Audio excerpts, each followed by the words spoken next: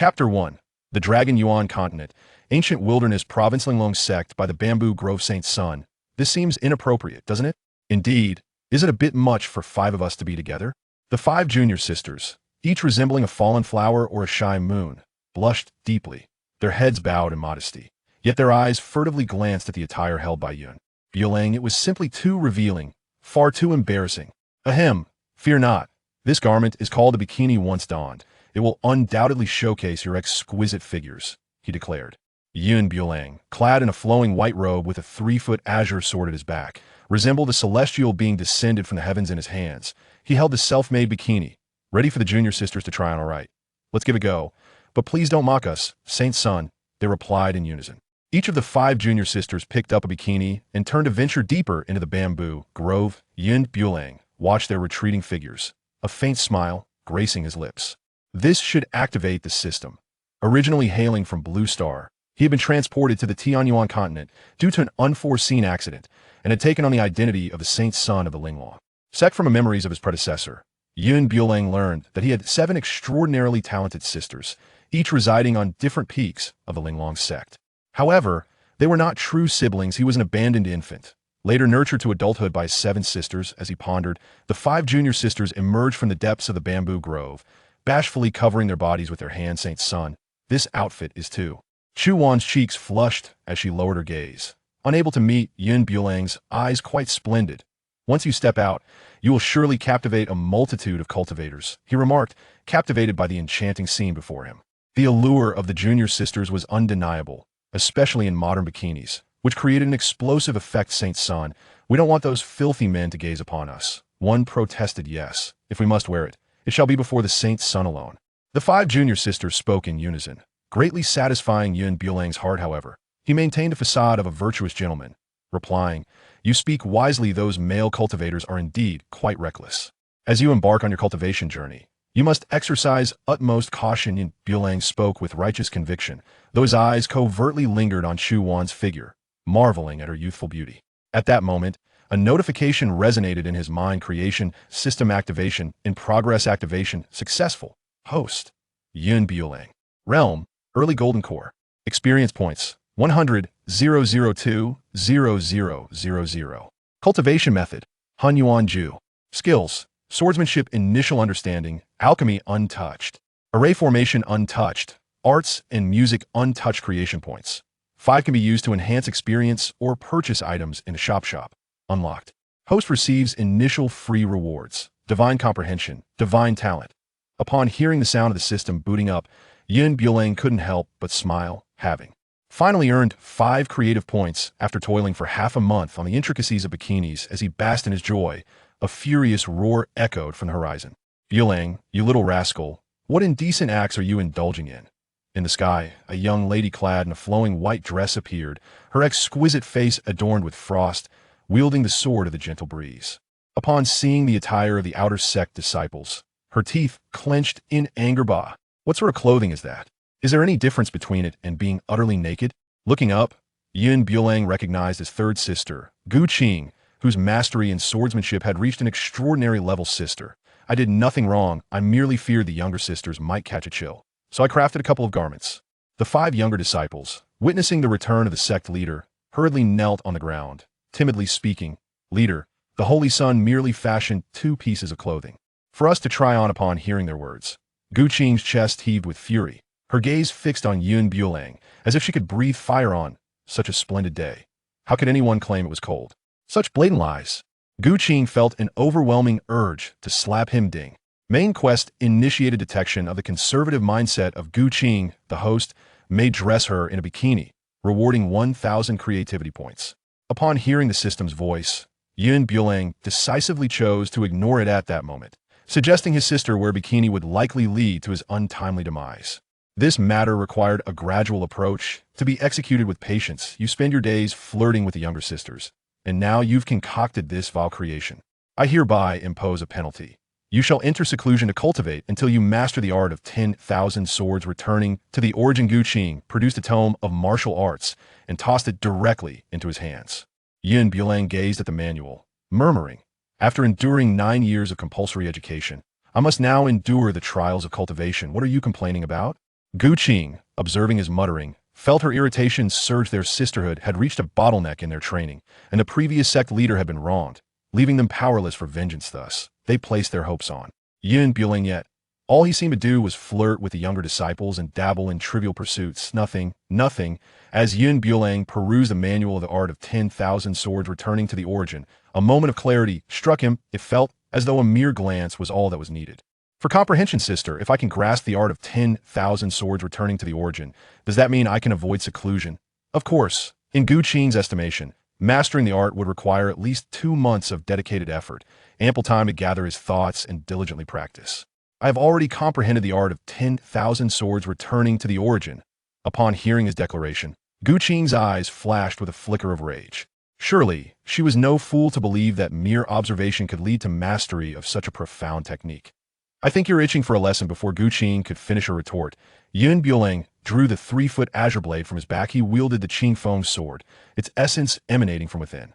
Tendrils of sword intent swirled around his form, causing the grass beneath to rustle softly. The sword intent severed the verdant blades, and Bulang's sword towards the void. Behind him, ethereal images of celestial swords continued to manifest. Qing gazed at the scene before her eyes wide and her cherry lips slightly parted. She held her breath, her heart racing with fervor. This was a sign of the successful culmination of the 10,000 swords returning to the origin technique. The young junior sister, kneeling on the ground, looked up at Bulang in the void, her eyes brimming with admiration. The son's innate talent was indeed unparalleled throughout the ages. As the celestial sword solidified behind Bulang, he deftly drew the Qing Feng sword. The swords, coalescing behind him, instantly shot towards a distant peak. Boom. A resounding thunderclap echoed as the mountain was blasted open. Rubble cascading down, dust swirling in the air. Hiss. The junior sister gasped in astonishment at the gaping hole in the mountain. The sun's power was truly terrifying. Qing was filled with awe, her entire being trembling with excitement. Linglong Sect was on the verge of producing an unparalleled prodigy. If Bulang dedicated himself to his cultivation, he might very well dominate an era. With this thought, Qing's eyes sparkled with exhilaration. Sister, I've already mastered the 10,000 swords returning to the origin. May I not seclude myself any longer? Bulang sheathed his 3-foot Qing Feng sword, a smile gracing his lips. Indeed, with such divine comprehension, understanding came effortlessly. That seems satisfactory. You may take a fortnight's respite. Though Qing's heart was astounded, she maintained a facade of nonchalance. Just 2 weeks? Could not be a little longer? Bulang lamented. His expression, clouded. A mere fortnight was hardly sufficient for his indulgence. Enough nonsense. Immediately return to your training. Upon hearing Qing's firm command, Bulang could only nod in acquiescence. Qing nodded in satisfaction, resolved to find her elder sister. Determined that Bulang should learn the way of the sword under her guidance, she felt inexplicably thrilled at the prospect of him becoming the sovereign of swordsmanship through her tutelage. After Qing departed, the junior sister rose, gazing at the sun with an overwhelming urge to rush forward. Son, when shall you teach us swordsmanship? Chu once shyly inquired. Her own skills paled in comparison to the sun's, as if they were worlds apart. To cultivate the way of the sword. Do you understand what its true essence is? Bulang gently lifted his gaze, casting a glance towards the heavens. Assuming an air of transcendent wisdom, the 5 junior sisters furrowed their brows, revealing expressions of confusion. Isn't the purpose of practicing swordsmanship merely to become stronger? What more could there be? A decayed log cannot be carved. Bulang shook her head slightly, expressing her disappointment. Saint's son, since the junior sisters are rather dim-witted, could you enlighten us? Indeed, Saint's son, are you not preparing to create a Lolita outfit? We could sneakily assist you in wearing it. Though they did not fully grasp the concept of Lolita, they understood from the Saint's son that it referred to a type of clothing. In the minds of the junior sisters, it might be akin to an alternative style of bikini hem. Since you are so eager to learn, this Saint's son shall impart knowledge to you. You must remember it well. The 5 junior sisters focused intently, ready to absorb the profound truths of swordsmanship. Bulang slowly began. If the practice of swordsmanship is not for the sake of flair, then it is utterly meaningless. Chu Wan listened in confusion, pondering the meaning of flair. Why had they never heard of it before? Saint's son, the junior sisters are quite dull. What, pray tell, is flair? Bulang sighed and shook her head, wearing an expression of exasperation. Flair is an ultimate expression of swordsmanship capable of vanquishing countless deities and demons. Hiss! The others widened their eyes, thoroughly astonished. So, Flare was such a formidable concept, capable of reducing myriad beings to dust. Could it be that the saint's son's prowess had reached such heights? Next, this saint's son shall teach you a technique. Whether you grasp the essence of the sword will depend on your innate talent, as Yun Bulang prepared to demonstrate with her 3-foot azure blade. Elder Xiao arrived in the bamboo grove. What are you doing, saint's son? Elder Xiao's expression shifted slightly upon seeing the attire of her disciple, but she could not comprehend the outfit. Its revealing nature led her to suspect something untoward in the bamboo grove. Saint's son, you must not engage in any sordid activities here. If the peak master discovers you, you will surely face dire consequences. Upon hearing Elder Xiao's words, Yun Bulang felt a wave of frustration. This old woman, despite her age, had such a lewd imagination. Elder, the saint's son is teaching us swordsmanship. At that moment, Chu Wan interjected with an explanation. Upon hearing this, Elder Xiao could not help but twitch her lips.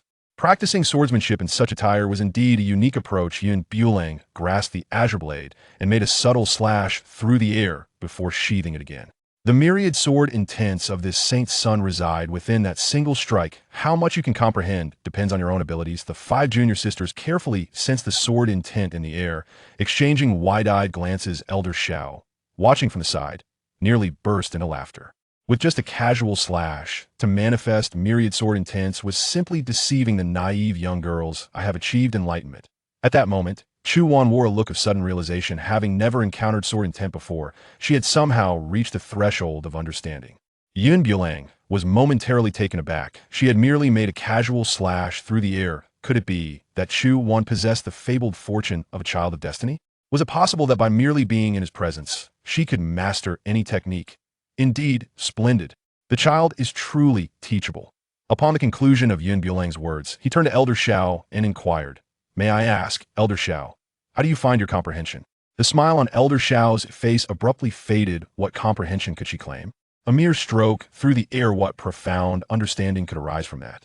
Ahem. The old woman has gleaned from the Holy Sun's sword intent the vastness of the sword path. It seems there are signs of an impending breakthrough, she fabricated.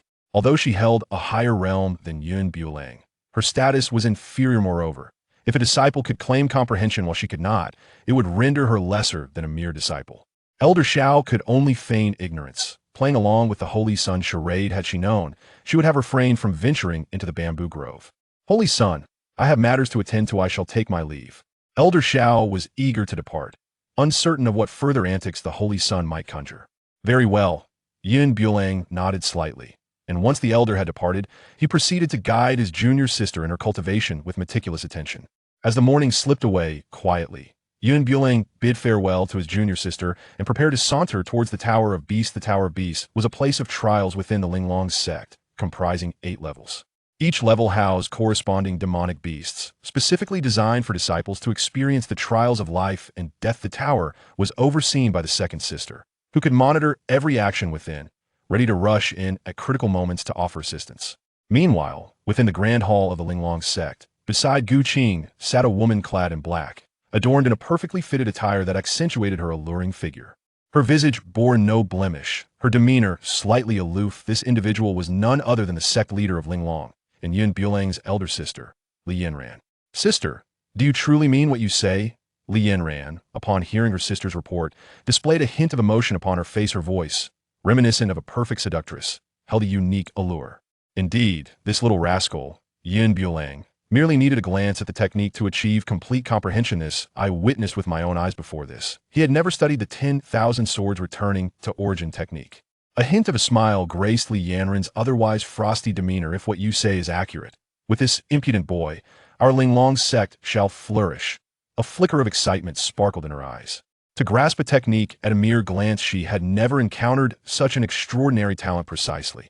And when the time comes for the former sect leader's demise, we shall avenge ourselves. Qing spoke, her eyes brimming with fury. This matter must await Yun Bulang's growth. Our immediate concern is how to motivate him to diligently cultivate. As she spoke, Qing felt an overwhelming headache when she named him Yun Bulang. The intention was for him to develop cautiously and not squander his potential. Little did she know, he had grown to soar beyond all expectations. Let us have the Grand Elder masquerade as an assassin, targeting Yun Bulang to instill in him the terror of the immortal realm. At this moment, Qing proposed that the Grand Elder take action without making Bulang aware of the perils of the immortal world. It would be difficult for him to diligently pursue his cultivation. This approach is feasible, but he must not sustain any injuries. A mere fright will suffice tomorrow. The elders of the Tianyuan sacred sect will arrive with their disciples.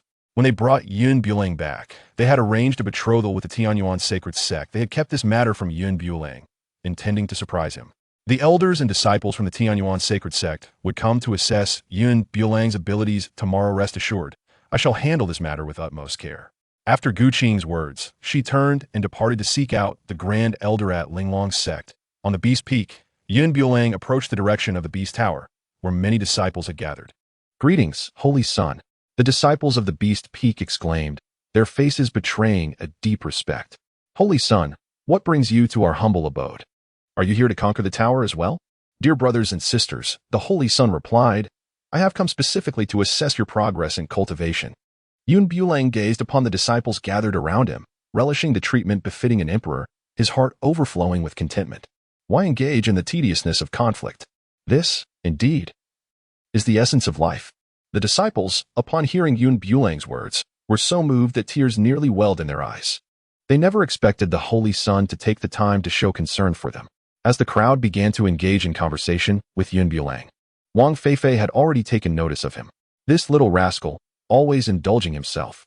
Wang Feifei, with her sun-kissed skin and a figure that could tempt even the most stoic, exuded an air of maturity from every inch of her being. Her long, flowing hair cascaded over her shoulders, accompanied by a spirit beast of the nascent soul realm by her side. As the master of the Beast Peak, every disciple here had the opportunity to bond with a spirit beast as a companion. "Linglong, it has been some time since we last met, and you appear even more radiant than before." Bulang cast a glance at the little girl before him. Despite her seemingly harmless appearance, she was accompanied by a formidable beast, a great bear, truly a violent little girl. "Holy Son, you are so annoying. You always tease me," Linglong said. Her cheeks flushed with embarrassment as she fidgeted. Just as Bulang was about to playfully provoke her, a sudden cough interrupted the moment. Upon noticing the arrival of the Peak Master, the numerous disciples hurriedly parted to make way. "You little rascal. Have you come to my 10,000 Beasts Peak to challenge the tower?" Upon hearing this, Bulang's expression subtly shifted, and he quickly responded with a feigned charm. "No. I merely stated that I miss my second sister dearly, hence my visit." To suggest he venture into the Beast Tower? Absolutely not. Such matters of combat and conflict are best left to others. His role is merely to indulge in leisure. However, since he has arrived at the Beast Tower, it is imperative that he attempts a challenge, providing the opportunity for his junior sister to witness his prowess. Wang Feifei resolved to set Bulang straight. If he continued to indulge in frivolity, how could he cultivate properly? How would he lead the Linglong Sect towards glory? As soon as she uttered this, several junior sisters joined in the commotion. "Saint Sun, allow us to behold your splendor in slaying the demon beasts," they clamored. The Saint Sun's strength surely guarantees his success in the Beast Tower. Amidst the chorus, Bulang maintained a facade of calm, though he was already contemplating an escape. "Ahem, dear junior brothers and sisters, while I too wish to challenge the tower, I possess certain reservations." Wang Feifei was not swayed by his excuses and retorted, "What reservations could you possibly have? Speak freely." Hearing this, Bulang awkwardly smiled and approached his second sister, saying, "This is something I must confide in you privately." Wang Feifei leaned in slightly, eager to discern his hidden concerns. The onlooking disciples murmured amongst themselves, one suggesting, "I believe the Saint's son is too formidable. He might very well obliterate the Beast Tower. It is quite possible that with a single strike, the Saint's son could annihilate the tower." As the speculation swirled, Bulang quietly uttered, "Second sister, the Beast Tower is far too terrifying. I fear the pain." Upon hearing this, Wang Feifei's chest heaved with indignation, wishing she could deliver a sharp rebuke. Is this the demeanor one expects from a cultivator? Shouldn't he be spouting grandiose declarations? Though her heart brimmed with frustration, she restrained her words. After all, he is the Saint's son of their sect. She must preserve his dignity. "If you choose not to go, my pet shall ensure you experience an exquisite time." Bulang's expression shifted dramatically. His second sister's foolish bird was notoriously fierce. "Ahem, I shall take the plunge this once. My second sister must come to my rescue." Wang Feifei suppressed her irritation and nodded slightly. With the assurance from the second sister, Yun Bulang felt considerably at ease. He then turned to his junior sisters and said, "Since all of you wish to witness my challenge of the 10,000 Beasts Tower, let us proceed to test it." His prowess would allow him to traverse the first 2 levels with ease, and he could easily concoct a pretext to excuse himself later, thus not hindering his pretense of grandeur in the slightest. "The Holy Sun is magnificent," the disciples exclaimed with fervor, their excitement palpable as they finally prepared to behold the splendor of the Holy Sun. Yun Bulang arrived before the towering structure of the Beast Tower, gazing upon the obsidian edifice. At the heart of the tower lay a mirror, smooth as freshly fallen snow, reflecting every movement within its depths. Yun Bulang pushed open the iron gate and stepped inside. Wang Feifei's lips curled into a faint smile. At present, Bulang's prowess should be sufficient to breach the 3rd tier. As time progresses, the strength of the demonic beast will only escalate. Yun Bulang wielded his azure sword, surrounded by the dim glow of the tower's lights. At that moment, a Foundation establishment tiger emerged, its gaze fixed on Yun Bulang, eyes glinting with predatory intent. A mere Foundation establishment beast dared to show such audacity before me. Yun Bulo gripped the Qing Feng sword tightly in his hand. In the instant the tiger lunged towards him, he swiftly unleashed a single strike, vanquishing it in an instant. Congratulations to the host for acquiring 2,000 experience points. At that moment, the sound of the system's notification echoed in his mind. Yun Bulang was momentarily taken aback, as he had never anticipated that slaying a beast would yield experience points. It was indeed a delightful surprise. The Holy Sun is truly formidable. I struggle for half a day to contend with foundation-building beasts. The Holy Sun's prowess is evident, effortlessly dispatching foes with ease. The disciples of 10,000 Beasts Peak gazed upon Yun Bulang's effortless defeat of a foundation-building beast with a flicker of envy in their eyes. When would they attain such remarkable strength as the Holy Sun? As Yun Bulang ascended to the 2nd level, he encountered a beast that was the precursor to a golden core entity. Before him stood a ravenous wolf, saliva dripping from its jaws. The beast's gaze was fixated upon him, its eyes gleaming with a fervent hunger. To Yun Bulang, this creature represented a sumptuous feast. Yun Bulang gazed upon the hungry wolf in the early stages of golden core formation, a wicked smile curling at the corners of his lips. To him, this was nothing short of invaluable experience. Yun Bulang, wielding his azure blade, charged forward directly. In the fleeting moment when the ravenous wolf lunged at him, he leapt into the air. The sharp fangs of the beast glistened, eager to rend Yun Bulang into pieces. Yun Bulang wielded his sword with a swift and decisive motion, emanating an aura of sword intent. With a piercing sound, the blade sliced through the beast's abdomen, eliciting a mournful cry. Congratulations to the host for gaining 5,000 experience points. Yun Bulang smiled faintly, and with another layer brushed on, he was poised to directly advance to the mid-stage of the Golden Core realm. He approached the 3rd level, effortlessly dispatching the mid-stage Golden Core beast. At that moment, he successfully made his breakthrough and subsequently ascended to the 4th level.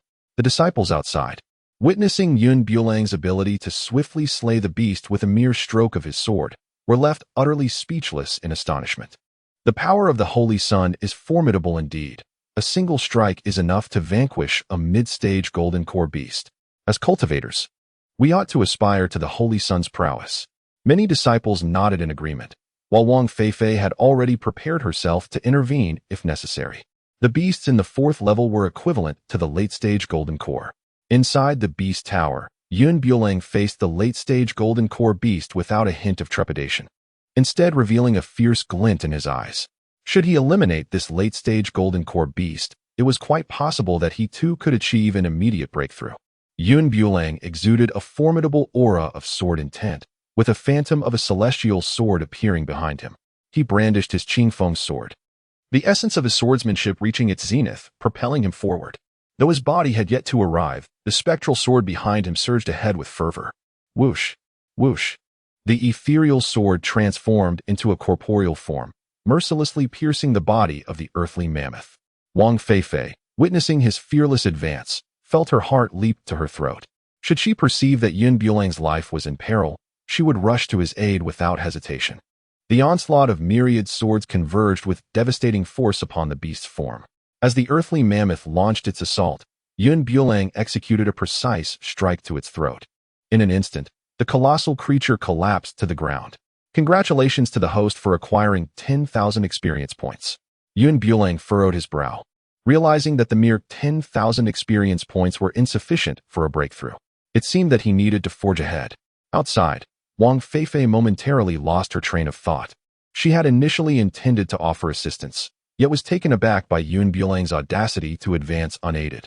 This exceeded her expectations. The onlookers, witnessing the Holy Sun effortlessly slay a late-stage golden core beast, were left in a state of astonishment. Particularly, the technique known as 10,000 swords returning to the sect ignited their fervor. The Holy Sun's prowess was indeed formidable, should he confront them.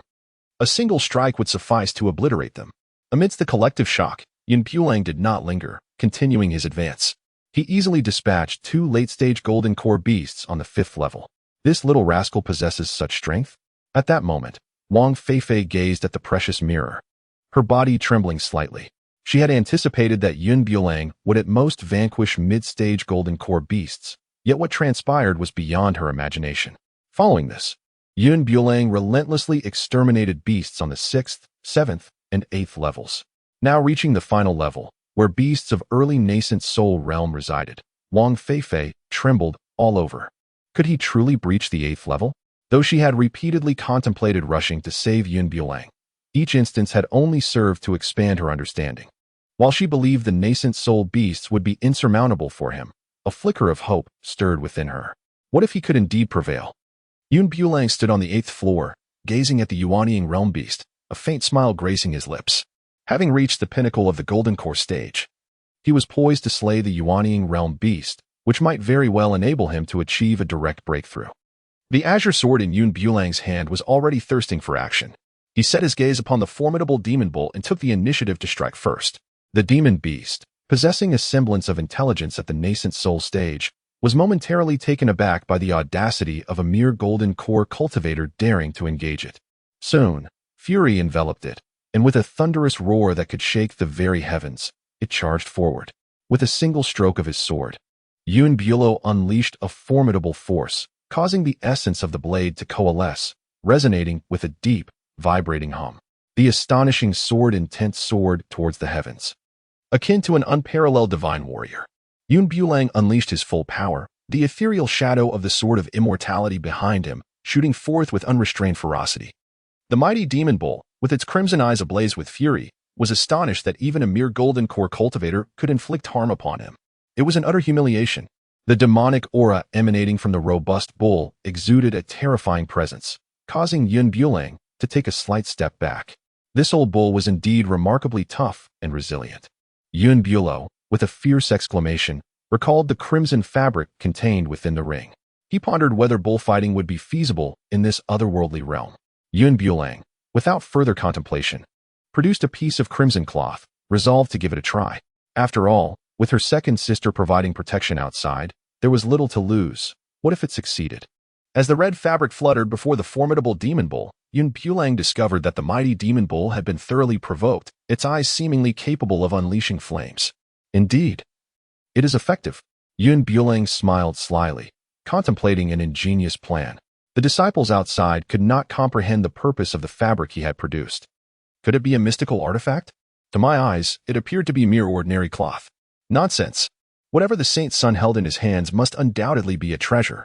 The multitude of disciples buzzed with speculation, yet Wang Feifei was aware that it was simply a piece of red fabric. What on earth was this little rascal up to? Wang Feifei murmured to herself, equally perplexed by his intentions. Within the beast tower, Bulang brandished the red fabric and commenced his bullfighting display. He waved the cloth back and forth before the powerful demon bull. Unable to restrain itself, the demon bull charged forward. This was precisely the effect Bulang desired. As the bull barreled toward him, he deftly evaded its path. The demon bull's speed was such that it could not halt in time, crashing directly into the thick wall. Its horns became ensnared within the wall, rendering it unable to extricate itself for the immediate future. This was no ordinary barrier, but one fortified by the esteemed elders of the sect, ensuring absolute security. Bulang broke into a smile as he approached the formidable demon bull from behind. Gripping his Qing Feng sword tightly, the essence of his swordsmanship surged forth with wild intensity. At that moment, the demon bull suddenly felt a constriction, but it was already too late. The azure blade of the sword pierced through the robust body of the mighty demon bull, despite its coarse exterior and thick flesh. He could hardly believe that the delicate flower, so intricately wrapped, could remain unscathed. Behold! The mighty demon bull let out a heart-wrenching cry as its massive form collapsed to the ground. The onlookers outside were left utterly astonished. This display of skill was truly remarkable. The saint's son had indeed reshaped their understanding. It turned out that such a method could be employed against demon beasts. Wang Feifei couldn't help but twitch her lips. This little rascal was truly one of a kind. Yet, deep within her heart, she felt a surge of excitement. The surprise brought to Yun Bulang is truly monumental. Congratulations to the host for acquiring 50,000 experience points. At this moment, Yun Bulang opens the system panel. Host, Yun Bulang Realm.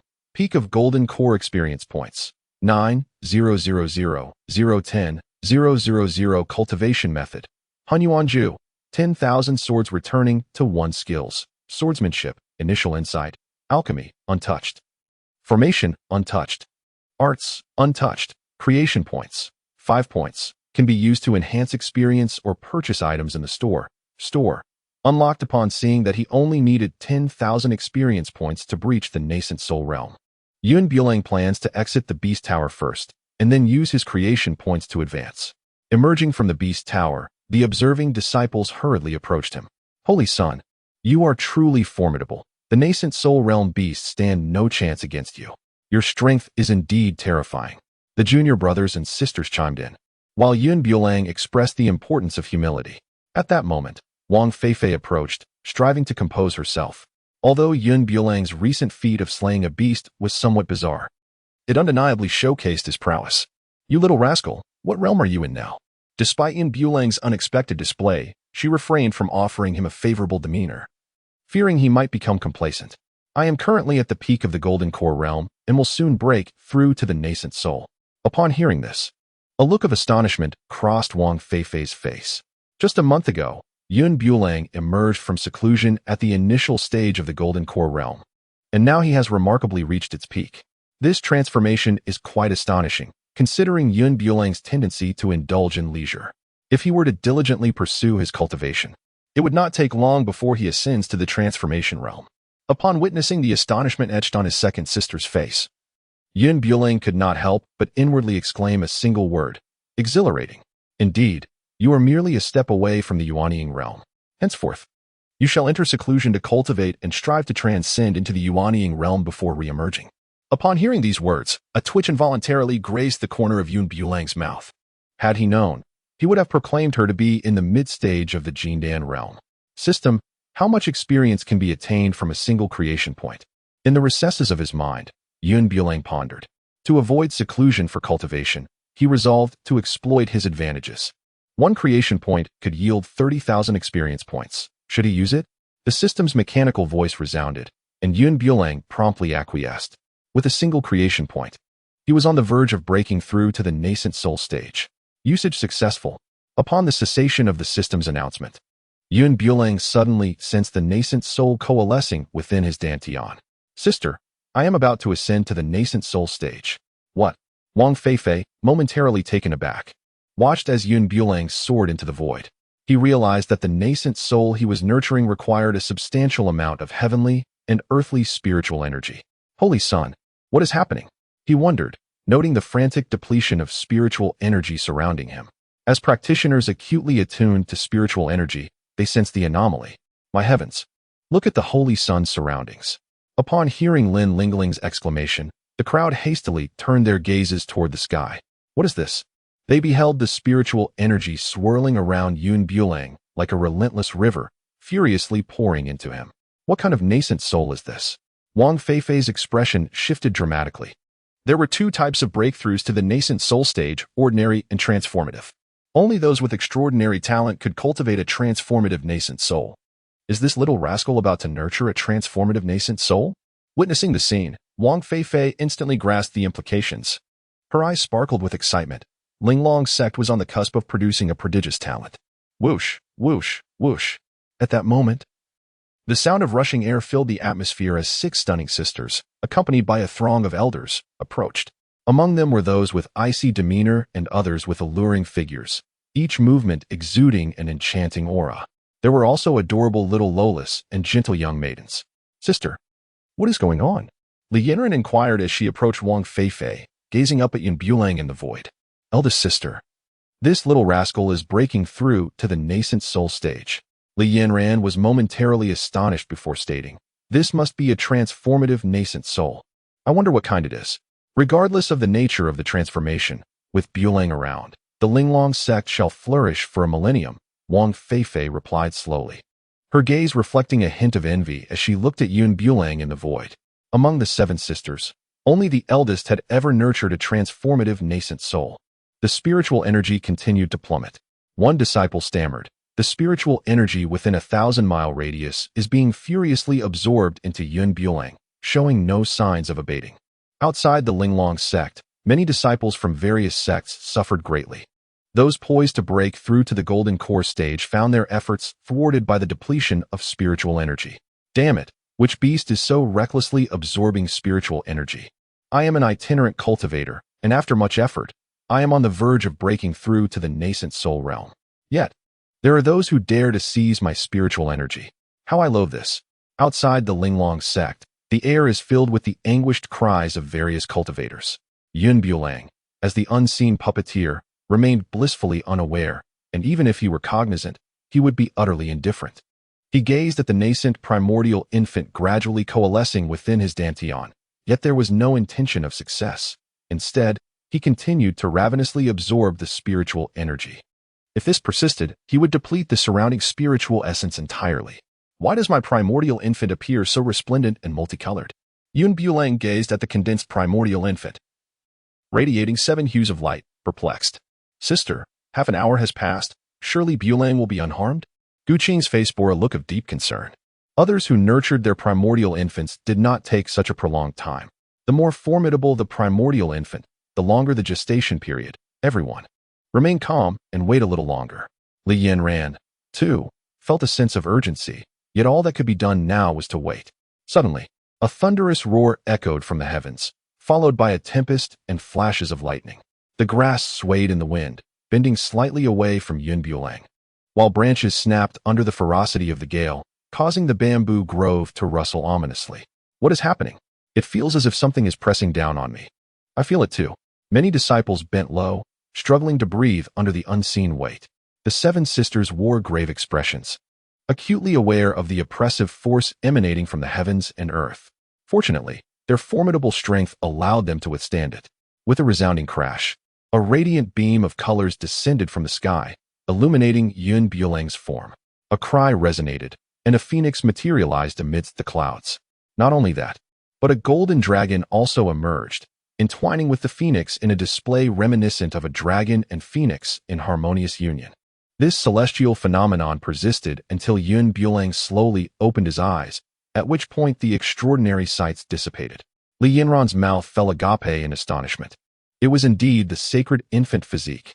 Her shock was justified. Rumor had it that those possessing the sacred infant physique were the children of destiny. Should they achieve greatness in the future, stirring the winds and clouds would be but a triviality. However, should this information be disclosed before full maturation, the consequences would be dire. Each individual's physique varied. Ordinary people lacked the qualifications for cultivation. Most possessed mundane physiques, and to pursue the path of cultivation, one must endure excruciating trials to cleanse their marrow, transforming themselves entirely. Yet, even after enduring such hardships, one's cultivation level would likely stagnate at the foundation establishment stage, unable to ascend further. In contrast, the sacred infant physique was entirely different. Cultivation felt akin to taking a shortcut. While others had to ascend the same staircase step by step, a person with the sacred infant physique could soar with just a mere tap of their toes, signifying a qualitative difference. Nevertheless, such a gift also invited perilous threats to one's life. Yanran's expression stiffened, and she addressed those around her with utmost seriousness. What transpired today must remain confidential, otherwise, the consequences will be fatal. Yes, the crowd responded in unison. Wang Feifei furrowed her brow, glancing at Yanran, and whispered, Bulang's physique could easily attract deadly foes. We must ensure his rapid development in the short term. It is imperative. Yanran slowly spoke, her heart still reeling. This little rascal lacks ambition, indulging in frivolities day in and day out. You all have spoiled him. Wang Feifei, with a stern expression, remarked, Do not try to absolve yourself so completely. In his childhood, you indulged him greatly. At times, even when he erred, you refrained from reprimanding him, which has fostered his fearless disposition. Qing interjected with a hint of sarcasm, asserting that the fault did not lie solely with her. If one were to trace the roots, all 7 of them bore responsibility. Enough. This is not the moment for bickering, but rather to devise a means for him to enhance his cultivation. Yanran interjected assertively. Her words held the most weight, prompting Wang Feifei and Qing to obediently fall silent. Bulang remained blissfully unaware that he had captured the attention of 7 elder sisters. Having transcended into the Yuan-Ying realm, a grin stretched from ear to ear, as he envisioned the possibility of his sisters rewarding him with an extended vacation in celebration of his breakthrough. The thought alone was utterly delightful. All his efforts in reaching this new height seemed well worth it, and perhaps he could even embark on a journey with his beloved junior sister. The sensation of breaking through was indeed unparalleled, as his body brimmed with newfound strength. Each level attained brought forth different insights. At that moment, with a bashful demeanor and a radiant smile, Bulang exclaimed, "Second sister, I have successfully crossed into the Yuan-Ying realm." Though he refrained from uttering the subsequent words, the exuberance on his face conveyed all that needed to be said. Wang Feifei discerned his intentions. This lad was perpetually seeking amusement, undoubtedly spoiled by their indulgence, leading to such an oblivious disposition. Yet, despite his advancement into the Yuan-Ying realm, there were still matters the second sister felt compelled to address. With a faint cough, Wang Feifei remarked, "The path of cultivation is endless. You are gifted, and it is imperative that you seize this opportunity." Upon hearing this, Bulang's delighted expression quickly faded. He was overwhelmed by a sense of being deceived. Was it not promised that he would be granted a respite upon breaking through his cultivation? This woman indeed turned against him faster than one could turn a page. He had just leaped and ascended 2 levels in succession. Yet these sisters showed no signs of praise, seemingly harboring dissatisfaction instead. Wang Feifei felt a twinge of embarrassment, fully aware that this mischievous lad was solely preoccupied with his play. Consequently, she cast a pleading glance towards Yanran, who stepped forward and stated, "Your second sister is correct. We must seize the limited time available to elevate your cultivation further. All of this is for your own good. You must understand that the powerful outside can extinguish your life with but a mere flick of their finger, far easier than crushing an ant." Her words rang with truth, especially considering he now possessed the sacred infant physique, and the recent celestial phenomena surely caught the attention of formidable beings. If he did not elevate his cultivation in a short span, it would indeed pose a significant danger. They could not remain by his side at all times. So to ensure his safety, he must first grow stronger. Bulang heard several elder sisters chanting monotonously, their voices reminiscent of incantations, and suddenly, he felt a pang of nostalgia for the comfort of his own bed. He had initially believed he could evade the rigors of cultivation. Yet it appeared that he had been overly optimistic. With his eyes darting around, a daring thought flitted through his mind, and emboldened by a reckless spirit, he proposed a condition. "In truth, I would not oppose the idea of cultivating, but I have one stipulation." Bulang hesitantly replied, "What conditions?" Yanran inquired. "As long as you diligently cultivate, we can accommodate your requests, provided they are not excessive." The elder sisters were cautious not to make promises too grandiose, as this young lad was known for his clever tricks and had caused numerous troubles under their watchful eyes since childhood, with them always trailing behind to rectify his mischief. "Let us agree on this. If my conditions are not met." Bulang coughed a few times, his gaze fixed on his feet, and in a voice as faint as a mosquito's buzz, he uttered, "I want third sister to wear a bikini." "What did you say?" Qing could not hear him clearly. "I said I want you to wear a bikini."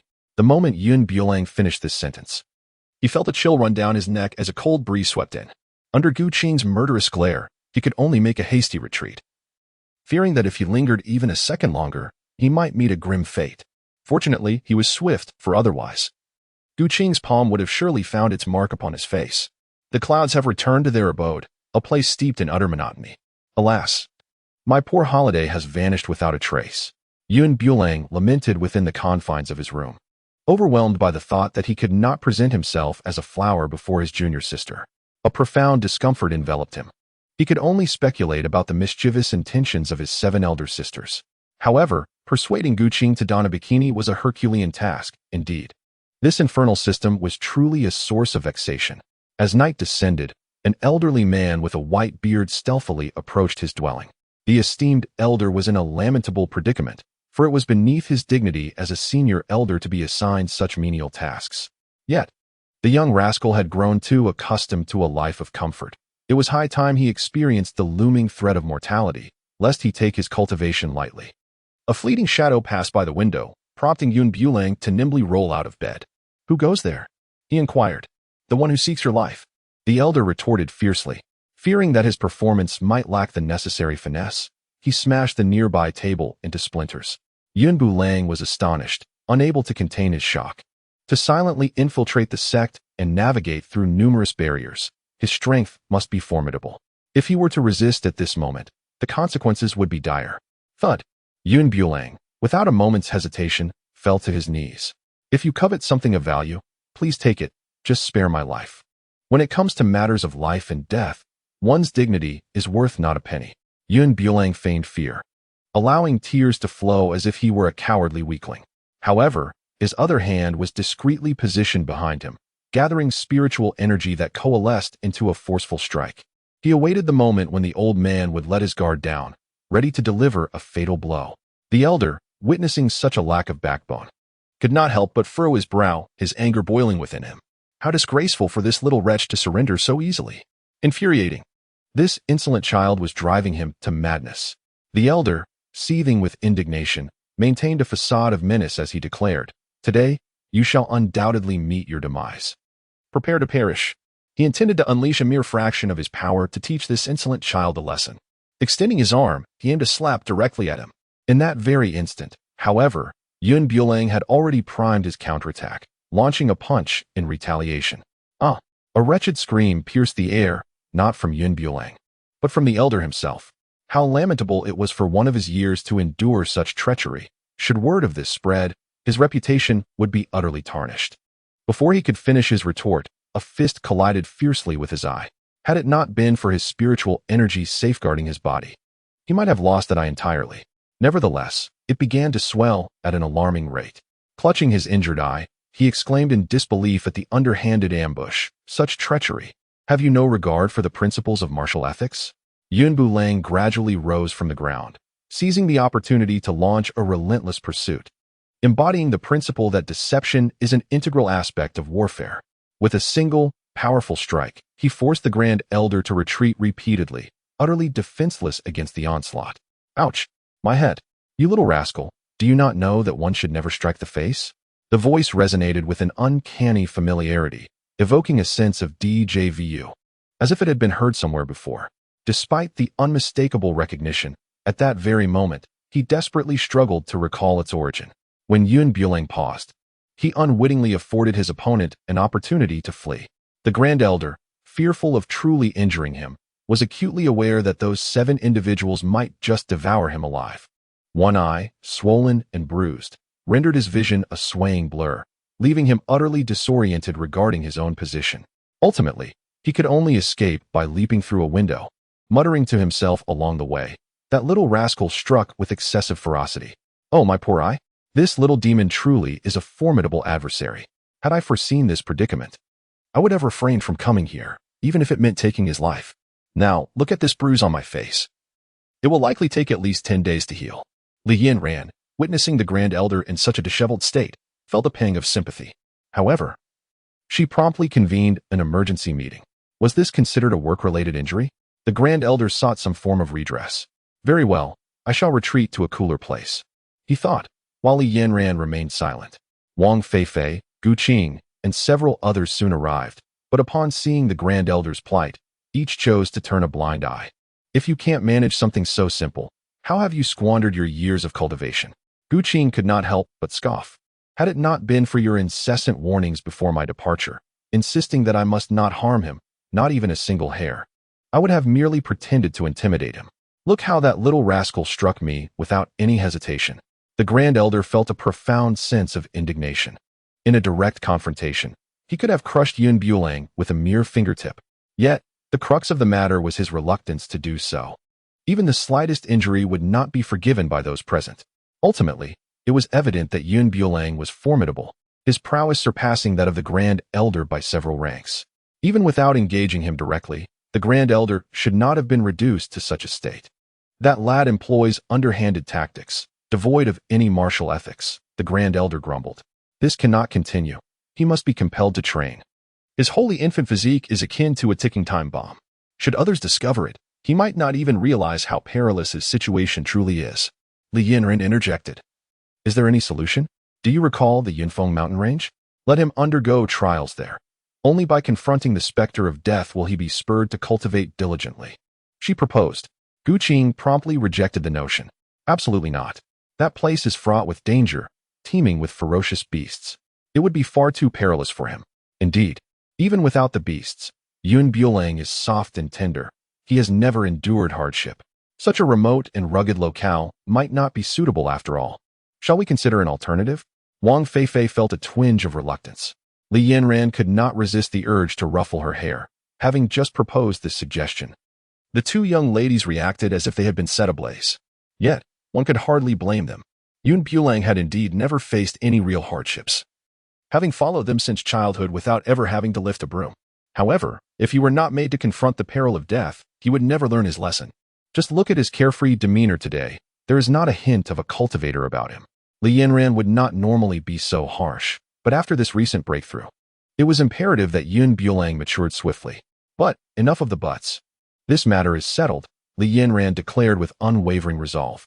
If you remain unconvinced, let Qing accompany him discreetly to ensure his safety, but he must never be aware of her presence. That will have to suffice, Qing replied.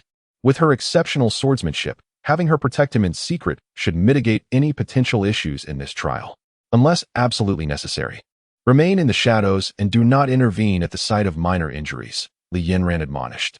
Qing nodded, her cheeks flushed. Achu. Bulang lay in bed and sneezed, a sense of foreboding washing over him. The old man had just barged in to assassinate him, although he spoke harshly. It seemed he had no genuine intention to kill. Could it be yet another scheme devised by those sisters? This was truly exhausting. Sigh. Bulang let out a long sigh and fell into a deep slumber until the break of dawn. Knock, knock. Saint Son, it is time to rise. Came the voice of the young junior sister from outside the door. Bulang found himself with a throbbing headache as the sun's gentle rays filtered through the window, casting a warm glow. Why had he been summoned so early today? Typically, he would rise only after the afternoon had passed. Yet, upon hearing the soft voice of the young female disciple, all his discontent dissipated like mist in the morning light. Little junior sister, what brings you here at such an early hour? Bulang inquired as he climbed out of bed, a playful grin adorning his face. Holy son, the Peak Master has requested your immediate presence, as guests have arrived, she replied, her head bowed slightly. Bulang couldn't help but furrow his brow. Yet he hurried over without delay. As he walked, he inquired, what guest? It is someone from the Tianyuan Holy Sect, Wanru replied. What is their purpose for coming? Wanru shook her head. I am not quite sure. When they finally arrived, Li Yanran was already standing at the doorway of the living room. Upon seeing him arrive late, her brow was tightly knitted. Why did you take so long? Dressing and putting on shoes takes time, Bulang replied, bracing himself. You never listened to my advice to diligently practice your techniques, and you can't even master the most fundamental cleansing techniques. Li Yanran sighed helplessly, her eyes filled with resignation. However, there was little she could do, as she was the one who had indulged him. Sister, why did you urgently summon me? Let's discuss it inside, Li Yanran said, leading him into the living room. In an instant, all eyes in the room focused intently on him, particularly two pairs of eyes that bore a malicious glint, strikingly piercing. Though Bulang may appear somewhat carefree, he certainly does not wear a pleasant demeanor in the face of such malevolent gazes. The saint truly carries an air of great arrogance. We have journeyed vast distances only to be made to wait here for half an hour. I wonder what rationale supports this. The speaker is Feng Hua, the Grand Elder of the Tianyuan Sacred Sect, a figure of significant importance within the sect. Clad in a gray robe, his long, grizzled beard stands upright like a pine tree. Sister, who is this person? Bulang could not help but inquire. Just look at his astonishing demeanor, as if someone owed him 18 million. This is the Grand Elder of the Tianyuan Sacred Sect. I almost neglected to mention that. During your childhood, a betrothal was arranged for you. Indeed, the Grand Elder has come specifically to discuss this matter. Li Yanran holds this engagement in considerable esteem. A betrothal? Bulang incredulously repeated 3 words. When did this occur? Indeed. Sister, I believe it is best to reconsider this arranged marriage. I think matters of the heart cannot be forced, especially in the case of a betrothal. He harbors a strong aversion to such arrangements, as binding two individuals devoid of affection together is nothing short of torment. Moreover, he is unaware of the other party's appearance. What if they are both unattractive and unappealing? Who would he turn to for solace then? Bulang, do not speak in such a manner, Li Yanran admonished. It is truly a lack of propriety. Even if one is dissatisfied, it is inappropriate to voice such sentiments in front of others. Feng Hua let out a cold snort, suggesting that the heir believes our heavenly origin sect's saintess is unworthy of you. Yun Bulang could not help but furrow his brow. His intentions had never been misconstrued. He merely believed in the freedom of love and marriage. He disdained unions devoid of affection, yet in the mouth of that old man, it became something entirely different. This was nothing short of provocation. Indeed, that was precisely my sentiment, Yun Bulang nodded, adopting an innocuous demeanor. Since the other party insisted on such a notion, he would acquiesce to it. Feng Hua's nostrils flared with anger. Never had anyone dared to slander the saintess in his presence. It was not that the old man spoke harshly, but one should take a moment for self-reflection. In terms of prowess, you seem lacking. I have heard whispers from the outside world suggesting you harbor no fondness for cultivation, appearing rather frivolous. If you are dissatisfied with this marriage, I shall not impose it upon you. Were it not for the sect leader's reluctance to break the contract, he would not have set foot in this place. A good-for-nothing without any scholarly merit, unworthy even to serve the saintess. Were it not for the backing of her 7 elder sisters, he might have already met his demise without a trace. Feng Hua, mind your language. The pressure emanating from Li Yanran enveloped Feng Hua, making him feel as though a mountain had been placed upon his shoulders. He recognized that his words had been somewhat excessive, yet he could not abide the sight of the other's nonchalance. Feng Hua cast a glance at a companion nearby, who promptly understood and stepped forward from the crowd, declaring, I have long heard of the Saint Sun's extraordinary talents. Having witnessed them today, I wonder if there lies an opportunity to spar with you? The speaker was Feng Hua's eldest disciple, skilled in his own right and often found at his side. Now at the pinnacle of the core formation stage, he was among his most esteemed apprentices. Very well, since you are so eager for a challenge, I shall indulge your desire. Such words, dripping with disdain, were made all the more insufferable by Li Yanran's presence, who would not allow any resistance. Yet, merely competing seemed rather dull. Why not engage in a wager? Yun Bulang proposed. What sort of wager? If I win this contest, the betrothal shall be annulled, and I will bear all ensuing consequences, Yun Bulang declared. Agreed. Li Yanran stepped closer to him and added, just keep it within limits, and do not reveal too much. Yun Bulang nodded slightly, indicating that he was well aware of the situation. I am Zhang Heng. Please bestow your wisdom upon me. Prepare yourself. In an instant, Yun Bulang vanished from sight. Zhang Heng was caught completely off guard, and before he could react, he received a solid blow to his back. Bang! With a resounding crash, Zhang Heng fell to the ground in utter disarray, face down in the dirt, his predicament as pitiable as it was humiliating. How could this be possible? Feng Hua abruptly leaped from his chair, witnessing his beloved disciple being utterly defeated, without even a chance to resist. The disparity between this saint and the rumors he had heard was staggering, leading him to wonder if someone had meddled in the matter. Yet, regardless of his disbelief, the truth lay starkly before him. The saint was formidable. The saint was majestic. Long live the saint. Yun Bulang, feeling somewhat bashful, scratched his head and gestured to the younger disciples below, urging them to maintain a low profile. At that moment, the man in blue seated beside Feng Hua stepped forward, pointing at Yun Bulang and declaring, I have heard of the Saint Sun's remarkable alchemical skills. Might I have the honor of challenging you to a friendly competition? The speaker was Yun Qing, one of Feng Hua's most esteemed disciples, who had diligently studied the art of alchemy under his tutelage since childhood. With the elder brother Yun Qing personally taking the stage, it seemed inevitable that their saint son would face humiliation. Indeed, as far as I know, Yun Bulang, that rascal, has never even ignited a flame, let alone mastered the intricacies of alchemy. Brother Yun Qing would undoubtedly provide him a stern lesson, and I eagerly await to witness their dismay. The disciples of the Tianyuan sacred sect wore expressions of arrogance, as if they had already glimpsed the light of divine hope. Li Yanran felt a twinge of anxiety. She was all too aware of Yun Bulang's capabilities. Alchemy was truly beyond his grasp. Not only did he lack the requisite skills, But he also did not possess even a flame of his own for alchemical purposes. The Tianyuan sacred sect was clearly intent on making things difficult for him. The saint's son had just endured a trial and was presently fatigued, making it unwise to engage in further conflict, Yanran interjected. Yet, her words fell on deaf ears. What do you mean by that? It is merely a matter of concocting some pills. It hardly warrants fatigue. Does the saint's son look down upon us and refuse to compete with my disciple? Feng Hua inquired, stroking his beard with an air of calm authority. Qing, known for his fiery temperament, could only muster patience at this moment. You have misinterpreted my sister's words. This competition can be held at any time, not necessarily today. Feng Hua remained silent, choosing to pass the opportunity for dialogue to the waiting Qing. Peak Master, I merely wish to engage in a friendly exchange with the saint's son. I harbor no ulterior motives. Do you mean to suggest that a saint's son lacks the courage for such a minor challenge? Qing pressed insistently. You old rascal, just because you remain silent. Do you truly believe yourself to be a soft target, pliable to their whims? The clouds, with a light cough, unexpectedly revealed that this was a contest. Shouldn't there be a wager involved? What do you wish to bet? If you lose, you shall bow before me a few times, and I shall overlook the grievances you have caused me. Qing's complexion suddenly turned ashen, resembling someone who had just consumed a dead fly. Yet, he swiftly reassured himself that this worthless individual could never be his match. Very well, I accept. If you lose, you shall kneel and bow to me.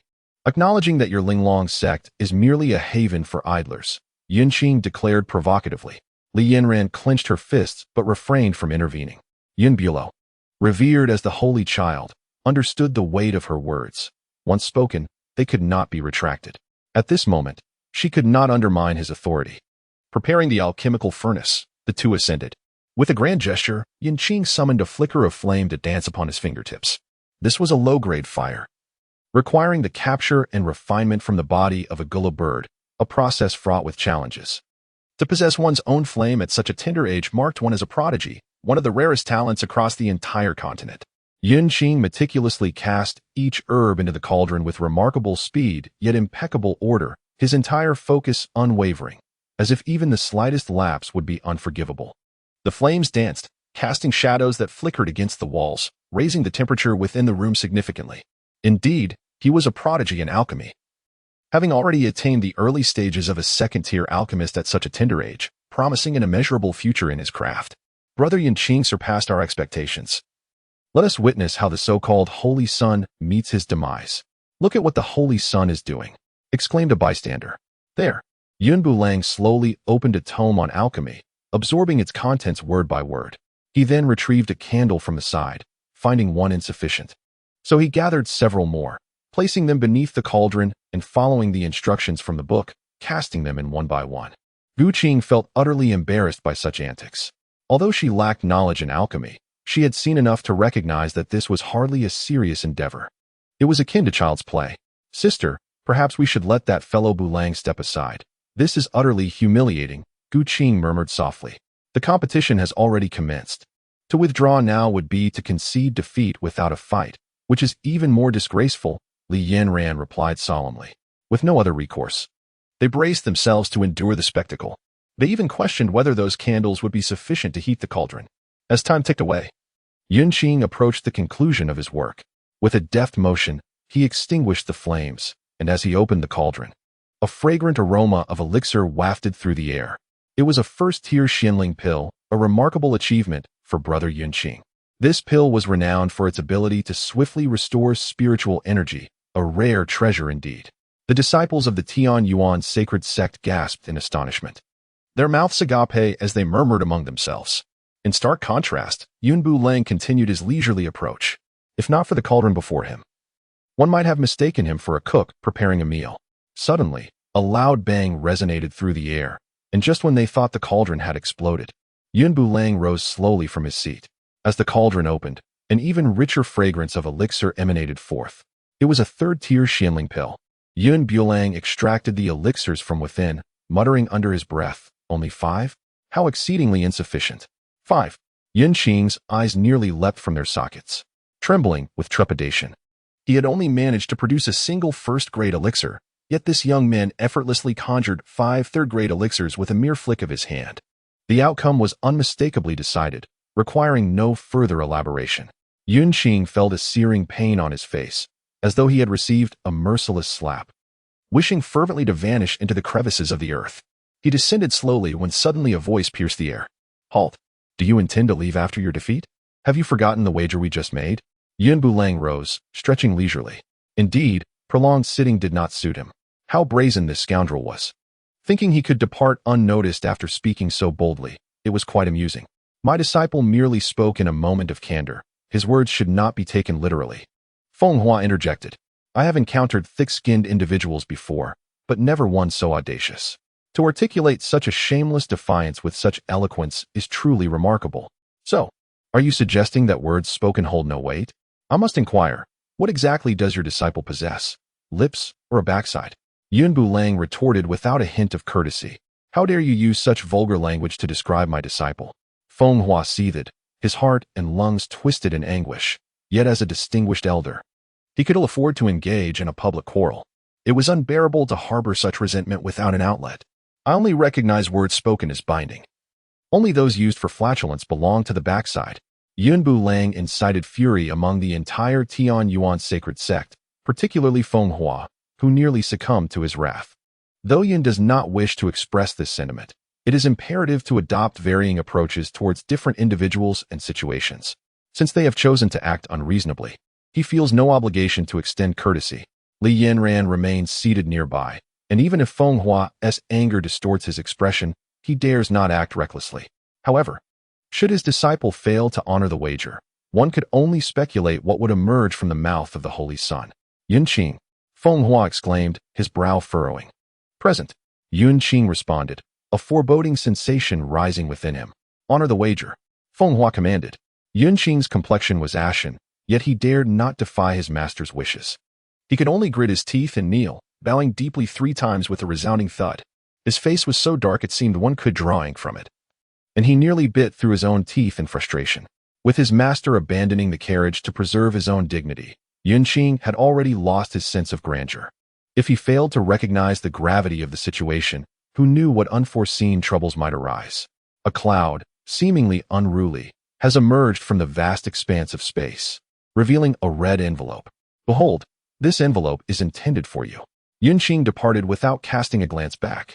Standing amidst the crowd, she made every effort to diminish her presence. Bulo gently patted the red envelope, indifferent to its contents. He contemplated purchasing some medicine for you. Noting that your head had sustained quite the injury, he urged you to hurry back and attend to it, lest you find yourself unable to marry in the future. And do not place the blame on me. Poof! Qing, overwhelmed with anger, felt a surge of blood rising within him and fainted, his eyes rolling back. Master brother. The disciples of the Tianyuan holy sect hurriedly carried him away. Throughout the entire episode, Feng Hua did not cast a single glance. His face adorned with a smile as gentle as a spring breeze, though his hand trembled slightly around the wine glass. Victory and defeat are common occurrences in the realm of martial arts. My 2 disciples, lacking diligence in their studies, often slacked in their training. Now, with the Holy Sun's intervention, it serves as a valuable lesson for them. Feng Hua raised his glass and drank deeply. The clouds, devoid of waves, reveal the self-aggrandizement of this old fox. He merely wishes to convey that even 2 individuals lacking in knowledge and skill can achieve such prowess, let alone those who diligently cultivate their abilities. He feigned ignorance, displaying a naive countenance as he remarked, one ought to truly remember, your capacity for endurance is rather feeble. If one were to encounter a formidable adversary, a mere stomp of their foot might send you into a state of fright. Cough, cough. Feng Hua coughed several times. Not in pretense this time, but rather due to choking on his drink. I have heard that the Holy Sun is not fond of cultivation. Yet in a world where strength reigns supreme, one must still exert some effort to contemplate and learn. Feng Hua subtly insinuated his lack of knowledge. Fear not, for this Holy Sun is endowed with remarkable talent. Anything that catches my eye, I can master with ease. Your foolish disciples cannot possibly compare to my abilities. Were it not for the earnest expression upon his face, Feng Hua would genuinely question the extent of his audacity. Having suffered 2 consecutive defeats, he had lost all semblance of dignity, not to mention reclaiming his honor. Merely being able to sit here was a testament to his formidable pride. allowing him to overlook the gazes of mockery. Feng Hua gradually rose, bowing respectfully to Li Yanran, stating that as the day had grown late, he would not impose any further and would visit again another time. Li Yanran smiled gently and nodded, bidding him to take care and not to return too late. Upon hearing her words, Feng Hua's face darkened. In the past, wherever he went, he was the one others vied to curry favor with, and every host had seen him off with a smile. Feng Hua attributed this slight to Yun Bula hastily departing from Linglong Sect. After the unwelcome presence had left, Yun Bula stealthily approached his elder sister. "Sister, I wish to take a stroll." Li Yanran turned to look at him. "Go ahead, but do not return too late." After receiving the release order, Yun Bula wasted no time, eagerly descending the mountain with a few younger siblings in tow. "Big brother, we are going out to buy some things. Remember to gather here before nightfall." The younger disciples agreed to descend the mountain to procure some items before darkness fell. Yun Bulang nodded. Go on, go on." He harbored a yearning for the liberating world beyond. And had it not been for the grace bestowed by the heavenly origin sacred sect, it was likely that his elder sister would have never permitted him to venture out for leisure. Drunken immortal pavilion? Yun Bulang scrutinized the three characters with suspicion. Wasn't he this akin to the brothels of ancient times? The maidens here were presumably more liberated than those elsewhere. If the tasks assigned by the system could be applied to them, how many creative points could he possibly accrue? The mere thought filled him with exhilaration. Yun Bulang, brimming with enthusiasm, swaggered into the lively establishment. Inside, a cacophony of voices filled the air, while the courtesans adorned in sumptuous silks exuded an opulence that was truly captivating. "Ah, is this not the esteemed holy son of Linglong Sect, Yun Bulang? Pray, does he hold a particular admiration for the enchanting Miss Ruyan, seeking to claim her maidenhood?" The speaker was Shun Dashan, a young man of approximately 25 or 26, possessing the visage of a refined scholar, yet endowed with formidable prowess, standing out among his peers. At that moment, he languidly reclined at a grand round table, flanked by companions, indulging in a feast of diverse delicacies, lost in a state of blissful inebriation. Yun Bula frowned and cast a sidelong glance at him. This fellow truly knew how to indulge himself. Indeed, with an abundance of silver, he simply gnawed at his pockets, deliberately venturing out to squander a little. Yun Bulang, with an air of insolence, addressed the gathered gentlemen. "Thank you all for your patronage. Today marks the first day my esteemed courtesan, Ruyan, is available for clients. I hold this precious gem dearly, and thus, I am letting her go at a modest price of 100 taels. The highest bidder shall win." Clad in a resplendent red gown, the matron beamed with delight, albeit with a twinge of reluctance to part with her prized asset. However, with effective promotion, an unprecedented number of patrons had arrived, doubling the usual crowd. She was optimistic about securing a handsome profit, at the very least covering her initial investment. 150 taels, 180 taels, 200 taels. The matron's face turned a shade resembling liver as she observed the affluent patrons bidding. Parting with their wealth seemed more arduous than risking their lives. 1,000 taels. Suddenly, her expression brightened considerably. Who amongst the gentlemen had the audacity to bid such a sum? She clutched her red handkerchief, trembling with excitement. Shun Dashan raised his hand, signaling, "Miss Hua, Ruyan is mine today. No one dares to contest me." 1,001 taels. Yun Bulang interjected nonchalantly. Upon recognizing Yun Bulang as the competitor, Shun Dashan's demeanor soured. 2,000 taels. 2,001 taels. 3,000 taels. 3,001 taels. Regardless of how fervently Shun Dashan raised the stakes, Yun Bulang consistently outbid him by the slightest margin. With a thud, Shun Dashan slammed his palm on the table, demanding, "What do you mean by this? The highest bidder wins. What is there to discuss?" Yun Bulang shrugged lazily in response. The matron's heart soared with joy. 3,001 taels once. 5,000 taels. Shun Dashan boldly widened the gap, inciting a wave of astonishment among the onlookers. 5,000 taels could not merely secure a knight, but could purchase the entire individual. Shun Dashan, with a sense of pride, regarded Yun Bulang, reminding himself that one must recognize their own capabilities. 5,001 taels. Yun Bulang continued to bid. Shun Dashan clenched his fist tightly. 5,000 taels represented all his wealth, and he could not muster even a single extra coin. Yet, this insufferable man consistently surpassed him by a mere tael. In the end, Yun Bulang secured the famed courtesan of the drunken immortal pavilion by a single tael. Shun Dashan snorted disdainfully, warning, Do not say, I did not caution you. Should you fail to produce such a sum, the consequences will be dire. This establishment was not merely an ordinary brothel. Its underlying power dynamics were intricate and far-reaching. If he could not procure the funds, Yun Bulang's very exit from this establishment would be in jeopardy. Once the bidding concluded, the overseer approached to collect payment. Esteemed sir, please step this way to settle the account. I have no money. Yun Bulang stood his ground, unmoving. A stunned silence enveloped the room. With neither wealth nor shame, one dares to frequent the brothel and even secures the courtesan's favor. It must be said, such audacity is not possessed by all. To be utterly penniless yet approach with such composure is a testament to an extraordinary mental fortitude. Without such strength, even the sturdiest of legs would tremble. I had assumed you were affluent, only to discover you were merely putting on a bold facade. If you lack the means, what prompts your presence here? The previous ire of Shindashan dissipated, replaced by an overwhelming excitement. Should you bow thrice before me and loudly proclaim your error, I shall overlook your transgressions and might even consider the price, thus ensuring your survival. What say you? Shindashan remarked in a tone of condescension. If this sum cannot be produced, Yun Bulang is surely doomed. Nay, though I possess no coin, it is not your place to bestow charity upon me. Besides, that 5,000 taels is likely your entire fortune, is it not? Yun Bulang surmised, striking a nerve with his incisive observation. The smile on Shindashan's face vanished. Taken aback that this lad, even at such a critical juncture, continued to resist, the supervisor, upon hearing the boy's inability to pay, felt his own expression falter. His eyes narrowing with disdain. Young man, this jest is far from amusing. I am no jester. I truly lack funds. Feel free to inspect for yourself, Yun Bulang replied, symbolically emptying his pockets, 2 in total, even revealing his sleeves. Indeed, not a single coin was to be found. What a sight! His pockets were cleaner than his face, utterly devoid of any content. The supervisor, feeling utterly humiliated, recognized he had been outwitted by this youth in the grand establishment of a brothel. Should he fail to rectify this situation, much of his life's work would be rendered meaningless. Approaching him, the supervisor suppressed his anger and stated, either have your family bring the money to redeem you, or I shall sever your hands and legs today. Do you believe this is a place where you can act with impunity?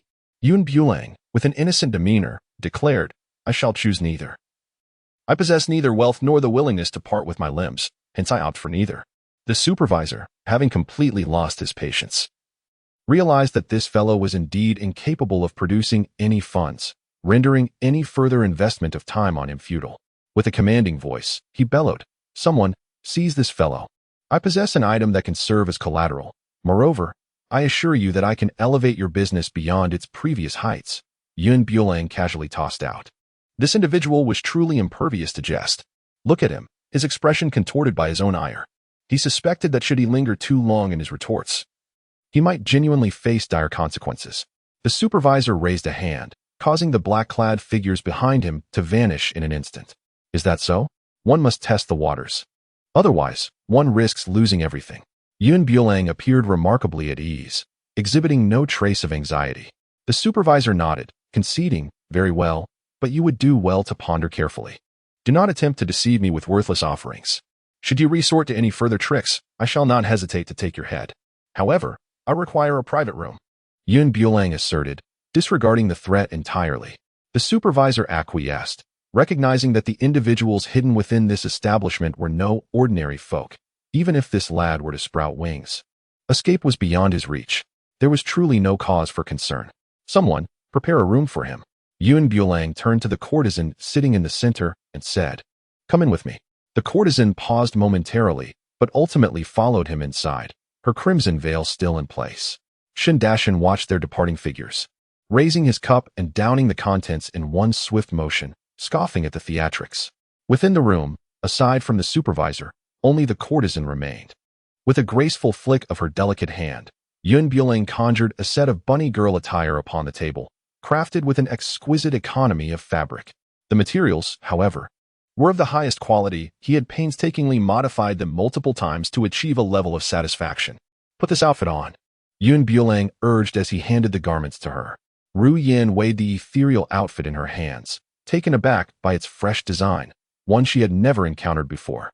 At the supervisor's insistence, she dutifully retreated to a private chamber to don the attire. Initially distracted, the supervisor's attention was abruptly captured the moment Ru Yin emerged. His eyes nearly bulged from their sockets.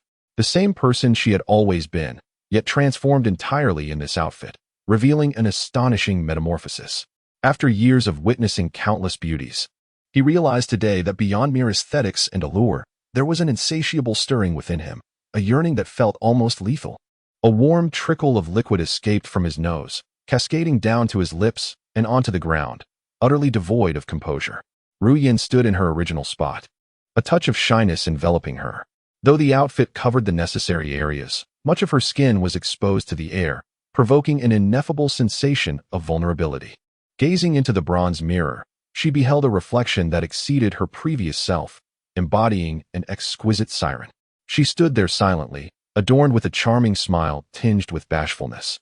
Her large, doe-like eyes brimming with innocence. The depth of her dark pupils held a clarity that rendered her captivating, making it impossible to look away once seen. It was only when Bulang spoke that the supervisor regained his composure, hurriedly wiping away the remnants of his embarrassment. "Look at you." Bulang couldn't help but shake his head, remarking that this was merely a bunny girl ensemble, while he possessed even more provocative creations yet to unveil. The supervisor's cheeks flushed crimson as he cleared his throat to mask his awkwardness. After several minutes of anticipation outside, the door to the room slowly opened. Look, she's coming out," cried a voice from the crowd. Bulang and the supervisor stepped out first, and the expression on Shun Dashin's face was one of utmost pride. It appeared that this young man was likely to suffer severe consequences. Holding a glass of liquor and cradling a beauty in his arms, he sauntered over. Thinking that given the situation, it would be better for Bulang to admit fault and call him grandfather. As an elder, he felt it would be beneath him to hold a grudge against a junior, and he would willingly cover the costs. A glint of arrogance shone in his eyes, as if he wished to look down upon others through his nostrils. The bystanders nodded in agreement, although addressing him as grandfather felt somewhat demeaning. It was certainly preferable to the prospect of losing limbs. In life's unpredictable journey, one must learn to adapt. Some onlookers, unable to bear the scene, quietly urged Bulang. "Young man, you are still quite young. Do not stray down a misguided path. Just apologize to young Master Shun and let him cover your expenses. Otherwise, if the supervisor truly acts, it won't end well. Thank you for your kind advice, but my legs and feet are not for the taking." Bulang replied with unwavering confidence. However, to Shin Dashin, this only appeared as a stubborn facade, a refusal to yield that would lead to his own suffering. You must understand that maintaining one's dignity is not as simple as you imagine. I have said what needed to be said. Since you are intent on your own destruction, I shall not hinder you." Shun Dashin chuckled, savoring the thought of this young man soon being left with nothing but broken teeth. The supervisor cast him a disapproving glance and stepped back, distancing himself from the oblivious man to avoid being tainted by his foolishness. "A grown man who cannot think before he speaks," the supervisor remarked, clearing his throat and addressing the crowd in an audible tone. "I hereby announce that Bulang may enjoy complimentary services here, effective immediately and indefinitely." "What?" The crowd gasped in disbelief. "Complimentary services? My goodness, such fortune exists in this world. If I could indulge here for free, rain or shine, I would undoubtedly come every single day without fail," a bearded man exclaimed, his excitement palpable. As a frequent patron well acquainted with the establishment's rules, he gazed at the supervisor's announcement with envy, wishing he could transform into Bulang. Complimentary services meant free-flowing fine wines, delectable foods, and perhaps even the company of women, not to mention the possibility of staying here. Such privileges were typically reserved for royalty. In an instant, the smile on Shin Dashin's face froze, disbelief washing over him as he turned, unable to comprehend the announcement. What treasure has Bulang bestowed upon this establishment that the supervisor would utter such words? "Supervisor, have you lost your senses? This young man owes the Zui Xian Lu over 5,000 taels, and not only do you allow him to evade repayment, but you also proclaim that he may indulge in free consumption here. Do you have some connection with him?" Shin Dashin, filled with indignation, felt his face flush with anger.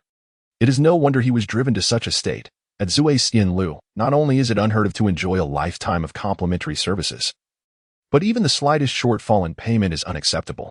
The patrons here abide by strict rules. If one spends 101 taels, one must pay exactly that amount. No less, not even a single coin. This explains why the other party had previously inflated the price to 5,001 taels. Though he was enraged, he lacked the courage to voice his discontent, for the other party would show no deference to his status. If one cannot produce the requisite funds, no leniency will be granted. He simply could not fathom why this young man was permitted to consume freely. The supervisor cast a sidelong glance at him and replied in a grave tone, "Are you instructing me on how to conduct my duties? You misunderstand. It is merely that this young man possesses a multitude of cunning ideas. I fear that if he returns to settle the account, it may be better to eliminate him now, discarding him in the wilderness to feed the wolves, so that no one dares to create chaos here in the future." Shen Dashan quickly shook his head, a chill creeping down his spine. The supervisor's identity was intricate and complex. He was not an ordinary manager of a brothel, and Shun dared not offend him. However, it soon became clear why the supervisor had declared Yun Bulang eligible for a lifetime of complimentary consumption. A captivating figure dressed in a bunny outfit gracefully emerged from within, her attire perfectly accentuating her curves, revealing just enough to leave the onlookers in a daze.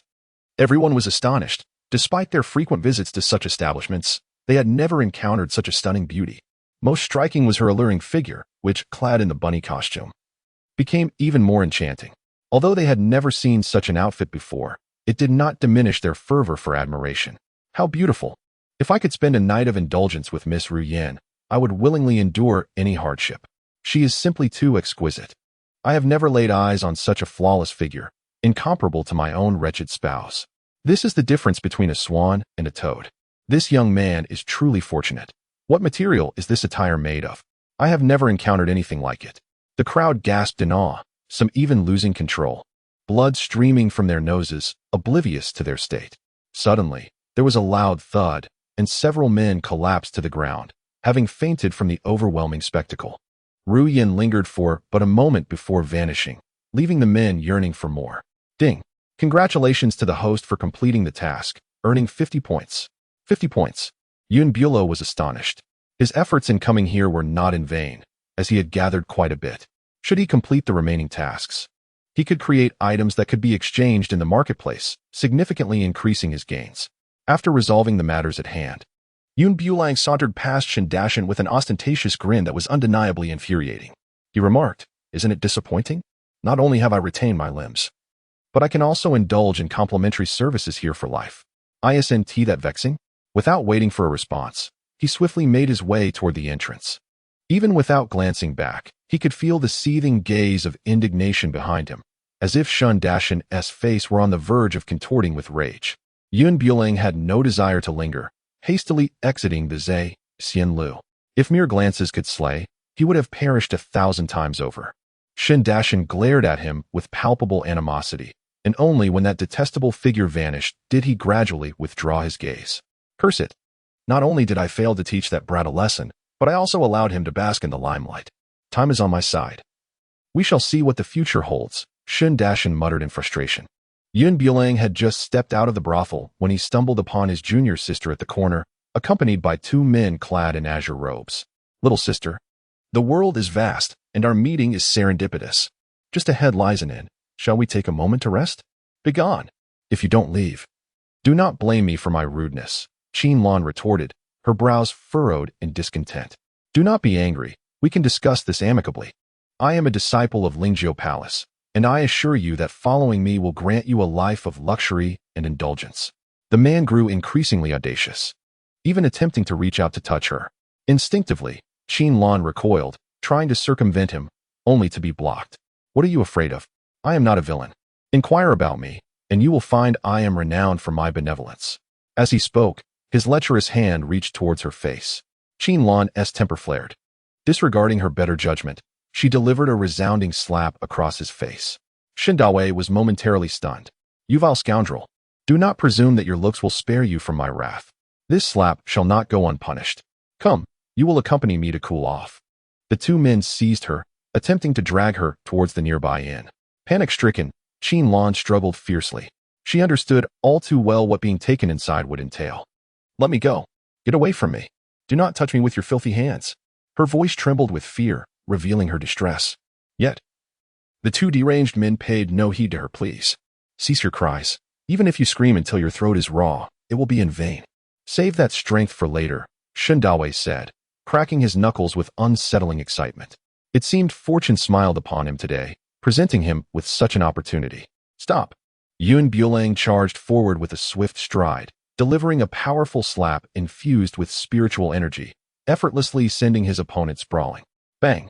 Dawei, caught completely off guard, was thrust away by the force, crashing heavily into a nearby stall. The impact left him feeling as though several ribs had fractured. Yet he struggled to rise from the ground, seething with indignation. How dare you strike me? You must possess the audacity of a bear and the courage of a leopard. Do you have any idea who I am? Bulang could not help but cast a disdainful glance at him. I do not care who you are. Even if you are the king of heaven, you cannot bully those under my protection. Qin felt a surge of emotion within her heart. Her senior brother was remarkably handsome. He exuded an aura of strength and dominance, instilling a profound sense of security beside him, free from the fear of being oppressed. Dawei, having been struck, could not tolerate such an affront. With a swift motion, he unsheathed his sword and directed his words toward the two individuals behind him. Deal with this brat. The three of them brandished their swords, charging forward with brazen arrogance, relying on their numbers. In a swift turn of events, all three lay sprawled on the ground, their condition nothing short of pitiful. Dawei's arm was brutally twisted, leaving him no time to react. Upon seeing his deformed hand, a piercing scream shattered the air. What has happened? Dashan approached, his face clouded with shadows. The incident at the brothel had stripped him of his dignity, and witnessing his younger brother being assaulted ignited his rage. Brother, you finally made it out. This scoundrel has ruined my hand. Dawei raised his arm, revealing a severely disfigured wrist, with bones grotesquely protruding, an alarming sight indeed.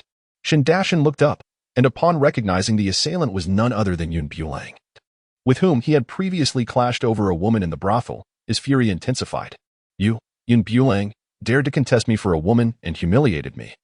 And now you have the audacity to attack my brother and the disciples from the outer sect. I shall settle this debt with you thoroughly. Dashan's words dripped with venomous ire, wishing nothing less than to flay him alive, to extract his tendons, and to strip his bones. The audacity was insufferable.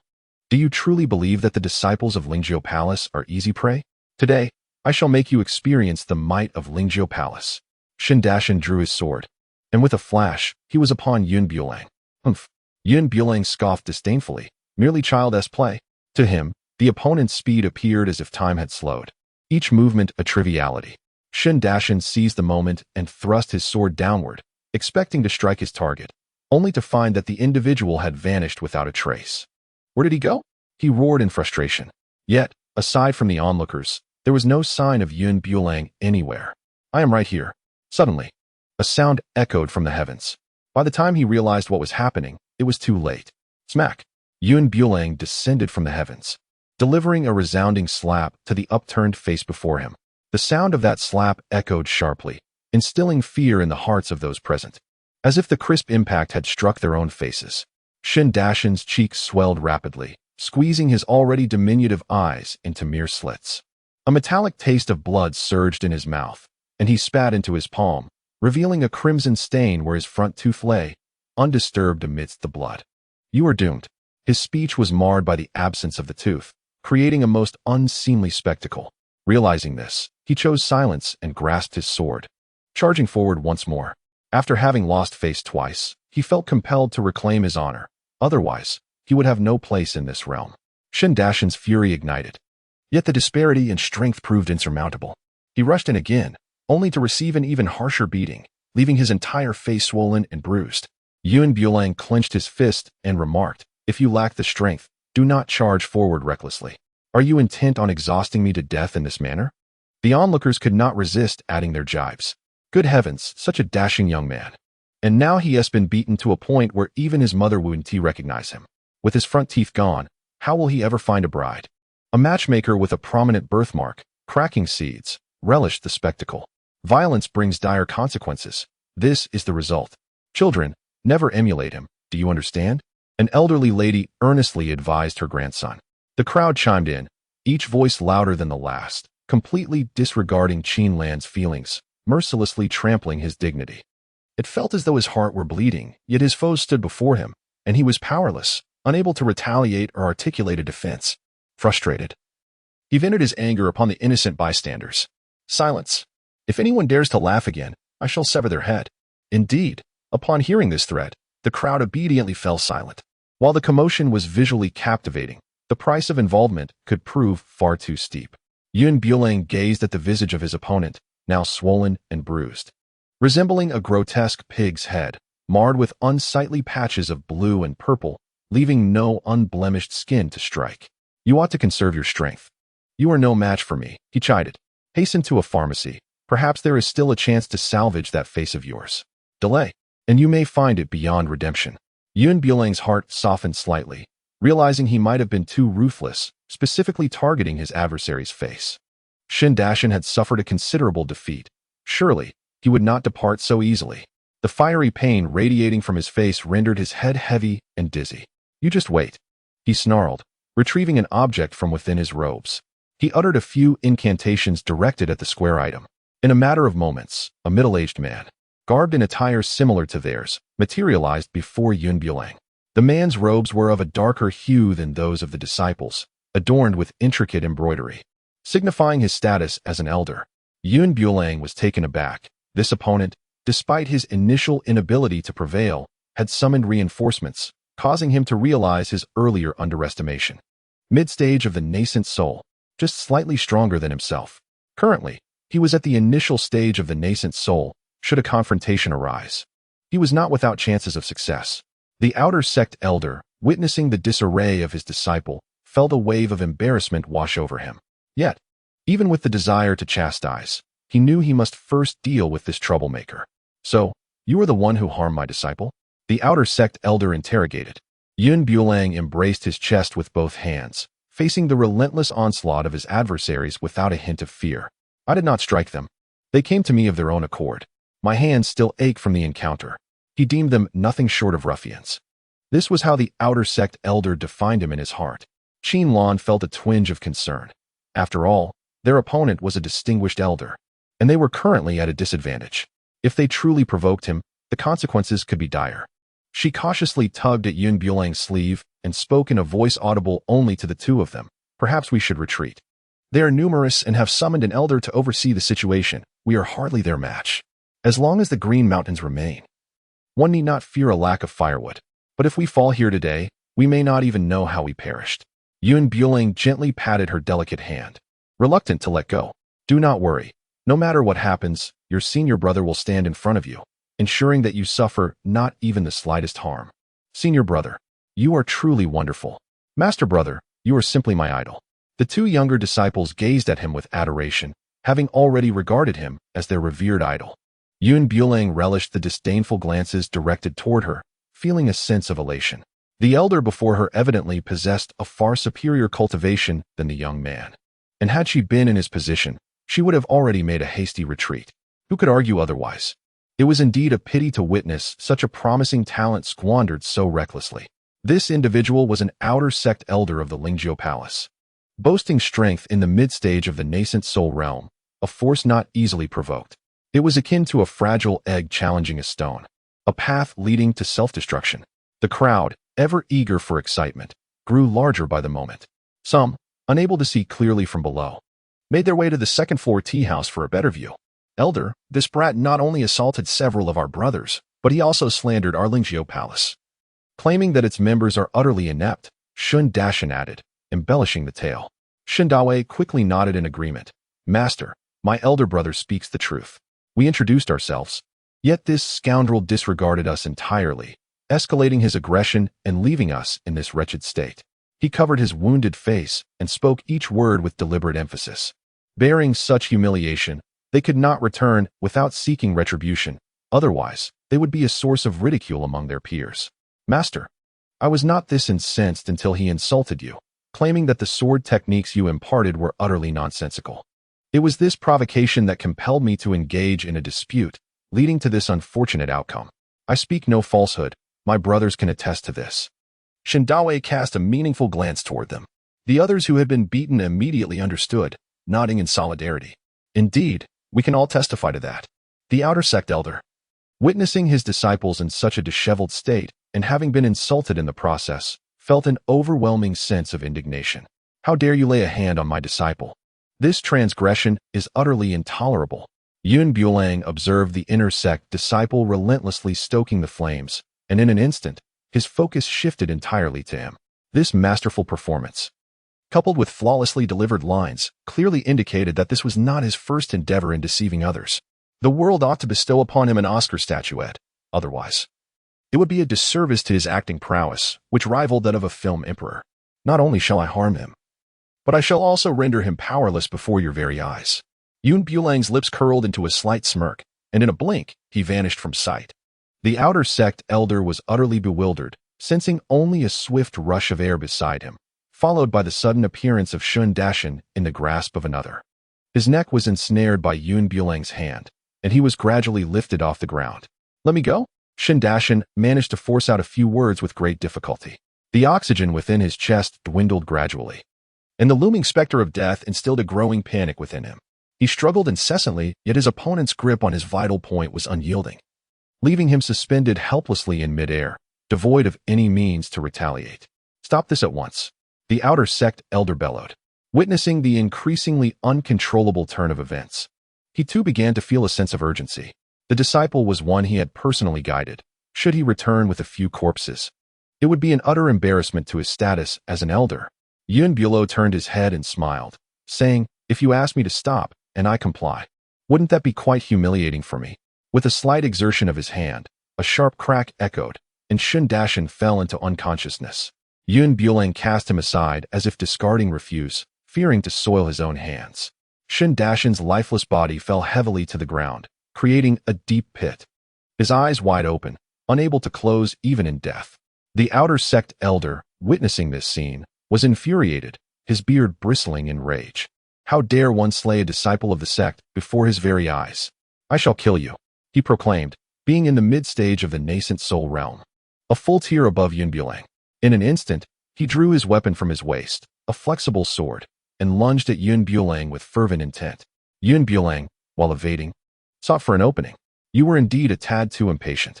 With a swift motion, Yun Bulang seized his sword, yanking him forward, and delivered several fierce kicks to his abdomen. The outer sect elder was sent flying. Puffed. The elder knelt on the ground, spewing forth a mouthful of blood, eliciting murmurs from the onlookers. Goodness, is this elder diminished in stature? How could he be so easily defeated by this young man, whose rank is even inferior to his? The outer sect elder was utterly baffled, unable to comprehend how his opponent had struck with such precision.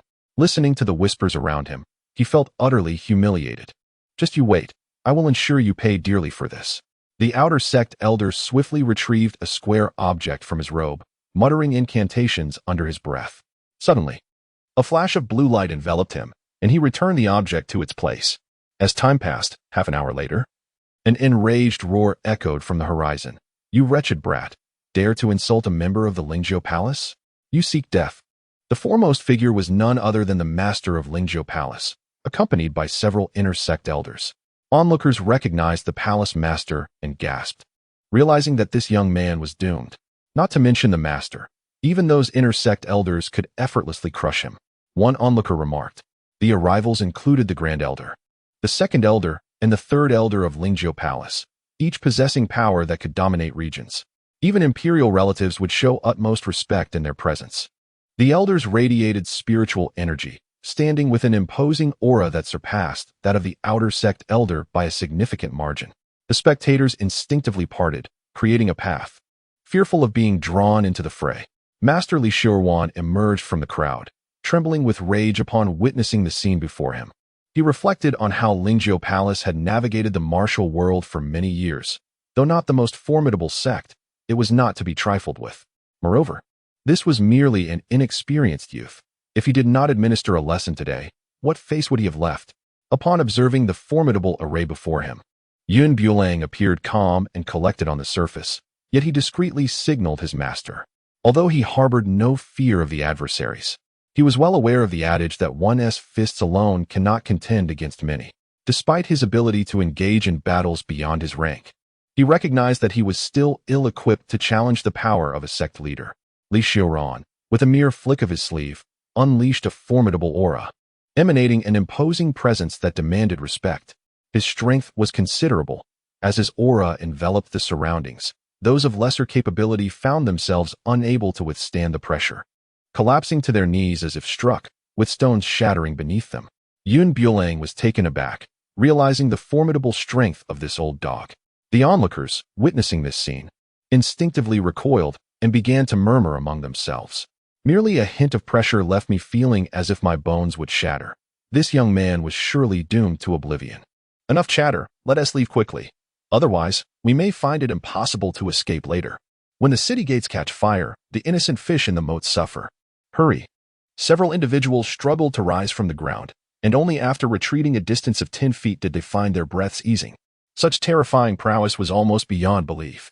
Confronted with such a powerful adversary, this young man was undoubtedly in grave peril. Today, I shall teach you a lesson, so you understand that not everyone in this world is someone you can offend, Yanran declared, brandishing a gleaming sword with a chilling light. Just as he was about to strike, 7 beams of light manifested in the sky, followed by the appearance of 7 enchanting women before them. Some exuded nobility, others cold allure, some were domineering, while others appeared gentle, some were petite and adorable. Each of the 7 women embodied a distinct charm. Yet all possessed an unparalleled beauty that left a lasting impression. How exquisite! I have never encountered such breathtaking women before. The woman in red radiated power. The one in black exuded nobility. The one in green embodied aloofness. The one in white displayed an air of coldness. The one in yellow was elegant. The one in blue was gentle. And the one in purple radiated indifference. Each woman emanated a captivating allure, yet their noble and icy demeanor, akin to giants looming from afar, instilled a sense of trepidation that deterred any approach. Yanran furrowed his brow, quickly regaining his composure. Who are you to him? I am his master, Yanran replied solemnly. So you are his master. Your disciple has attacked one of my sect's members. This matter demands an explanation. Yanran gripped his sword tightly, convinced he must seek justice. If not, how could he lead his disciples or uphold the reputation of his sect? Yanran, unfazed by the right or wrong of the situation, simply smiled and asked, "What explanation do you seek?" Yanran, noting the presence of several women on the opposing side, felt emboldened by his numerical advantage, believing they would not dare to act against him. Since she invited him to state his demands, it implied he held the reins. Clearing his throat, he clasped his hands behind his back and adopted the demeanor of a grandmaster. Since you are willing to negotiate, I shall not make it overly difficult for you. This young man has caused this trouble. In my view, severing his hands is the only way to settle this matter. The crowd erupted in shock at his words. Severing a pair of hands was not only a lethal blow for a cultivator, but would be devastating even for an ordinary person. What did a pair of hands signify? Should these hands be severed, the individual would be rendered utterly useless, a fate far more malevolent than merely taking a life. Each person present was palpably tense, their gazes fixed upon Bulang. To lose one's hands at such a young age would be an immeasurable blow. The disciples of the sect who had previously been beaten wore smug expressions, confident that with their leader taking action, they would surely find satisfaction for their grievances. Yanran cast a glance at Qing, who instantly grasped her intent. With a swift motion, Qing drew his sword, his figure flickering as he appeared before the outer sect elder. Before the elder could react, he had already extinguished his life. The entire sequence was executed with remarkable speed and precision. Not even Yanran, the esteemed sect leader, could comprehend what had transpired. Qing sheathed his sword and returned to Yanran's side. She slightly raised her head and declared, "This is your explanation." A collective gasp echoed through the assembly. The noble and aloof woman truly exuded dominance. Yanran felt as if he had been struck across the face, the sting of humiliation burning fiercely. Did she intend to ignite a war between their sects? To dare to slay an outer sect elder before his very eyes was an affront he could scarcely tolerate. Yanran, with composure and poise, replied, "If war is to be waged, we are always prepared. In readiness at any time," echoed the other 6 women in unison. The 7 of them stood tall and resolute, their backs straight like towering pines, their faces devoid of any emotion, exuding a chilling aura. Yanran dared not entertain the notion of conflict. Even with his modest stature, he was acutely aware of the gravity of the situation. Once the adversaries had departed, Yanran approached and inquired, "Are you injured?" Bulang shook his head, saying, "No, how could I possibly allow myself to be injured and cause concern for my masters?" Qing then poked a finger directly at his forehead, muttering, "On ordinary days, When I ask you to practice swordsmanship with me, you always find myriad excuses to evade it. Yet now, after being thoroughly beaten, you seek rescue. Second sister, what does it mean to be beaten to the point of losing control? Bulang replied, although I may not be able to defeat him, I certainly was not that disgraceful. A true hero does not suffer immediate losses. He admitted he was not fond of training, finding it excessively dull and tiresome, and the mere thought of it gave him a headache. This was akin to his days in school, where the sight of mathematical problems on the blackboard filled him with exasperation. The first thing he wished for upon waking on a Monday was the weekend's arrival. After finally escaping 9 years of compulsory education, grappling with these intricate concepts felt as if it were robbing him of his very life. Enough. You two should cease your criticism. He's already exhausted, Su Ruofing interjected, unable to hold back. Old Fifth, you coddle him too much. One day, you will have nurtured him into a complete ineptitude, Li Yinyan remarked as she turned and walked away without looking back. Bulang affectionately wrapped his arms around Su Ruofing, saying, Sister Wu is the best to me, unlike Master, who is always so stern. Su Ruofing playfully tugged at his ear, though she refrained from applying too much force. She cherished this young disciple as if he were her own brother. As they journeyed, Su Ruofing appeared somewhat distracted. Several times, Bulang called out to her, but she remained unresponsive. Sister Wu, do you have something on your mind? Bulang inquired. No, don't make wild guesses. I am taking you to a special place. Su Ruofing replied, gesturing towards the sky. A sword emerged directly from beneath their feet. In the blink of an eye, they arrived at the array testing hall. This hall, which opened once a year, was used to assess the talents of prospective disciples. Inside, there lay a square crystal, entirely transparent, through which the aptitude for array formation was categorized into the colors red, orange, yellow, green, blue, and purple. Red represented the lowest level, yet it marked the threshold of initiation. Just as the cultivation of martial arts demanded talent, so too did the study of arrays. Sister Wu, what made you think to bring me here for this test? Bulang asked, gazing curiously at the crystal. The hall was empty save for the two of them, and to his knowledge, the recruitment of disciples had concluded over half a year ago. The crystal would not be activated again until the next recruitment period, which was still 6 months away. It's nothing.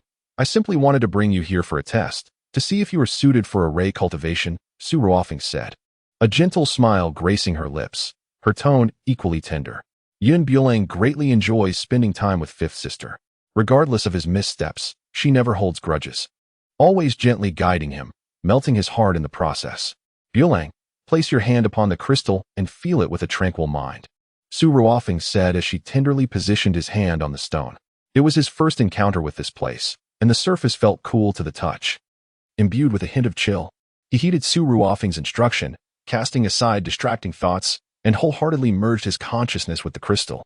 Ding! The crimson hue illuminated the entire hall, its brilliance signifying that his future endeavors in array cultivation would yield commendable results. Su Ruofing nodded in satisfaction, yet the spectacle that followed left her utterly astonished. After the red, orange gradually emerged, followed by yellow. Just when she thought the display had ceased, the colors transitioned from yellow to a serene green. Su Ruofing's eyes widened in disbelief. She had never been so taken aback. Such devilishly exceptional talent, if known to the outside world, would make Bulang the object of relentless pursuit. The green shifted into blue, and then, astonishingly, transformed into purple.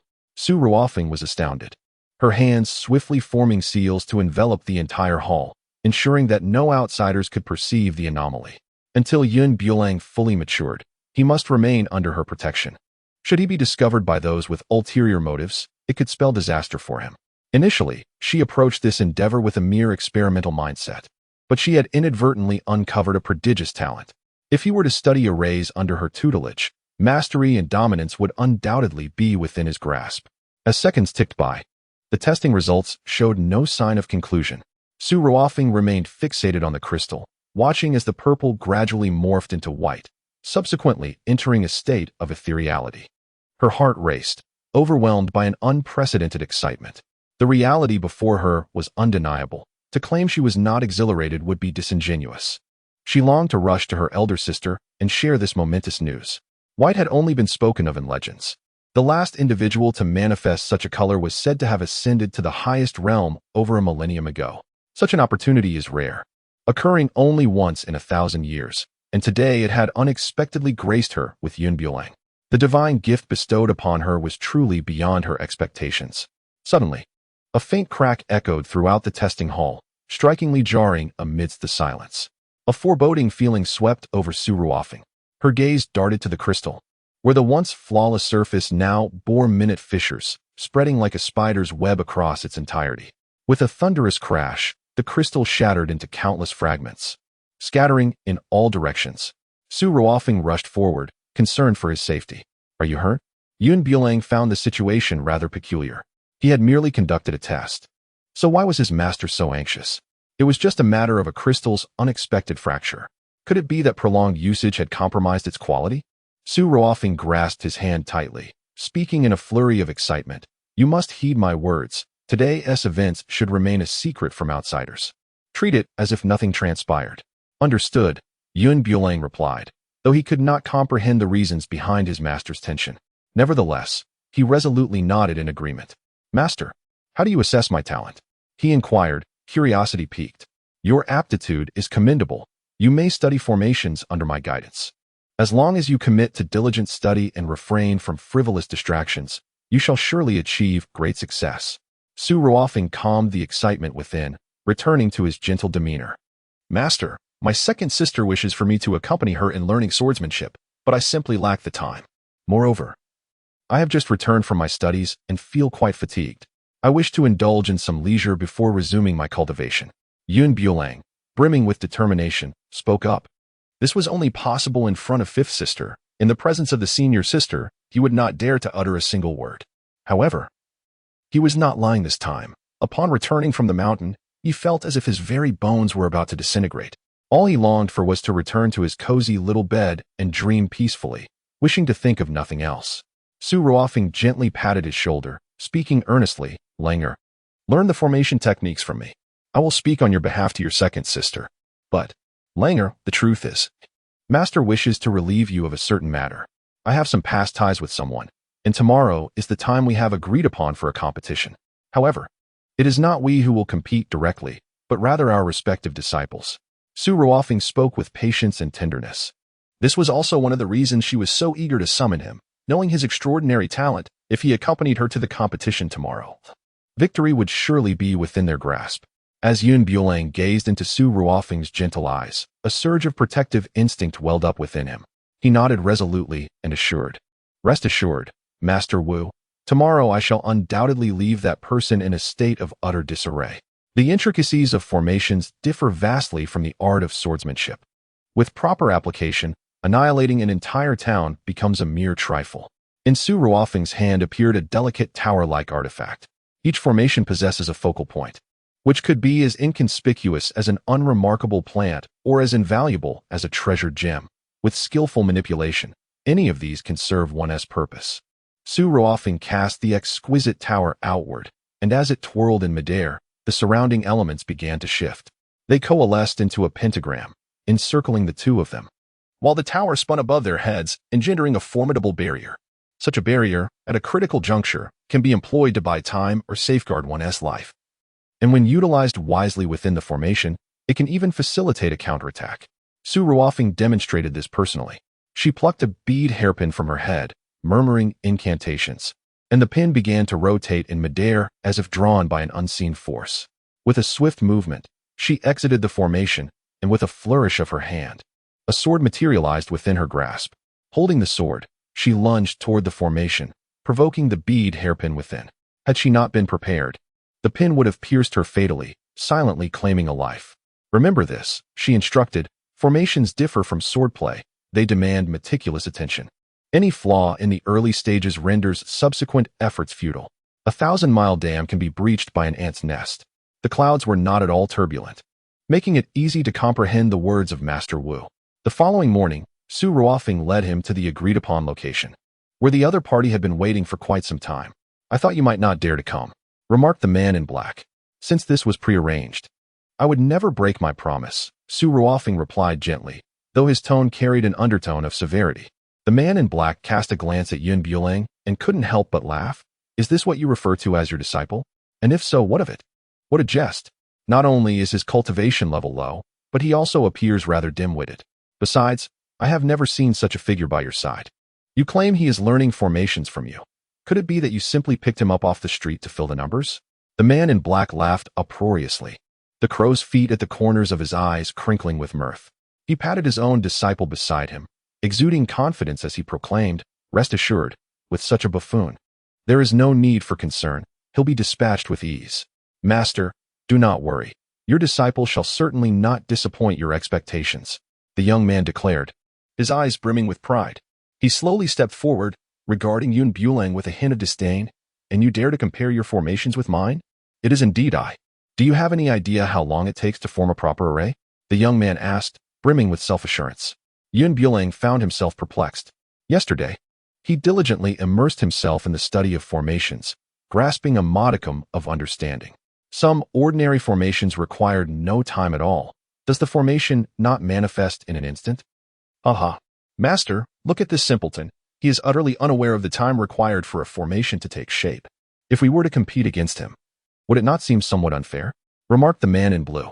The man in black furrowed his brow, casting a glance at Su Ruofeng beside him. "I shall grant you one more opportunity. Choose someone knowledgeable about formations. This fool knows nothing. Has he come merely for amusement? Understanding or ignorance will only be revealed through contest." Su Ruofeng's demeanor was icy, his expression decidedly grim. "Since you are so unconcerned about losing, why should I waste my breath? Disciple, demonstrate this fool's true colors." "Yes, master." The master and disciple exuded confidence, striding forward with purpose. Upon reaching the contest arena, the man in blue produced several spirit stones and began to arrange the formation. Yun Bulang stood motionless, observing that individual as he fumbled about on the ground like a child playing house, unable to suppress a roll of his eyes. If he were to encounter a master swordsman, a single strike could cleave his head in two. How could he remain here for so long? Your disciple is utterly paralyzed with fear, incapable of even setting up a formation, the man in black mocked. In stark contrast, his own pupil acted with reason and purpose, and in a short span of time, a formation was successfully established. Yun Bulang strolled over and picked up a slender branch. Following the incantations imparted to him by Su Ruofeng the previous day, he casually traced an arc upon the ground. The branch emanated a faint luminescence as he cast it skyward, exclaiming, "Rise." In an instant, the formation materialized, transforming the branch into a humanoid figure that lunged at the man in green. The latter, utterly bewildered by the turn of events, was sent flying. "Do not cast blame on me. I was not yet prepared," the man in green protested, his discontent palpable. He was mere moments away from completing his own formation. Yet he was abruptly expelled from the circle, marking an indirect defeat. "You are too slow. By the time you are ready, night will have fallen," Yun Bulang remarked without a hint of compassion. "Convene." With a swift motion, the branch fell to the ground, and the formation dissipated like mist. The victor had been determined. The man in black glared fiercely at his disciple before offering a slight bow to Su Ruofeng. "I take my leave," he declared, departing with his apprentice. Their earlier arrogance now replaced by a palpable sense of defeat. "Let us go," Su Ruofeng stated upon witnessing their retreating figures, choosing not to linger. As he made his way back, he encountered a man in white, impeccably dressed, and standing tall at over 6 feet. The man's enchanting phoenix eyes darted around Su Ruofeng, betraying an air of charm. Su Ruofeng frowned, clearly unwelcoming of these newcomers. "What brings you here?" The man flashed a courteous smile, striking what he believed to be an admirable pose. "Indeed, I come with a matter of some significance that requires your attention."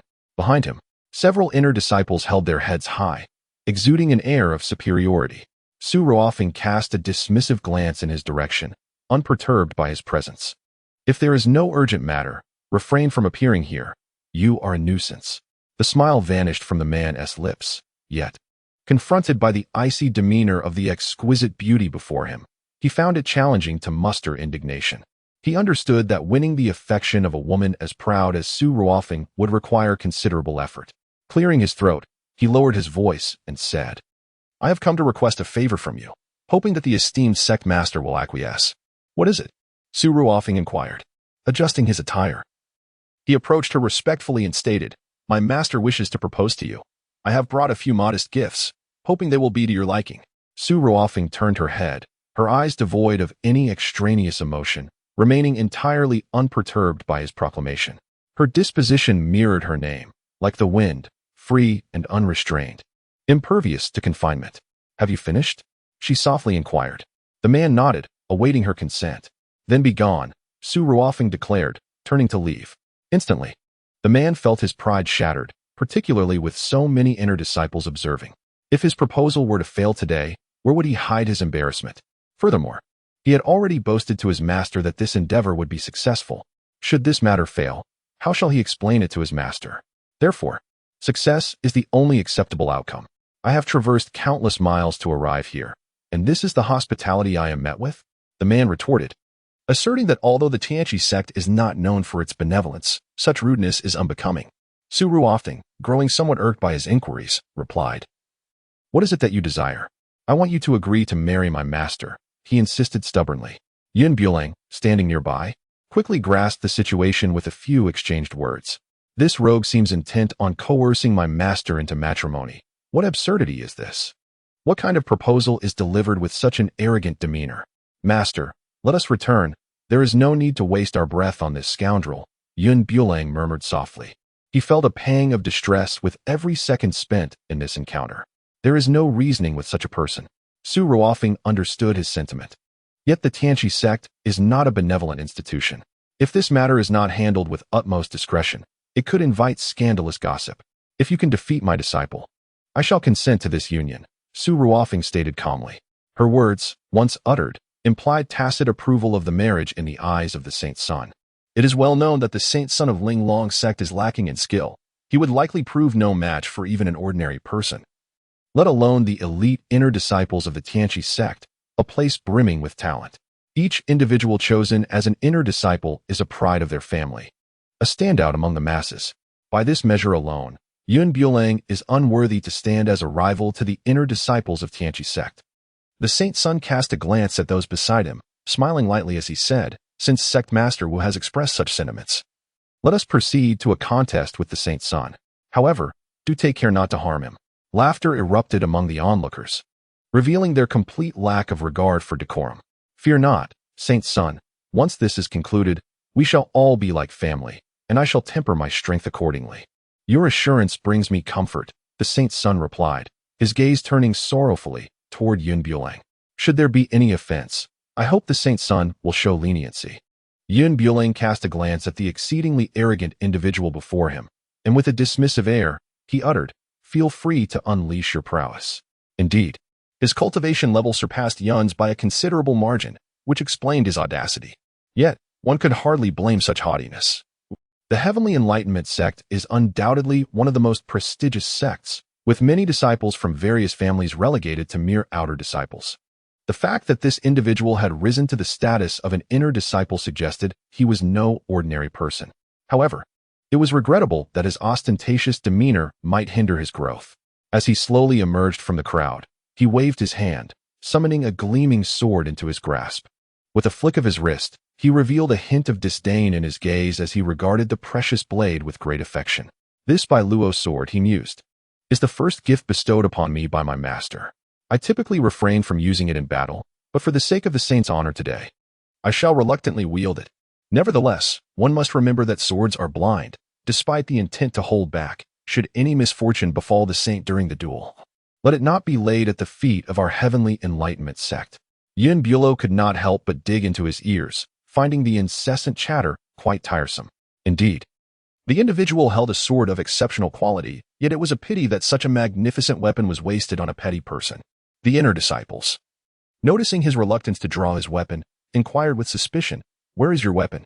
Bulang, with a nonchalant gesture, remarked with an air of superiority, "Do I truly require a weapon to deal with you?"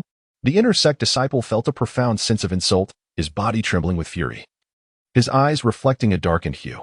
He then retorted, "Daring to boast before me? A single strike could vanquish you. Don't come crying for mercy when the time comes." "Ha ha ha." Bulo stood motionless, arms crossed over his chest, a hint of impatience lacing his tone.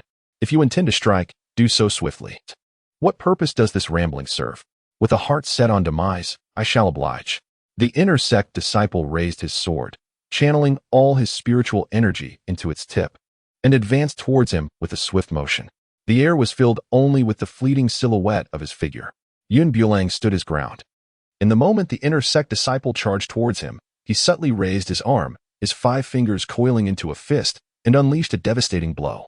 With a resounding crash, the once arrogant disciple soared through the air, tracing a perfect parabolic arc before crashing heavily to the ground. The sound echoed, and his sword clattered to the side as he spat a mouthful of blood. After a series of violent coughs, his eyes rolled back, and he fainted on the spot. Witnessing this scene, the onlookers' eyes widened in disbelief, and they collectively inhaled sharply. No one had anticipated that Yun Bulang could eliminate his opponent with a single strike. Yun Bulang shook his head in disbelief, then remarked, "Is this it? Not a single capable individual among them." The saint's son stepped forward to examine the injuries of the inner sect disciple, only to discover that the disciple's vital organs had been utterly devastated, his spiritual sea shattered, rendering him incapable of further cultivation, a veritable wasteland of potential. The lineage of this inner disciple was anything but ordinary, now reduced to a state of impotence. How could he possibly explain this to his master? After all, it was he who had brought the disciple forth, and any misfortune would inevitably fall upon him. With a heavy heart, he reluctantly retrieved a precious elixir from his spatial pouch and placed it into the disciple's mouth, hoping to preserve his dantian, albeit temporarily. Whether the disciple would ever cultivate again was left to fate. The saint's son was in a state of turmoil, fully aware of the irrevocable nature of the situation. Yet the true instigator could not go unpunished. We have already agreed to cease hostilities. Why resort to such lethal measures?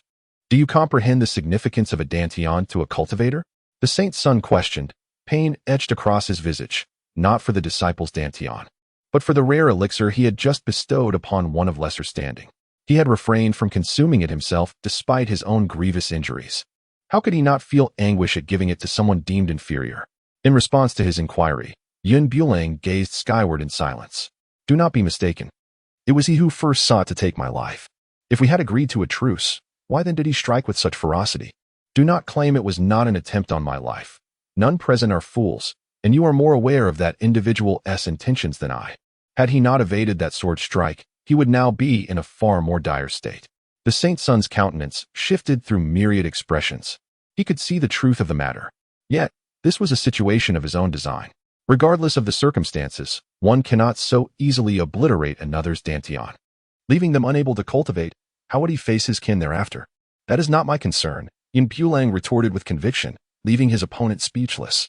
Yun Bulang believes he bears no fault. He merely acts in preemptive defense. Had that individual not harbored murderous intent towards him, he would not have incapacitated the person. Every occurrence has its cause, leading to its inevitable consequence. Since Yun Bula has taken action, he has already contemplated the consequences. I have already struck. So what do you intend to do? You have been so ruthless, injuring my disciple. Do not blame me for being impolite. The Holy Son released that disciple and dashed towards me with astonishing speed, almost in the blink of an eye. Yun Bulang stood immobile like Mount Tai, leaving everyone to believe he was stunned into silence, unsure of how to retaliate. In truth, he was subtly harnessing his spiritual energy, enveloping his palm with it, fully prepared for the impending confrontation. As the Holy Son of the Tianqi sect descended with his sword, Yun Bulang slightly inclined his head and struck towards the Holy Son's chest with a single palm. Remarkably, he exerted only a third of his strength, yet the force propelled his opponent away. The entire exchange was swift, precise, and ruthless, devoid of hesitation. Bang! The onlookers gaped in astonishment as they witnessed the figure soaring through the air. No one had anticipated that the esteemed Holy Son of the Tianqi sect would be sent flying by a single blow, leaving the inner disciples feeling utterly humiliated. While they could previously dismiss the defeat of their junior as a mere lack of skill, the current predicament of the Holy Son was a bitter pill to swallow. The Holy Son's fate bore little difference from that of the inner disciples, save for his higher rank and the protective Yuan golden armor he adorned, a sacred artifact that mitigated the force of Yun Bulang's strike, preventing any severe internal injuries. Once the inner disciples regained their composure, they hurried to assist him. Holy Son, are you unhurt? The Holy Son brusquely pushed away the one who offered support, speaking rather impolitely, get away. As a distinguished Holy Son, he was accustomed to being courted and flattered. Suffering such a humiliation twice in one day was intolerable, and he could not allow this disgrace to linger unaddressed. Rising awkwardly from the ground, he fixed his beady eyes on Yun Bulang, astonished to discover that the holy son of Linglong Sect was a crafty individual, adept at employing underhanded tactics. What merit was there in a sneak attack? Bulang could hardly contain his desire to deliver a resounding slap across his face. And what about yours? How could you audaciously utter such shameless words? How dare you claim to be the victim? Just moments ago, this fellow charged forth with his sword drawn, brimming with the intent to engage in a fierce battle, yet now he adopts the demeanor of a wronged party. Bulang stood with his hands clasped behind his back, as if regarding those around him as blind. He asserted his position with unwavering confidence, questioning the validity of accusations against him regarding ambush tactics. When have I ever resorted to underhanded methods? I stand here openly, and do not believe for a moment that mere verbal exchanges can conjure up justifications for such claims. The countenance of the Holy Son shifted frequently, yet deep down, he recognized that Bulang had not indeed launched a surprise attack. Rather, it was his own carelessness that cost him dearly. However, to admit this would be to undermine his own dignity. At that moment, several inner disciples quickly grasped the situation, stepping forward to vociferously defend their leader. It is clear you have employed deceitful tactics. How else could our holy son have suffered defeat at your hands? Indeed, it must be your underhanded methods at play. This is your territory, and you feel free to act as you please. Our holy son is a full realm above you. Defeating you would be as easy as lifting a finger. Aware of your inferiority, you resort to the tricks of the lesser. The crowd's words flowed like a river, capable of turning black into white with their fabrications. Bulang truly commands my admiration. I cannot help but applaud them. Your ability to speak deceitfully with such ease far surpasses your practical skills. The holy son, unable to contain his frustration, was further convinced by those around him who spoke of Bulang, leading him to conclude that his defeat was merely a result of his lack of preparation. Enough. Do not speak any further. This is their territory, and a powerful dragon cannot overpower a local serpent. Even if he resorts to underhanded tactics, you cannot substantiate your claims, the holy son declared. While seemingly reprimanding his subordinates, he subtly cast blame upon the Linglong Sect, attributing all faults to them. Had Bulang not been involved, he might have been deceived by the exceptional performances of these individuals. The inner disciples, brimming with a sense of justice, vehemently protested. We merely speak the truth. The individuals from the Linglong Sect are no better than this. Indeed, small sects such as theirs lack principles. Such despicable tactics as ambush are the most disgraceful for practitioners of immortality. Bulang could not help but wave his hand, remarking, "You might as well give it a rest. Do you not have any sense of dignity? How can you utter such words? Are the members of the Heavenly Enlightenment Sect all masters of deceit?" Upon hearing this, the countenance of the Holy Son of the Heavenly Enlightenment Sect shifted between shades of green and white. Bulang regarded his indomitable expression and remarked, "Facts speak louder than words. Should you remain unconvinced, I welcome you to challenge me once more." Within the confines of the cloud-wreathed realm, a sword was drawn, and immediately, the essence of the blade erupted from within. A resonant hum filled the air as the grass beneath bowed slightly, as if in deference to the sovereign of the sword arts. The atmosphere thickened with the concentrated sword intent. The disciples flanking either side recoiled instinctively in response to the formidable aura. The holy son of the Tianqi sect, caught unprepared, felt the searing edge of the sword intent slice through his arm, crimson blood cascading forth. He was no fool. He understood that such overwhelming sword intent was beyond his capacity to withstand. Wait. In the face of this extraordinary sword intent, he ultimately faltered. Disregarding the perceptions of those around him, prioritizing the preservation of his own life above all else, Bulang stood his ground, the sword behind him rising and falling. "Did you not accuse me of ambushing you? Now I present you with an opportunity. Let us engage in battle once more.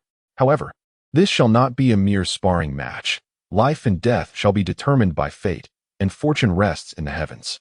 Should I fall in this contest, you may take my life, and I, Linglong Sect, shall harbor no grievances. Conversely, if I prevail, your Tianqi sect shall not seek any retribution. Do you dare accept this challenge?" His words stirred the crowd into a frenzy. The holy son, who had been so vociferous moments ago, found himself ensnared in a dilemma regarding this life and death duel. With his hand pressed against his chest, he lowered his head in silence. The inner disciples behind him felt utterly humiliated. Ultimately, he gradually lifted his gaze, as if expending every ounce of his strength, and spoke softly, "This battle holds no significance, and I am currently gravely injured. It would be unwise to fight. Let us postpone this for another day. His reasoning stemmed from a desire to salvage what little dignity he had left. The clouds relentlessly pursue, but when will the day come? The holy sun, filled with indignation, raised his head to glare at him, wishing fervently to rush forward and tear his opponent's mouth apart. Yet, in light of the current circumstances and his own injuries, he was compelled to bow his head in submission. My wounds are rather severe, and I am still uncertain about the outcome. The disciples of the Linglong Sect could not restrain their laughter, having never witnessed such absurdity. Conceding defeat seemed more difficult than death itself. Ha! I have finally encountered the true visage of a coward. Our holy sun exudes majesty and power, while their holy son dares not speak, behaving like a timid maiden. Despite his large stature, faced with the humiliation from those around him, the holy son felt stripped of all dignity. He turned to his disciples behind him and said, "Let us depart." The group walked away, their figures forlorn and dejected.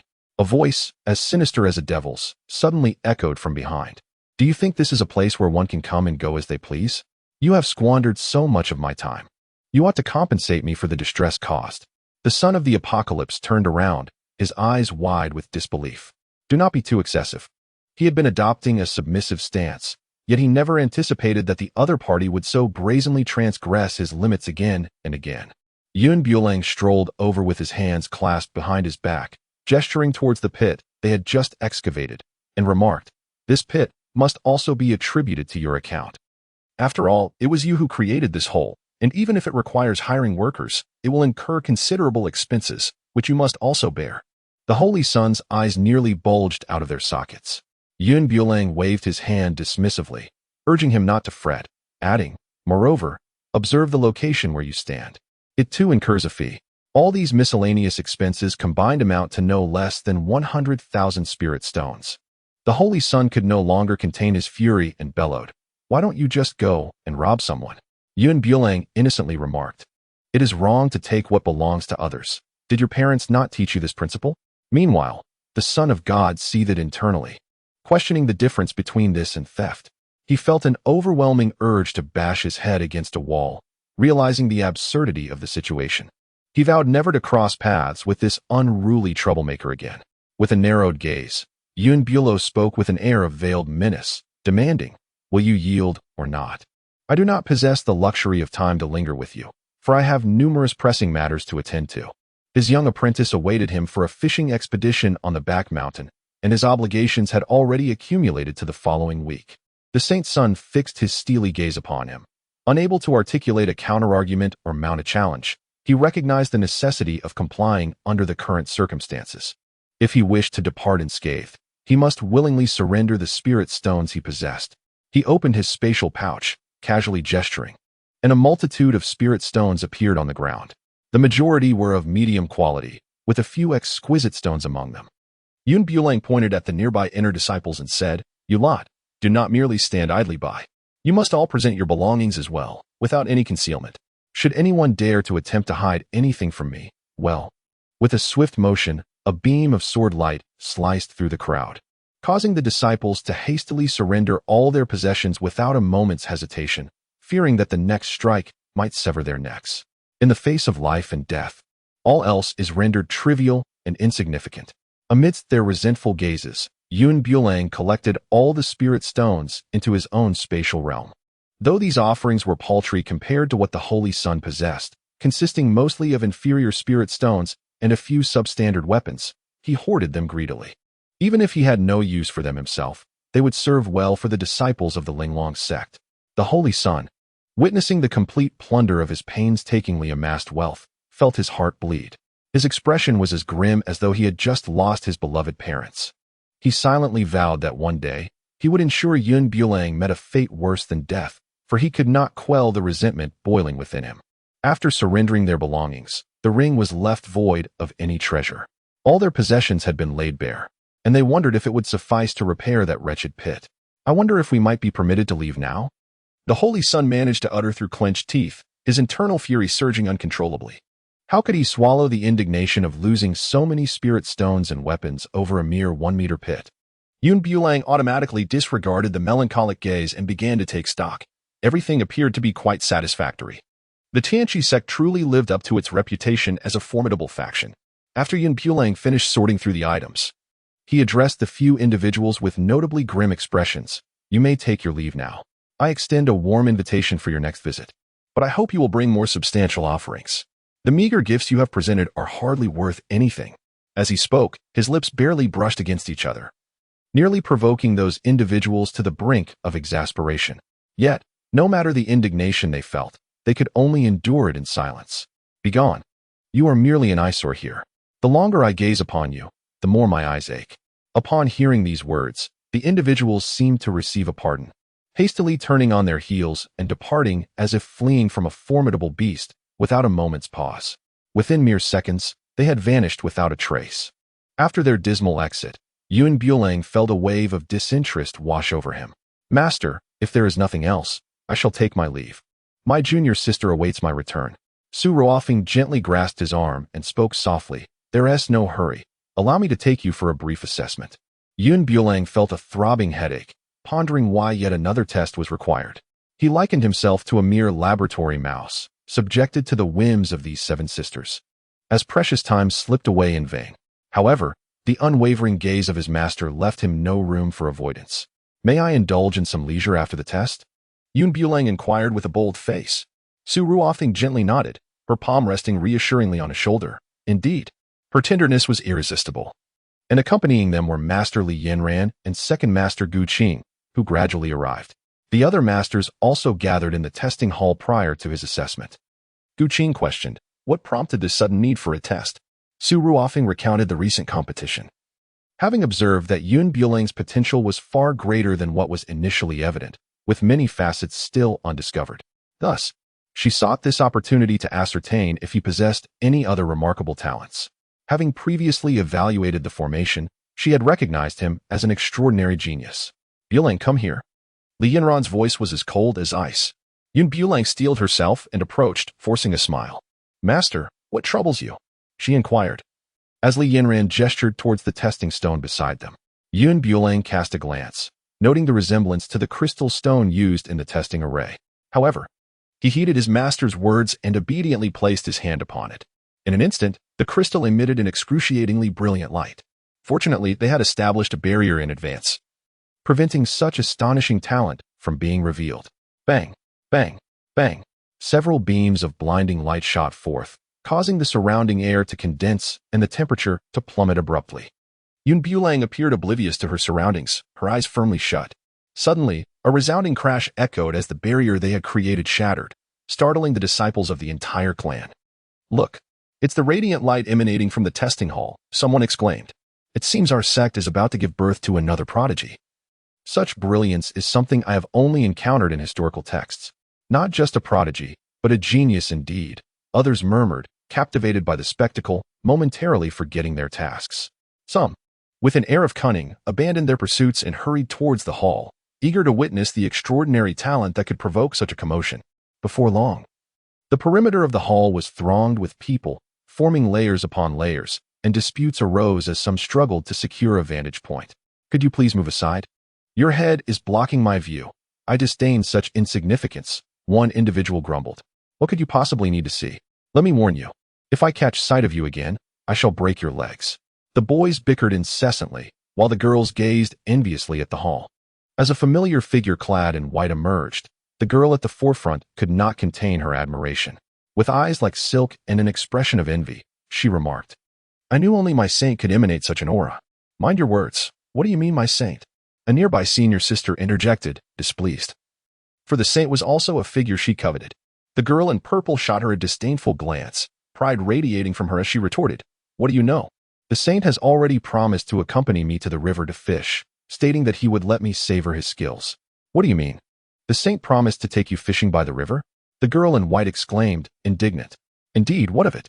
The girl in purple replied, her face alight with triumph. He promised me as well, the girl in white interjected. Like a hornet's nest disturbed, the surrounding girls exchanged glances, their voices harmoniously chiming. He surely promised me first. Bulang acquiesced, unbeknownst to several junior apprentices, and as a result, chaos ensued outside, akin to a tumultuous pot of porridge. However, those within were astounded by the remarkable talent he had revealed. leaving them utterly stunned and unable to regain their composure for an extended period. Had it not been for Yun Bulang retracting his hand, causing the white radiance to dissipate, they would have remained frozen in that position indefinitely. The first to regain her senses was Li Yanran, not only a prodigy in formations, but also an exceptional alchemist. Li Yanran was left utterly astounded. Yun Bulang gently placed his hands upon 7 distinct crystals, each symbolizing a unique form of martial prowess. Qing had long recognized his own proficiency in swordsmanship. However, it now appeared that Yun Bulang was nothing short of a prodigy in the art of swordplay.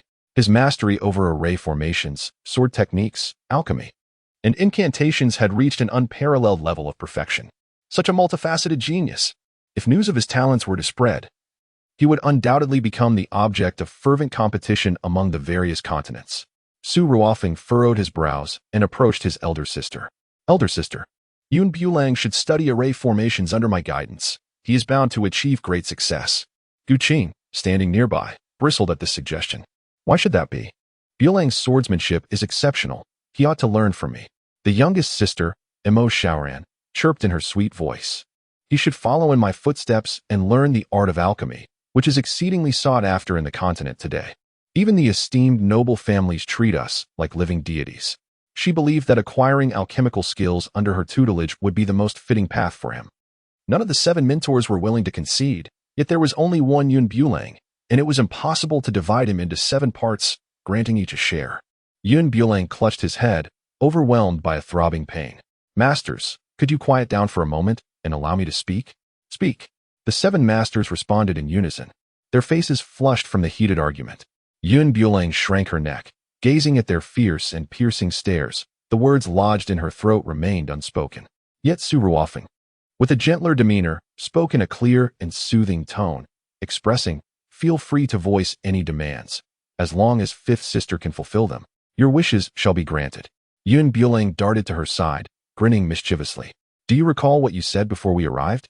Su Ruofeng was momentarily taken aback, but soon a gentle smile graced her lips as she realized. You, child, are always so playful. Come back sooner and do not indulge in recklessness. Thank you, Master Wu. Yun Bulang exclaimed, and with that, he vanished in a flash. In the distance, the faint sounds of discontent from the other masters could still be heard. Old Wu, you must not spoil him so. 5th sister, that boy stands there basking in your affection, becoming increasingly unruly. Su Ruofeng approached the crystal, her demeanor as gentle as ever. Since Bulang is a prodigious talent, we must cultivate him carefully. However, one cannot tackle everything at once. We must take it step by step. Qing nodded and voiced her thoughts. I believe he should first learn swordsmanship. With self-defense skills, who would dare to harm him? Miao Xiaomeng disagreed, twirling her 2 braids, her voice youthful yet resolute. No, he should study alchemy with me.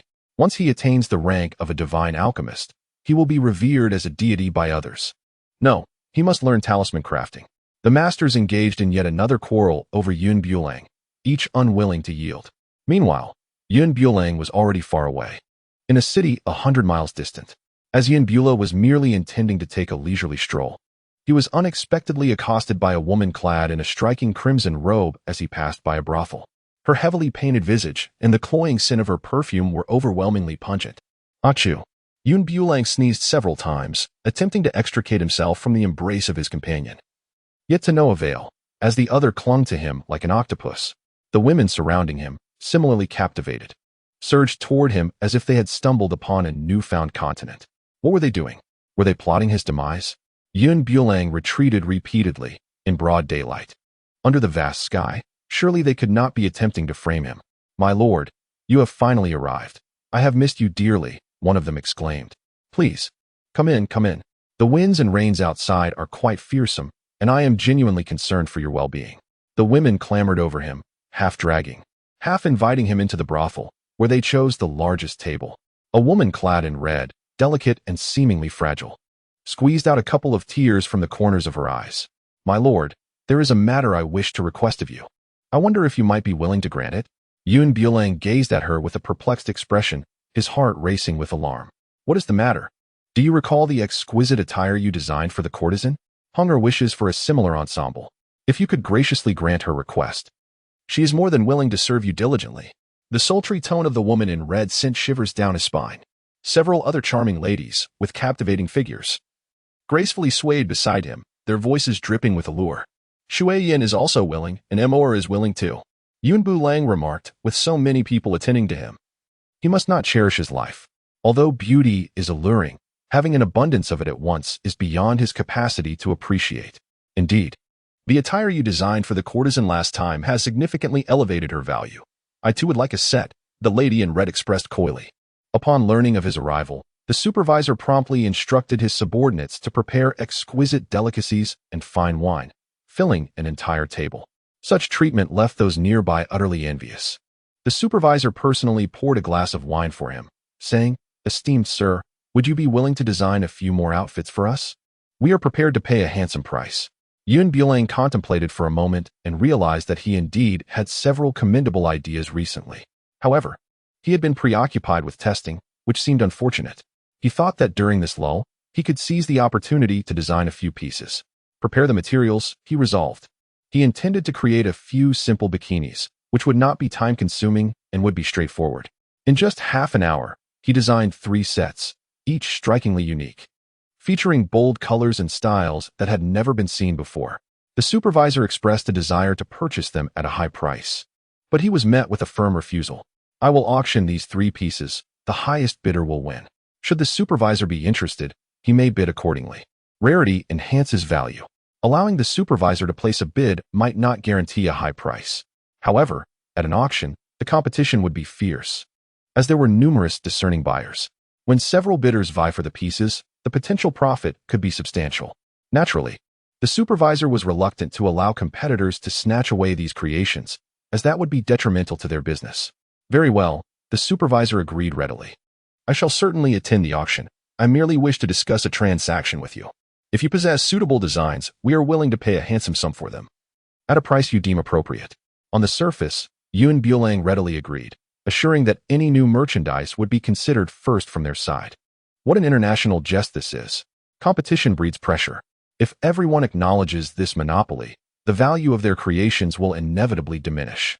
However, the scenario changes dramatically at an auction. The intensity of competition among peers elevates the desirability of their offerings. Upon emerging from the brothel, Yun Bulang made his way towards the guild. The members within the guild, upon his arrival, greeted him with warmth and courtesy. "What items does this esteemed young master wish to auction?" Yun Bulo unveiled the outfit he had long prepared, declaring his intention to auction it. This ensemble made its debut, yet the members of the guild, unable to comprehend its significance, nonetheless recorded it. At that moment, Wang Yijuan happened to witness the scene and couldn't help but burst into laughter. I remarked, "Have you lost your mind due to poverty? How can you, a grown man, shamelessly present such a ludicrous item for auction?" The clouds hung low, and he addressed the union personnel, stating, "When the auction takes place, please inform me. Each of these 3 garments has a distinct price, all duly noted. Do not make an error." "Understood, sir," came the response. Observing the other party's disregard, Wang Yijuan approached, saying, "I am speaking to you. Are you deaf?" From a distance, without a thorough examination of the garment, he realized that it was hardly a piece of clothing. The scant fabric draped over a person bore no difference from nakedness. Wang Yijuan remarked to his companion, "This is the holy son of the Linglong Sect, an inept and worthless individual. It seems he has taken to dabbling in women's affairs.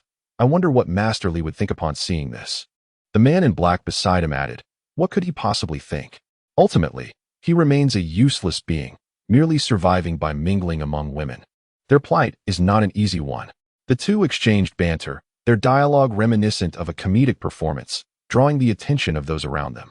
As they spoke with fervor, the subject of their scorn remained unperturbed, exuding an air of indifference, as if they were mere wisps of air. Wang Yijuan's expression shifted, each word he uttered failing to provoke his target, leaving him parched and exasperated. It felt as though his words struck nothing but cotton, a sensation of pent-up frustration akin to a fire smoldering within his heart. The clouds drift lazily, and I remain oblivious to the affairs beyond my window. Regardless of the incessant barking of those 2 rabid dogs, I choose to ignore them entirely. Wang Yijuan initially spoke with great enthusiasm, but upon realizing he was being disregarded, he followed his companions out. Yet, he did not stray far, lingering just behind, as if to convey a silent plea. "Do not depart. The clouds do not linger." Turning back, "Do you wish to engage in a brawl? If so, he is ever ready to oblige. Wang Yijuan shares this sentiment, for you previously harmed my elder, and now I seek to avenge him. Do you dare to face me in a duel? With a beguiling smile, Bulang exuded an air of confidence, leaving no room for doubt. Wang Yijuan, however, feared that he might shy away from the impending duel. Yet, now that he had accepted the challenge, Wang was determined to reclaim every grievance he had endured in the past. Just as he was about to make his move, Bulang raised a hand to halt him. Wait, what is it? Are you afraid? Nonsense. This princess time is exceedingly precious. If you wish for a one-on-one duel, a wager must be established. Bulang had no intention of squandering time ambiguously. What wager? He inquired. Wang Yijuan wore an expression of assured confidence. He had long since gathered intelligence from various sources, learning that the esteemed disciple of Linglong, Bulang, was not well versed in numerous disciplines. Although he was not entirely inept, he was certainly no match for Wang. Bulo smiled lightly and said, "It's quite simple. The one who loses shall kneel and bow 3 times. Agreed. Wang Yijuan replied without a moment's hesitation. Bulang is only digging his own grave. Today, he intends to humiliate this audacious young man in front of everyone. Wang Yijuan gracefully flipped his hand, and a sword gleaming with azure light materialized in his grasp. This weapon, one of the gifts bestowed upon him by his father for self-defense, was crafted from the finest treasures of the realm. Dealing with a mere Bulang would be a trivial affair. Do not accuse me of bullying. We are both sons of the Holy One, and a fair duel is only just. Should you lose, do not return in tears." Wang Yijuan, sword in hand, brimmed with confidence. Bulang regarded him with the disdain reserved for a fool, urging him to act swiftly and not squander his time. Wang Yijuan let out a cold laugh, feeling an overwhelming superiority. He had achieved a modest degree of success through years of travel and experience, traversing paths more numerous than the grains of salt one might consume. Having slain countless demonic beasts, he disdainfully remarked that Bulang was unworthy to be his opponent. He could extinguish him with but a single finger. The onlookers quickly recognized Wang Yijuan and began to murmur among themselves. After all, he was the holy son of the Qing sect, having ascended to the nascent soul level at such a tender age. It was said that he had once directly vanquished a sacred beast, marking him as a prodigy among prodigies. Whispers circulated that the beast had reached its peak state, formidable even against a core formation expert. The confrontation between Bulang and Wang Yijuan seemed akin to an egg striking a rock. Yet, some mused that Bulang, also at the nascent stage, might not necessarily be defeated. One individual, unable to remain silent, spoke up in defense of Bulang, only to find himself met with a chorus of dissent and well-reasoned rebuttals. It was common knowledge that Bulang's current prowess was merely the result of consuming medicinal pills, rendering him more show than substance. His strength was likened to that of a paper tiger, as recounted by his master. The voices of the crowd were far from hushed, and 3 dark lines of frustration crossed Bulang's forehead. He wondered where these misguided opinions had originated, for their ability to distort the truth was remarkable. As Wang Yijuan basked in the praise from those around him, a victorious smile spread across his face. "Prepare to receive my strike," he declared.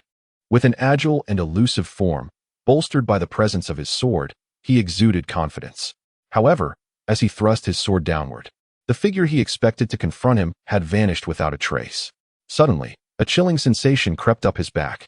Before he could turn to investigate, he was forcefully kicked, sending him hurtling through the air. Bang! He crashed into a stone pillar, his face meeting the ground first, leaving him with a visage so swollen that even his own mother would struggle to recognize him. The crowd gasped in disbelief at his disheveled appearance.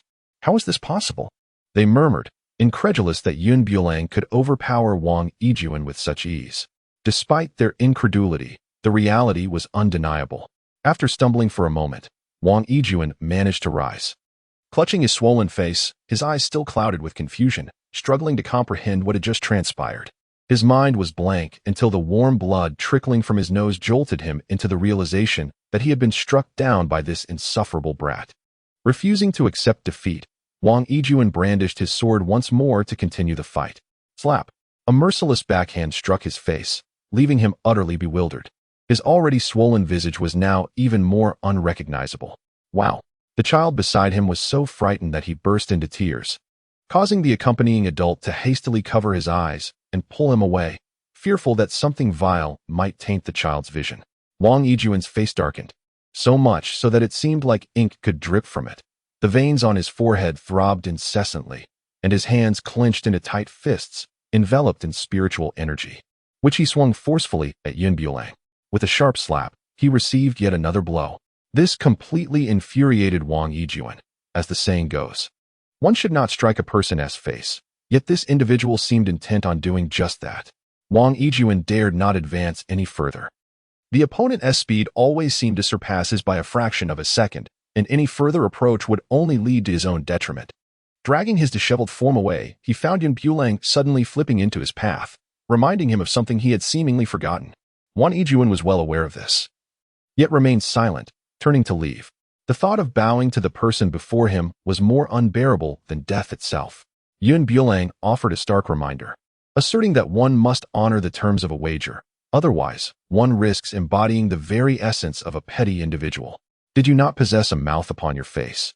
Or do the utterances that escape it hold no weight?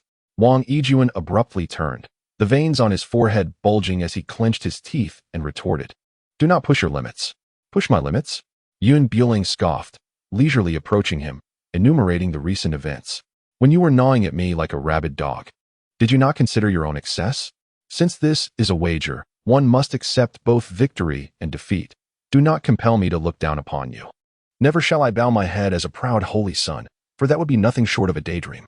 Wang Yijuan invoked the might of his backing, stating, "Surely you do not wish for a trivial wager to disrupt the harmony between our two sections." A heavy accusation was thus laid upon Yun Bulang, presuming he would shy away from inciting discord. "If you fail to uphold the wager, what of offending the entirety of the Qing sect?" Yun Bulang declared with undeniable authority. Yun Bulang refrained from further conversation, seizing his arm with a firm grip and delivering a swift kick to his knee, compelling him to kneel. Wang Yijuan struggled momentarily, only to realize the astonishing strength of his opponent. "Let me go?" he exclaimed. Bang! Yun Bulang not only refrained from letting him go, but also delivered a sharp slap to the back of his head. Due to the force of inertia, Wang Yijuan plunged headfirst to the ground, striking it with a resounding thud that reverberated painfully in the ears. Instantly, Wang Yijuan's head began to swell visibly, a testament to the severity of the impact. Yun Bulang did not relent, delivering another resounding slap amidst the astonished gazes of those around. Bang! Echoed a sharp sound, crisp and decisive. The onlookers instinctively shielded their eyes, unable to bear the sight. Wang Yijuan's mind was a void, consumed by a single thought: pain. Excruciating pain. Having lived a life of luxury, he had never endured such humiliation. His master had always shielded him from even the slightest of burdens. "Yun Bulang, do not overstep your bounds. My master will not let this slide," Wang Yijuan threatened, despite his dire state. "If your master wishes to confront me, let him come himself. But before that, you must bow to me 3 times, Yun Bulang retorted, unafraid of any so-called master. Accepting the consequences of one's bets was the most natural thing. He would not allow anyone to deceive him. Yun Bulang exerted greater force, and with a resounding bang, followed by a sharp crack, the final strike was delivered with such intensity that the ground beneath him cracked, a ghastly mixture of blood and flesh staining the earth. The spot where Wang Yijuan had bowed was now drenched in crimson. A wave of murmurs rippled through the onlookers. The severity of the blow was shocking. With 3 resounding blows, it seemed that Wang Yijuan was left utterly incapacitated. He was, after all, the esteemed holy son, and such a brutal assault could lead to dire consequences. However, the wager had been clearly established, and with mutual consent, one must accept the outcome of the gamble. The crowd buzzed with speculation, each voicing their opinions while silently resolving that provoking Yun Bulang was unwise. He was akin to a living embodiment of death. Anyone who dared to cross him would suffer greatly. The current plight of the holy son served as a stark warning. By the end, Wang Yijuan had forgotten how to struggle. His head felt heavy and clouded, and his vision blurred into a sea of red. A drop of blood trickled from his forehead into his eye, transforming his surroundings into a horrific crimson haze. He desperately shook his head in an attempt to regain clarity, reaching up to touch the wound on his brow. Though he could not see the injury, the raised flesh filled him with dread. After Yun Bulang released him, he collapsed to the ground, his body devoid of strength. His trembling fingers were raised before his eyes, stained with blood and mingled with dirt, the metallic scent wafting through the air. Clearly, he had been disfigured. "You dare strike me?" His fingers quivered, a testament to his disbelief. yet now, dragging his battered body. It was uncertain whether he could even crawl back home, let alone retaliate. A once magnificent holy son, reduced to such a pitiful state in public, if word of this spread. How could he ever preserve his dignity? Bulang slightly lifted his chin and clapped his hands, saying, "If you wish to strike, then strike. Is there truly a need to choose an auspicious day?" Wang Feifei replied fiercely, "I will not let you escape." "Whenever you wish," Bulang retorted before departing. As he watched the fleeting silhouette of white disappear from sight, Wang Feifei unleashed a furious punch, shattering the ground beneath him into fragments. This grievance he vowed to repay. "Bulang, I shall ensure that you find no place to rest in death." He had never felt such humiliation, and he was resolute in seeking vengeance for this slight. As I strolled leisurely along, my spirits soared with joy. I made my way back to the sect, intending to seek out my junior sister. After all, I had cancelled on her several times, and I could no longer concoct excuses for my absence. Yet, just as I stepped through the grand entrance, I spotted a figure clad in azure not far away. Bulang felt a sudden jolt in his heart, an unsettling sensation washing over him. Just as he intended to quietly slip in through the back door, that shadow clad in blue turned around, its gaze fixed unwaveringly upon him. Under the scrutiny of those piercing eyes, Bulang found himself devoid of the courage to act defiantly. He could only muster the nerve to approach. Forcing a smile as he inquired, "Master, is there something you need?" Qing, sword in hand and glistening with sweat, clearly had just finished a rigorous practice session, having come specifically to confront him. "You possess considerable talent," he admonished, "yet you cannot afford to squander it. I have come to take you for sword training." In the depths of his heart, Bulang harbored an overwhelming reluctance, though his words were cloaked in politeness. "Master," he remarked, "there is no need to rush the sword practice. After all, the day is nearly over. We can commence tomorrow, and I assure you I shall begin then." Upon returning from a day of wandering, the mere thought of engaging in swordsmanship filled him with aversion, as every fiber of his being recoiled at the prospect. While speaking, Bulang sidled away, hoping to evade the obligation for yet another day. However, Qing seized his arm, dragging him resolutely into the sect. "You keep postponing today for tomorrow, and tomorrow for the day after. You must practice today. Do not concoct excuses to evade this. Even if the sky were to fall, you would still accompany me." This lad was a master of deception. His current sincerity was but a fade, and whether he could be found the following day remained uncertain. Tomorrow and tomorrow, how many tomorrows are there? From the moment his talent was revealed, she had intended to train him. Yet this fellow seemed to vanish at every turn, appearing only sporadically. Were it not for the fact that other masters also struggled to locate him, she might suspect he was deliberately evading her. The clouds drifted reluctantly, following her with a heavy heart, as he gazed upon her graceful silhouette. Suddenly, the task assigned by the system flashed in his mind. Regardless, it all seemed futile. Bulang, with a resolute heart, slowly spoke, "It is indeed possible for me to cultivate the sword technique, provided that master agrees to one condition. I shall dedicate myself earnestly to the practice." Upon hearing his willingness to commit to diligent training, Qing's interest was piqued. "What is it?" As long as it lay within her capabilities, any sacrifice that could motivate this young man to train rigorously would be worthwhile. Bulang would not, as before, bluntly divulge the matter at hand. Instead, he spoke in a roundabout manner. "For now, do not concern yourself with the details. First, let us come to an understanding privately. Once you agree, there can be no turning back." This precaution was necessary to prevent a repeat of the previous unfortunate outcome when the issue was raised. Qing fell silent, pondering the intentions concealed behind his gaze. However, having finally secured his willingness to engage in this endeavor, she was determined not to let this opportunity slip away. "I agree." Qing nodded in affirmation. She led him to the training grounds, an expanse that stretched endlessly, where all the other students had retired for rest. With her sword slung over her shoulder, she approached him, stating, "Observe carefully, as I demonstrate this set of sword techniques. Grasp as much as you can." This sequence of swordplay was notably intricate, having taken her nearly a year to master. She did not expect him to comprehend it all at once, but even if he could grasp 70 or 80%, it would suffice to safeguard his life. Bulang nodded slightly, stepping back a couple of paces to create space for his master. With a swift motion, the sword was unsheathed, emanating an endless glimmer of cold light, leaving behind fleeting shadows in the sky. Even the surrounding flora and trees were stirred by the sword's energy. swirling around Qing like a tempest. Though she wielded a sword, it seemed as if every flower, blade of grass, and tree became an extension of her very being. With a whoosh, several leaves, infused with sword energy, struck the nearby trees, transforming the soft foliage into weapons that penetrated deeply into the wood. Observing the sword in Qing's hand, it appeared poised to slice through the heavens. Each movement was executed with remarkable speed. In the span of merely a minute, an entire set of sword techniques was flawlessly performed. Qing soared gracefully down from the air, landing softly beside him, and handed the sword to his outstretched hand, urging him to replicate the sword techniques she had just demonstrated. Yun lightly weighed the sword in his hand, sensing that this exquisite weapon was somewhat light, more suited for a woman. However, he did not mind.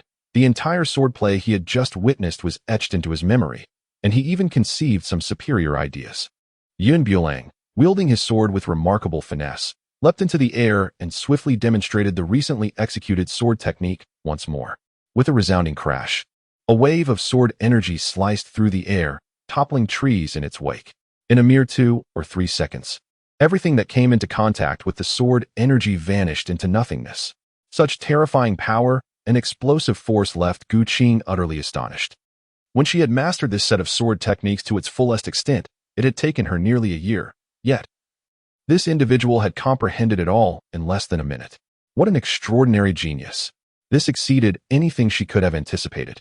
She was aware of Bulang's exceptional talent, but she never imagined his capacity for comprehension would be so formidable. Initially, she had thought it would take at least half a month to grasp even a fraction of the technique. This entire revelation caught her off guard. Bulang effortlessly mastered a set of sword techniques, which, after his enhancement, became even more formidable than before. Master, I have completed the task you entrusted to me. Should we not proceed as agreed? Qing maintained a calm demeanor, skillfully concealing the astonishment in his eyes. Speak, what is it that you wish me to do? With a playful smile, Bulang inquired, do you recall the matter I mentioned to you last time? Qing was momentarily taken aback, but soon the image of that outfit surfaced in his mind. Without a second thought, he slapped his forehead. Can't you think of something useful? You're always scheming about trivial matters. What did your master teach you? Qing's cheeks flushed, a blend of indignation and embarrassment. The more he pondered, the angrier he became. He seized his arm and pulled him over, exclaiming, I've had enough of your useless thoughts. Slap. The force of his hand nearly left his rear end sore. As Bulang regained his senses, he forcefully broke free from his master's grasp. However, after just a few steps, he was captured once more. The severity of his master's blows was truly unforgiving, far more so than the gentleness of Fifth Sister. If this continued, he would be unable to face anyone come the morrow. Master, please be a bit gentler. If you injure your little disciple, who will learn swordsmanship from you? Qing paused his hand mid-strike and inquired, Pray tell, from whom have you learned such misguided notions? Is that sort of attire truly suitable for wear? It is hardly distinguishable from being unclad.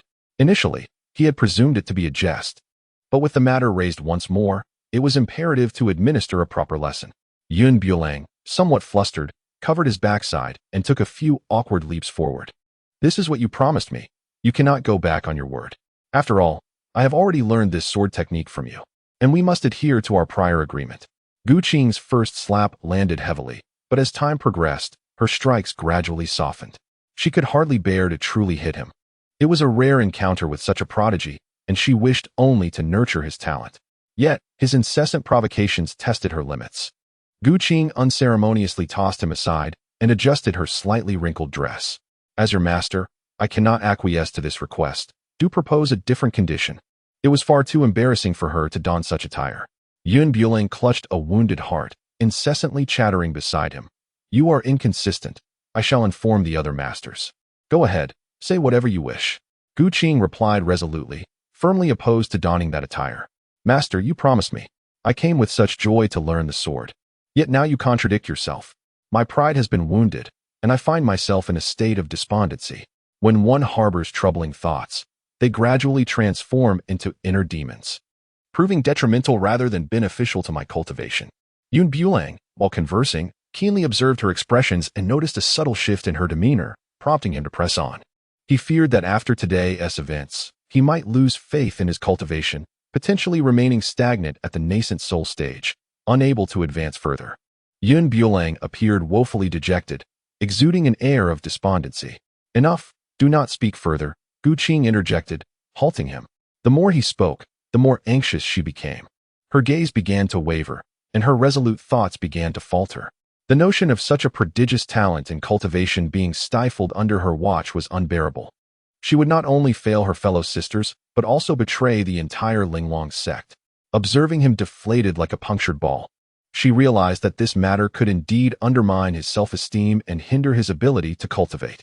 Contemplating the gravity of the situation, despite her myriad concerns, Qing recognized that she could no longer afford to hesitate. Summoning her resolve, she grit her teeth and conceded, "Very well, I will agree to your terms. After today, if you do not cultivate diligently, you shall bear the consequences."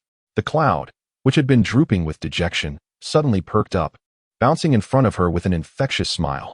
"Rest assured, master, I shall undoubtedly elevate the Linglong Sect, and I will never bring shame upon you." Yun Bulang, seizing the moment, feared that she might have a change of heart. In the room meant for two, Yun Bulang retrieved the bikini that had long been prepared and said, "Master here." The smile on Yun Bulang's face could hardly be concealed, as she was on the verge of completing her mission. With a grim expression, she snatched the reward bestowed by the system and entered the room, slamming the door shut with a resounding bang. Yun Bulang waited outside for a considerable duration, approximately 3 to 5 minutes, before the door creaked open. Within stood a woman whose skin resembled snow, her figure a perfect embodiment of the golden ratio. Voluptuous where it should be and slender where it ought to be. Adorned in a bikini, her physique ascended to new heights, her long hair cascading over her shoulders, accentuating her alluring collarbone, revealing all her enchanting attributes. Witnessing her beauty stirred something profound within Yun Bulang. Despite having encountered many stunning women, Qing was the first to leave him utterly captivated. Noticing his gaze fixated upon her, Qing instinctively raised her hand. Accustomed to such encounters, Yun Bulang forgot to evade her gesture. In but a fleeting moment, Qing swiftly retreated to her room, changing back into her original attire. A chime echoed in his mind. "Congratulations, host. Task completed. Reward, 1,000 creation points." The system's voice prompted a smile to break across Yun Bulang's lips.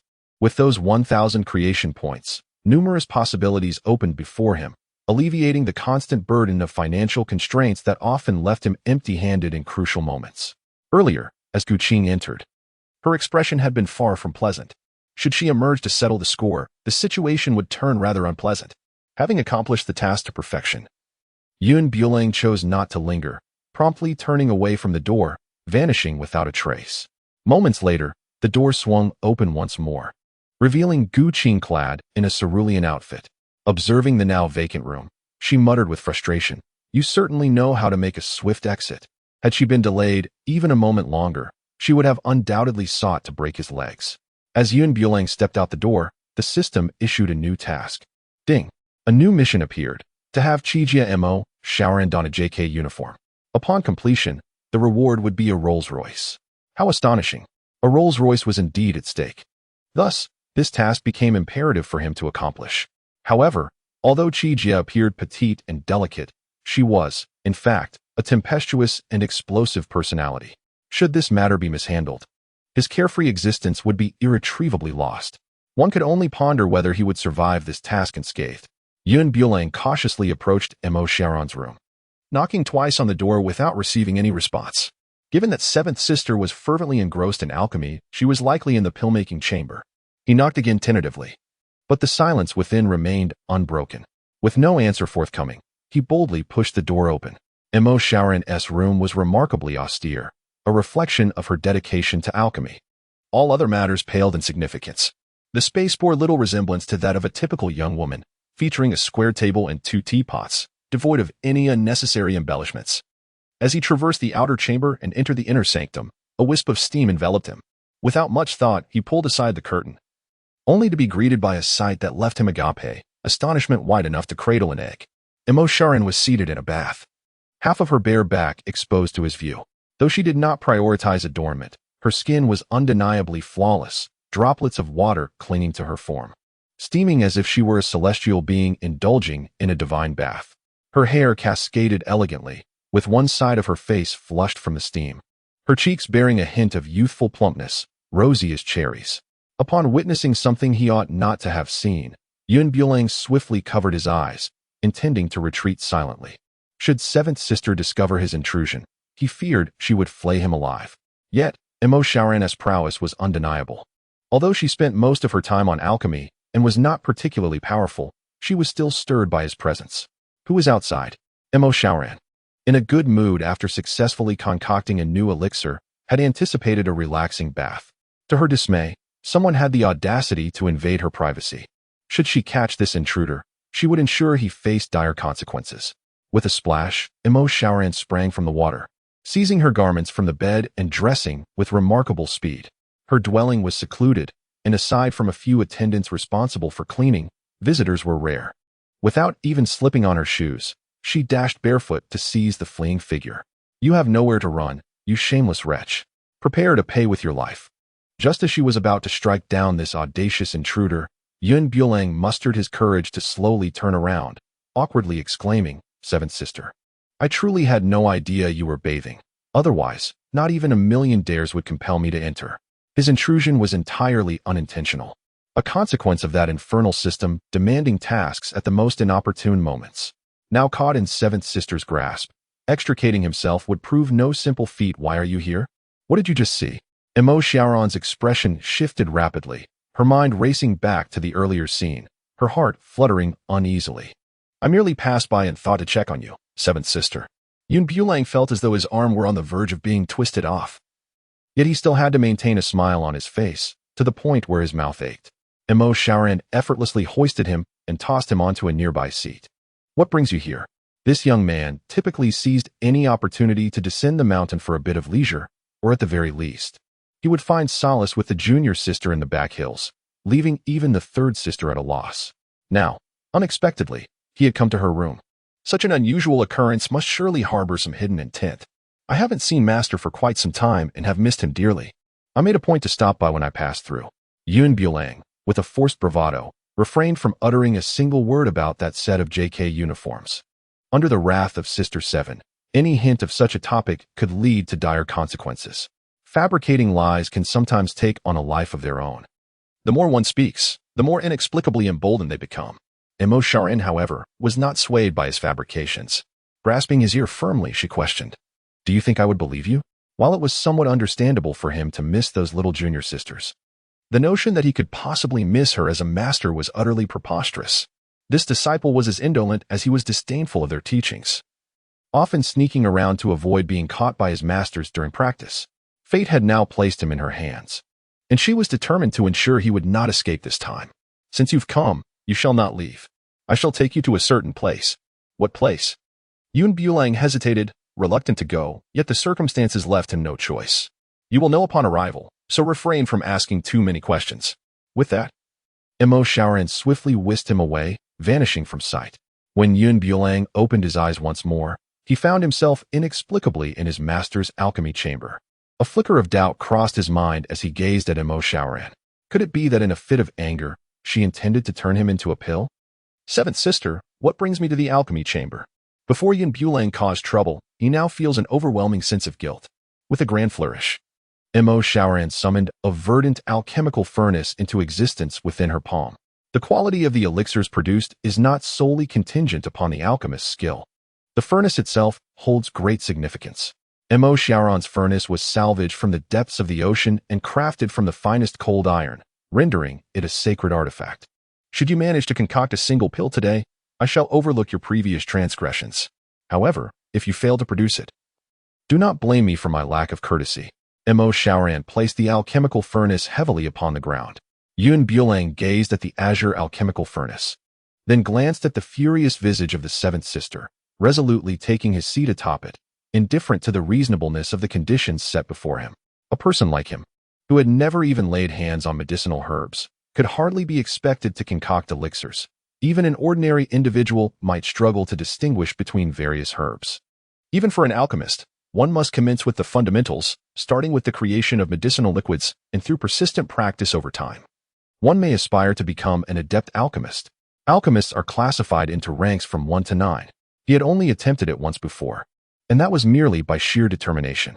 The elixir you concoct must surpass the 5th rank, or else I shall ensure that your opportunity this month is wholly revoked," declared Miao Xiaomeng, standing nearby with a nonchalant demeanor. 5th rank?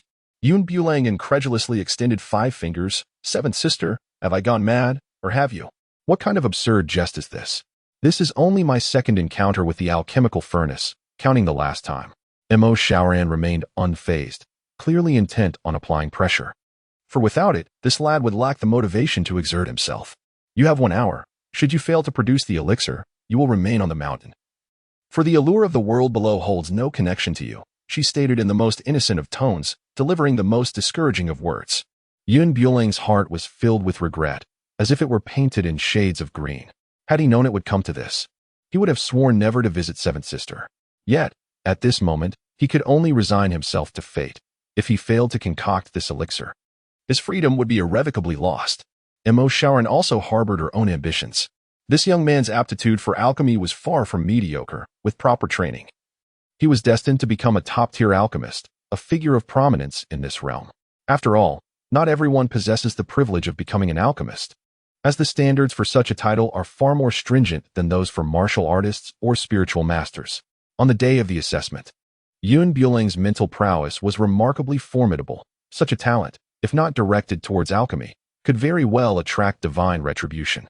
7th sister, what is this thing? Bulang grasped 2 items resembling dogtail grass, struggling to discern any distinction between these 2 medicinal herbs. One was Sengxi grass, replete with deadly toxins, while the other was Lingxian grass, renowned for its potent restorative properties. Miao Xiaomeng elucidated from the side. Despite their superficial similarity, the efficacy of these herbs was worlds apart. Should these 2 be mistakenly interchanged, it could very well cost a life. As long as you can concoct a pill of 4th grade or above today, I shall facilitate your certification as an alchemist through the guild.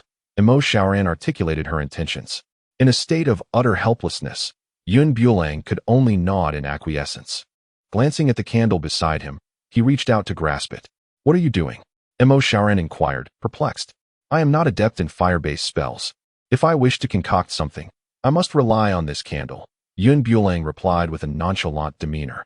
Miao Xiaomeng was taken aback. It was her first encounter with the notion that one could utilize a candle in alchemical processes. "Wait a moment," she said, unable to bear the thought of him struggling with the candle. She moved to the room and retrieved a small box, no larger than the palm of her hand. Gently, she opened the box, revealing a spark of flame the size of a marble. This was the infernal flame, possessing sentience and ranking 3rd among its kind. If one could tame it for their own use, it would greatly enhance their alchemical prowess. Miao Xiaomeng extended the box toward him. As Bulang stretched out his hand to gaze upon the ethereal flames of the netherworld, he beheld a mesmerizing glow of azure and emerald. When he reached forth to touch it, he did not feel an overwhelming heat. Rather, the flicker seemed to leap into his palm as if it had discovered a new master, gradually merging with his entire hand. 7th sister, it appears that it has taken quite a liking to me." With a flourish of his hand, a colossal flame hovered in the air, exuding an aura capable of annihilating worlds. Miao Xiaomeng could not help but take several steps back, hastily urging him to contain it. "Do you wish to incinerate your 7th sister?" This young lad's prowess grew more formidable by the day, though his control left much to be desired. The fact that this netherworld flame submitted to him likely stemmed from his extraordinary talent. Bulang casually selected a heap of medicinal herbs, tossing them into the alchemical furnace with an air of nonchalance, a sight that appeared utterly reckless. With the aid of the ethereal flames, crafting the qi-nourishing pill became second nature for him. A low hum echoed from the furnace, its body vibrating with anticipation. After approximately a quarter of an hour, the lid of the furnace was abruptly lifted. Unable to contain her eagerness, Miao Xiaomeng rushed forward to inspect the contents. Upon witnessing the sight within, her breath caught in her throat. 10 5th-grade Xianling pills. Miao Xiaomeng's wide, glistening eyes bulged in disbelief. How could this be possible? This young man was defying the heavens. A skilled alchemist typically produces only 2 pills at a time, a feat regarded as extraordinary, highly coveted by various clans. The more expensive the elixir, the rarer the medicinal ingredients required. To produce such a quantity at once would significantly reduce costs. If other families were to discover this, it could very well invite dire consequences. Bulang observed his master's astonished expression and glanced at the elixirs he had concocted. What could be the matter? Was there an error in one of the steps I undertook? Why did only such a meager quantity of elixirs result from my efforts? With 10 elixirs per furnace, how long must I toil before achieving a lasting success? Miao Xiaomeng, hearing his query, nearly choked on her breath. If those in the same profession were to overhear him, he would surely be met with severe retribution. Despite her exceptional talent and years dedicated to alchemical pursuits, the most she had ever produced in a single session was merely 3 fifth-grade Xianling elixirs. Quickly masking her astonishment, Miao Xiaomeng adopted an expression of indifference. You must intensify your efforts, she advised. Your technique appears rather unrefined. Practice diligently and avoid the temptation to seek immediate results.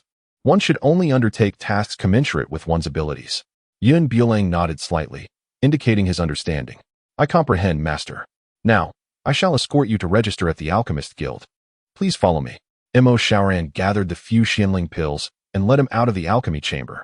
Each day, individuals flocked to the Alchemist Guild to register as new alchemists, including many from prominent families who brought along their recently promoted apprentices to establish their identities as alchemists. Every individual arriving at this place exuded an air of utmost pride. Once one's status as an alchemist was successfully registered, they garnered even greater admiration than the spiritual masters outside. Ah, is that not the illustrious alchemist Miao Xiaomeng? A middle-aged man, exuding an ethereal aura, remarked from a short distance away. Behind him stood 3 young men, each bearing an expression of extreme arrogance, following their master with deliberate grace. The speaker was Qing, Miao Xiaomeng's arch-rival, a fellow 9th-tier alchemist. Their equal standing had turned their relationship into a covert competition. On this continent, Qing aspired to be the first to achieve the esteemed title of a 10th-tier alchemist. However, the path of alchemy grew increasingly arduous with each advancement, and both had remained stagnant at their current levels for decades, neither making further progress. Qing surveyed the two of them with evident disdain. How many years has it been since you last graced the Alchemist Guild? This time, you bring along the Holy Sun. Have you preemptively registered his alchemist identity? He smirked. But then again, your lackluster disciples have yet to surpass the 3rd tier, haven't they? His assumption was not unfounded. Miao Xiaomeng was indeed engrossed in the study of alchemy. Aside from a few disciples within her sect, she had not taken on many apprentices. Unfortunately, those few disciples remained stuck at the 1st tier of alchemy, despite her considerable efforts and the use of rare heavenly treasures to aid their breakthroughs. This predicament had caused her considerable frustration, often providing fodder for Qing's mockery. Yet, fortune favored her, as she happened to possess a prodigious alchemical talent by her side, instilling her with newfound confidence. Indeed, my apprentice has just successfully refined a 5th-tier pill. Thus, I brought him here to authenticate his status as an alchemist. Qing chuckled, patting his own eldest disciple with pride. This is my apprentice, Shangguan Rui. He has already mastered the art of crafting 5th-tier Xianling pills, and he is merely around 18 years of age. His potential is boundless. He does not even need to register as an alchemist today. It merely coincided with our availability, unlike your dedicated journey. The scorn in his rival's gaze did not escape Miao Xiaomeng, and it was no surprise that this old fool felt so triumphant. 5th-tier alchemists were not exceedingly rare. Qing's age provided him an advantage. Nearly 18 years old, such youth promised even greater accomplishments ahead. Shangguan Rui's master, while discussing his disciple, proudly raised his chin, basking in the astonished admiration of those around them. An 18-year-old alchemist was indeed a prodigy among prodigies. If only my son possessed even half of his talent, that would be a divine blessing from our ancestors. Do not even mention your foolish son. The concept of an 18-year-old alchemist is remarkable, one that can be counted on the fingers across the entire continent. Another master alchemist is rising, possessing such terrifying innate talent for cultivation that he is likely to break through to the 6th rank before he even turns 20. This could very well be the youngest 10th-tier alchemist in our history. The voices of those around him rose in excitement, each one louder than the last. Qing's face radiated unrestrained joy as he walked steadily with a broad gait to Miao Xiaomeng's side and raised his voice, saying, "It has been a while since we last met. Since both of these young individuals are 5th-tier alchemists, why not allow them to spar with one another? It would be beneficial for them to learn from each other." Although his disciple could only refine 5th-tier pills, the ability to produce 2 at once is a testament to his genius, easily overshadowing that so-called Holy Son. Today, he intends to publicly humiliate Miao Xiaomeng, ensuring she has no face left to maintain her pretentiousness before him. At this moment, Shangguan Rui stepped forward and clasped his hands, acknowledging the situation, and thus, all parties are at fault. Yun Bulang gazed calmly at the ostentatious individual before him, pondering the lengths to which one might go for attention. His master had yet to consent, yet this person had already leapt forward. Miao Xiaomeng, undeterred by his theatrics, seized the opportunity for her disciple to hone his skills. With a graceful flick of her wrist, the alchemical furnace re-emerged into the collective gaze of the audience. Those surrounding them instinctively retreated, yet none wished to depart. Their eyes wide with anticipation, fearing they might miss even the slightest detail. Seeing that Yun Bulang lacked even a furnace, Shangguan Rui could not help but scoff. Are you truly a fifth-grade alchemist? How is it that you possess no equipment of your own? Surely you are not attempting to save face in this manner. Yun Bulang, devoid of any avian companions, merely retrieved a selection of herbs from his personal space, which had presumably been stored for countless years. Although his speed was not particularly swift, he moved with remarkable precision. Half an hour later, Shangguan Rui was the first to ignite the furnace. The aroma of the elixir permeated the entire chamber, allowing those who drew near to witness the process in its entirety. Look quickly, it is the fifth-grade Xianling pill. Indeed, there were two. My heavens! How can such an extraordinary talent exist? The crowd erupted in astonishment, each individual struggling to comprehend that a young alchemist could produce 2 pills in a single batch. Shangguan Rui proudly lifted his chin, basking in the adulation of those around him, a look of sheer satisfaction adorning his face. Qing approached and patted his shoulder, offering words of affirmation. Continue to strive, aim to produce 3 pills. With your talent, it is entirely feasible. Upon hearing his master's encouragement, his confidence soared. Yes, master. While they engaged in conversation, Yun Bulang also completed his task. The moment the alchemical furnace opened, the fragrance of the Xiandan enveloped the earlier scent of the Xianling pill. After all, it was a 5th-grade Xiandan. Alchemical pills are categorized not only by grade but also by quality. Those capable of crafting 5th-grade pills might struggle to create a single-grade Xiandan. Yet, this young man had directly produced a 5th-grade Xiandan. As the name suggests, the Xiandan preserves the user's youthful appearance, preventing any changes from the passage of time, making it highly coveted among women. The emergence of the Xiandan shifted the tides of competition. Qing, skeptical of Yun Bulang's ability to produce such a pill, approached for a closer inspection. However, upon witnessing the arrangement of 11 pills, his mind buzzed as if a string had snapped. How is this possible? How could you possibly yield 11 pills? Even as a distinguished 9th-grade alchemist, he had never produced more than 5 at once. Initially, he believed Shangguan Rui to be a genius, yet now, in comparison, he seemed insignificant. Upon hearing his master's words, Shangguan Rui stepped forward to examine the scene, his heart racing with anxiety, attempting to retort, impossible. You must have practiced alchemy since childhood. Shangguan Rui's heart raced with trepidation, unwilling to accept the reality of his defeat. In a bid to salvage his meager pride, Qing joined his apprentice in denial, asserting, Rui is correct. He is not only the holy son of your Linglong Sect, but also your meticulously nurtured disciple. All the rare resources of your Linglong are bestowed upon the holy son. Even if it were to be squandered, a genius would emerge.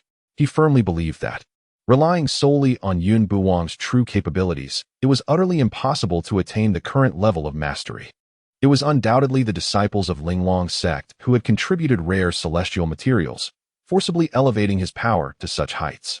Miao Xiaomeng's lips curved into a faint smile, her youthful visage adorned with a look of disdain. Who would have thought that a distinguished 9th-grade alchemist could be so petty? Is admitting that others excel beyond you truly so difficult? Qing's expression wavered, his gaze evading the other's eyes, a palpable sense of insecurity emanating from him. Yet, with so many witnesses present, if the events of today were to spread, where would his standing remain? What of his dignity? We may have lost, but we did so with honor and integrity. My disciple has ascended to the status of a 5th-grade alchemist through sheer merit. I wonder if the Holy Son can claim the same. Qing stated with an air of aloofness. What do you mean by that? Miao Xiaomeng inquired. Qing cleared his throat. My meaning is rather straightforward. We are here for the guild's certification, and there are instruments available to test one's aptitude. Talent cannot be artificially accumulated through external potions. He had previously conducted tests with his disciple, yielding a result of superior grade, reaching a light purple state. Given the opportunity, he might even surpass the 10th-grade alchemist. Such exceptional talent cannot possibly be inferior to that of the Holy Sun. Suddenly, the confidence that had once eluded Shangguan Rui returned inexplicably. During the aptitude testing, his master had once remarked that whether an individual could transcend the ninth-grade alchemist barrier hinged upon their innate talent. For those of mediocre aptitude, even if they trained fervently in the early stages, they would inevitably stagnate in the latter stages. Shangguan Rui stepped forward, brimming with confidence as he boldly declared, "If you harbor no deceit in your hearts, would you dare to accompany me for a test?" As Yun Bulo gracefully smiled, there was nothing to fear. Hu Qing's scheme had succeeded, and a broad grin could not be suppressed on his face. If his disciple's aptitude surpassed his own, he would reclaim a victory, proving that this young man's ability to concoct longevity elixirs was merely the result of accumulated heavenly materials and earthly treasures. Shortly thereafter, he rushed to the testing hall, trailed by a considerable number of onlookers. Shangguan Rui, brimming with confidence, placed his hand upon the crystal and gradually channeled his spiritual energy into it. A flash of white light illuminated the space, and the crystal began to transform into a soft lavender hue. The crowd buzzed with speculation. "Good heavens, if it's lavender, he may well break through to become a 10th-grade alchemist," murmured the onlookers. "I hadn't heard that this holy sun could refine pills. Perhaps he has been given something by the Linglong Sect that has bestowed him with such prowess." It is widely acknowledged that strength derived from elixirs is akin to a paper tiger, impressive in appearance yet utterly ineffective, a practice deemed most ignoble. With unwavering confidence, Shangguan Rui withdrew his hand and approached Hu Qing, generously stating, "If you lack the confidence, you may choose to forego the test. I shall consider today's occurrences as if they never transpired. However, in the future, should you encounter me, you must take a detour, for my eyes cannot tolerate sand or refuse." The cloud towered above him, its height dwarfing his own, as it looked down and remarked, "With your diminutive nose and tiny eyes, coupled with your cowardly disposition, what could you possibly contain?" Yun Bulang refrained from engaging in idle chatter and, with a flick of his sleeve, approached the testing crystal. This stone was larger than the one belonging to Linglong Sect, and Yun Bulang placed his hand upon it with unwavering focus. After a span of 3 to 5 seconds, the crystal remained unresponsive. Shangguan Rui erupted into laughter, mockingly questioning whether Yun Bulang possessed any talent at all. Only those utterly devoid of alchemical aptitude would fail to activate the crystal. His thoughts drifted back to the recent competition. Everyone had witnessed that he lacked even the slightest hint of alchemical skill. The rejuvenation pill he had just concocted was likely pre-prepared, a desperate ploy to secure this trivial victory through such unscrupulous means, which he deemed beneath contempt. As his imagination wandered, everything seemed to fall into place. Under his incitement, those around began to gradually accept the notion that Yun Bulang's success was merely a result of his deceit. Instantaneously, derision swept through the crowd, their expressions long and disapproving. How disgraceful it was for a distinguished saint to resort to such base tactics. One ought to consider the caliber of his opponent. After all, Shangguan Rui, blessed with exceptional purple-grade talent, had put immense pressure on him. Nonetheless, employing such underhanded methods for the sake of superficial glory was a disgrace to the alchemical profession. You are mistaken. The disgrace he brings does not reflect upon us as alchemists. He is merely a youth devoid of any alchemical talent, and thus cannot be considered an alchemist. Yet, for one of his stature to engage in such behavior is a dishonor to the sect. If I were his master, I would seek a crevice to hide within, to avoid the scorn of others. You speak wisely, ha ha ha. At that moment, as the crowd babbled freely, a faint rumbling resonated around them, sharp enough to send pain through their eardrums. Buzzing filled the air. All the alchemical furnaces positioned nearby began to emit a resonant sound, each one levitating from its original place as if celebrating, suddenly imbued with sentience.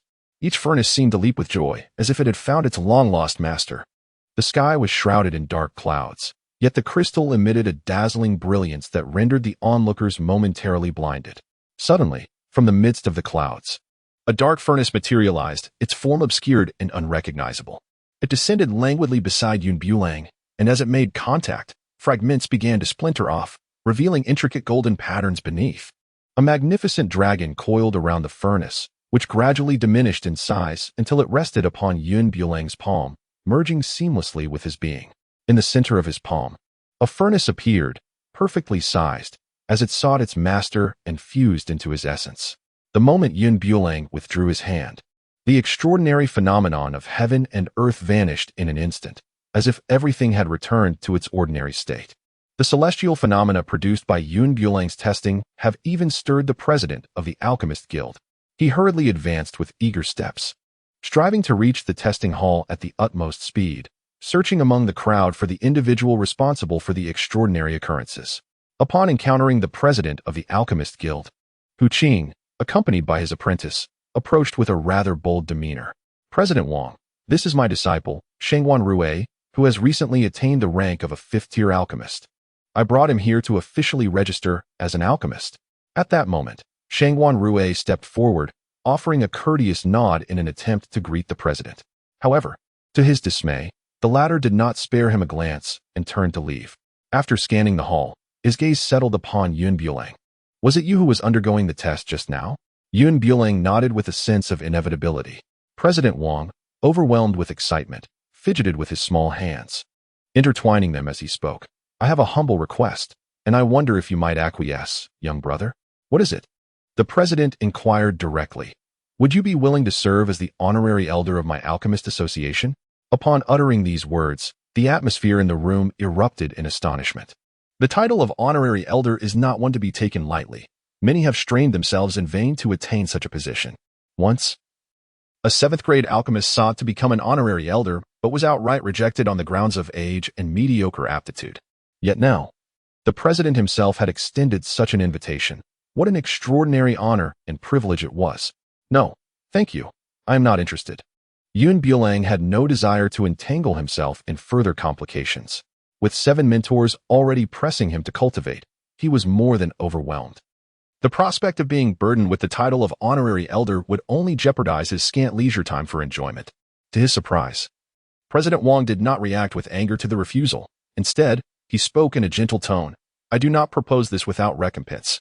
Should you accept the role of honorary elder, I would like to bestow upon you a precious artifact."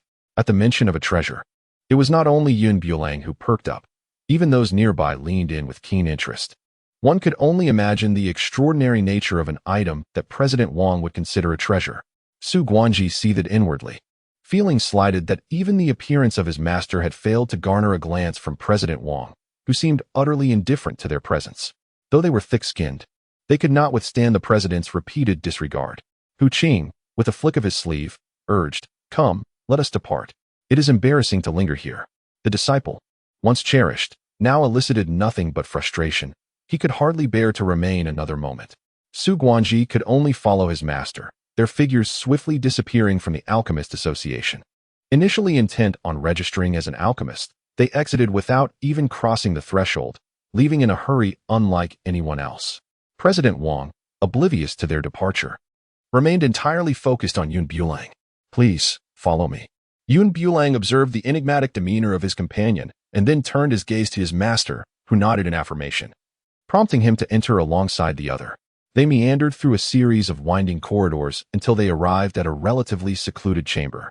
President Wang produced a mahogany-hued box, exquisitely crafted, adorned with golden edges. As he gently opened the box, an intense fragrance of elixirs wafted forth, permeating the entire room, lingering in the air. "Is this a 10th-rank fire spirit pill?" Yun Bulang felt a flicker of astonishment. 10th-rank alchemists were a rarity in this realm, let alone a 10th-rank fire spirit pill, which was nearly legendary. President Wang nodded, nonchalantly pushing the box forward, stating that as long as Yun Bulang was willing to accept the title of honorary elder of the Alchemist Guild, this treasure would be his. "However, I am not one for entanglements. I am accustomed to a life of freedom and prefer to remain unbound." Yun Bulang expressed his innermost thoughts, while President Wang offered a nonchalant smile, seemingly dismissing the matter entirely. "Rest assured, as long as you are willing to assume the title of honorary elder, you will merely be a figurehead without any burdensome responsibilities. You may continue to pursue your desires as you always have." President Wang's words were remarkably pleasing. Having lived for the better part of his life, this was the first time he had encountered such a prodigious talent in alchemy. There was potential for this individual to ascend to the 10th grade or even beyond, making it advantageous to bring him under his wing for the benefit of the entire Alchemist Guild. After all, having an ally is far superior to acquiring an adversary. Upon hearing the other party's words, Yun Bulang reluctantly accepted the elixir into his possession. This is what you stated. I am merely a nominal elder, and I shall not concern myself with the affairs of the Alchemist Guild. Of course, of course. President Wang chuckled, his eyes narrowing into slits.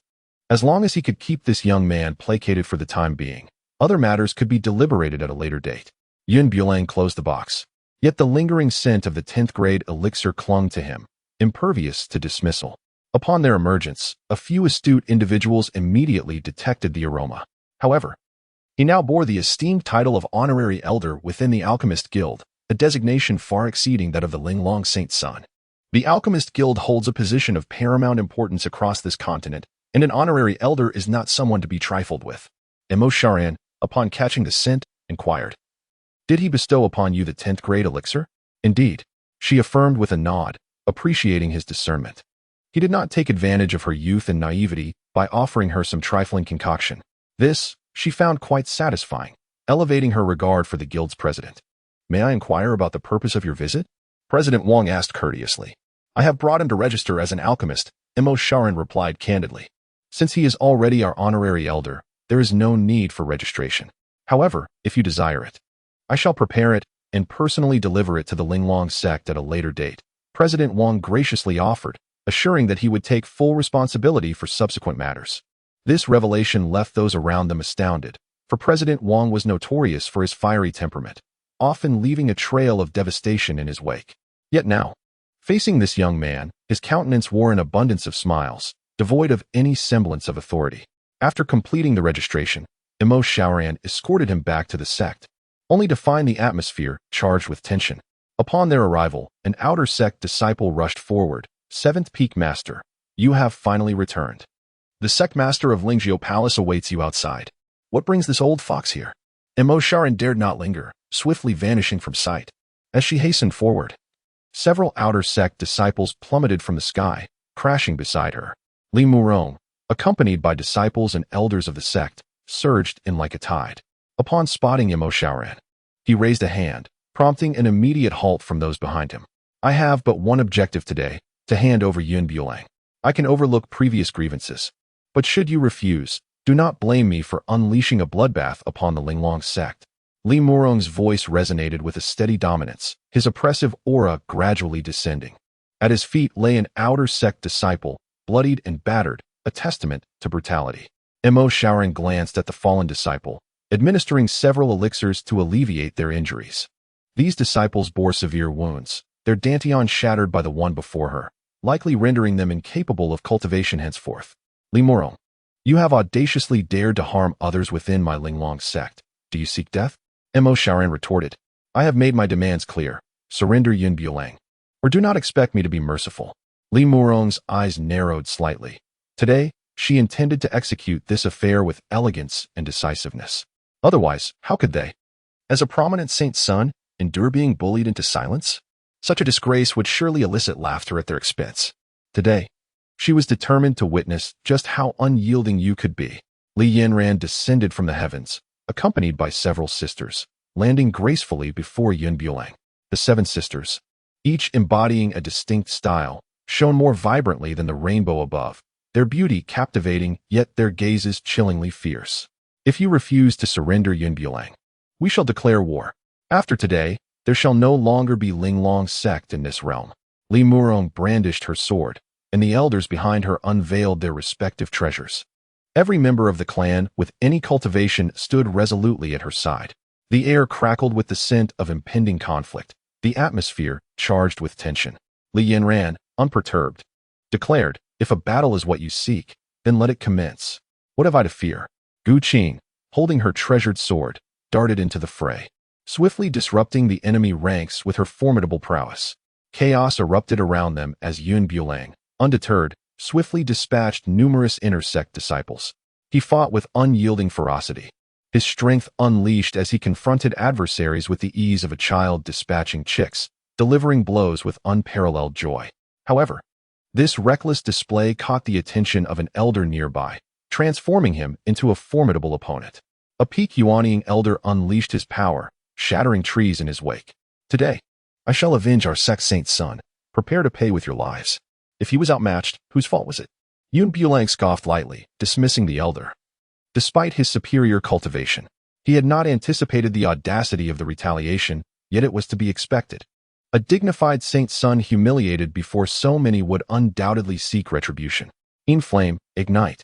The clouds swirled, igniting 1,000 sparks in the air, causing the temperature to rise several degrees in an instant.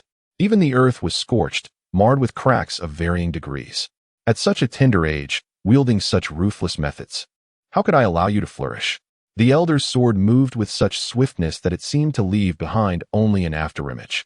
Such a prodigious talent, if permitted to develop unchecked, could lead to unimaginable consequences. Now that enmity has been established, I must seize this opportunity to extinguish him in his cradle before he can grow stronger. Bang! In the sky, the elder's sword descended with a flourish, divided into 2, then 4. The blade gleamed with a chilling light, exuding an unstoppable momentum as it rushed down towards him. Bulang lightly tapped his toes, retreating swiftly. Yet those entities pursued him relentlessly as if endowed with sentience. The sharp tip of a blade hovered perilously close, mere centimeters away. Should it advance just a fraction further, his eyes would be irrevocably blinded. In this intimate confrontation, he beheld his own reflection in the glimmering steel of the sword, enveloped in the ethereal flames of the netherworld. Without a moment's hesitation, Bulang grasped the sword's hilt. With a resounding crack, the coveted sword, which countless individuals had yearned to possess, shattered into 2 pieces, cascading to the ground like discarded refuse. Following the sword's demise, the surrounding phantoms vanished instantaneously. The venerable elder, infuriated, puffed out his cheeks and, removing the hairpin from his head, transformed it into a wooden peach sword, manifesting a dynamic sword aura as he propelled himself forward. Just as he was about to close the distance to Bulang, who was previously stationary, he vanished without a trace. The elder remained in place, fully alert, yet found himself utterly alone. What are you searching for? The voice of Bulang suddenly echoed from above, and by the time the elder Taishang attempted to evade, it was already too late. He could only endure the impact of this blow, which sent a searing pain through his internal organs, causing his white figure to ignite in flames. The cries of anguish rose and fell like a mournful chorus. In a desperate attempt, he quickly formed hand seals, summoning water from the surroundings to douse the flames engulfing him. However, rather than extinguishing the inferno, the fire only intensified. The elder recalled a precious artifact he had acquired during his travels, and he hastily extracted a spiritual talisman from his spatial ring, affixing it to himself. With a shield of spiritual energy surrounding him, he barely managed to cling to life. How dare you? The elder Taishang, trembling and pointing a quivering finger, could scarcely comprehend how he had found himself in such dire straits. In terms of cultivation and combat experience, this young man before him was utterly inferior. Yet this seemingly inconspicuous early-stage Yuan was able to render him defenseless. No sooner had he spoken than a shadow flitted past him. The sound of the blade piercing flesh was particularly jarring. The elder felt a sharp pain in his chest, and when he looked down, he saw a gaping wound in his charred clothing. Bulang stood 3 meters away, wielding a sword stained with crimson blood, which pooled at his feet, forming a small crimson puddle.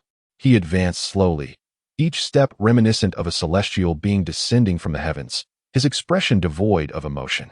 Approaching the grand elder, he gently pushed with his hand, causing the elder's rigid corpse to topple backward, his pupils gradually dilating, the ring on his hand shattering as he transformed into a cold cadaver.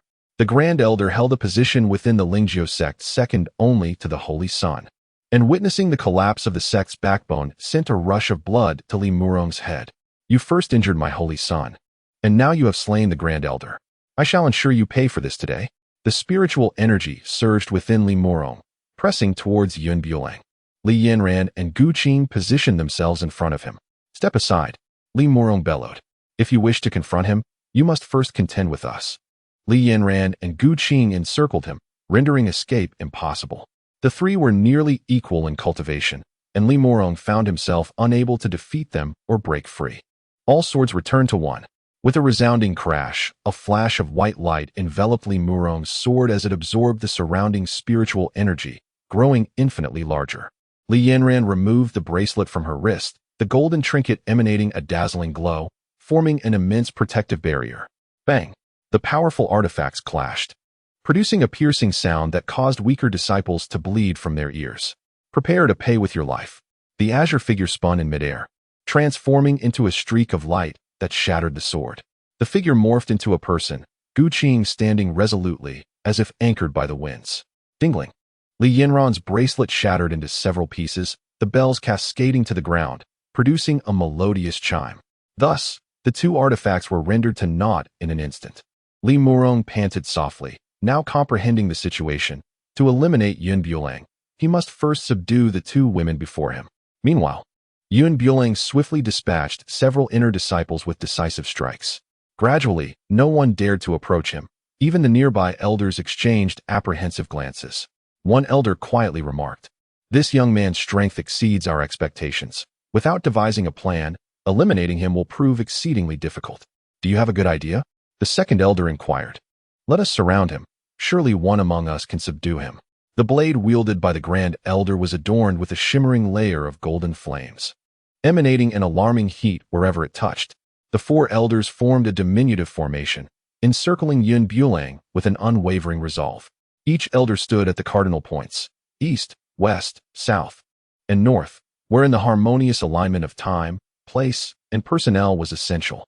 Their blades moved in rhythmic synchrony, crafting an intricate net of swords in the sky. Within a mere span of 3 minutes, they had established a formidable sword array. Su Ruofeng, upon witnessing the formation aimed at Yun Bulang, felt an ominous foreboding in his heart. Yet, ensnared by these inner sect disciples, he found himself unable to extricate himself. "Bulang, be cautious. The focal point of the array lies to the east." Yun Bulang nodded confidently, saying, "Master, rest assured, I know what must be done." These old men, wishing to devise a formation that would pierce his heart with 1,000 arrows, were destined for disappointment, for he possessed considerable mastery over formations. A fleeting white shadow darted forward, targeting the Grand Elder standing to the east. Not good. The Grand Elder realized that Yun Bulang was rushing toward him. Recognizing that he had discerned the formation's core, the essence of any formation lies in its core. If this young man approached him, all their meticulous arrangements would be in vain. With a technique known as phantom steps, the Grand Elder's figure shifted continuously, blurring the line between reality and illusion, making it nearly impossible to discern the truth. Yet, his shadow betrayed his true position. The other illusory Grand Elders cast no shadows beneath their feet, mere phantoms devoid of substance. "Break!" Yun Bulang shouted, delivering a powerful strike to the Grand Elder's chest. The unprepared elder was sent flying, crashing heavily to the ground and creating a deep crater. "Pooh!" The Grand Elder spat a mouthful of blood onto the earth, his calloused hands trembling as he pointed at Yun Bulang, asking, "How did you discern my position? That is of no concern to you." With a swift motion, Yun Bulang struck again, causing the elder to bleed profusely and ultimately lose his life. Once the formation was shattered, the other elders fared little better, each being dismantled one by one. If the elders were thus, the inner disciples were mere trifles, easily dispatched. In the end, those inner disciples stood at a distance, encircling him, yet none dared to act. As the saying goes, the bird that pokes its head out gets shot. Anyone who charged forward would simply be cannon fodder. "Onward!" bellowed the seventh elder, compelling these individuals to press forward. However, their fate was no better. They were all swiftly dispatched, their throats cut before they had the chance to retaliate. Gradually, some began to waver, their knives in hand as they retreated step by step. Whoosh! A flash of white light appeared, and a disciple who had approached the steps was instantly severed in two. His head rolled to the ground, landing at the feet of the seventh elder, who addressed the inner disciples around him, saying, "Should anyone dare to retreat without a fight today, this shall be your fate." With so many of them having come in force, how could they afford to leave in disgrace? Under the seventh elder's coercion and temptation, they had no choice but to steel themselves and advance. Yun Bulang exhibited no mercy, striking down one after another, leaving a heap of corpses at his feet, his sword stained with a frightful hue of crimson.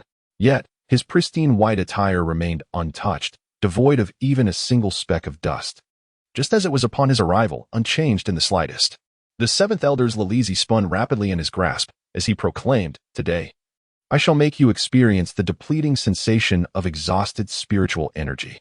The lilizi in his hand whirled voraciously, greedily absorbing the surrounding spiritual essence, transforming into an extraordinarily sharp blade. As the clouds unexpectedly extended a hand to block, they astonishingly caught the sword.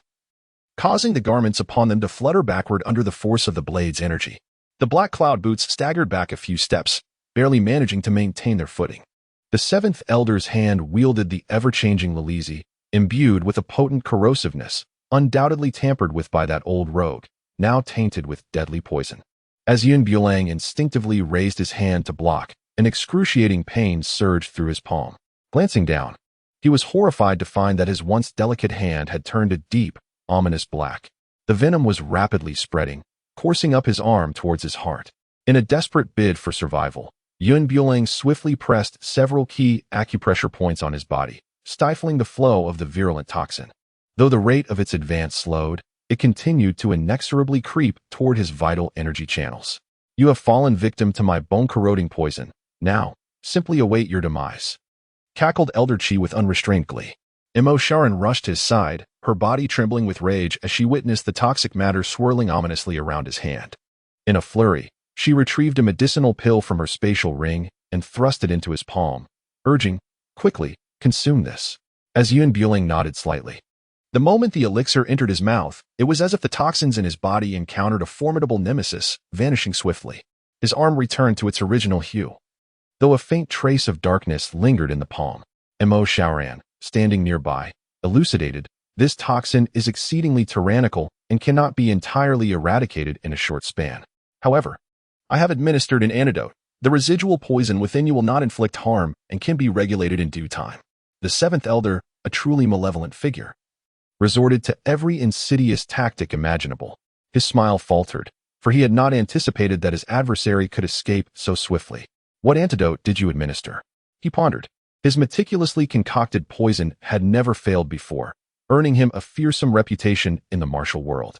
Now, to be undone by a mere antidote left him utterly unprepared.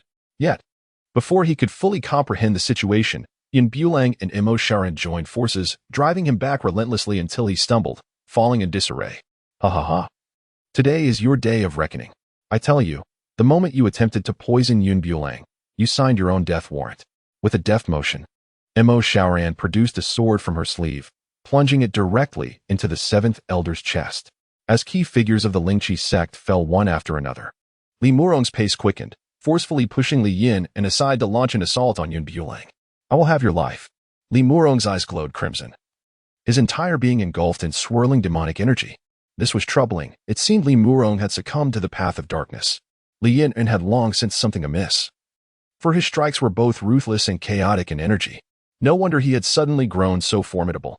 Li Murong surveyed the carnage around him, noting that most of the fallen were disciples and elders of the Lingjio Palace, while the Linglong Sect suffered minimal losses. This infuriated his wrinkled visage. Witnessing his disciples perish one by one, he waved his hand, summoning 2 disciples into his grasp. "You worthless wretches, since death is inevitable, why not serve my purpose? Fear not, I shall not let your sacrifice be in vain. I will avenge you." With a fierce grip, Li Murong seized the heads of the 2, draining their power instantaneously for his own use. "Help!" The remaining disciples, sensing the peril, struggled desperately, yet ultimately fell into his clutches, their bodies lifeless and crumpled, crashing to the ground in a grotesque display. "Ha ha ha." Li Murong howled to the heavens, reveling in the newfound strength coursing through his veins. A sensation unlike any he had ever experienced. It was exhilarating. Despite the heavy toll to be paid, the elimination of the few individuals before me renders all sacrifices trivial. Your selfish desires have led you to adopt such ruthless methods. You are utterly unworthy of being their master. Li Yanran found it difficult to bear. After all, these inner disciples are living beings. Their lives, as insignificant as ants, hardly merit existence. They might as well assist me before their demise. Li Murong's eyes swiftly transformed into a pitch-black void, the whites completely vanishing. This is dire. He has succumbed entirely to darkness and is prepared for battle. Li Yanran addressed her remaining 6 sisters. The 7 of them launched a simultaneous assault, but could not inch closer to their foe. Li Murong remained unfazed amidst their onslaught. As he absorbed the power belonging to his disciples, he deftly countered their attacks, navigating the entire process with ease. Bang! The slightly weaker Miao Xiaomeng was struck down with a single blow. 7th sister, Qing wielded her sword with increased speed, leaving a trail of devastation in her wake. Bulang swiftly dealt with the several inner disciples who had been pestering him, drawing his blade and charging forward. Li Murong wielded a pair of meteor hammers, imbued with the power to devastate, and struck down with tremendous force. Gu Qing's sharp sword ascended instantaneously to parry the blow, while the remaining sisters provided their support from behind. The clash of weapons resonated with a piercing, shrill sound. In a swift motion, Li Murong drew the surrounding swords towards herself, channeling a strand of her consciousness to manipulate them, directing them to lunge at their foes. The sounds of impacts echoed, bang, bang, clang. The sword in Yun Bula's hand danced wildly, cleaving all the blades to the ground, shattering them into two halves. Once their masters perished, these swords became forsaken objects, which Li Murong adeptly exploited, elevating their worth in an instant. Yet now, all were rendered useless in his grasp, transformed into mere heaps of scrap metal. Do not rejoice too soon. Li Murong's expression shifted dramatically. His eyes were reduced to mere black pupils, casting an unsettling aura. The heavens and earth suddenly darkened, ominous clouds converging as the spiritual energy in the air surged like a tornado, infusing his very being. Li Murong greedily absorbed it all, akin to an expanding sponge, with fissures appearing upon his body, though he remained blissfully unaware. He felt an infinite power coursing through him, a sensation he craved deeply, indifferent to whether his body could withstand such an influx of spiritual energy. This old dog even schemed against his own disciples, a disgrace to our cultivators. Gu Qing held such a person in utter contempt. Should today's events be revealed, this man would become the target of universal disdain. Thus, she understood Li Murong's murderous intent. If they did not perish, this incident would surely be disseminated far and wide. Miao Xiaomeng tossed each of them a pill, urging them to consume it. These pills had been refined to perfection, posing no harm to their bodies, capable of rapidly enhancing their strength in a short span. They were rare ninth-rank spirit-gathering pills, which she would not have dared to use under ordinary circumstances, as each ingredient was exceedingly precious. After the 8 of them consumed the pills, their prowess surged instantaneously. Yun Bulang ascended directly from the initial stage of the Yuan Ying to its pinnacle, exhibiting a remarkable transformation in strength. No wonder this old dog is so infatuated with these spiritual energies that he is unwilling to cease his actions, even at the cost of his own health.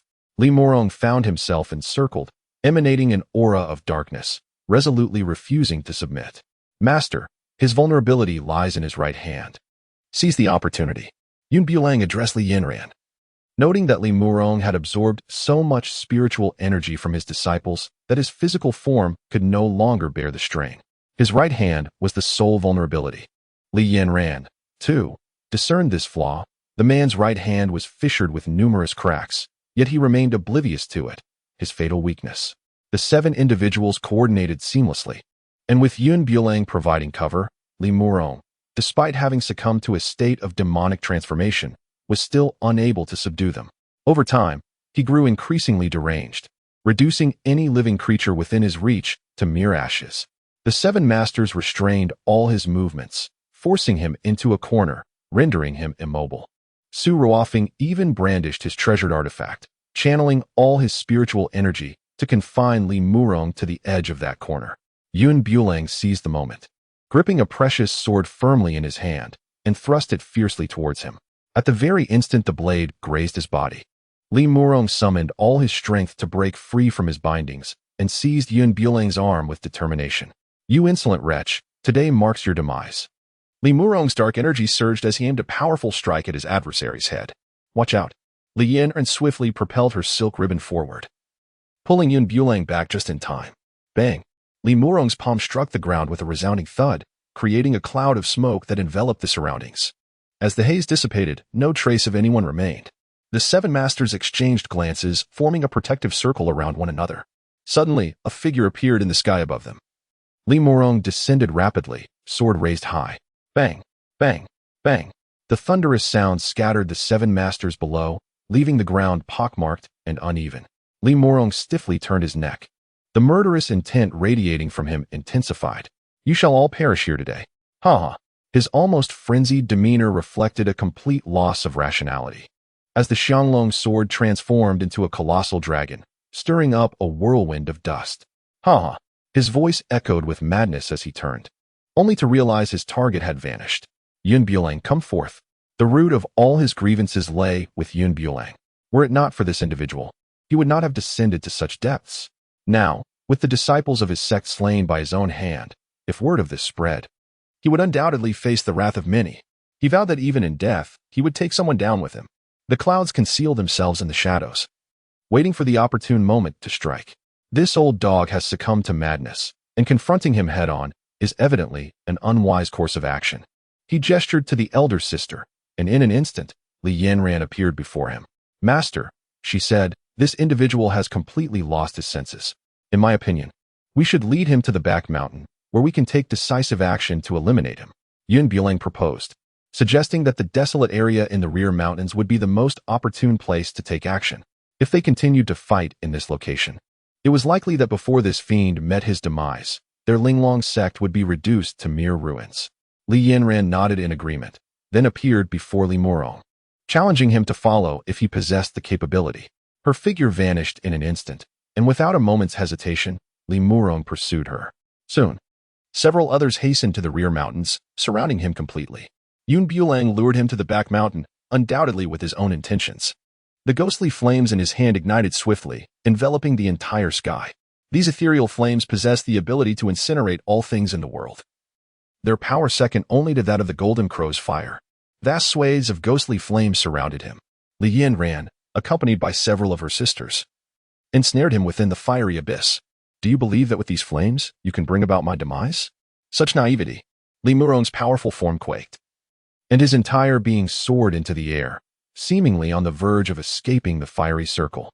Yet, Bulang was undeterred. He ascended and kicked him back into the inferno. At the very moment Limurong plummeted once more, he grasped tightly onto his foot, dragging him into the flames. "If we are to perish, let us meet our end together." Bulang delivered several forceful kicks, realizing that his opponent was utterly determined to ensure his demise. The darkened nails clutched fiercely at his trouser leg, and the two began to grapple within the fiery circle.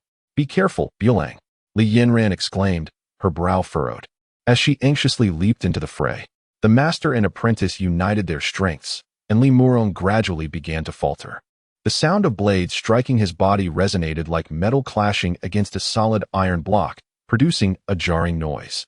This adversary had succumbed to madness, completely lost to the dark forces. "Master, cover me. What are you planning?" Yanran inquired, filled with concern. "In my recent engagement with him, I discovered a vulnerability. There is a wound on his left shoulder, which might serve as an opportunity," Bulang declared, even in his demonic state. Limurong was acutely aware of the injury on his left arm. "Very well, but do take great care." In an instant, Yanran's sword darted forth, capturing Limurong's attention. With all his focus directed towards her, he failed to notice Bulang emerging from behind.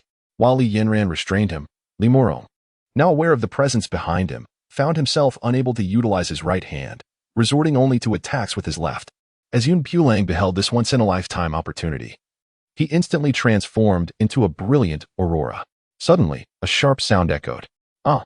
A gaping wound appeared on his hand, where his entire left hand had been severed, falling to the ground and convulsing symbolically for a brief moment before succumbing to silence. Blood dripped steadily from his shoulder, pooling on the ground as he clutched his arm in a desperate attempt to flee. Yet, even in his uninjured state, he could only barely hold his ground against them. Now, injured, he found himself completely overpowered by Bulang. Nowhere to run, Yanran leapt forward, appearing directly in his path, her great sword slicing through the air as she thrust it towards his chest. Limurong had yet to regain his balance when he felt a sharp pain in his heart. Looking down, he saw a sword piercing through from his back to the front. Bulang unsheathed his sword, crimson blood still dripping from its blade.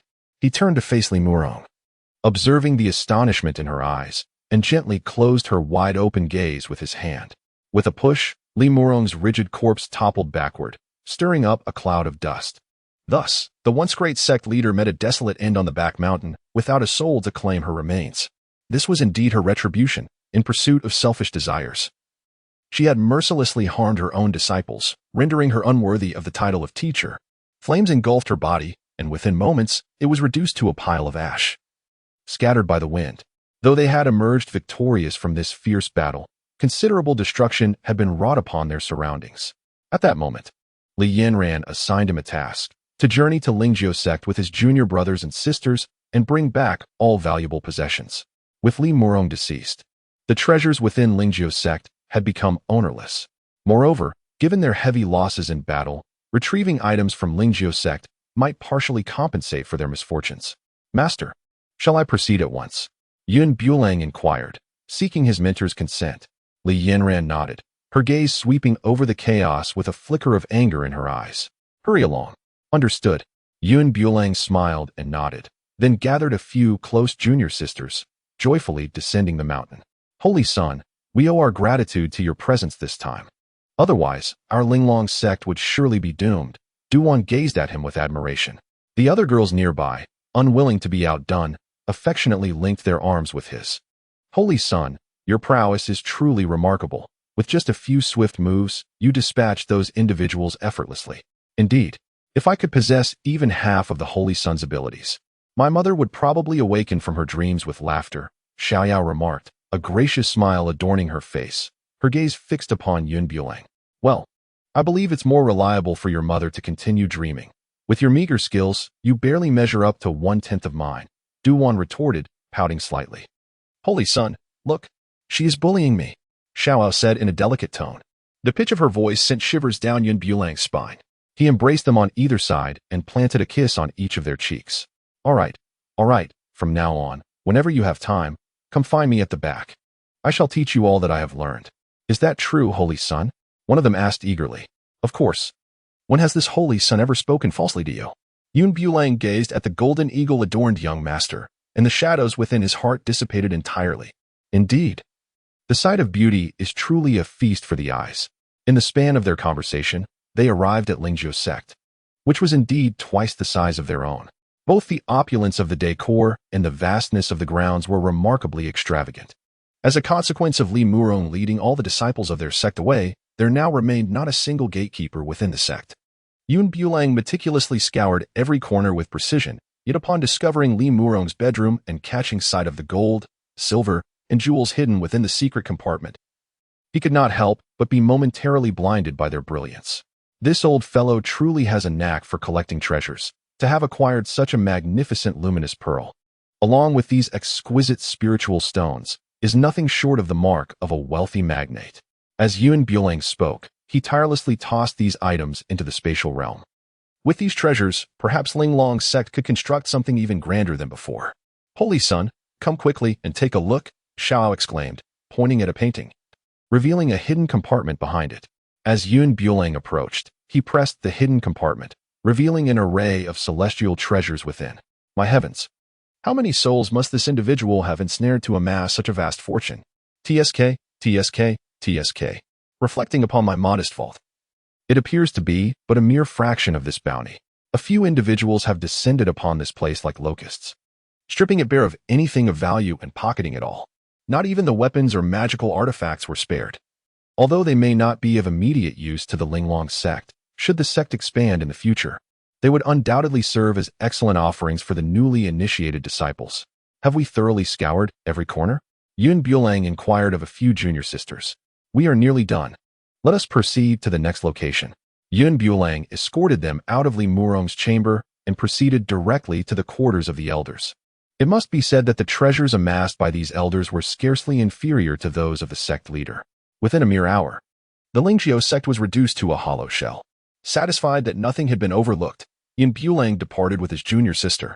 However, shortly after descending the mountain, they encountered Wang Feifei, who had previously challenged him. Upon seeing Yun Bulang, the latter appeared momentarily taken aback before promptly approaching with the group, obstructing their path. Yun Bulang cast a sidelong glance at the few individuals behind him, the one with slightly superior prowess being the elder beside him. Do you not understand the principle that a good dog does not obstruct the path? Yun Bulang remarked, his arms crossed over his chest, his voice laced with a melancholic tone. You are the dog, Wang Feifei retorted, exasperation evident in his demeanor. The memory of his previous defeat lingered vividly in his mind. As he observed the individuals accompanying Yun Bulang, a smirk graced his lips. This fellow had ventured out today with several young maidens, presumably disciples of the same sect. Their strengths utterly negligible. However, he was different. Accompanying him today was the third elder, and he was determined to seize this opportunity to utterly dismantle this young man. Why are you wandering in this desolate wilderness instead of remaining at Linglong Sect? Could it be that you are here to engage in some clandestine affair with those maidens? Wang Yijuan's expression dripped with mockery.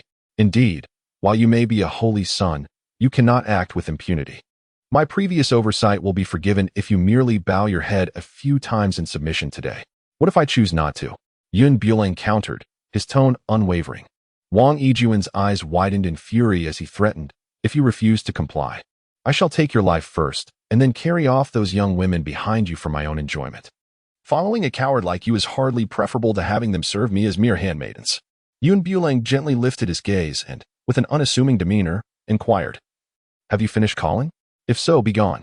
Wang Yijuan, in a fit of fury, thought to himself, Is he likening me to a rabid dog? Elder 3, bind him for me. I shall relish in his torment, Wang Yijuan declared with malice, intent on making him repay his grievances with interest. The elder 3 nodded slightly, assuring the young master, Do not worry, I shall secure him at once. However, as the elder 3 prepared to act, he found himself unable to even grasp a single hair of the opponent. Instead, Bulang delivered a swift slap, sending both man and sword flying, tumbling down the mountainside until they vanished from sight. Wang Yijuan could hardly fathom such an outcome. As he observed Bulang approaching, his lips trembled as he stammered, Don't come any closer. I commanded you to stir up trouble. Junior sister, bring me the rope. Bulang accepted the rope handed over by his junior sister, swiftly binding him securely before hurling him onto a nearby tree. How dare you? Bulang delivered a resounding slap to his face, causing him to spin endlessly in midair. What I have to fear? The few individuals who accompanied Wang Yijuan exchanged glances, tightly gripping their swords.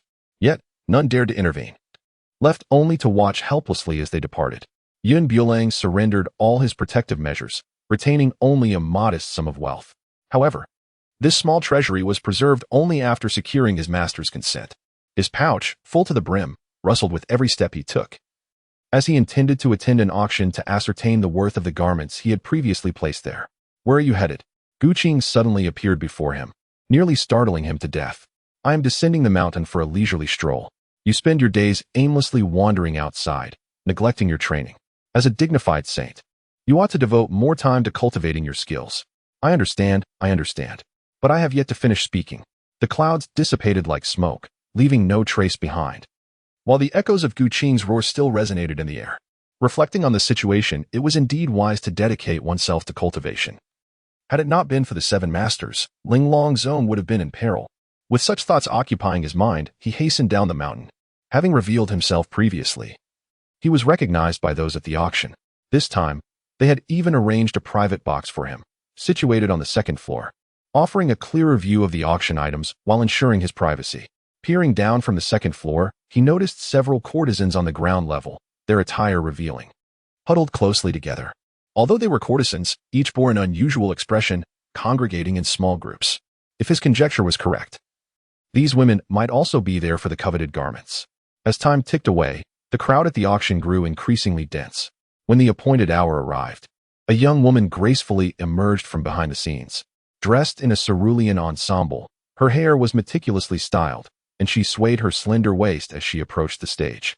Her voice, crisp and clear yet imbued with a gentle warmth, filled the room.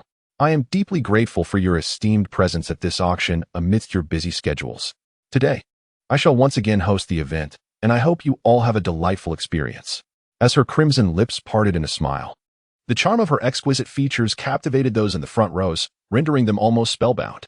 The first item to be auctioned was a spatial bracelet, approximately several cubic feet in size, a splendid gift for a lady or a cherished one, a fine piece of jewelry. The starting bid was set at 100 inferior spirit stones, with increments of no less than 10. No sooner had she finished speaking than bids began to pour in. 110, 150, 200. Ultimately, the exquisite spatial accessory was sold to a dandy from a prominent family for 300 inferior spirit stones. Bulang sat idly in his seat, awaiting the unveiling of his auctioned item over the past few days. However, half an hour had elapsed without any sign of his offering. Could it have been overlooked? Just as he was lost in this perplexity, a sudden item appeared on stage, igniting his interest. The next item for auction, as everyone could see, was a mystical artifact, a semi-finished dagger. The auction had not conducted any valuation, and it remained to be seen who would ultimately claim this exquisite dagger. The starting bid was set at 100 medium-grade spirit stones, with increments of no less than 10. Several connoisseurs eagerly began to place their bids. 120, 150, 500. 500 medium-grade spirit stones represented the annual living expenses of a small family. The bidder was none other than Long Outyin, the young master of Long family fort. Upon hearing his voice, many who found the dagger appealing had no choice but to withdraw. Long Outyin stood backed by the entire Long family fort, and none dared to offend him. Just when Long Outyin believed the dagger was rightfully his, a voice from the second floor leisurely chimed in. 600. Indeed, it was Yun Bulang, who also harbored great interest in this dagger. The dagger emanated a faint, chilling glow, its hilt adorned with a red gemstone, flanked by 2 deep recesses. He surmised that the dagger originally boasted 3 gemstones. Yet, for reasons unknown, only 1 gemstone remained. Nevertheless, this did not diminish his fascination with the dagger. Long Outyin abruptly raised his head, directing his words toward the box. Dear sir, a gentleman does not covet another's delight.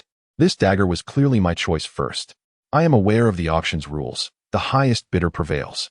Yun Bulang let out a cold snort, entirely uninterested in conceding. Long Outyin boldly declared, 1,000. The crowd erupted in astonishment. 1,000 mid-grade spirit stones, what a monumental figure. Each mid-grade spirit stone equated to 1,000 low-grade ones. His audacity was indeed befitting of the young master of the Long family fortress. 1,001. A voice resonated from the second floor. 2,000. Long Outyin refused to back down. 2,001. 3,000. 3,001. Just as Long Outyin was poised to raise the bid once more, an elderly man beside him suddenly grasped his hand, cautioning, Young master, our budget for this endeavor is strictly 3,000, and this wretched dagger is merely a half-damaged item. It is hardly worth such an extravagant sum. The elder was keen to prevent him from losing his composure over the dagger. Moreover, anyone capable of casually offering over 3,000 mid-grade spirit stones was undoubtedly no ordinary individual. Uncle Zhong, if we let this matter rest, where shall I place my dignity? Long Outyin felt the sting of shame. He did not necessarily covet the dagger. Enraged, he shouted towards the upper floor, You may be unaware of the auction's rules. Should you fail to produce such a sum of spirit stones, the consequences would be dire indeed.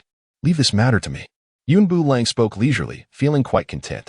His little treasury was brimming with wealth. He had recently pilfered a substantial number of spirit stones from the Linglong Sect, including over a dozen top-grade spirit stones. The auction was a straightforward affair. Once no one raised the bid, the host personally delivered the dagger. Shortly thereafter, 4 top-grade spirit stones appeared on the tray, and the host's smile was so broad it seemed it might split his face. The young master in the private box was extravagantly generous, declaring that the remaining amount was merely his tip. Mei Nyong mused that she must have accumulated considerable virtue in her past life to encounter such a benefactor.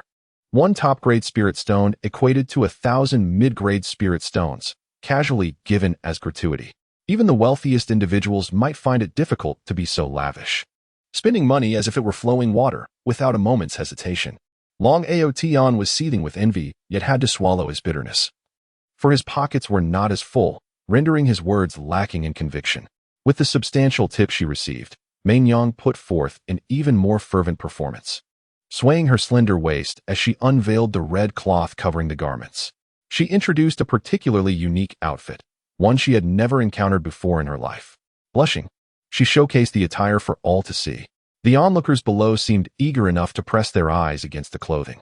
In a corner, a formidable figure struggled to contain the aura emanating from his body, causing an awkward tension to fill the room. It was only when a companion patted him on the shoulder that he regained his composure. What manner of clothing is this? In my thousands of years, I have never beheld such a sight. A powerful figure in the condensation stage was filled with curiosity, his heart restless as if pricked by countless tiny needles. Just gazing at the garments left him insatiable, and he could hardly fathom the impact they would have if adorned by Mei Nyong. Her cheeks flushed. Yet she steeled herself to continue the presentation, for it was her duty. The predatory gazes from the audience made her feel somewhat uneasy. Next, I will focus on the wearing style of this outfit, and we have specially invited a model. The so-called model was a courtesan sourced from nearby. One of these courtesans ascended the stage, taking the garment to the backstage, and within mere moments reappeared. Her alluring figure was accentuated by the attire, revealing all her exquisite attributes. In that instant, the temperature in the auction hall soared. and the audience felt an unbearable heat. Suddenly, a voice rose from the crowd, cursing. "Damn it, your nosebleed has splattered onto my clothes. Could you be a tad more careful?" As the youth emerged from the crowd, a faint trace of blood adorned his clothing. The individual beside him, visibly embarrassed, nodded in apology while covering his nose, hastily retreating to an adjacent open space. Initially restrained by the sight of the garment, upon witnessing it worn by the young man, the onlookers were engulfed with fervor, their hearts racing uncontrollably. As if electrified by an unseen force, utterly captivated and unable to extricate themselves from the enchantment. Observing such a reaction, Mei Nyang's smile broadened. If she could auction this piece for an exorbitant price, her commission would be substantial. Perhaps after this auction, she could retire gracefully and embrace the life she truly desired. "Let us dispense with the suspense," announced the starting bid. "Indeed, hasten to declare the price. By all means, I shall stake my fortune to secure it." Mei Nyang gestured for silence, announcing that the opening bid would commence at 1,000 medium-grade spirit stones, with subsequent bids not to fall below 100 stones. 3,000. "I bid 5,000. This shall be mine. 10,000 stones." "You old fool, 10,000 is insufficient. I bid 30,000. "I shall bid." As Yun Bulang observed the unfolding scene from the second floor, his heart soared with uncontainable joy.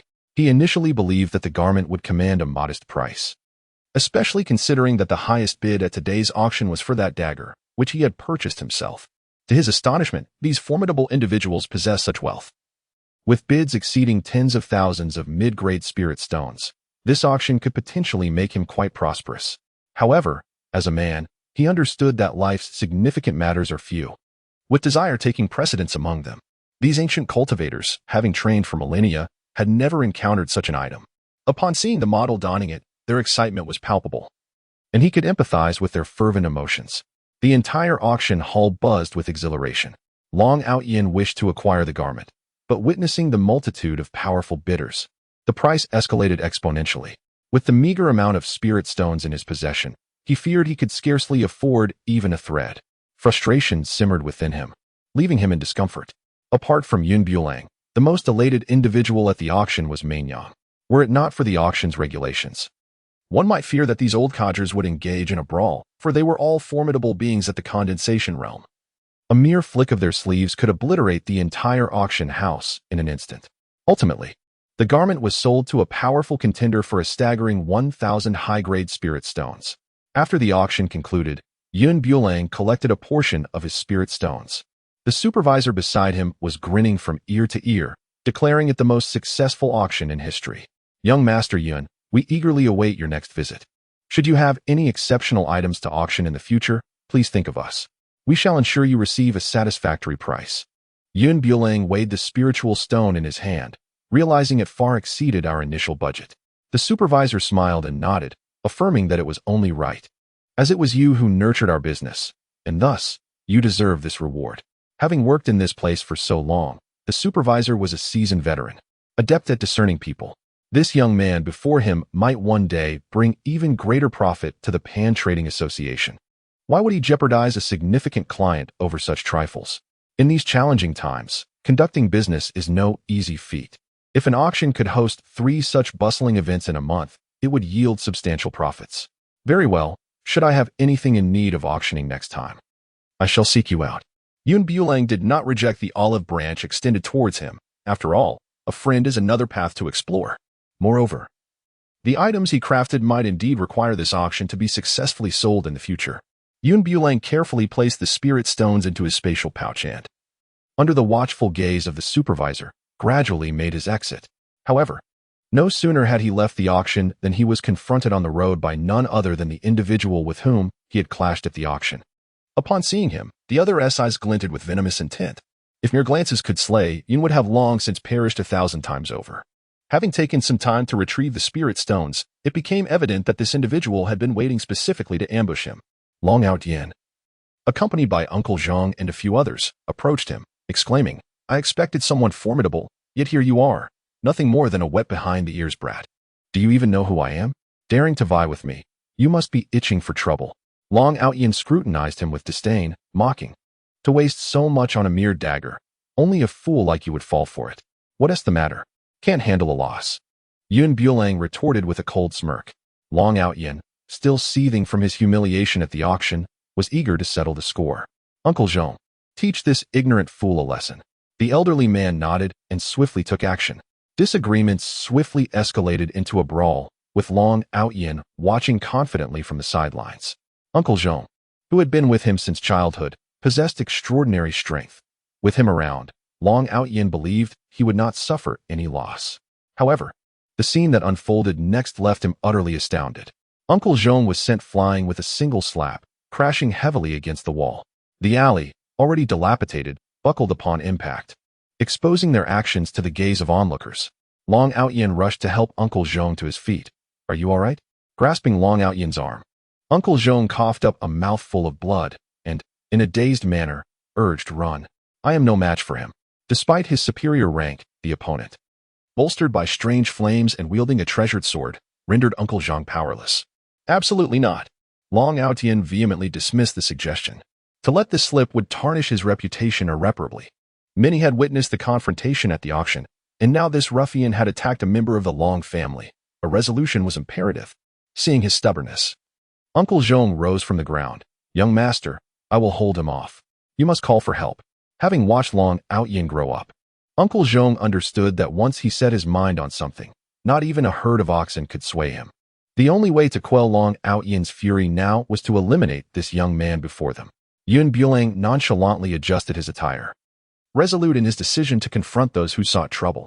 Tempestuous winds, arise.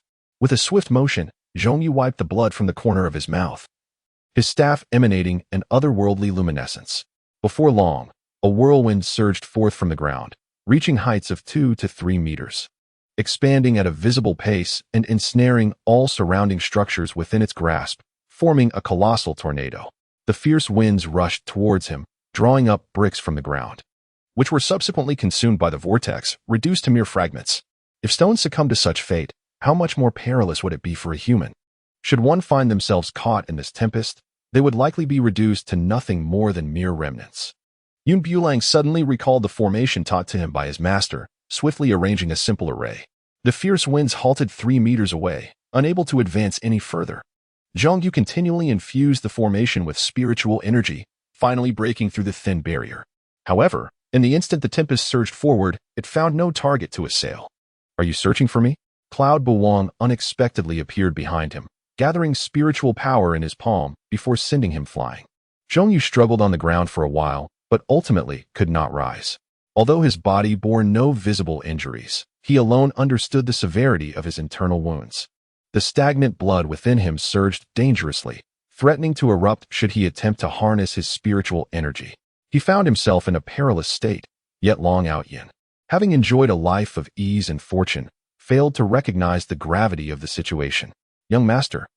A flurry of footsteps approached as several young men in blue garments appeared before them. At the forefront was an elder who, upon seeing the fallen Zhongyu, rushed over to assist him, inquiring about the situation. What happened? Were you not accompanying the young master to the auction? Why did you engage in a scuffle? Zhongyu sighed helplessly. This is a long story. Please deal with this individual first. Long Outyin had caused numerous troubles for the Long family fortress throughout his life, with Zhongyu invariably cleaning up after him. Little did he expect to encounter such formidable opposition today. Who dares to lay hands on our young master? The young master deserves a beating.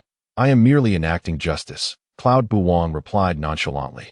Elder San, stop wasting time with him. Quickly break this brat's arms and legs and toss him into the pond to feed the fish. Long Outyin fumed, nearly beside himself with rage. If not for his limited strength, he would have relished the opportunity to personally exact vengeance on the one before him. However, witnessing Zhongyu's fate still lingered in his mind, and he realized that if Zhongyu could not contend with this adversary, he would stand no chance. Elder San, on the other hand, had recently broken through to the spirit solidification stage, placing him 2 realms above this youth. In the presence of the powerful, the weak had no right to voice their objections. Boy, if you kneel and sever your own legs now, I shall spare your life, Long Outyin crowed. Believing Cloud Bulang was cornered, Elder San frowned at the provocation, aware that the young master was not one to be underestimated. Though he did not know the full details, it was likely that the young master had instigated this conflict. Long Outyin's beaming smile faltered as he witnessed Elder San being tossed aside like a rag doll. Shock and terror etched across his face. How is this possible? If defeating Zhong Yu had been a stroke of luck, what could explain Elder San's downfall?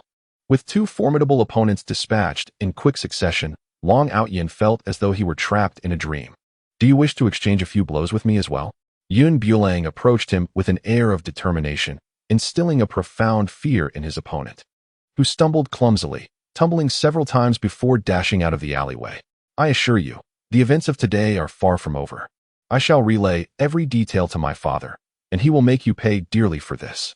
Before the words had fully escaped my lips, Long Outyin was sent flying, crashing against the wall with such force that he could not pry himself free. Though his strength was rather lacking, he spoke with an audacity that was unrestrained. To deal with such a person, uttering even a single word would be a waste. Yun Bulang seized his collar and unleashed a flurry of blows with sheer brute force. The impact was relentless, and Long Outyin's face began to swell visibly.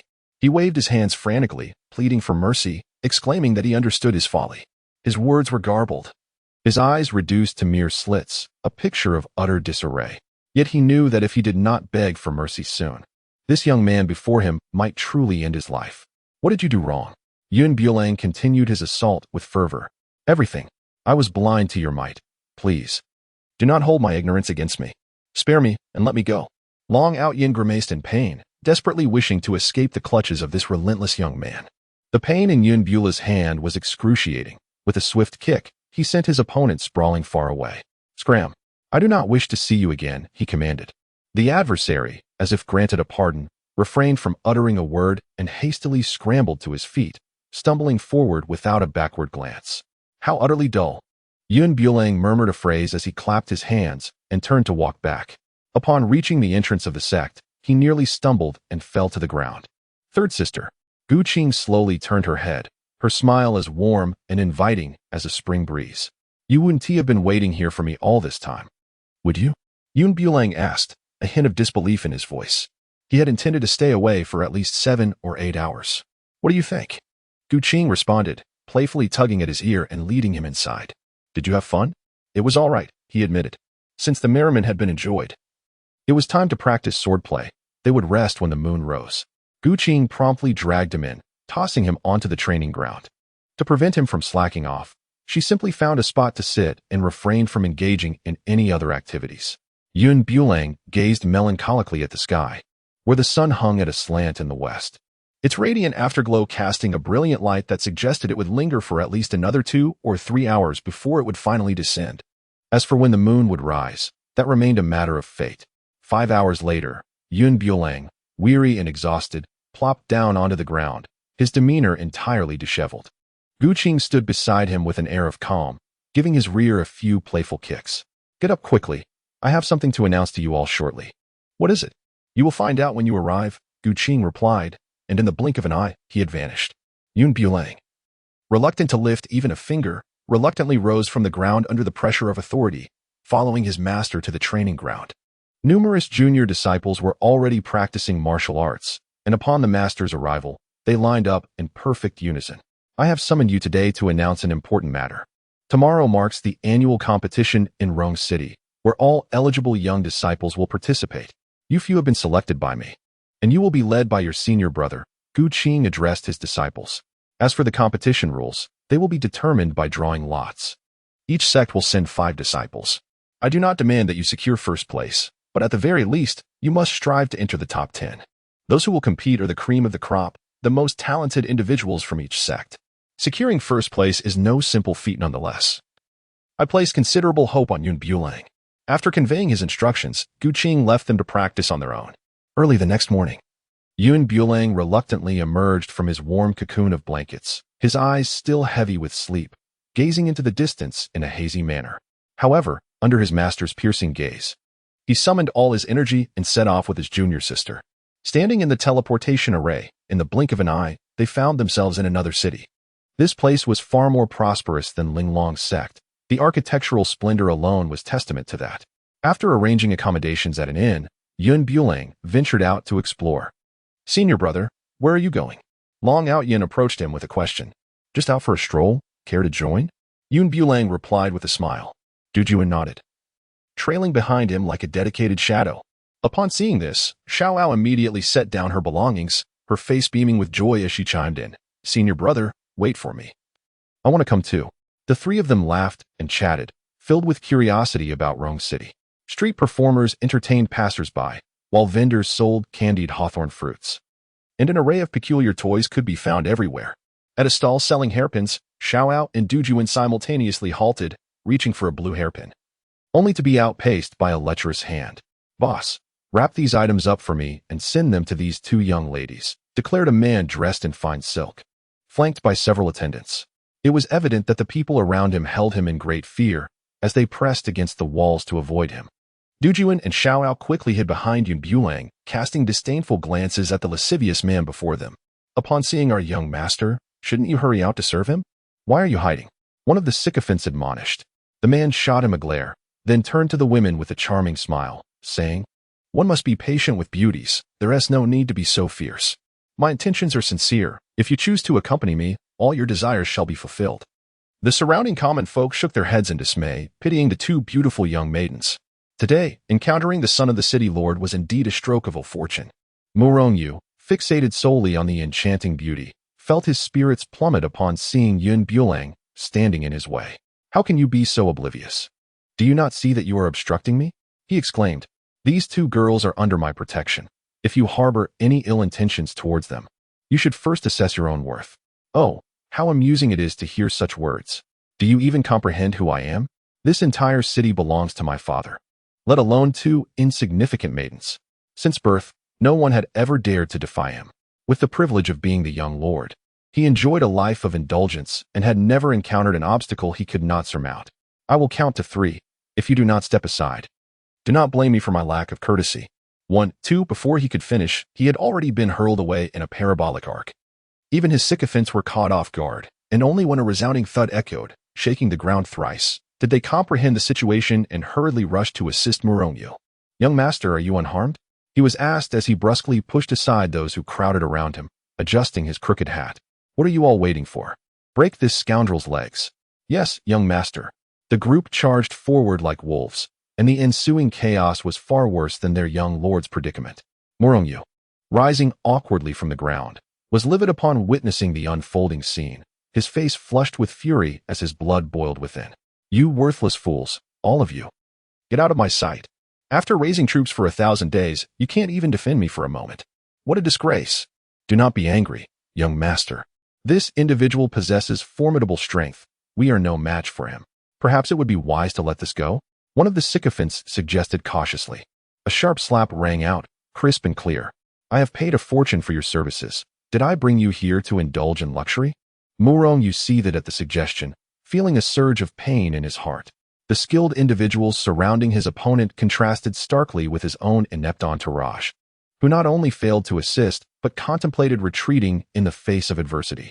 After today, he resolved to replace these incompetents. One of the sycophants gingerly probed his foot, suspecting a fracture. Being able to stand was a mere stroke of luck. "Shouldn't we call for help?" Murongyu bellowed, causing those nearby to tremble in fear. Their spirits momentarily lost. "Yes, yes." The sycophants nodded repeatedly, casting a glance at a nearby companion, and in an instant, the more agile among them vanished into the crowd without a trace. Murongyu patted the footprint on his chest, vowing that he would make them pay dearly for today's affront, having never suffered such a significant loss throughout his life. He vowed that those who had wronged him would soon find themselves beneath the weight of his wrath. These individuals before him were no exception. Within a mere 3 to 5 minutes, a cacophony of footsteps echoed from outside, prompting the surrounding townsfolk to instinctively part, creating a clear path. A cavalry general, wielding a trident and clad in silver-gray armor, approached with an air of disdain and arrogance. The eyes of the onlookers reflected profound fear, as if the figure striding through their midst was not a mere man, but a vengeful specter risen from the depths of hell. As the mounted man drew closer to Murongyu, he dismounted gracefully from his magnificent white steed and respectfully exclaimed, "Young master." Gasps of astonishment rippled through the crowd. The involvement of such a notable figure suggested that today's events would likely culminate in bloodshed. This was Pei Min, the youngest general in Rome City, renowned for his countless victories in battle and nicknamed the Living Yama. Anyone who fell under his gaze faced either death or severe injury. Not only was he exceptionally skilled in martial prowess, but his cunning was also unparalleled. The 3 young men in his grasp were destined for a dire fate. Upon witnessing the arrival of his formidable ally, Murong-Yu's arrogance knew no bounds. With hands on his hips, he pointed at the two young women behind Yun Bulang, declaring, "Spare these two. I shall personally punish them. Should you dare to lay a finger on them, I will flay you alive. As for this man, simply stab him to death without hesitation." The mere presence of such striking beauties was intoxicating. The thought of marring their exquisite faces was utterly unacceptable. It was unlikely that one could find such remarkable maidens in all of Rong City. Pei Min, observing their attire, recognized them as outsiders and felt a twinge of caution. "Young master, may I investigate further?" "Absolutely not." Murong-Yu interrupted sharply, appraising Pei Min with a commanding and threatening gaze. "I demand that you ensure this man vanishes without delay. Otherwise, it shall be you who disappears." With a fist clasped over his heart, Pei Min replied, "I shall obey your command." The surrounding soldiers raised their weapons, encircling the trio completely. Murong-Yu extended his arms toward the two young women, saying, "These weapons are merciless. Should they inadvertently harm you, it would be regrettable. Come swiftly into my embrace. If you comply, I assure you that you shall not be mistreated." The smile upon his face was as contemptible as it could be. The surrounding populace, while deeply concerned about the plight of Yun Bulo, harbored a simmering resentment towards this so-called young master. Taking advantage of his esteemed status, he had exerted his power over others, causing untold distress to countless innocent maidens over the span of merely a few years. Yet, given his privileged position, most were too intimidated to voice their grievances. Even when suffering in silence, they could only grit their teeth and swallow their indignation, mixed with blood, daring not to utter a word. Yun Bulang ensured the safety of his two junior sisters, freeing one hand to strike down those who charged at them, leaving them in disarray. In a mere moment, the assailants were scattered all around, and even the so-called living Yama lay on the ground, bruised and battered. Murong-Yu's expression was a vivid tapestry of emotions. It began with arrogance, slowly morphed into confusion, and ultimately transformed into astonishment. Once he regained his senses, a profound sense of dread washed over him. So many had been incapacitated, not to mention his own meager skills. Without a second thought, Murong-Yu turned to flee. However, after running for a while, he realized he was still in the same spot. Glancing back, he discovered that the young man had seized the back of his garment, forcefully pulling him back. What was the urgency in returning home? Yun Bulang lifted him up entirely, tossing him among those soldiers. "Just look at you all. You truly give no peace of mind to your families. You have failed to master your skills, yet you emulate others in brawling. These troublesome youths shall today learn the harsh realities of this world." Yun Bulang strode over with a wicked smile, exuding an air of arrogance. He placed a foot upon Murong-Yu, causing him to grimace in pain, unable to utter a single word for an extended period. The onlookers were filled with delight as they witnessed the proud young lord being so thoroughly humiliated, almost unrecognizable to his own father. At long last, someone had risen to rid the people of their tormentor. They wished fervently that Yun Bulang would deliver a decisive blow to end the young lord's tyranny. Little did they know the extent of their own suppressed emotions as they struggled to conceal their glee while maintaining a facade of decorum. Their expressions a bizarre tapestry of conflicting feelings. Pei Min, attempting to wriggle free, seized the sword at his side and swung it at Yun Bulang's head with ferocity. Crack! Yun Bulang's foot came crashing down upon his arm, executing a complete 180-degree twist, resulting in a dislocated wrist and a shoulder in agony. The excruciating pain rendered him incapable of gripping his sword, which clattered to the ground. Pei Min succumbed to the overwhelming pain, his eyes rolling back as he lost consciousness. Pei Min was the steadfast backbone of Murong-Yu. Witnessing the loss of his support instilled a profound fear within him. "What do you intend to do?" "It need not be asked. Of course, it is to strike you." Yun Bulang singled him out from the crowd and delivered a series of blows to his face, which began to swell with alarming rapidity, visible to the naked eye. Perhaps due to the excruciating pain, he was momentarily at a loss for words. The onlookers instinctively shielded their own faces, as if they too were the recipients of the assault, experiencing a vicarious agony that was palpable. "If you dare to lay a finger on me, my father will ensure that you do not leave this place. He is the lord of this town. If you possess any sense, you will release us at once." With no other recourse, Murong-Yu resorted to invoking his father's name. Should the assault continue unabated, his life would surely be forfeit. Having lived a life of luxury and comfort, despite being a grown man, his skin was far more delicate than that of the common women. Not to mention, he had seldom encountered injury. In fact, he had never suffered more than a single slap throughout his upbringing. The clouds have grown weary of their relentless endeavor. So I simply moved a chair from the nearby stall and took a seat. Let us call upon your father then. Bulang was utterly unperturbed. He genuinely wished to witness just how foolish a father could be to raise such a wastrel. Yu immediately instructed those around him to return and alert his father with utmost urgency, summoning him forth with great haste. Upon hearing that his beloved son had been assaulted, Feng rushed over, aflame with anxiety. He was fully aware that his son was lacking in any worthwhile skills. Often embroiled in mischief, yet he had never permitted anyone to lay a hand on him. Throughout his life, he had never even touched a finger upon him. Yet now, an outsider had inflicted such harm. The nearby shopkeepers, seizing the opportunity, hastily shuttered their establishments, quaking in fear within. The city lord had been roused. It seemed this young man was about to face dire consequences. A well-meaning matron attempted to intervene, urging him to depart swiftly lest he find himself unable to leave later. But her own children pulled her back, cautioning her against meddling, and promptly closed the door. When Feng arrived, his eyes widened in shock. Had it not been for his son's clothing and the jade pendant at his waist, he might not have recognized the battered figure before him, who resembled a swollen pig's head, as his cherished child. Father, you have finally arrived. If you had delayed any longer, your son might well have been beaten to death. Yu lamented, his tears flowing freely, an image of immaturity despite being in his 20s. Feng examined his son's injuries, unable to suppress a sharp intake of breath. In addition to extensive external wounds, the internal damage was grievous. It was a miracle he was still alive. His gaze then fell upon the unconscious Pei Min sprawled on the ground, prompting him to furrow his brow. Pei Min was no weakling. It was unlikely he would have attained the rank of general at such a tender age unless he possessed formidable strength. Yet here he lay, bested by a mere youth. Feng had to reassess the identity of this young man. Noting that his attire suggested he was not a local, he wondered from whence he hailed. In response to his inquiry, Bulang remained seated, as tranquil as the wind. Observing this, the onlookers felt a wave of anxiety wash over them, their hearts racing in trepidation. Before him stood the esteemed city lord, yet this audacious youth dared to remain seated, refusing to stand in acknowledgement. "This is the holy son of our Linglong Sect," Xiaoyao exclaimed, filled with righteous indignation. She was taken aback by the apparent lack of decorum among the citizens of Rong City, suspecting they often exploited their status to oppress the common folk. Upon hearing the identity of the young man, Feng felt as though the world had spun before his eyes, his heart racing at an alarming pace, nearly causing him to faint on the spot. This rascal had provoked the holy son of Linglong Sect, a grave misstep that could very well cost him his life.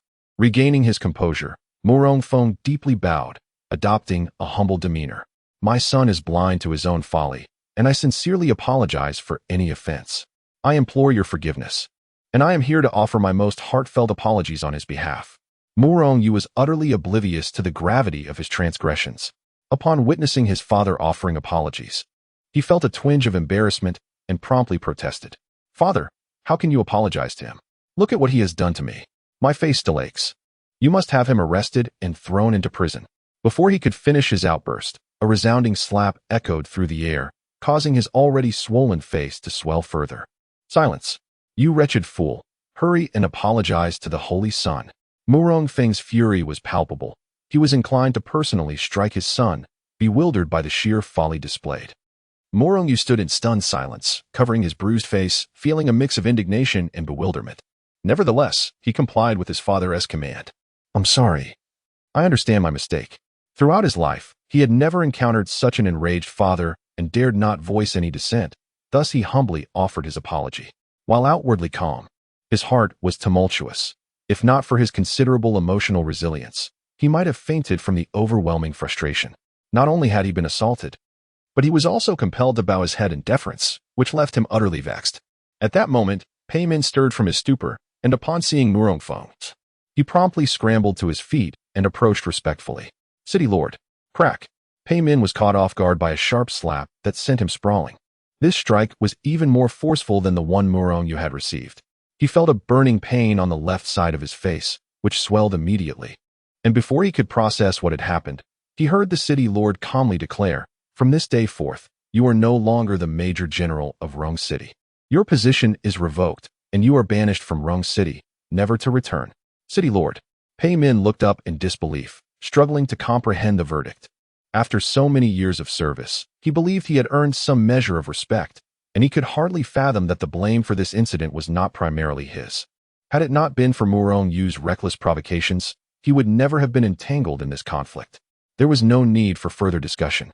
Murong Feng's stance was resolute, offering no room for negotiation. Enraged and already burdened by old injuries, Pei Min coughed up blood, his vision darkening as he succumbed to unconsciousness. Ultimately, it was his subordinates who could not bear to watch and stepped forward to assist him.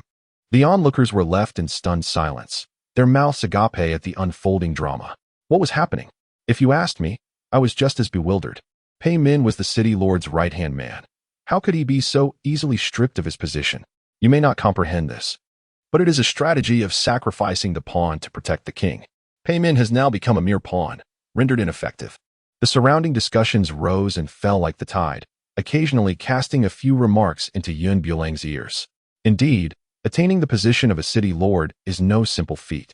This farcical affair concluded entirely upon the arrival of the city lord. As the ruler of the city, Yun Bulang refrained from pushing the opposing party too hard. Some matters, if they could be smoothed over, he chose not to dwell upon. Due to the upcoming competition, sects from various regions would arrive a few days in advance. Consequently, the inn was overflowing with guests. Had they not made reservations ahead of time, they would likely have found themselves sleeping on the streets. Early the next morning, Qing rapped on his door. After everyone tidied up, they set off directly towards their destination. Do not underestimate this competition, especially the Qing sect. This sect has a history with my master, so be wary of their underhanded tactics. In total, over a dozen sects participated in this contest, each seeking to gauge the strength of the others. I understand, Master, Yun Bulang nodded, trailing behind his mentor. Each sect was assigned a specific position, and this competition would determine opponents through a draw, alongside an additional team event. As the name suggests, the team competition involved disciples from each sect. With a duration of 10 minutes, those who remained on the platform at the end would be declared the ultimate victors. Additionally, there would be an individual competition, where each sect would send forth 3 carefully selected members, with opponents also determined by a draw. The final victor would be awarded an extraordinary sword. Oh, I did not expect your Linglong Sect to dare to show up. Is this not merely inviting humiliation? The speaker, portly and clad in fine silk, sported meticulously arranged hair, accompanied by a group of young men and women in azure attire. These were the disciples of the Qing sect, who also bore a grudge against Yun Bulang's master. Why should we be denied entry when you all can come? Qing showed no intention of rising, choosing instead to converse while seated. Coincidentally, the Qing sect was positioned right beside the Linglong Sect, a situation where one could hardly avoid the other.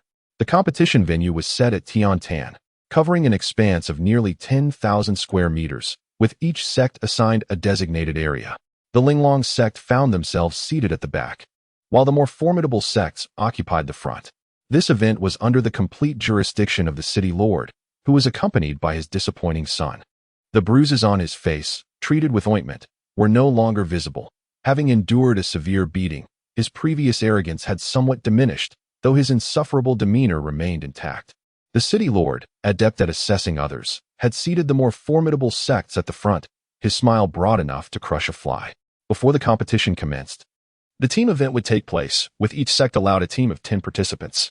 After 10 minutes, the one who remains standing in the arena will be the ultimate victor. The Yunbu team did not participate, and the Linglong Sect selected a few students of moderate strength. Once everyone was prepared, the referee lit the incense nearby, marking the beginning with a single stick. What ensued was a chaotic melee. The members of Linglong Sect were eliminated within a minute. Ha ha ha, this is truly amusing. Is the Linglong Sect here to entertain us? Kong Xiaoyang, the leader of the Qing sect, laughed heartily, unable to contain his mirth. The elder beside him nodded in agreement, echoing the leader's sentiments. Who could argue otherwise? They abstained from participation in previous years, and this year, it seems they have lost their senses, bringing this pitiful group to compete. Perhaps they merely came to make up the numbers. If I hadn't seen them today, I would have nearly forgotten that a place called Linglong Sect even existed. Their mocking words attracted the attention of many surrounding spectators. However, to be eliminated in less than a minute was undeniably pathetic. Qing's expression was also grim. After all, these were her carefully nurtured disciples. Unfortunately, their talents were lackluster, compounded by the Linglong Sect's obscurity, which deterred prominent families from sending their disciples here. This group was already considered to possess relatively good potential. The Linglong Sect lacked adequate cultivation resources, and it was no small feat for them to have reached this level through sheer effort. The disciples, bearing their injuries, bowed their heads in humiliation, wishing they could find a crack in the ground to hide within. "Lift your heads." Qing rose slowly, her voice sharp and clear. The surrounding disciples were taken aback at first, but then gradually raised their heads. Victory and defeat are commonplace in battle. Losing this time is inconsequential. Focus on cultivating diligently upon returning. There is no shame in it. Kong Xiaoyang stroked his chin thoughtfully, sneering, "You can only comfort yourself with such words." With disciples this lacking, one can only imagine the capabilities of their master. If you had obediently married me back then, you would now be the esteemed matron of a sect, and wouldn't he have to endure this ridicule? Kong Xiaoyang recalled the events of yesteryears, feeling a surge of indignation. Although he may not have been the most striking in appearance, his esteemed lineage and status more than sufficed to match with Qing. However, when he approached to propose a union, he was unceremoniously cast out by the members of the Linglong Sect. The excruciating embarrassment of that moment remained vividly etched in his memory. He had been relentlessly seeking an opportunity to reclaim his dignity. Yet, Qing was an ardent sword enthusiast, wholly absorbed in the way of the blade, rarely stepping beyond her threshold, rendering his attempts to provoke her futile. Qing cast him a frigid glance. Engaging in conversation with someone of his ilk felt like an utter waste of breath. Given the dismal performance of the team competition, it would be prudent to forego the individual matches. After all, the stakes in the individual contest were life and death, and the prospect of his prized disciple perishing on the arena was indeed lamentable. Observing the current state of affairs, Kong Xiaoyang felt an unparalleled sense of relief wash over him. 10 minutes later, only 2 disciples from rival sects remained on the stage, one from the Linglong Sect and the other from the Yaoqi Sect, both of which were among the foremost sections. The Qingyun Sect, while not significantly superior to the Linglong Sect, found itself ousted first, soon followed by the Qingyun Sect. The next phase was the individual competition, featuring 5 disciples dispatched from the Qingyun Sect, all of whom were Kong Xiaoyang's direct protégés, each proficient in swordsmanship.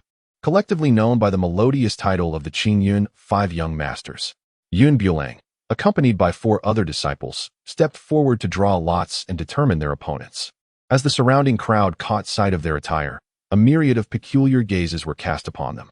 Some spectators appeared eager for entertainment, others scrutinized them, some mocked, while a few expressed disdain. Members of the Linglong Sect were advised not to intervene, as they would merely waste everyone's time.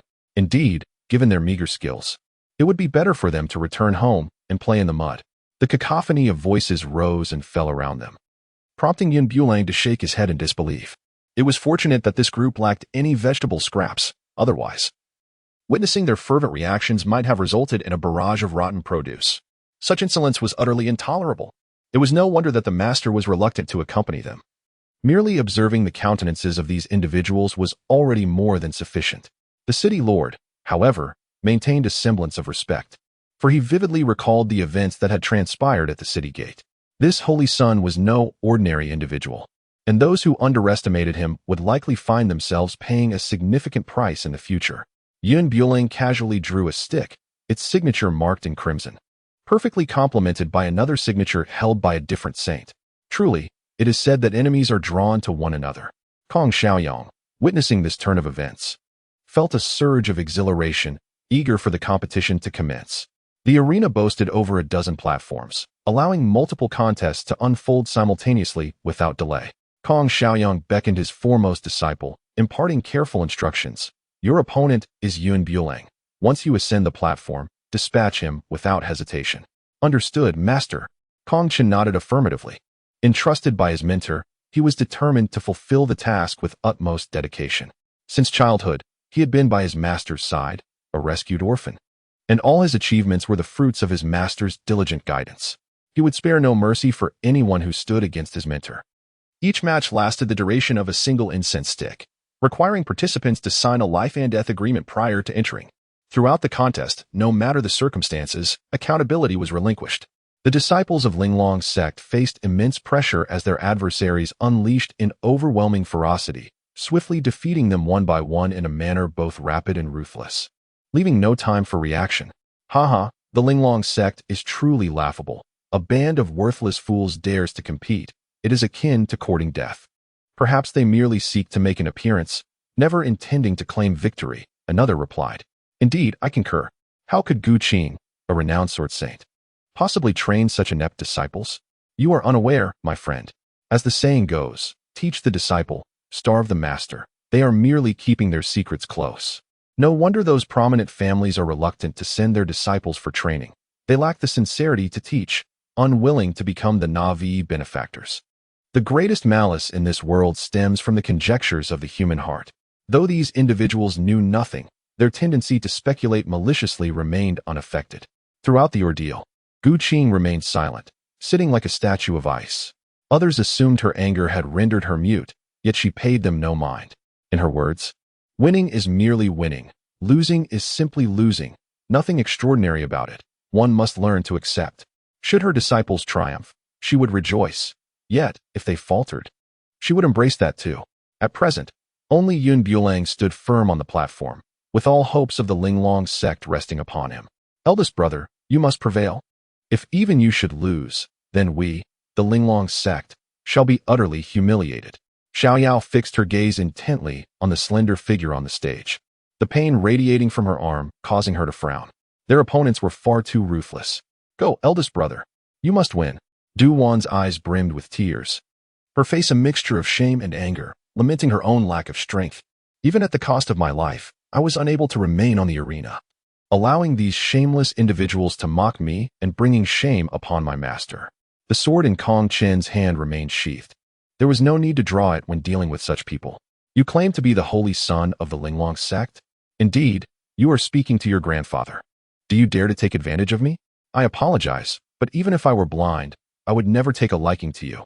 And the notion of being taken advantage of is utterly unfounded.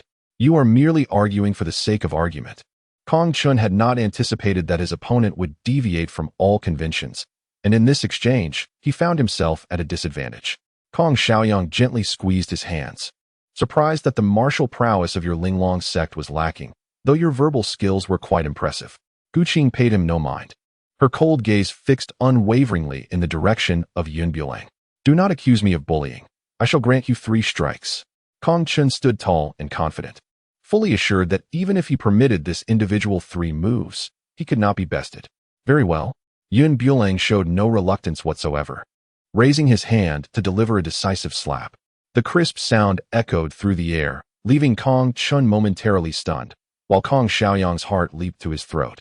His prized disciple, whom he held in such high regard, had not even been afforded the opportunity to retaliate, as he was unceremoniously sent flying off the stage by a single strike. With a thud, Kong Chun hit the ground, feeling a dizzying sensation wash over him, accompanied by a searing pain on his face. It was only when his fellow disciples approached to assist him that he began to comprehend the events that had just transpired.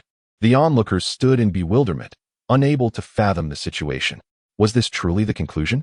This was undoubtedly the swiftest battle in history, having ended before it even commenced. Kong Xiaoyang felt an overwhelming embarrassment, his smile evaporating without a trace, lacking the courage to even glance at Qing seated beside him. Were it not for the presence of so many witnesses, he would have been tempted to strangle that rascal Kong Chun with his own hands. Bulang leapt down from the arena, casting a glance at the still bewildered Kong Chun, and offered a slight nod. Thank you. Once Kong Chun regained his composure, he persisted, come back here. This round does not count. You took advantage of my momentary confusion to launch a sneak attack. Such actions are the hallmark of a scoundrel. Bulang turned back to look at him and remarked, you claimed you would grant me 3 moves, yet this is merely the first.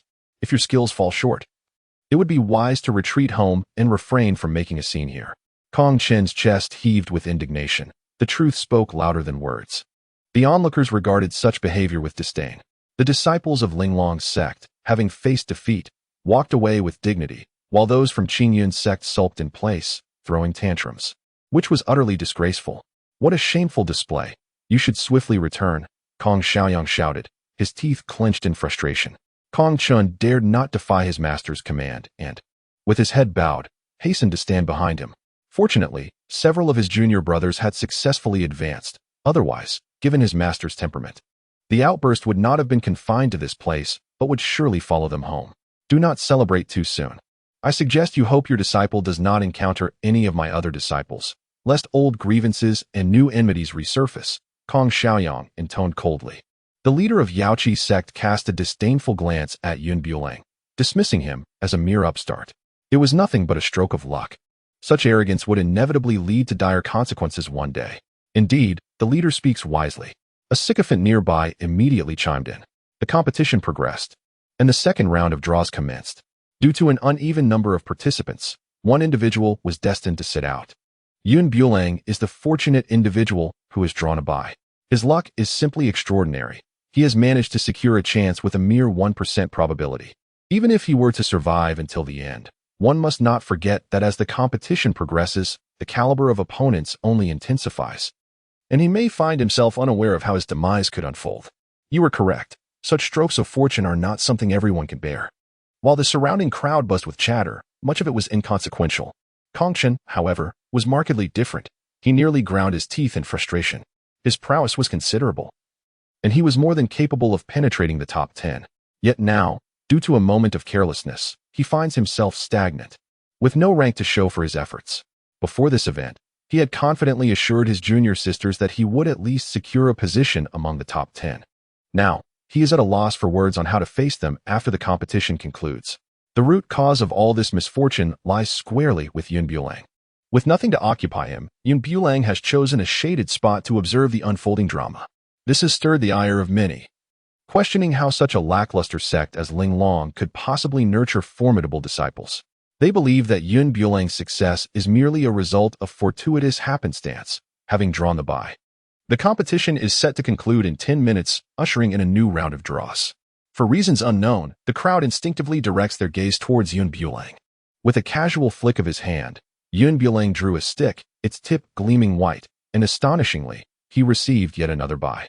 Were it not for the reputation of the Linglong Sect, one might genuinely question whether this was a prearranged scheme with the city lord. What merit does this fellow possess to warrant such fortuitous luck? Indeed, his prowess pales in comparison to mine. Ultimately, he is destined for a more tragic end. At least we have preserved our lives, while I fear this lad may end up with naught but scattered remains. Several individuals who had faced defeat in the competition were seething with indignation.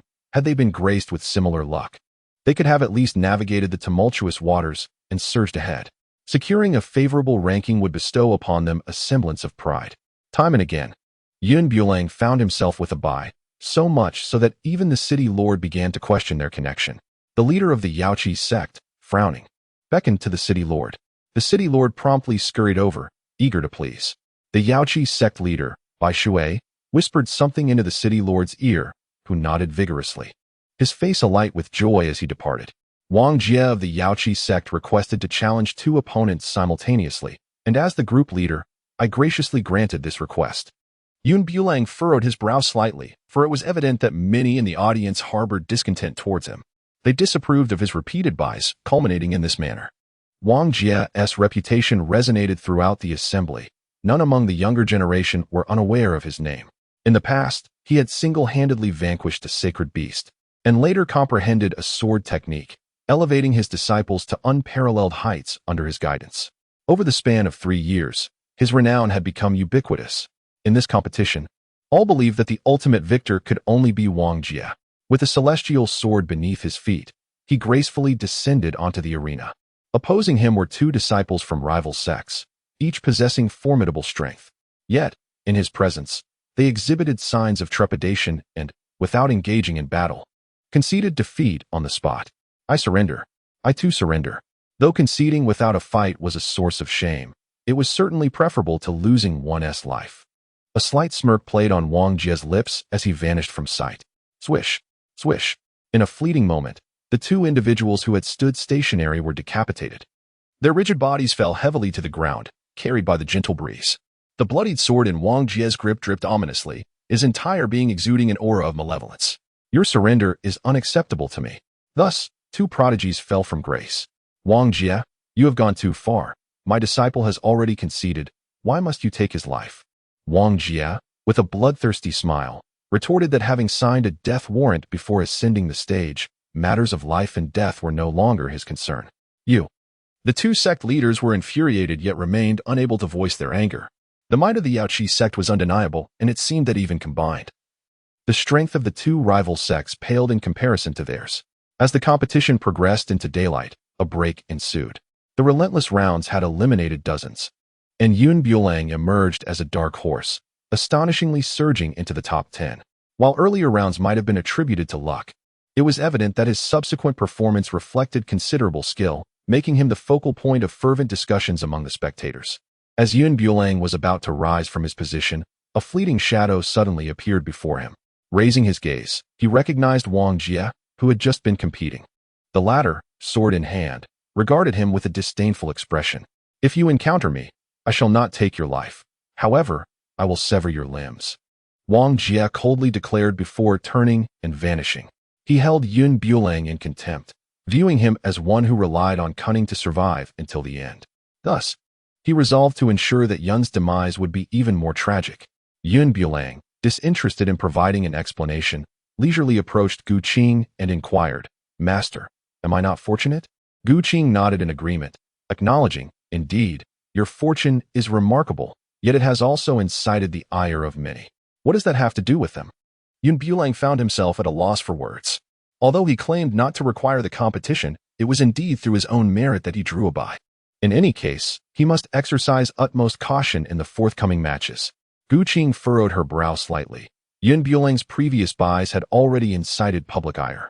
While one or two instances might be excused, had it not been for the clever stratagem devised by the Lord of Yaoqi, who could say when it might have been his turn again? Entering the competition through one's own prowess is undeniably justifiable, yet the resentment directed at Bulang remains palpable. "Master, I understand." Bulang's face radiated a defiant smile. In the ensuing lottery competition, he drew a azure slip, corresponding to Yang Fan, the sole disciple of Kong Xiaoyang from the Qing sect, who had managed to persevere until the end. Yang Fan's cultivation level was a full 2 tiers above Bulang. Before stepping onto the stage, Kong Xiaoyang grasped his arm and whispered, "Render him helpless. Ensure he lives a fate worse than death." This impending battle stirred an immense anticipation among the onlookers, all eager to witness how Bulang would be mercilessly defeated and brought to his knees in supplication. This promised to be a spectacle worth witnessing. For a mere early-stage nascent soul practitioner, reaching this point was no small feat. The competition had already progressed to daylight, leaving only 10 disciples from various sects on the field, with the seemingly inconspicuous Linglong Sect reduced to Bulang, who struggled to endure alone. Once Yang Fan took to the stage, he wasted no time, having learned from his senior brother's misstep, unleashing his ultimate skill right from the outset. Raging waves. He was an exceptional water mage. As the colossal waves surged forth, Bulang did not retreat. Rather, like an arrow released from its bow, he vanished from sight in an instant. After completing his skill, Yang Fan, upon noticing the empty arena, mistakenly believed he had knocked Bulang out of the ring. "Curse you!" Yang Fan felt an immense force from behind, causing his body to lurch forward uncontrollably. Thud! His sword plunged into the arena, anchoring him just enough to regain his balance. However, before he could turn around, a searing pain shot through his ankle, and upon glancing back, he saw his foot grotesquely contorted. He found himself utterly incapable of standing. As the opportune moment arrived, Bulang delivered a swift kick to his opponent's chest, akin to discarding refuse. He was propelled out of the ring with remarkable precision and ferocity. The entire ordeal concluded in mere minutes, marking the swift end of the contest. Once Bulang concluded, Wang Jie swiftly followed suit. The pace of both individuals was nearly indistinguishable. Bulang chose to show mercy to his opponent, while Wang Jie ruthlessly dispatched his adversary, kicking the lifeless body off the stage. After the elimination of 5 contenders, one more participant was added, necessitating a bye. In an instant, all eyes turned to Bulang, and before the gathered crowd, he again found himself with a bye. This was truly absurd. It seemed that the young man's fortune had reached its zenith. A bye was hardly fortunate. Should he encounter Wang Jie, his fate would be sealed. The previous disciples from various sects had left no complete corpses behind, their strength far surpassing his own. The onlookers shook their heads in disbelief, unable to fathom what it might be like to see Bulang standing alongside Wang Jie. Wang Jie resembled a fearsome deity, a force of nature that obliterated any who dared to stand in his way. His master appeared to take pleasure in the prowess of his formidable disciple. With astonishing speed, Wang Jie eliminated the remaining 3 opponents. From the moment the competition commenced, he had been a harbinger of death, and the arena was now stained with blood, littered with bodies. A gentle breeze carried the nauseating scent of blood, causing many young maidens, yet to leave their families, to retch at the sight. Wang Jie, I shall fight you. Suddenly, a man surged onto the stage, appearing to be just over 30, filled with fury, wielding a long blade that he swung with great force. With a resounding crash, the bloodied arena was cleaved in 2 beneath his strike, the long knife wielded with abandon. His cultivation far surpassed that of Wang Jie, and he approached without any trepidation. I seek vengeance for my brother. You, a devil who kills without remorse, shall pay for your deeds today. The man's jaw was adorned with a stubbly beard, his eyes filled with tears of sorrow. Alongside overwhelming hatred, there was an ocean of rage within him. He could hardly comprehend that a mere competition had claimed his brother's youthful life, though they had signed a death pact, which stated that no grievances could be pursued regardless of the outcome. His brother had surrendered, yet this fiend refused to relent. Wang Jie, with his cold, gleaming Longhong sword, exhibited no hint of panic in the face of such a formidable foe. In an instant, he severed the enraged middle-aged man's life, ending his fury in the same manner as his brother's demise. The man's head rolled from the stage, landing amidst the ruins below.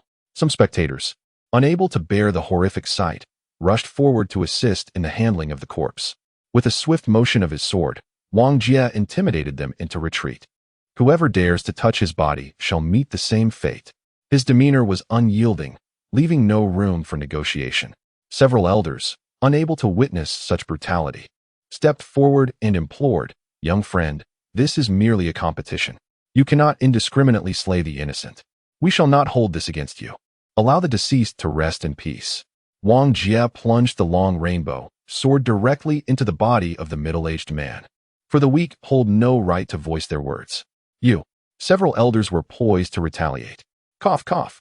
Yao Qi covered her mouth and coughed a few times, causing the others to hastily withdraw their hands, returning to their seats filled with discontent. Disciple, there is one more to deal with. Once resolved, we shall return. For this place is utterly disappointing. Yao Qi took a delicate sip of tea, for human life held little value in her eyes. It must be said, the nature of a master often reflects that of their disciple. The final adversary she referred to was none other than the onlooker beside her, Bulang. Qing felt a pang of anxiety. Wang Jie was ruthless, and with his master shielding him, should anything untoward occur here, the eldest sister would undoubtedly seek retribution. Bulang, if it becomes too dire, concede defeat. Victory and defeat are but common occurrences in battle, and besides, you currently stand in second place, having already met Master's expectations. The clouds do not concern themselves with rankings, yet Wang Jie is indeed exceedingly oppressive. Master, it matters not. I am filled with confidence. Wang Jie possesses an excessive assurance in his own abilities. While self-confidence is commendable, when it crosses into arrogance, it becomes a flaw. Under immense pressure, the city lord declared the competition to commence. Wang Jie refrained from making a move, his expression one of amusement as he scrutinized his opponent, asking, "Shall I sever your arm first, or shall I begin with your leg? Does your mother know she has brought forth such a creature?" Yun Bulang stroked his chin, deep in contemplation. The moment his words escaped his lips, a collective gasp resonated among those present. Initially, it was presumed that he would face Wang Jie with at least a semblance of the fortitude exhibited by his predecessors, but with this statement, it seemed inevitable that Wang Jie would reduce the youth to mere pulp. "What did you say?" Wang Jie questioned, his disbelief palpable. Throughout his life, no one had ever dared to address him in such a manner. To his astonishment, this young man not only possessed a fragile demeanor, but appeared to be deaf to the gravity of his words. "I shan't engage with someone so impaired, lest it be said that I am bullying a defenseless individual." As the clouds drifted lazily, she turned to leave the arena. Wang Jie, in a fit of rage, lost all sense of direction and charged forward with unsheathed sword in hand. Yun Bulang's lips curled into a subtle smile. The fish had taken the bait. Bang! Wang Jie was propelled away by an overwhelming force. Had he not reacted swiftly to grasp the edge of the arena, he would have lost this battle. "What are you still struggling for?" As Wang Jie lifted his gaze, he beheld that infuriatingly smug face magnified before him, and in the next moment, A sharp pain shot through his wrist, causing him to tumble off the stage. According to the rules of the competition, falling off the stage equated to defeat. Even though his strength and rank surpassed Yun Bulang by several levels, the instant he rolled off the stage, he was declared the loser. Yun Bulang stood on the stage, casting a whistle towards the stunned host. The results of the competition had been announced. Did she not intend to declare them? With this reminder, the host finally came to her senses. I hereby declare that the champion of this competition is Yun Bulang. Wait. Yao Qi slowly rose, visibly dissatisfied with the outcome. Suppressing her anger, she descended the steps, turning to face the host with an icy demeanor that was slightly alarming. Does a sneak attack count? According to the rules, stepping off the stage means defeat. The host, somewhat inflexible, was unwilling to alter the established outcome. Yao Qi nearly ground her silver teeth in frustration. Her prized disciple, in both cultivation and combat experience, far surpassed this so-called Yun Bulang. Had it not been for Yun Bulang's underhanded tactics, her disciple would have easily triumphed. At that moment, Qing stepped forward, waving his hand dismissively. Are you suggesting that Fairy Yao Qi cannot accept defeat? The competition has concluded. Does Fairy Bai Shui intend to start anew? Yao Qi was certainly unwilling to acknowledge this result. She had every right to claim first place, yet now she found herself unjustly relegated to second. Naturally, anyone would be displeased. If sneak attacks are permissible, then perhaps there is no need to pursue the title of first at all. Implicitly, she refused to accept the results of the competition.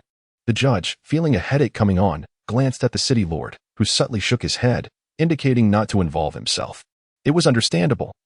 Both Linglong Sect and Yao Qi Sect were formidable opponents, and offending either would be ill-advised. Wang Jie, equally indignant, lowered his head to brush off the dust from his clothing. Standing beside his master, should his master speak up, even disregarding the rules of the competition, he would seek to exact vengeance upon the shameless individual. It was no wonder his senior brother had fallen before him. It was clear that he had advanced to the final round relying on such despicable tactics, either through sneak attacks or sheer luck. He was truly ashamed of such conduct. Winning is winning, and losing is losing. If you cannot bear to lose, then you should not compete. Qing exclaimed, his expression laced with disdain. He could not stand idly by while his treasured disciple was wronged. Qing, your words lack substance. Your disciple resorts to sneak attacks, and you, as her master, take pride in such underhanded victories? Do you truly believe that victories obtained through theft are commendable? Yao Qi's hands subtly gathered spiritual energy, suddenly directing her ire towards Yun Bulang. Yun Bulang furrowed his brow and swiftly retreated. Despite his rapid reflexes, the formidable strength of his opponent was undeniable. He narrowly evaded a fatal strike, yet still sustained a blow to his shoulder. Yao Qi intended to launch another attack, but was immediately obstructed by Qing. Your Yao Qi sect is utterly shameless, Qing exclaimed, her fury nearly overwhelming her. It was disgraceful for a sect leader to resort to such underhanded tactics, ambushing a disciple of inferior strength. What are you so anxious about? I was merely testing his capabilities and had no genuine intent to harm him, Yao Qi retorted, oblivious to the severity of her actions as she nonchalantly withdrew her hand. She composed her ornate garments while still seething internally. We refuse to acknowledge the results of this competition. It is evident to all that Yun Bulang's strength is not remotely comparable to that of my disciple. And so? Qing inquired, her voice low and measured. If such a person can claim the first place, it would only invite ridicule from the world. Wouldn't you agree, City Lord? Yao Qi's gaze fixed upon the City Lord, sending a shiver down his spine. Caught in a dilemma, he found himself unable to nod or shake his head, standing there like a wooden post, the awkwardness palpable. As the City Lord, should he not uphold justice in such a moment? The oppressive aura emanating from Yao Qi nearly compelled the City Lord to kneel. Wiping the perspiration from his brow, he could only manage a stiff nod. Do you consider this competition valid? Yao Qi posed the question directly to him. The City Lord, under immense pressure, shook his head. It does not count, yet the rules of the competition dictate that those who are knocked off the stage are deemed the losers. The last 3 words fell from his lips as softly as a mosquito's buzz. Who could fathom the weight of pressure he now bore? He had intended to avoid offending either side, yet Yao Qi had thrust the question upon him. Recalling the decisive Wang Jie and the fierce demeanor of Yao Qi, it was evident that offending either of these individuals would lead to dire consequences. Yun Bulang wore a cold expression. Perceiving that the fairy of Yao Qi was merely exerting her influence to intimidate him, In light of this, he resolved to ensure that she would concede wholeheartedly. If the fairy of Yaoqi was so dissatisfied with the current competition, he would not hesitate to challenge her to another match. However, it was highly probable that this contest would result in the loss of one of her beloved disciples. Upon hearing Yun Bulang speak, the fairy of Yaoqi felt a bubbling joy within her. She had been troubled, unable to find an opportunity. And even Qing had discerned her intentions and chosen to remain silent. Yet, this foolish boy had willingly walked into the line of fire. If he sought his own demise, she could not be blamed if her disciple exhibited a ruthless demeanor. Disciple, you must show no mercy this time. The fate of those on the arena is decreed by heaven. The fairy of Yaoqi said languidly. Wang Jie nodded solemnly, assuring, rest assured, master. I will not allow this boy to leave the arena alive. He will pay dearly for his previous ambush. The fairy of Yaoqi had manipulated the circumstances, adding an additional match to what was supposed to be a concluded competition. This delighted certain onlookers. Kong Xiaoyang, who had initially intended to exit, suddenly found himself hurrying back to his seat upon hearing the announcement. He regarded Yun Bulang with disdain, unable to tolerate him in any way. When he learned that Yun Bulang had secured first place, he was so furious that his very organs trembled with rage. Just as he intended to slink away in embarrassment, he was taken aback by the announcement of the additional match. Wang Jie's prowess was well acknowledged, and it was widely believed that if Chu Tianqing had not resorted to underhanded tactics, he would have been unable to approach Wang Jie at all. Although this was somewhat unfair to Chu Tianqing, it did not deter the audience's determination to witness the spectacle. Prior to the match, it had been explicitly stated that life and death would not be accounted for, as both participants had signed a death warrant. Henceforth, nothing that transpired on the arena would be subject to scrutiny. With a swift motion, Wang Jie drew forth his weapon, which was enveloped in a faint aura of black mist. To the heavens, this weapon was none other than a sacrificial sword. Those with discerning eyes immediately recognized it as a famed blade, once wielded by a master of the previous celestial king at the peak of the great perfection realm. After the celestial king's demise, this sword, along with a secret realm, had remained. Many had sought this treasured weapon, yet it had remained elusive, fading from memory over time. The younger generation was largely unfamiliar with the sword, with only the elder folk aware of its storied past.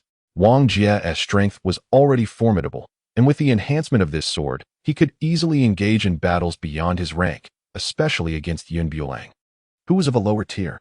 The match had yet to commence, yet the outcome seemed already predetermined in the minds of the spectators. To perish beneath this treasured sword would be considered a stroke of fortune. Wang Jie's voice was chilling, his eyes shrouded in darkness, the black pupils radiating a sense of lethal intent. Enough with the idle chatter. If you intend to strike, do so swiftly. Do not forget the opportunity presented by this competition. However, your master's obstinate meddling and unscrupulous behavior have led to this predicament. Pooh! Yun Bulang's voice resonated powerfully, and the moment his words fell, the crowd erupted into laughter, stumbling over one another in amusement. The methods of the Yaoqi fairy were notoriously domineering, bordering on the oppressive and the unreasonable. This was a well-known fact, yet none dared to voice it in such a public setting, lest they risk their own safety. Ahem. The Yaoqi fairy's face darkened with fury, and after a few faint coughs, the raucous crowd finally subdued their expressions. Wang Jie, too, wore a grim countenance, for it was his master who had been insulted. All things are subject to be severed. With a thunderous roar, he gripped his blade tightly, enveloping it in spiritual energy, and swung it mightily at Yun Bulang. With cataclysmic force, the arena crumbled, reduced to mere ruins. As the dust settled, one figure emerged from the wreckage, none other than the derided Yun Bulang. Beneath his feet lay the once mighty Wang Jie, a sharp blade embedded in his back, the very knife he had prided himself on. The weapon pierced through his chest and exited his spine, dark blood dripping from its tip. He resembled a puppet frozen in time, kneeling silently, blood trickling from the corners of his mouth, forming a small pool upon the ground. How could he possess such strength? Wang Jie knelt, struggling to remain upright. He simply could not fathom how Yun Bulang could unleash such formidable power. No one answered his silent inquiry. His life was swiftly waning. Indeed, it was withering. The skin upon his body aged visibly, becoming wrinkled and frail, as if his flesh were being devoured by some unseen force. The sacrificial blade, having absorbed his blood and flesh, grew darker and more potent. An eerie black mist emanated from its tip. Buzzing ominously, the blade seemed to awaken, as though it had developed its own consciousness. Every divine sword harbors its own essence. And while Wang Jie was indeed formidable, the previous wielder had been an immortal king. No wonder this sword now radiated darkness. It had been illicitly altered by these unscrupulous individuals, transforming it from a divine weapon into a malevolent one. Yet, this sinister blade appeared to be sealed by some force. Even after feasting upon Wang Jie's blood and flesh, it returned to its ordinary state. The arena lay in utter disarray, yet the victor was clear. No one witnessed how Wang Jie had been slain, but a series of victories could not be attributed solely to chance. The Yaoqi fairy gazed upon her fallen disciple. Drenched in blood, her eyes aflame with rage. The competition was to cease at this point. Why did you take his life? Yun Bulang's body trembled slightly, utterly incredulous at the sounds that reached his ears. He had encountered double standards before, but never had he witnessed such blatant hypocrisy. His own disciple could commit murder, yet others were not permitted to do the same. What kind of twisted logic was this? Even the city lord, standing nearby, could no longer tolerate it. A life-and-death contract had been signed prior to the competition, stipulating that regardless of subsequent events, no one could be held accountable. The fairy of Yaoqi, under the weight of the disdainful gazes surrounding her, gradually regained her composure. Although she yearned to strangle the individual before her, she could only stifle her rage and patiently await her opportunity. Wang Jie, the disciple she had meticulously nurtured for so long, was meant to inherit her legacy. She never anticipated that this competition would disrupt all her carefully laid plans. The group leader spoke wisely. Victory and defeat are commonplace in warfare. Since they had lost, they must accept it. However, from this day forth, the Yaoqi sect and the Linglong Sect would be sworn enemies. With a sweeping motion, the fairy of Yaoqi summoned the sword from Wang Jie's lifeless body, which gently settled into her grasp. The moment the sword departed from Wang Jie's form, his once vibrant body collapsed, transforming into a mere desiccated shell. The fairy of Yaoqi cast a fleeting glance at his fallen corpse, offering no pause, and, sword in hand, she departed. Disciples of the Yaoqi sect stepped forward to carry away Wang Jie's remains. As for the victor of this contest, it was undeniably Yun Bulang. I hereby declare that the winner of this contest is Yun Bulang of the Linglong Sect, the city lord proclaimed loudly.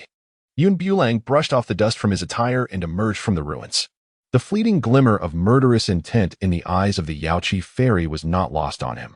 Well done, Qing proclaimed as he rose to his feet. The city lord approached him with a servile demeanor, inquiring about his well-being and presenting him with the prize for this competition. This was the coveted reward for the contest. Yun Bulang received a prize from the city lord's hand, a garment of ink-wash hues. This was a celestial-grade water garment, capable of withstanding 3 assaults from a celestial king, a rare treasure for defense. The city lord elaborated, stating that battles among formidable beings are seized in mere moments. With the enhancement of this attire, one's survival was undoubtedly assured. Yun Bulang nodded slightly and casually tossed the acquired treasures into his spatial realm, showing little regard for their significance. The city lord could not help but twitch his face in disbelief. Treasures that everyone else fought over seemed to him nothing more than refuse, carelessly discarded into the void. He couldn't help but wonder if the description of its functionality was perhaps insufficiently detailed. Is there anything else? Yun Bulang gazed at the unyielding city lord, tilting his head in inquiry. The city lord, terrified, shook his head vigorously, stammering, no. Having secured first place in the competition, those who once looked down upon them now avoided them as if they were a plague. On their return journey, they passed by a city where a dark vortex absorbed the surrounding spiritual energies of heaven and earth, drawing a crowd of onlookers. From their attire, it was evident that these individuals belonged to 4 distinct factions. Amidst the murmurs of the crowd, Yun Bulang gleaned the situation at hand. With the opening of the secret realm, the 4 great families would send representatives inside. There was no place for individuals like them in this affair, and they ought not to meddle. What are the 4 great families? Could it be that the entire Tianyu city is under their dominion? Given the current circumstances, it indeed appeared so. Even before the secret realm had fully formed, there was already such a throng gathering. With so many wolves and so little prey, I would advise against harboring aspirations for this secret realm. As Yun Bulang was thoroughly engrossed, a young man in his early 20s suddenly approached them. Greetings, esteemed cultivators. I wonder if your visit is also in pursuit of the secret realm. I am Shui Jiqian, from one of the 4 prominent families of Tianyu City. My father has specifically sent me to inquire if you would like to travel together. He offered a slight bow. We are merely passing through, seeking to witness the spectacle. Bulang declined his invitation, unwilling to become embroiled in the strife of the four great families. Even if he were to venture into the secret realm, his and his master's cultivation would ensure their safe return. There was no necessity to form alliances with so-called families, which would only serve to encumber him further. Xue Zhiqian's expression darkened considerably. He was the esteemed eldest son of the Xue family, destined to become its heir. Having humbled himself to extend an invitation to them for a joint expedition, he was met with rejection. Had it not been for the faint traces of power exhibited by these two individuals, he would never have considered journeying alongside them. Since you are unwilling to proceed together, I shall not impose upon you. With a face clouded by displeasure, Xue Zhiqian flicked his sleeve and departed in haste. Cloud Bulang disdainfully ignored the birds, presenting a sour expression for whom, one might wonder. If he chose not to go, then he simply would not. His happiness was priceless. Master, shall we venture inside to take a look? Qing nodded, indeed. After all, idleness brought no merit, and perhaps within lay unforeseen adventures. It would also serve to challenge this young scoundrel, Cloud Bulang. Otherwise, upon returning to the sect, he would undoubtedly rush towards his junior sister, wholly lacking in ambition. The gathering crowd swelled, primarily composed of small clusters of 3 to 5 individuals. From their conversations, it was evident that this secret realm expedition was fraught with peril. It was advised to travel in groups whenever possible, avoiding solitary ventures. As this was the inaugural opening of the secret realm, no one could ascertain what awaited within. Prudence was the mother of safety. The four great families dominated the scene, rendering the entirety of Tianyu City a realm belonging to them. Leading the charge was the Xue family, followed closely by the Liu, Bai, and Wu families. In this secret realm, several families engaged in subtle rivalries, amassing numerous cultivators before entry to bolster their ranks and strength. Simultaneously, they sought out the most suitable pawns to absorb any potential dangers, pushing them to the forefront if necessary. As for their own disciples, even those from collateral lines, they aimed to preserve as many as possible. Look, the secret realm has opened. A voice rang out amidst the throng, instantly capturing everyone's attention. Hurry, we have but a minute before the portal closes. Once the time is up, we shall not be able to enter. Make way, do not obstruct my path. The four great families entered first, while the others surged forward like souls eager for rebirth, shoulder to shoulder, feet trampling over one another, fearful of lagging behind. Each individual pressed toward the direction of the secret realm, with Cloud Bulang and his master leisurely trailing behind, being the last to enter. As they neared the entrance, a formidable force of attraction rendered him unsteady, causing him to lurch forward. In a moment of desperation, Qing grasped his hand, and when they next opened their eyes, they found themselves in an entirely different locale. The temperature here was alarmingly high, a desolate expanse devoid of any vegetation for miles. Despite the absence of a sun in the sky, the heat was oppressive, each breath an indescribable torment. In such a barren wasteland, what treasures could possibly exist? Bulang had barely lingered for a moment when he felt an overwhelming thirst, as if every drop of moisture within him had evaporated. Watch your step. Qing suddenly sensed something amiss and swiftly pulled him aside. Before them, in the very spot where he had just stood, a colossal blood-red spider emerged. This monstrous arachnid towered over 3 meters in height, its 8 legs thrashing wildly towards them. This spider has absorbed fire spiritual energy and has now reached the realm of spirit beasts. We must proceed with caution. With a swift motion, Qing drew his sword and lunged toward the ebony spider. The master and disciple coordinated seamlessly, their synergy evident in their movements. Fortunately, this spider was not of a high tier and posed no significant threat to the duo. Roaring, the spider exhaled flames, causing the surrounding temperature to rise several degrees in an instant. The figures of the master and disciple darted rapidly around the spider, appearing diminutive in comparison to its massive form. Yet, their speed was remarkably agile, allowing them to navigate effortlessly between the spider's 8 legs. With precision, Qing seized the opportunity and severed one of the spider's legs with a single stroke. The limb thudded to the ground, oozing green blood that was swiftly absorbed by the earth.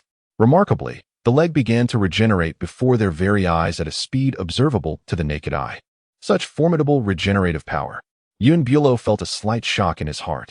The regeneration ability of this spider was astonishing, and coupled with its absorption of the fire spirit energy, the surrounding temperature was terrifyingly high.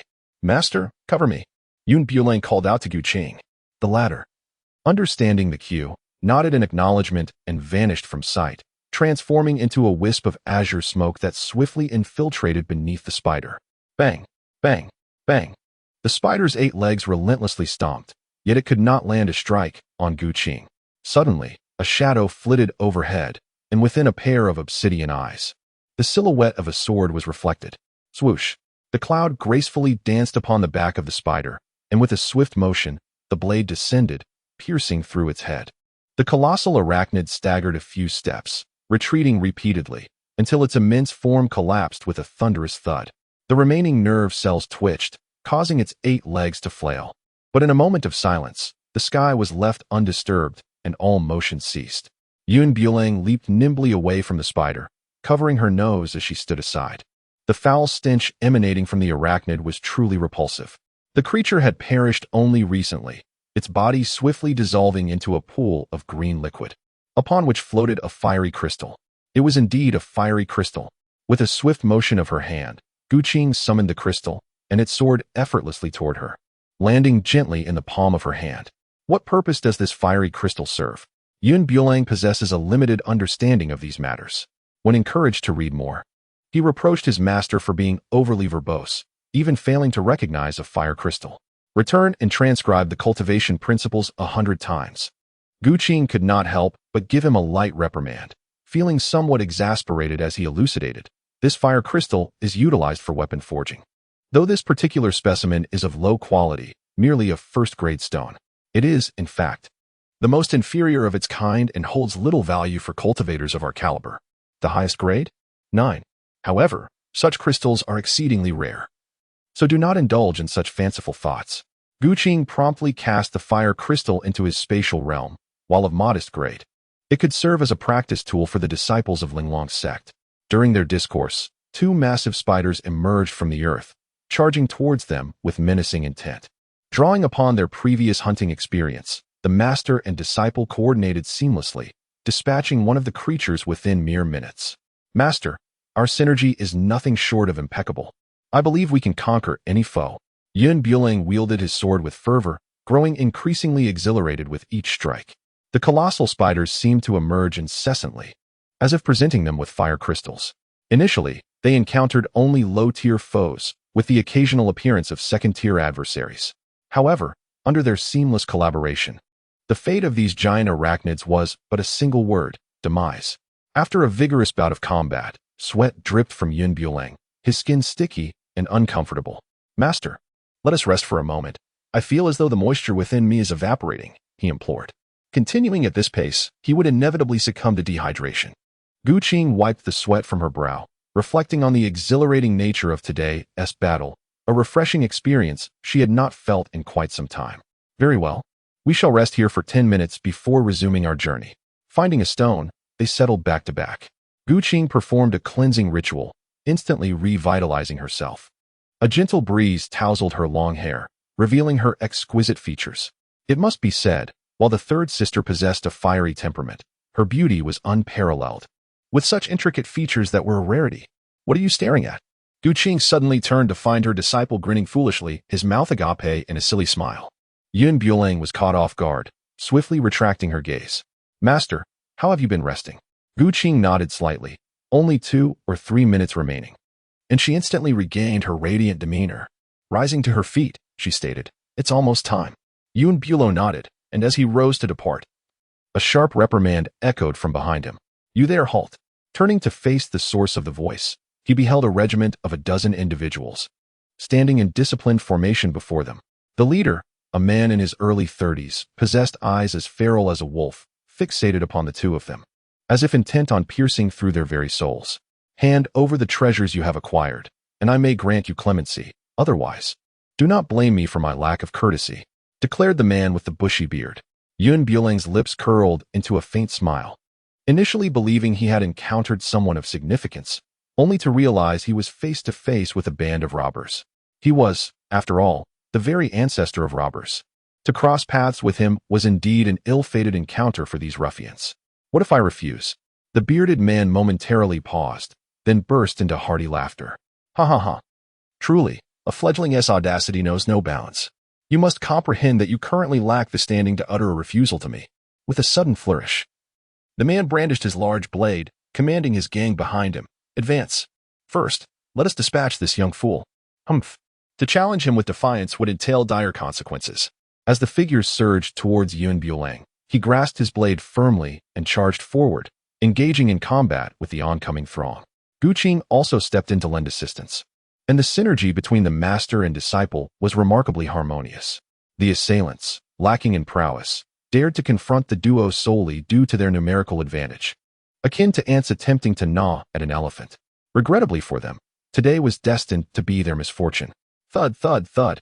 Every single one of the dozen assailants found themselves vanquished upon the ground. A few of the unluckiest even struck their heads against the stones, losing consciousness on the spot. The bearded man had never anticipated that these seemingly fragile individuals possessed such formidable strength. Had he known of their true capabilities, even 1,000-fold of courage would not have compelled him to instigate trouble. He sought to prey upon the weak, yet these two were not mere soft fruits. They were, in fact, two indomitable iron clumps. Thud.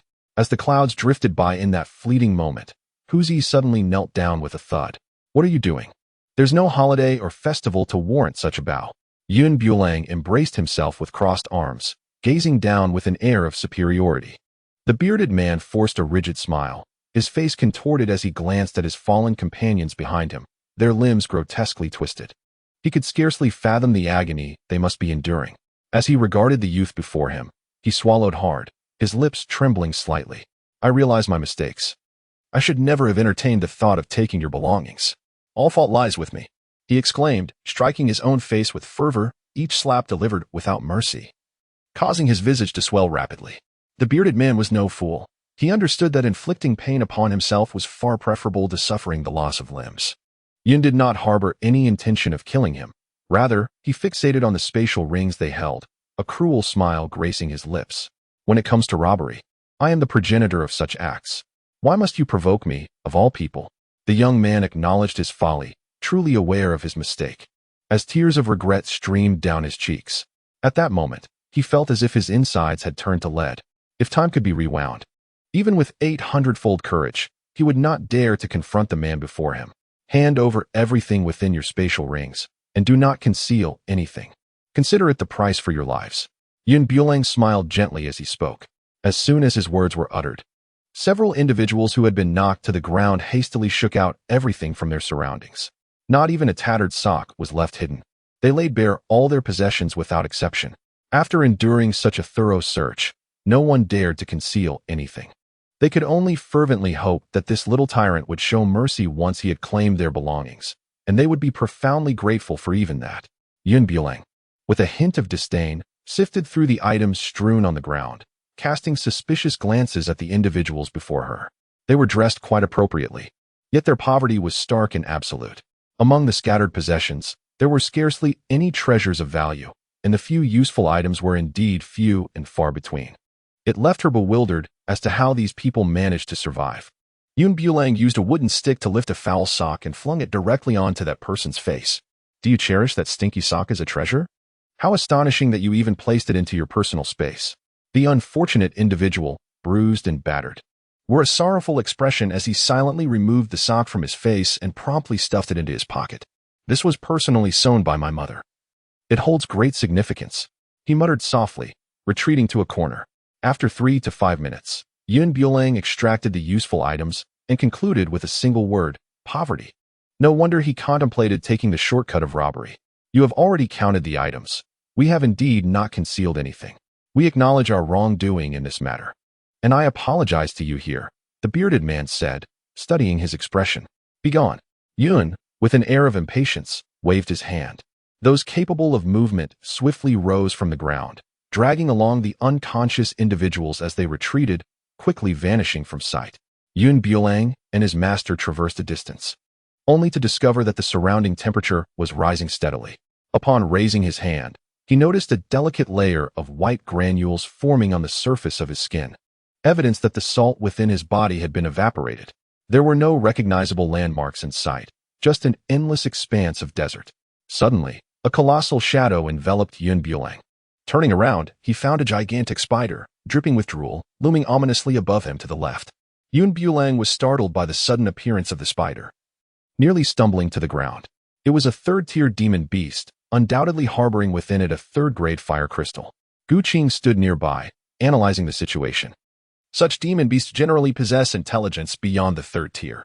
Upon encountering the master and disciple, it launched a frenzied assault. Avoid close-range attacks, Qing exclaimed as he swiftly pulled his apprentice away. This spider was markedly different from the lower-tier creatures they had faced before, and engaging it in close quarters would only lead to disaster. Though the master and disciple fought together, they could not vanquish the spider in one fell swoop. Yet they managed to inflict numerous wounds upon its form. The spider's appendages were devoid of pain receptors, and its regenerative abilities were extraordinarily potent. Thus, the injuries they inflicted did not diminish its vitality in the slightest.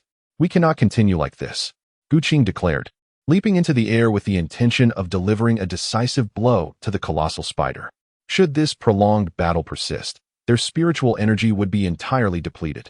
The cloud-like creature attracted the full attention of the spider, allowing Qing to deftly land upon its back.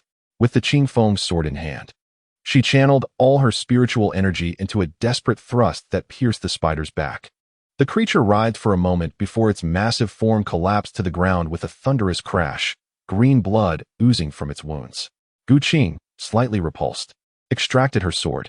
The spider's body disintegrated into a puddle of green liquid, revealing a third-grade fire crystal within. With a gentle wave of her hand, the fire crystal soared into her grasp. This was indeed a splendid find, suitable for forging a mid-grade spiritual sword. It was fortuitous, as Linglong Sect was in need of a new batch of weapons, and this opportunity allowed for the preparation of several. Qing remarked with a smile. The scale of the Linglong Sect was continuously expanding, necessitating an increasing number of weapons.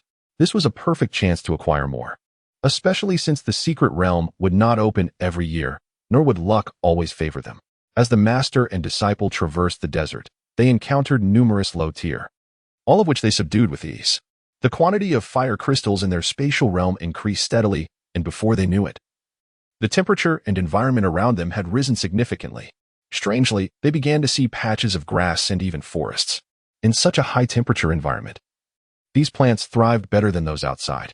However, Qing sensed something amiss. Just moments ago, the ground had been barren, and now what appeared before them was likely a mirage. To confirm her suspicions, she hurled her sword into the air. Whoosh! The sword passed through the forest, seemingly falling into an illusory shadow. After a circuitous journey, it returned to her hand. The scene before her was but a facade. Bulang wiped the sweat from his forehead, breathing heavily.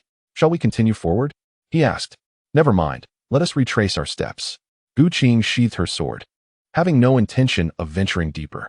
Although she yearned for the fire crystal, she could not disregard the peril facing both of them. An unsettling feeling lingered about the forest, reminiscent of an illusion. The two wandered for quite some time, yet they found themselves unable to escape. "Alas, we seem to be ensnared in an illusion," Qing murmured, swallowing hard. The prolonged dehydration left her feeling somewhat dizzy and disoriented. Bulang had studied various formations and was acutely aware that the illusion before him was undoubtedly linked to the deceptive forest ahead. The core of the formation must reside within that very forest. As the two approached the forest's edge, the moment they stepped inside, they were nearly overwhelmed by a chilling wave of cold. It was a stark contrast of extremes, akin to a realm of ice and fire. The mere distance of a single step revealed such a vast temperature disparity that Bulang furrowed his brow. To find their way back, they had no choice but to search for the central point within this place. Suddenly, a colossal serpent slithered forth from the depths, its head resembling an enormous lantern. The serpent raised its head high, exhaling a stream of mist, and with a flick of its tail, it unleashed a tremendous force. The sound of crashing trees echoed around them as Bulang and his master swiftly repositioned themselves multiple times, narrowly avoiding being crushed by the falling trunks. At that moment, a red dot caught Bulang's eye, instantly drawing his attention. That was indeed the focal point of the formation. Bulang, under immense pressure, soared effortlessly like a child, leaping past the obstacle. With a resounding crash, he cleaved through the focal point of the formation. "Master, we must leave this place at once. The illusion outside has shattered. There is no need to linger with this beast." Qing nodded in agreement and executed a graceful roll, propelling himself out. The colossal serpent slithered nearby, observing the two figures standing in the desert, flicking its tongue but refraining from pursuit. Instead, it swayed its massive form, gradually vanishing into the depths of the forest. Once the illusion dissipated, the master and disciple scarcely took a few steps before liberating themselves from that cursed locale. The focal point was a naturally formed amber, which, due to climatic conditions, had given rise to a minor illusion that ensnared them in a repetitive loop. Bulang wished to linger not a moment longer in that accursed place. As they prepared to depart, a cacophony of footsteps and distressing cries erupted behind them. "Hurry, hurry. Move faster." In an instant, a throng of individuals surged from the left, their faces etched with terror, as if they had encountered a vengeful spirit. They ignored the duos, fleeing in desperation as if the very ground beneath them had turned to wind. As Bulang struggled to comprehend the unfolding situation, he observed a colossal centipede trailing relentlessly behind the fleeing crowd, devouring them one by one. This fire spirit was far more formidable than any they had encountered previously, undoubtedly exceeding the 7th rank. Among the panicked escapees were numerous members of the 4 prominent families, all in a state of utter disarray. Some elegantly attired gentlemen, forsaking their poise, hastily tore off their outer garments. Nevertheless, those unfortunate souls who lagged behind were swiftly seized by the monstrous centipede, consumed entirely, leaving not a trace of bone or debris. Blood dripped from the creature's maw, quickly absorbed by the parched sands of the desolate desert. The throng continued to dwindle, while the insatiable centipede pursued them with unyielding fervor. The clouds drifted by too swiftly to be scrutinized, as I joined my master in the throng of fleeing individuals. Yet, the speed of our martial prowess surpassed theirs by several folds, narrowing the distance that had once seemed ample. As time slipped away, the gap diminished perilously. Those of lesser strength had already succumbed to the centipede's voracious appetite. A woman clad in crimson, failing to flee in time, stumbled and fell within the cavern, while the centipede behind her lunged forward, its maw wide open, ready to strike. "Hunger!" cried a man in green beside her, his heart shattered at the sight. However, paralyzed by fear, he refrained from rushing to the aid of his beloved, wiping away the tears from the corners of his eyes as he continued to flee. Indifferent to her fate, Bulang, unable to endure the scene any longer, swiftly seized the young woman and dashed forward with several strides. With a resounding thud, as he released her, the head of a centipede came crashing down, stirring up a cloud of yellow dust. In his arms, the woman clad in red regained her senses, only to realize she was not in the hall of Yama, but rather cradled in the embrace of a youthful stranger. Her face instantly flushed crimson, overwhelmed by embarrassment, and simultaneously feeling a sense of shame for having such a boyfriend. What was the worth of his handsome visage when, at a critical moment, he abandoned her without even a spare glance? What purpose did it serve to remain with someone like him? "Thank you, kind sir, for your rescue," she said, her voice sweet and delicate. In the midst of peril, Bulang found little amusement in teasing beautiful women. Under ordinary circumstances, such frivolities might suffice. But now, faced with the brink of life and death, there was no time for frivolity. "You're safe. Go on your way," he declared, relinquishing her. As the crowd fled in desperation, they were disoriented in this unfamiliar realm, akin to headless flies. Their reckless navigation could only lead to a dead end. Behind them lay a fathomless abyss, while relentless pursuit came from a monstrous centipede, which had already claimed many of their comrades.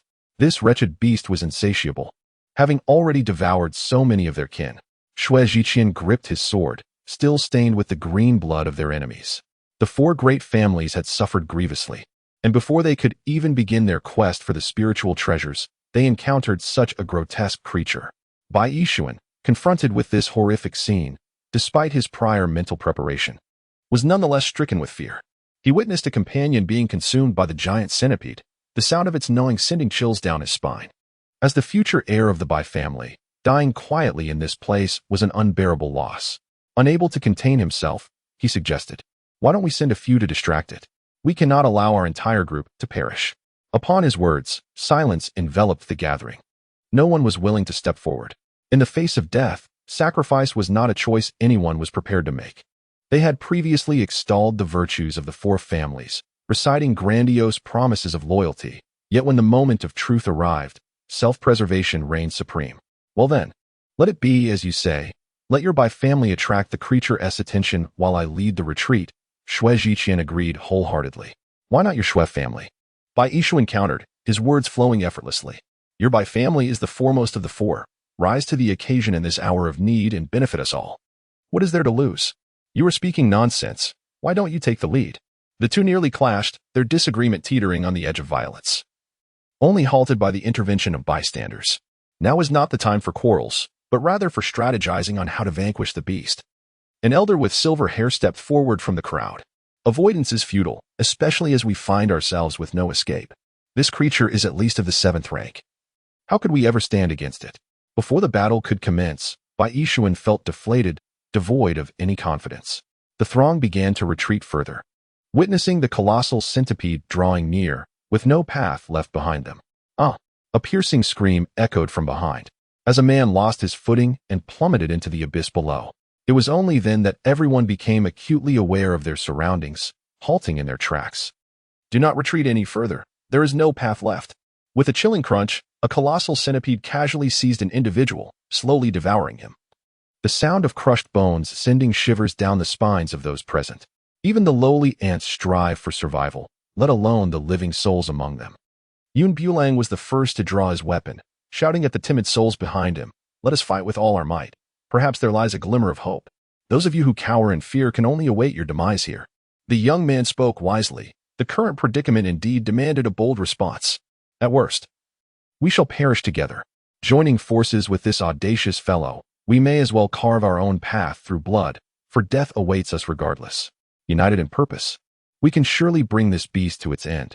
The words of Bulang have resonated with many, compelling even those who had given up to struggle desperately. My brother met his demise at its hands, and today I shall seek vengeance for him. One after another, the crowd brandished their utensils, rushing forward like a swarm. To the colossal centipede, their assaults were akin to the mere sting of a mosquito, insignificant and inconsequential. Among them, those with slightly higher prowess included Qing and several elders from prominent families. The rest were merely there to make up the numbers. In the course of their flight, each individual bore traces of injury, with some gravely wounded, collapsing unconscious on the spot. This gigantic centipede sported thousands of legs, its immense form encircling the group. It then began to constrict its body slowly, akin to a serpent suffocating its prey, trapping those unable to escape within its grasp. Furthermore, the centipede seemed to have discovered a method to effectively utilize its hardened segments to thwart the human attacks. Fire spirits of the 7th rank and above have developed a semblance of human consciousness, albeit unable to articulate in spoken language. The clouds of smoke drew the majority of the fire's wrath, inciting the wrath of the colossal centipede. Roaring fiercely, flames surged through the air, engulfing those unfortunate souls and reducing them to mere ashes. As the wind swept through, the sky became a canvas of bone dust, settling upon the living like a ghastly shroud, accompanied by a foul stench. A wisp of flame briefly clung to Yunbulow's form, only to vanish swiftly. The ethereal fire within him surpassed the flames exhaled by the centipede by several degrees of potency. Moreover, he discerned an intriguing characteristic. After absorbing the fire emitted by the centipede, the ethereal flames appeared to attain an even greater purity. Foul beast, direct your gaze this way. The sword in Yunbulow's hand lunged toward the centipede's eye. This was perhaps the most vulnerable point on the creature's body, as the rest of its form resembled impenetrable armor, impervious to blades and spears. The centipede, with a person clutched in its jaws, swiftly swallowed its prey whole, its massive body gliding toward him with astonishing speed. Bang! In the fleeting moment when Bulang plunged his sword forward, it was immediately seized by the centipede's fierce bite. He tentatively exerted force to withdraw it, only to realize it was utterly immovable. In the next instant, a tremendous surge of fiery energy erupted towards him. Yet, instead of relinquishing his grip, he seized this opportunity to absorb all the ferocity unleashed upon him. Once he reached a certain saturation point, he attempted to release the sword, only to discover that his hand seemed to be irrevocably bound to it. The gargantuan centipede, clenching the sword with its immense mandibles, managed to snap the weapon into 2 distinct pieces. Damn it! Bulang could not help but utter a curse. The creature's biting strength was truly formidable. This was the treasured sword gifted to him by his master, now utterly destroyed. Be careful, Bulang! Qing exclaimed, seeing him ensnared, and rushed forward to assist. With a flourish of his sword, he severed the giant centipede's numerous antennae. Thud, thud, thud! The severed appendages fell to the ground, stirring up clouds of dust. The centipede, in agony, writhed its body and opened its gaping maw, intent on swallowing Yun Bulang whole. Alas, it was too late. Qing grasped him by the shoulder and retreated, pulling him out of the beast's striking range. In mere minutes, their group had suffered countless casualties. The centipede's appendages were already adorned with numerous corpses, and wherever its body had passed, bloodstains marked the ground. Particularly among the scattered cultivators, there remained no bones to bury. The members of the four great families fared little better. Apart from a few higher-ranking elders, most had perished. This secret realm had proven to be a grievous loss for them. Yet, the immediate concern was to find a means of escape. They no longer harbored hopes of slaying the colossal centipede. Merely repelling it would suffice. However, facing such a daunting foe, trepidation began to seep into their hearts. With every advance the centipede made, they retreated, swords in hand, none daring to forge ahead. This beast was indeed terrifying, after a barrage of attacks. It bore not a single visible wound. Bai Yixuan's hands trembled with exhaustion, feeling utterly drained. Shui Zhiqian was in no better state. His sword had become utterly deformed from striking the centipede. Among the Shui family elders, originally 10 had entered, yet only 2 remained. Those elders had fallen while attempting to save him, yet the centipede's regenerative abilities were astonishing. Even when they united to sever its antennae, mere moments later, they would regrow, stronger than before. Each individual possessed a finite reservoir of spiritual energy. Once their spiritual seas were depleted, they would be unable to mount any further attacks. If it comes to it, we should retreat, Bai Yixuan suggested to those around him. You are right. We ought not to waste time here, they agreed. With them holding the line, we have ample time to escape. As Bai Yixuan considered retreating, he swiftly sheathed his weapon. If not now, then when? Yet, leaving now would tarnish their reputation. Can fame fill one's belly? If you seek death, then stay behind, Bai Yixuan retorted, casting a disapproving glance at his companions, who lacked the wit to adapt. As long as neither of us speaks of this, who will ever know?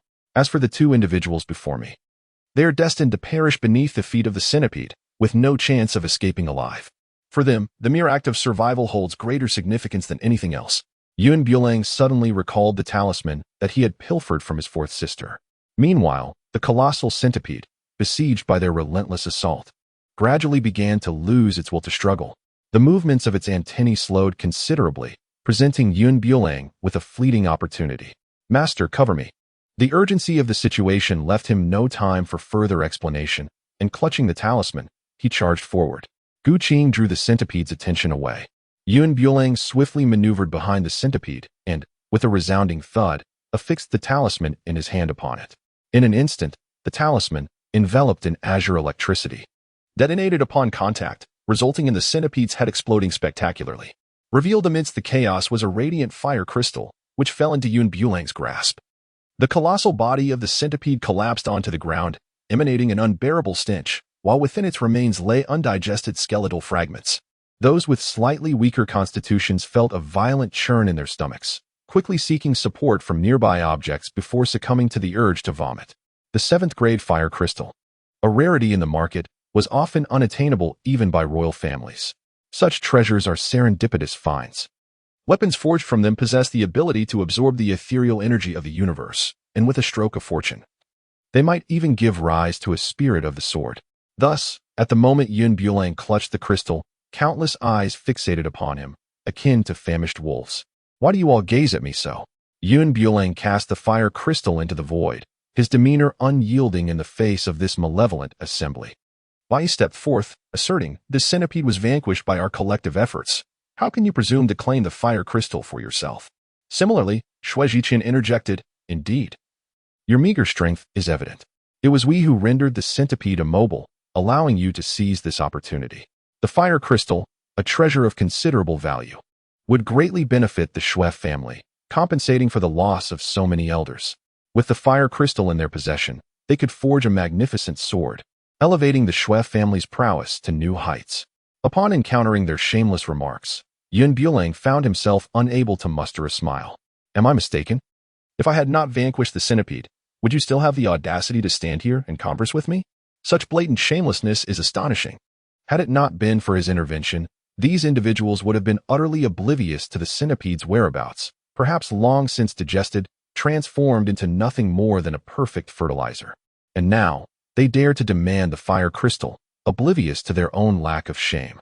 My young brother, one must adhere to reason. Had it not been for our collective assistance, do you truly believe you could have slain this centipede alone? The elder who just stepped forward is now devoid of his once pristine white garments, his body marred with bloodstains. Indeed, you should surrender the item, for this is not solely the fruit of your labor. Brothers, I have sensed something amiss with this young man from the outset.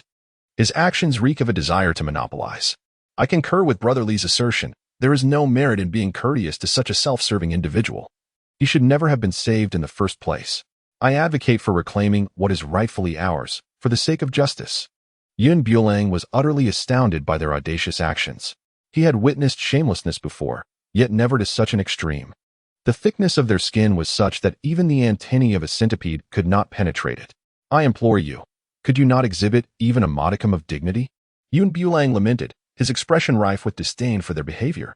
Just moments ago, while I was engaged in the battle against the centipede, if my ears were not deceived, I distinctly heard your intentions to retreat, leaving me to face certain doom alone.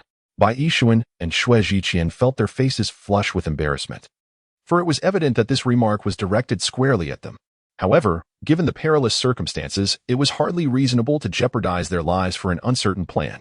Nevertheless, we contributed to the effort in slaying the centipede, Bai Yishuan retorted defiantly, unwilling to concede even an inch. Yun, having lost his patience, gazed at the ravenous crowd and inquired, "What is it that you desire? Surrender your possessions." They retorted with a sneer. How curious it is that when it came to vanquishing the centipede, these individuals did not exhibit such fervor. Yet now, in the pursuit of dividing the spoils, they speak in unison. Bulang let out a cold laugh, unfazed, as he retrieved a fire crystal from the depths of space. The fire crystal emanated an eerie red glow, quietly resting in the palm of his hand. The item lies here, if any of you desire it. Come forth and take it yourself. The members of the four prominent families were the first to charge forward, and a fierce clash ensued between the two sides. Bulang showed no mercy, swiftly dispatching several individuals with a decisive stroke. The previous confrontation with the centipede had left everyone utterly exhausted. In stark contrast, the vast reservoir of spiritual energy within him allowed for a remarkable recovery in just a couple of minutes.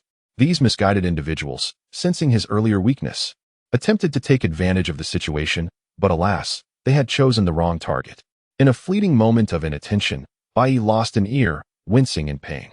Almost immediately, a flash of white light cut through the air, followed by the sensation of warm liquid trickling down his neck. Upon touching his throat, he realized it was his own blood. Desperately attempting to stem the flow, he found it seeping through his fingers. A swift strike had sealed his fate, leading to his immediate demise. The remaining individuals were now in complete disarray. If Bulang dared to kill someone from the esteemed Bai family, what hope did they have as mere powerless individuals?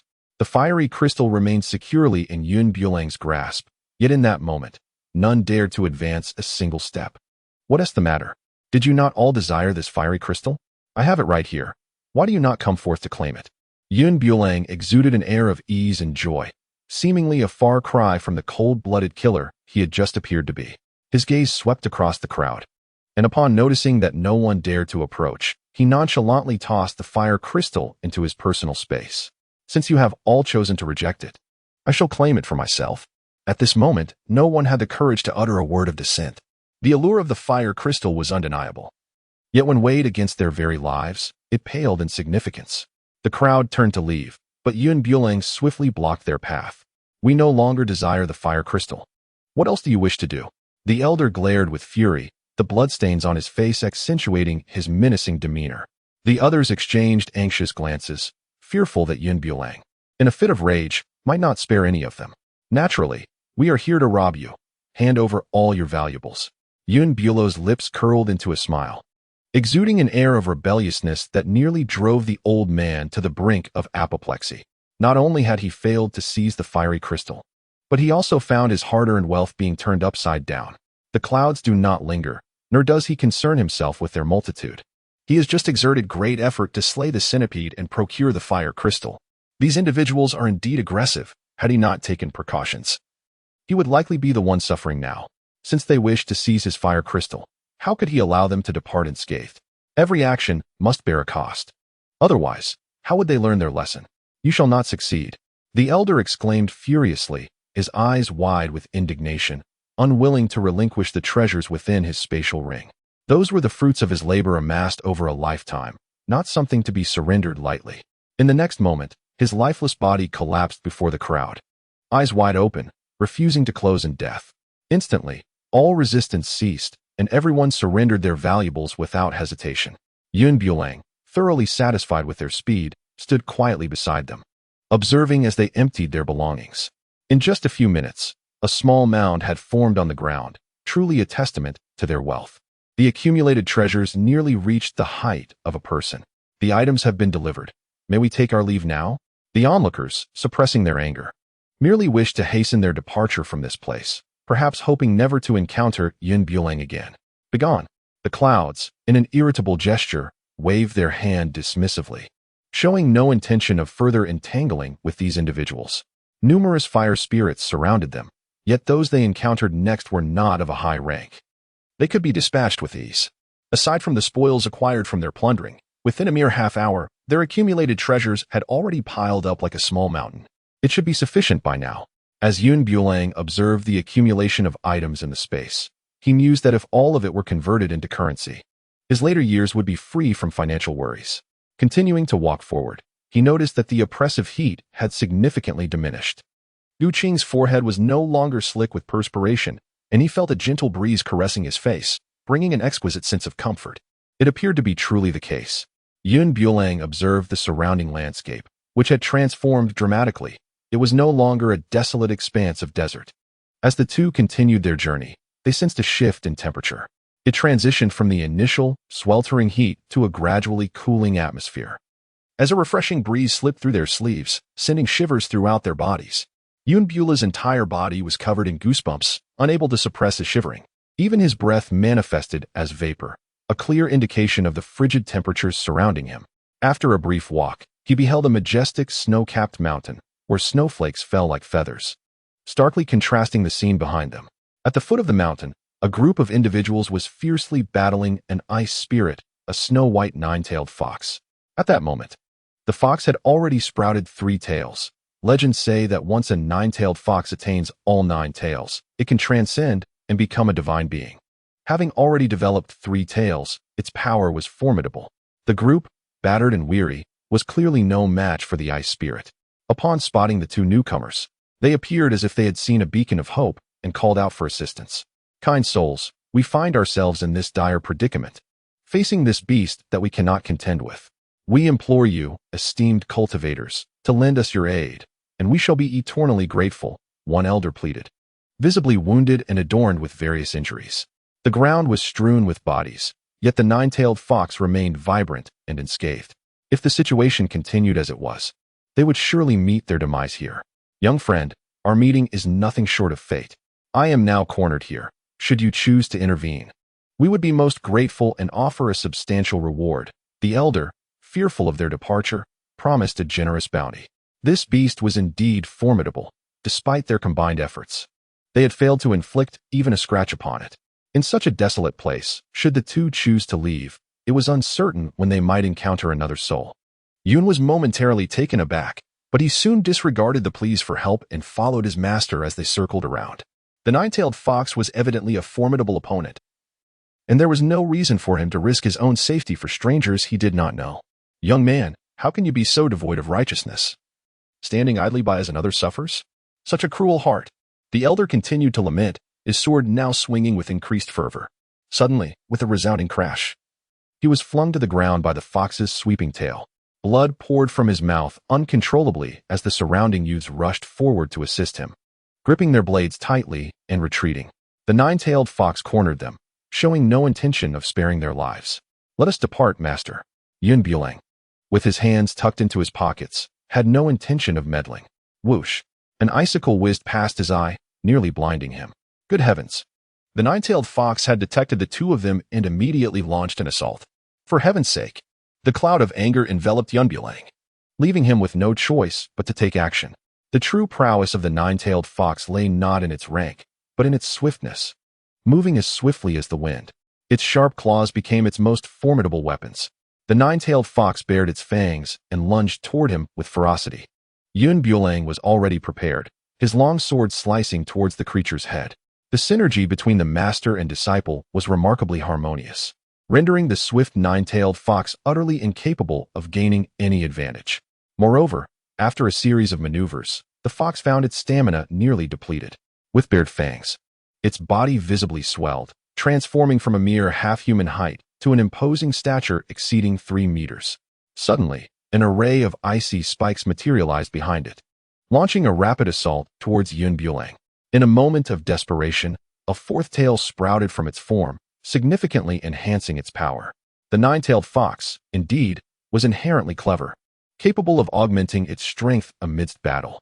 It proudly displayed its 4 tails, which elongated like 4 razor-sharp swords, simultaneously assaulting both him and his master. Bulang reached out and grasped one of the tails, instantly feeling the chilling grip of frostbite as it crystallized before his very eyes. He yearned to release his hold, only to discover a formidable suction emanating from the tail, drawing him skyward. The sheer force threatened to hurl him into the abyss. In a moment of desperation, he relinquished his sword and clung tightly to the tail, becoming one with it. The only point of attack for the nine-tailed fox lay in its 4 tails. If he could master their movements, his master would have the opportunity to strike. The nine-tailed fox bared its fangs, vigorously whipping its tails in an attempt to dislodge the human clinging to it. Yet, it was to no avail. The human adhered to the tail like a stubborn adhesive, impervious to all efforts of being shaken off. At that moment, Qing seized the opportunity, plunging his sword directly into the fox's chest. Bulang felt his body gradually warming, observing the nine-tailed fox still struggling. With a swift motion, he retrieved the fallen sword from the ground, once again grasping it firmly in his hand. He then leaped onto the back of the nine-tailed fox, driving the blade into the very spot his master had pierced before. The creature let out a series of anguished cries, its massive form staggering a few steps before crashing to the ground with a resounding thud. From within the nine-tailed fox's body emerged a radiant ice pill, which instantly found its way into Bulang's grasp. This ice pill was a rare treasure, an invaluable boon for those skilled in ice magic. With this singular ice pill in his possession, one's cultivation could ascend to new heights. However, for practitioners of other elemental affinities, the benefits of this ice pill would be considerably diminished. An ice elemental cultivator could elevate their rank by 3 tiers using this pill, while others might only achieve a modest half-tier increase. Such is the disparity. Bulang explored the ice elixir in his hand. Its touch was smooth and cool, reminiscent of jade, exuding an exquisite gentleness. It stood in stark contrast to the domineering chill of the nine-tailed fox, which could claim a life in an instant. Bulang, clutching the ice pill, intended to depart, unaware that at any moment a nine-tailed fox might unexpectedly emerge. "Young friend, please wait," called out the elderly man who had previously sustained injuries. Bulang turned around to see him approaching with a trembling gait. Recalling the promise he had made earlier, anticipated that the old man was coming to fulfill his vow. However, the next instant, the man's words ignited a desire within him to twist the old man's neck in frustration. This nine-tailed fox had been vanquished through their collective efforts. So how could he alone covet the treasure? It was only fair that all should share in the spoils. The elder stroked his beard, speaking with a countenance devoid of shame or remorse, completely oblivious to the desperate plea for help he had just made. Indeed, those who are pitiable often possess endearing flaws. Cloud did not hesitate to cast the items into the void, intending to share them with a select few, unless his mind had faltered. "Let us not forget that it was you who implored me for salvation not long ago. Had I not intervened, you might have perished, leaving nothing but dust of your remains. Now, how dare you approach me with such audacity, shamelessly demanding a share? One must ponder the source of their boldness, as their words reek of arrogance. Young friend, your assertion is misguided. Without our collective strike, how could you have vanquished the nine-tailed fox with such ease?"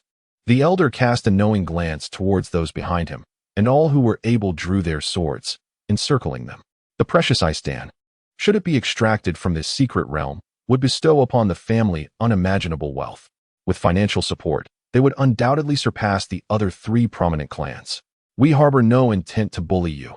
You may take the ice stand, provided you surrender another treasure of equal value." The elder stroked his beard, his gaze fixed intently upon the two individuals. In contrast, the youthful companion beside him, growing impatient, revealed their identity. We are the Bai family, one of the 4 great clans. Consider the consequences of crossing us. Hand over the items, or do not blame us for our lack of courtesy. There is no need for further dialogue. Let us simply take back what is rightfully ours. The crowd brandished their blades, clearly conveying their unwillingness to allow them to depart. With a swift motion, Bulang leaped and delivered a powerful kick to the man's chest. "How dare you?" he exclaimed. "I have encountered shamelessness before. Yet I have never witnessed such audacity. When you were pleading for assistance moments ago, did you express your desire for the eye stand of the nine-tailed fox? If my memory serves me correctly, that old man even promised a substantial reward for saving you. Is this how you repay your benefactor? Each of you, grown adults, resorting to such disgraceful behavior, devoid of any sense of principle or morality. Had it not been for my intervention, you would have met your demise countless times already." Bang!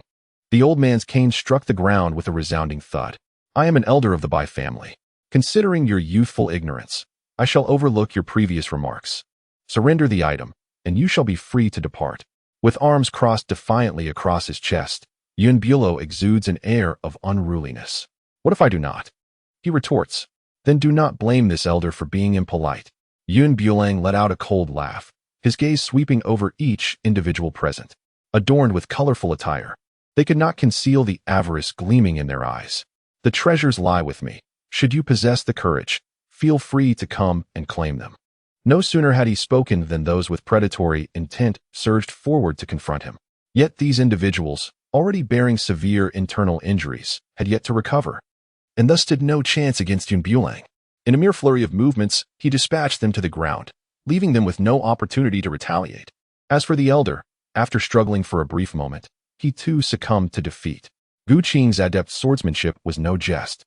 A single sequence of the star sword technique was sufficient to bring the elder down. Witnessing his prowess, the others quickly fell to their knees, pleading for mercy. "Take the eye stand. We implore you to spare our lives." Bulang struck the old man sharply on the head, questioning his audacity to maintain such an arrogant demeanor. How dare he speak so eloquently when the eye stand rightfully belonged to them? And yet his words made it seem as though it was a mere act of charity from their side. The Bai family is not to be trifled with. Once we exit this secret realm, I shall ensure that your suffering is beyond imagination. A young man beside him threatened, while the old man could only shake his head in resignation. At such a critical juncture, to still indulge in grandiose rhetoric, was he not compelling them to silence him? It is not the divine adversary one fears, but rather the foolish companions. Bulang approached the young man who had issued threats, donning a disarming smile. Without uttering a word, he produced a pill from the depths of his spatial pocket and unceremoniously thrust it into the young man's mouth. "What on earth did you just make me swallow?" the young man exclaimed, desperately trying to retrieve the pill. However, the moment the pill entered his mouth, it dissolved instantly, already making its way into his stomach, leaving no trace behind. Even if he were to resort to drastic measures and open his abdomen at that very moment, it would be of no avail. What I offered you is undoubtedly a fine substance. Otherwise, it would be a disservice to your foul-mouthed demeanor. Bulang smirked coldly and retrieved additional elixirs from the void. "A share for all who witness." These 4 words resonated with a tone of mockery, akin to a series of unrelenting slaps, striking harshly against their faces. After distributing a lethal elixir to each individual, Bulang clapped his hands and stood before them, commencing his explanation of the properties of this particular potion. "I possess a singular flaw.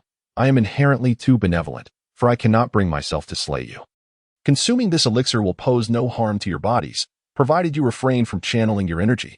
One youthful individual, lacking any sense of foreboding, inquired, "What if we do channel our energy?" The cloudless sky met with a single strike from Bulang upon the adjacent snow-capped mountain, resulting in an explosive eruption akin to that of the snow, leaving no trace behind. Upon hearing this explanation, a shiver of trepidation swept through all present. Some, in their disbelief, attempted to harness their inner power, only to succumb on the spot. This served as a poignant demonstration, rendering the remaining survivors utterly speechless. In a realm where strength reigns supreme, the inability to wield spiritual energy renders one no different from the feeble.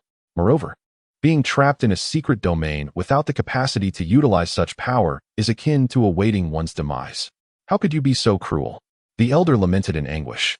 noting that such a fate was more tragic than succumbing directly to the claws of the nine-tailed fox, for at least in that case.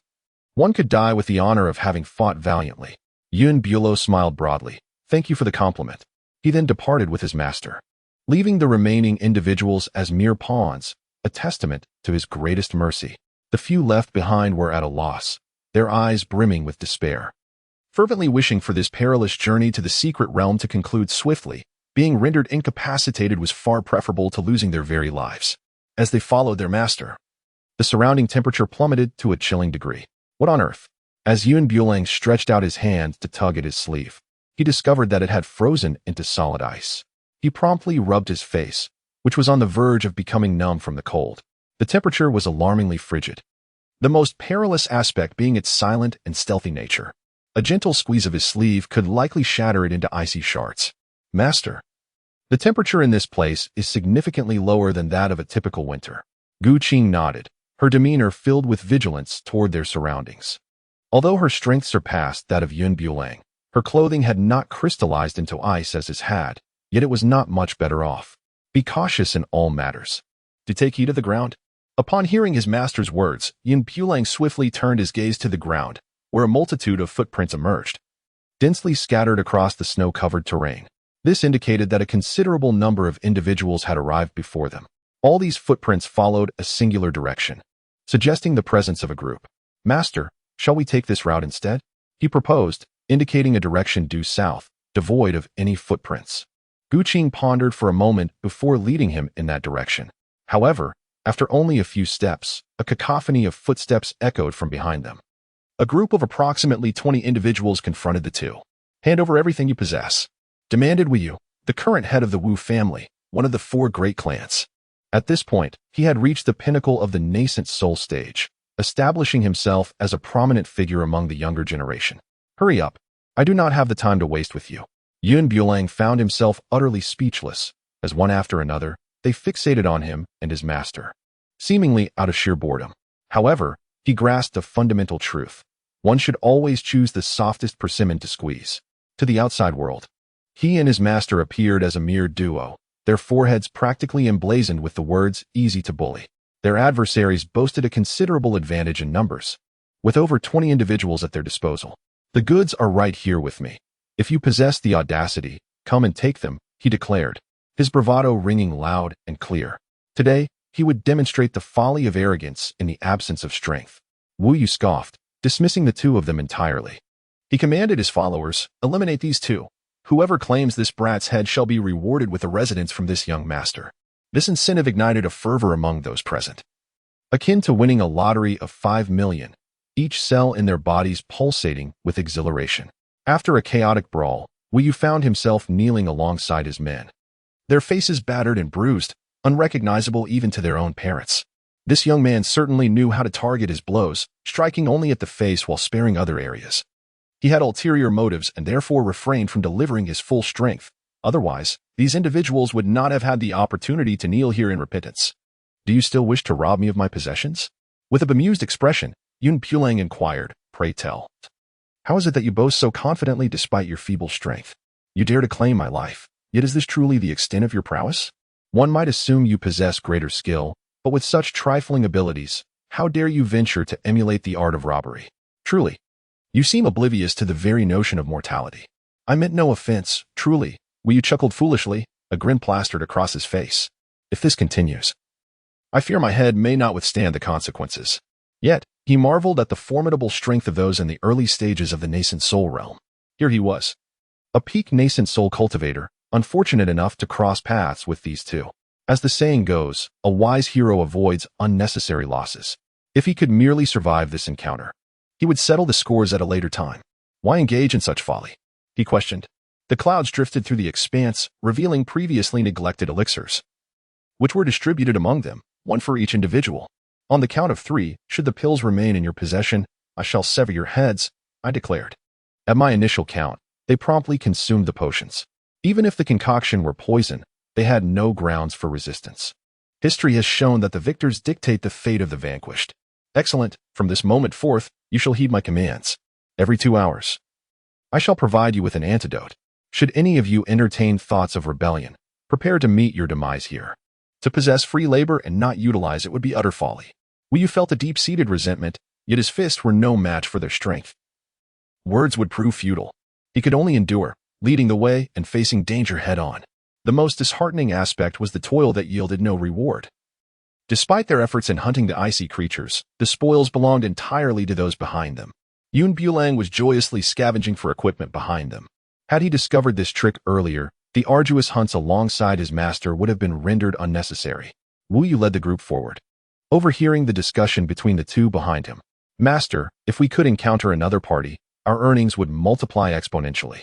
You speak truthfully, yet alas. In this vast sea of snow, encountering another soul is more challenging than ascending to the heavens. Qing wholeheartedly concurred with her beloved disciple's suggestion. Fear not. We shall inevitably find what we seek. Bulang offered solemn words of consolation, while Wu Yu, their unpaid laborer, bore the weight of his own silent suffering. The biting cold wind lashed against his face, akin to a knife's edge. Yet the pain etched upon his visage paled in comparison to the anguish that resided deep within his heart. After traversing a considerable distance, a magnificent palace emerged before them. This resplendent edifice soared towards the heavens, its pinnacle obscured from view. Even from their distant vantage point, the awe-inspired remained undiminished. The group hastened towards the palace, its icy blue facade beckoning them forth, and soon they arrived at its grand entrance. The doors stood wide open, and the snow-covered ground bore the chaotic imprints of many who had ventured inside before them. As Bulang entered, a considerable assembly had already gathered within the palace. Forces from all directions had converged here.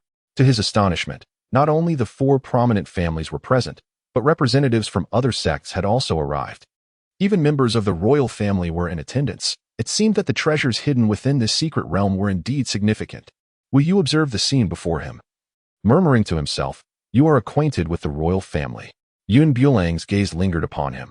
Wu Yu nodded, noting that aside from our Wu family, the most favored third prince stood at the forefront, alongside the saintess of the Shikigami sect to his left, whose prowess should not be underestimated. "You seem to possess quite a wealth of knowledge." With a gentle smile, Bulo remarked that after their entrance, the gazes of these individuals had, either intentionally or unintentionally, swept over them. This unfriendly atmosphere was rather disconcerting. What was the cause of this? Suddenly, an elderly man, exuding an air of ethereal grace, materialized before Wu Yu. Upon seeing the newcomer, Wu Yu's eyes sparkled with hope, as if he had encountered a savior. "Elder," he exclaimed, "you have finally arrived. We were on the verge of being bullied to death by this insolent fellow." This venerable elder of the Wu clan possessed unfathomable strength. It was precisely due to his presence that the Wu family maintained a harmonious existence alongside the four prominent families. Otherwise, with the Wu family's capabilities, they could never hope to rival the other three clans. The elder's appearance now signified their salvation, freeing them from the tyrannical grasp of this man. Bulo cast a discerning glance at the old man, noting his formidable prowess, at least at the level of the transformation realm. "How dare you bully a member of the Wu family? Do you consider this elder to be a mere specter?" Jun stroked his beard, his pair of inverted triangular eyes spinning with intrigue as they assessed the man before him. Bulang cast a glance over his shoulder at those battered individuals, faces bruised and swollen. Upon receiving his gaze, they trembled in fear, retreating into a corner and refraining from uttering another word. He addressed the so-called elder, stating, "It is I who has dealt with the individuals behind you. Will you seek justice for them?" A seemingly harmless smile adorned his face. However, the individuals behind him had witnessed his ferocity. Now, confronted with his spring-like grin, they felt anything but warmth. Instead, a chill ran down their spines. Simultaneously, they sweated for the elder, who, despite possessing superior strength far beyond this young man, could not help but feel uneasy in the face of his confident smile. "You merely need to acknowledge your actions. The Wu family is not devoid of power. It is unacceptable for you to bully us to such an extent. Should you meet your demise at my hands today, it would not be an injustice." Jun, with his right hand, brushed against a ring, and a sky-blue iron ball materialized in his palm. The onlookers gasped in astonishment at the weapon he revealed. This was the long-lost Iron Water Army. The young man had provoked him, sealing his fate. Why, of all people, did he choose to provoke the esteemed elder of the Wu family, Jun? It was akin to digging his own grave. This young man seemed inept in all endeavors, yet when it came to courting death, he was unparalleled. Everyone believed he was doomed, for this was none other than the formidable elder of the Wu family, Jun. who had once single-handedly vanquished foes from 1,000 miles away, now reduced to a topic of idle chatter. Why provoke such a fearsome figure? All were anxious on his behalf. Should you wish to strike, then do so. There is no need for further hesitation. Bulang exhibited no fear whatsoever. Even if his strength surpassed that of his opponent, what of it? Humph. The Grand Elder let out a cold snort, and the molten iron in his grasp instantly dispersed into countless droplets, absorbing the spiritual energy from the surrounding air for his own use. Those nearby, fearing the potential repercussions, retreated in haste.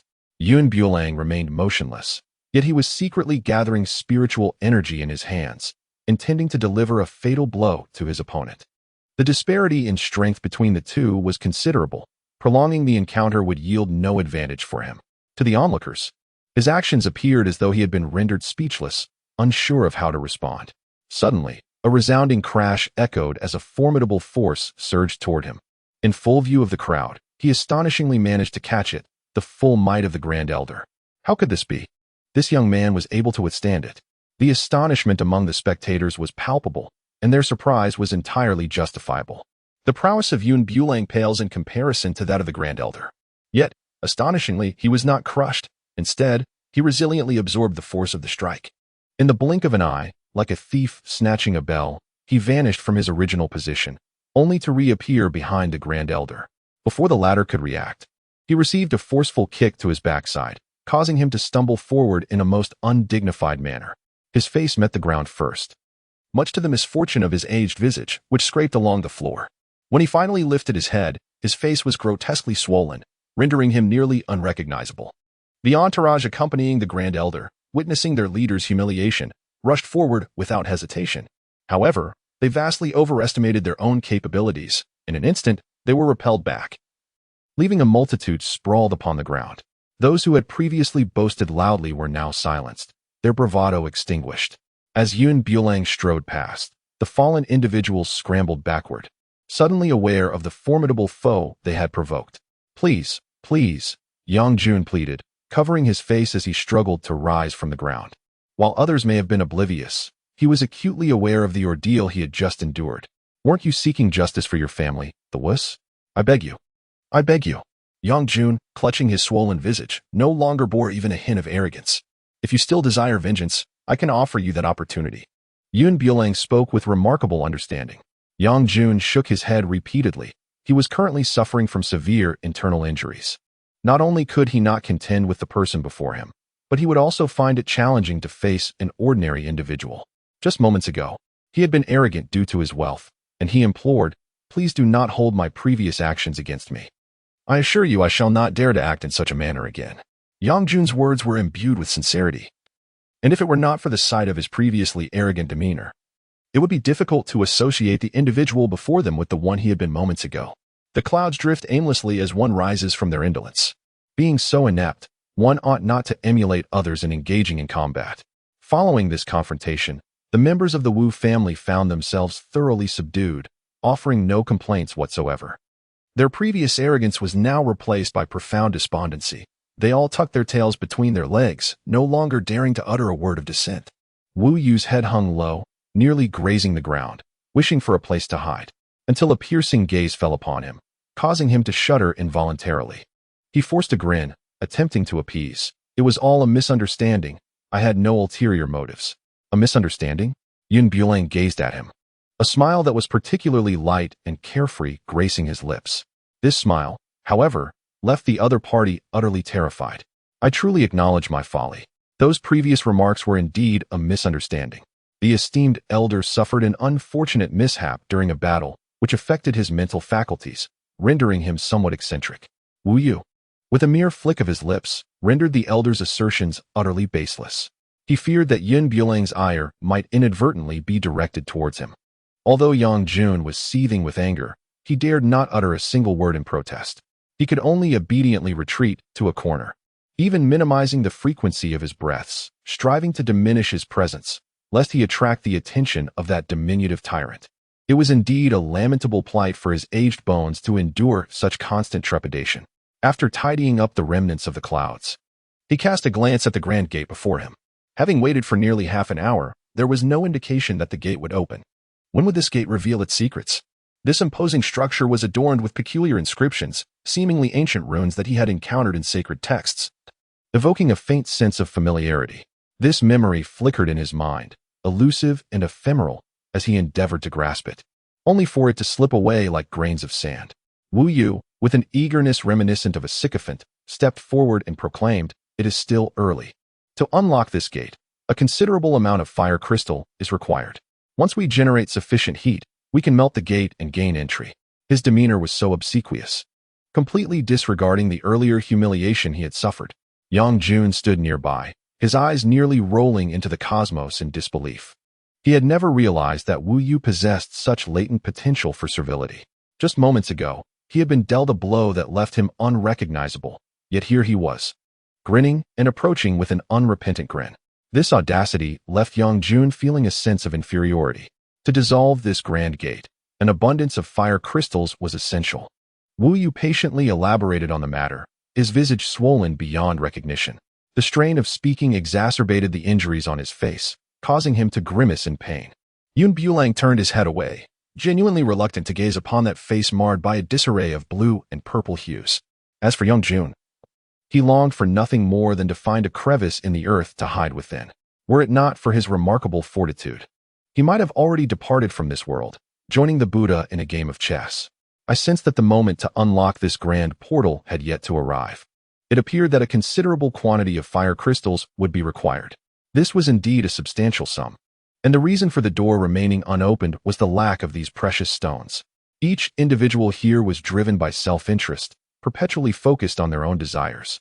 Even if they possessed fire crystals, they were loath to part with them. At that moment, a voice suddenly resonated through the crowd.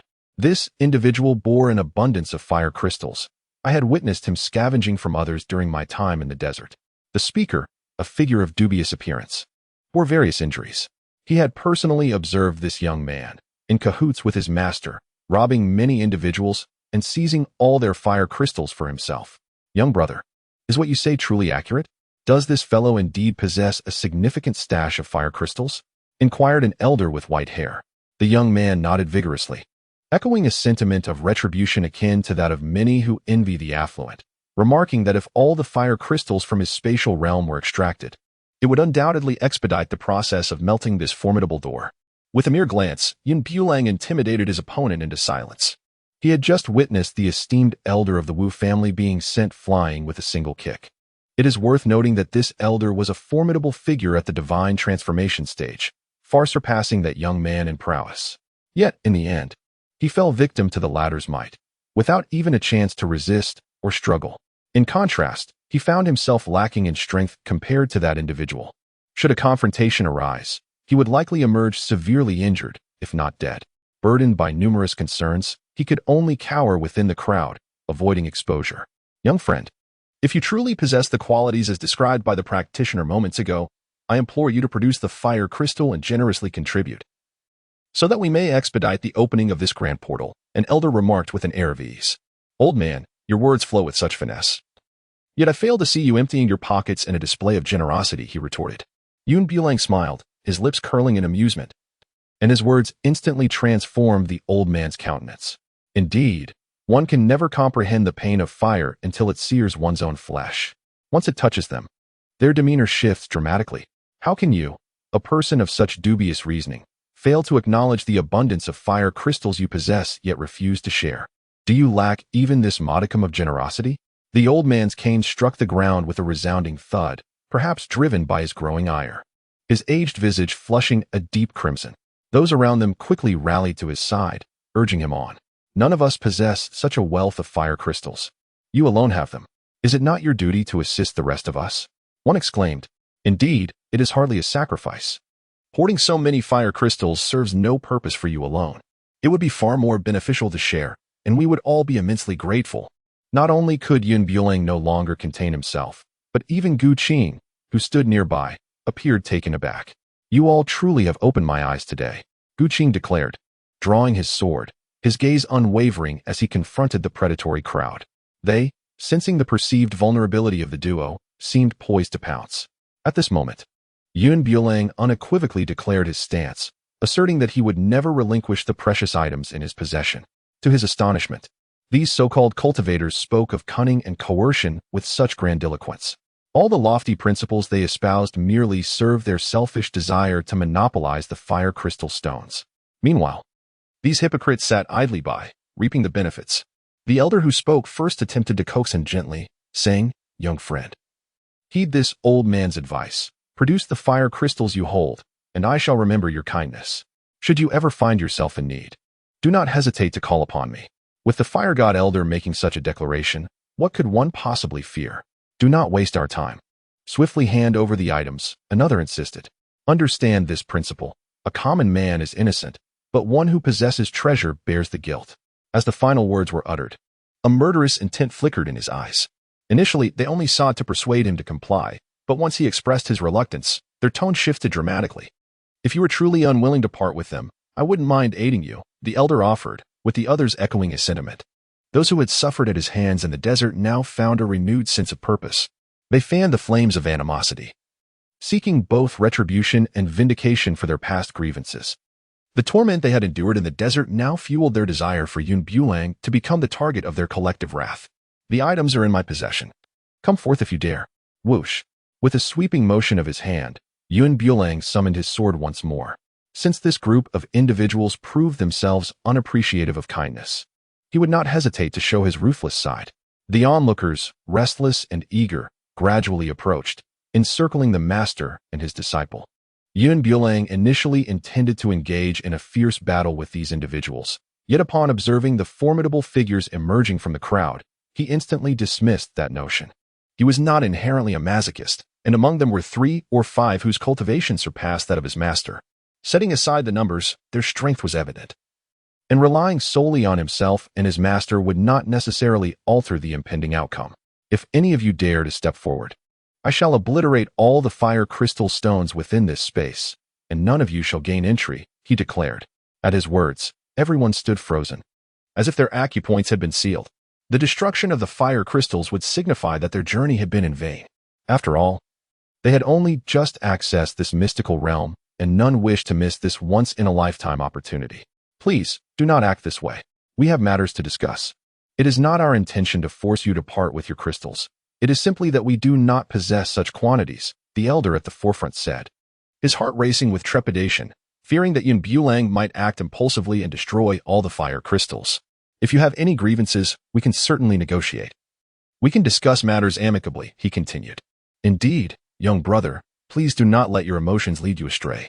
The annihilation of all the fire crystals would result in a loss for both our factions," echoed others, all around him standing as still as wooden stakes, bewildered and apprehensive. "What does your entry have to do with me? I am merely an unknown pawn. Whether I enter or not is inconsequential. Should you resort to coercion, I will be left with no choice but to destroy them." Bulang deftly seized control over them. Emboldened by his advantage, he reclaimed his sword. Seizing this opportunity, he articulated his demands. "It was not impossible for me to produce the fire crystal. However, I required a commensurate item in exchange. Otherwise, even at the cost of my own ruin, I would not yield to you." To gain entry, there existed but 2 options: either acquiesce to his terms, or venture out to hunt for it oneself. Yet, time was of the essence. By the time they procured sufficient fire crystals, it would likely be too late. "This is exceedingly difficult for us," one of them lamented. "All our valuable possessions were thoroughly plundered during our time in the desert." The group encircling them exchanged glances, each unwilling to concede an inch.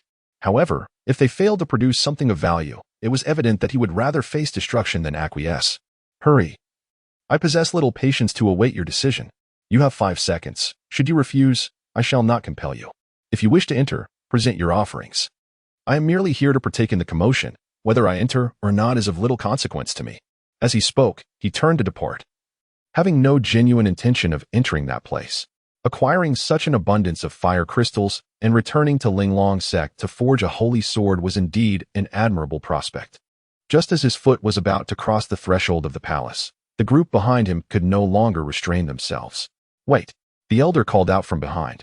Furrowing his brow, with a resolute expression, he conceded to Bulang's demands. "We are willing to engage in an equivalent exchange. Please present the fire crystals now." "How can that be?" he retorted. "Your behavior resembles that of brigands. If I were to produce the fire crystals, what assurance do I have that you will fulfill your end of the bargain?"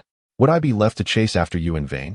His words reddened the faces of those present, for they had indeed entertained thoughts of seizing the crystals. Although unspoken, the acknowledgement of their intentions made them feel somewhat embarrassed. Very well, I agree to your terms. I, too, am willing to offer something in exchange. Those around were reluctantly compelled to part with their possessions in order to gain entry. Those who had already been thoroughly searched were now left with nothing to offer but the utensils for their meals. Observing the heap of collected items on the ground, Bulang revealed a satisfied smile. Ignoring the expressions of frustration and resentment, he waved his hand, swiftly gathering all the items into his space. Subsequently, he extracted half of the fire crystals from within, which proved more than sufficient. With the heat provided by the fire crystals, the heavy gate melted away with a resounding crash within mere minutes. Just as they prepared to step inside, a multitude of corpses sprang forth, or more accurately, zombies. Each zombie was clad in a deep blue robe, their faces grotesquely contorted with blood and flesh, and their eye sockets hollow and devoid of life. These zombies possessed no semblance of consciousness, relying solely on their rigid bodies to violently assault anyone present. Blades struck against their forms, yet they remained as unyielding as stone. In a matter of moments, several individuals had already collapsed to the ground. Master, be cautious. These creatures feel no pain. Bulang is aware of the vulnerabilities of these zombies. Their hearts are their Achilles' heels. Fire is their nemesis. Upon his timely reminder, the surrounding pyromancers swiftly ignited flames, reducing the zombies to mere ashes strewn across the ground. Be cautious, Qing exclaimed as he hurled his sword with precision. The clouds lingered, and in a moment of realization, a sword was thrust directly into the heart of the zombie, pinning the lifeless body against the wall. Thank you, Master. The ghostly flames in Bulang's hand ignited with a solemn intensity, driving all the zombies into a corner. Fortunately, the rank of these zombies was not particularly high, resulting in minimal casualties. In just a few short minutes, the majority of the zombies that emerged from within had already suffered significant losses. Although these undead creatures seemed invulnerable, they shared a common weakness, a profound fear of fire. The ethereal flames held by Bulang serve as their greatest nemesis. Although devoid of spiritual awareness, they instinctively fear this fire. Within a radius of 10 meters around Bulang, no zombie dares to approach even a step closer. Those present gradually begin to grasp the nuances of the situation, while those unversed in fire-related spells cower in the corners, trembling with trepidation. Master, draw those few stragglers over here. All right. Qing nodded, wielding the dragon bone whip in his hand, striking the zombies with a swift lash. Bang, bang, bang. The zombies were instantly propelled forward, mindlessly crashing against the walls. Seizing the opportunity, Bulang ignited the ethereal flames of the underworld in his hands, trapping them in a corner. Bang! With each thunderous sound, the bodies of the zombies fell one after another, reduced to mere ashes amidst the roaring inferno. A nauseating stench permeated the air. Gradually, the situation was brought under control, and the initially chaotic crowd began to organize itself. At long last, once every last one was eradicated, such ghastly entities would no longer plague this place. Amidst the collective relief of the crowd, a sudden and terrifying presence emerged from behind, a zombie of a far superior rank than those previously encountered. Zombies, it seems, exist in varying tiers. The few encountered before were merely the lowest echelon, devoid of any semblance of cognition, mindlessly colliding with their surroundings. Yet, the creature before them bore a visage grotesquely adorned with layers of decaying flesh, forming a thick protective barrier. Its eyes shone a ghastly crimson, with deep hollows where its temples once were, and with each leap, the earth trembled beneath its weight. What manner of monstrosity is this? We must flee this place at once. A cacophony of screams erupted as this elevated zombie, now at the terrifying realm of the flying zombie, made its presence known. It possessed a distinct consciousness and an imperviousness to both bullets and flames. As the crowd attempted to escape, it was too late. The grand doors slammed shut with a resounding thud, as if the castle itself had devised a trial for them. With a horrifying roar, the zombie displayed its ghastly countenance, bearing a cavernous maw lined with razor-sharp teeth, exuding an aura of frigid dread that seemed to freeze the very air around it. The onlookers, upon beholding its terrifying form, appeared paralyzed, their instincts to flee momentarily eclipsed by fear. Their necks, rigid with terror, turned slowly to meet its blood-red gaze, which scanned each individual present. In a moment of desperation, one person drew a blade, But as the sword struck the zombie's flesh, the holy-grade weapon was cleaved effortlessly in two. The zombie turned, its stiff arm plunging into the assailant's body, and as it withdrew, blood gushed forth in torrents. The victim's pupils dilated in terror, and after a brief struggle, he collapsed to the ground, lifeless. Witnessing this, the surrounding crowd surged forward, yet none could stand against the might of the zombie. Within moments, the ground was strewn with the lifeless bodies of those who had dared to confront it.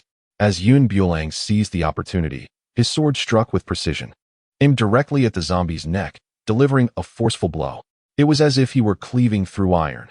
Although the zombie's movements were exceedingly stiff, its speed was remarkably swift. The strike from Bulang thoroughly provoked him, causing his speed to escalate, until he became nothing more than two fleeting shadows. As a creature that transcends the three realms and exists beyond the five elements, a zombie is impervious to ordinary blades and weaponry. Master, I wish to harness the power of thunder to ultimately vanquish this zombie. Excellent. Qing immediately grasped his intent upon hearing these words. He retrieved the talisman from his spatial pouch, waiting for the opportune moment to affix it to the zombie's body. The instant the talisman adhered, the zombie trembled violently. However, this meager spark of lightning was insufficient to eradicate it. In contrast, Qing found himself on the receiving end of a brutal kick from the zombie, sending him uncontrollably tumbling backward. Had it not been for Bulang's support, he might have been hurled out of the castle. With a cough, Qing spat out a mouthful of blood. Though he had merely sustained a kick, he suffered severe internal injuries, having had no time to react to the assault. The zombie relentlessly pursued the two of them, seemingly fixating on them as its targets. Merely relying on this flicker of thunderous energy would not suffice to destroy it. Only by harnessing the forces of heaven and earth might they stand a chance at defeating it. Wiping the blood from the corner of her mouth, the two slowly retreated to a corner, quickly distancing themselves from the zombie's attack range. Roar. The zombie grew increasingly exhilarated, attacking anything in sight. Jun, caught off guard, fell directly into the zombie's grasp. Before he could even resist, he felt a chilling sensation around his neck, followed swiftly by a sharp pain. Gulping. The zombie voraciously consumed his blood. Jun's eyes widened in terror, the veins starkly visible. Soon, his pupils began to dilate, the surroundings blurring into obscurity. Even the sharp edges nearby became indistinct. With a final struggle, he fell silent. The zombie showed no signs of relinquishing its grip. Its flesh and blood rapidly dissipated, leaving behind only a few ounces of bones and a crumpled hide. In one fleeting moment, a vibrant life was extinguished, reduced to a mere remnant. Witnessing this, the members of the Wu family were horrified, their eyes nearly bulging from their sockets, each retreating to the corners of the walls. None daring to engage in battle any longer. Such is the nature of humanity. Faced with the specter of death, all concerns become trivial. The zombie, as if selecting a feast, methodically drew them from their corners one by one. The ground became strewn with corpses, yet these individuals remained oblivious to their fate. If they did not rise to resist, they would soon discover the dire consequences awaiting them. Bulang meticulously arranged the formation, aware that only by harnessing the forces of heaven and earth, as instructed by his master, could he utterly vanquish the monstrous creature before him. Once the formation was set, he boldly stepped in front of the zombie, pulling his garment down to reveal his prominent veins. Come forth, I possess what you desire. The zombie, panting heavily with coagulated blood dribbling from its lips, slowly turned its head and, in an instant, darted towards him. He remained unfazed, steadily retreating and luring the creature into the formation he had meticulously crafted. Just as the zombie attempted to leap out, it found itself ensnared within a barrier. In fire. Power of thunder. The ethereal flames of the underworld ignited in Bulang's hand, resembling a slender, elongated thread that gradually entwined around the zombie's form. Subsequently, the opulent palace above was abruptly shattered as a beam of light descended from above. Bulang produced the thunder talisman and cast it directly into the formation he had previously arranged. Thunder rumbled ominously. The sky grew heavy with dark clouds, thick and foreboding, as if they were about to descend.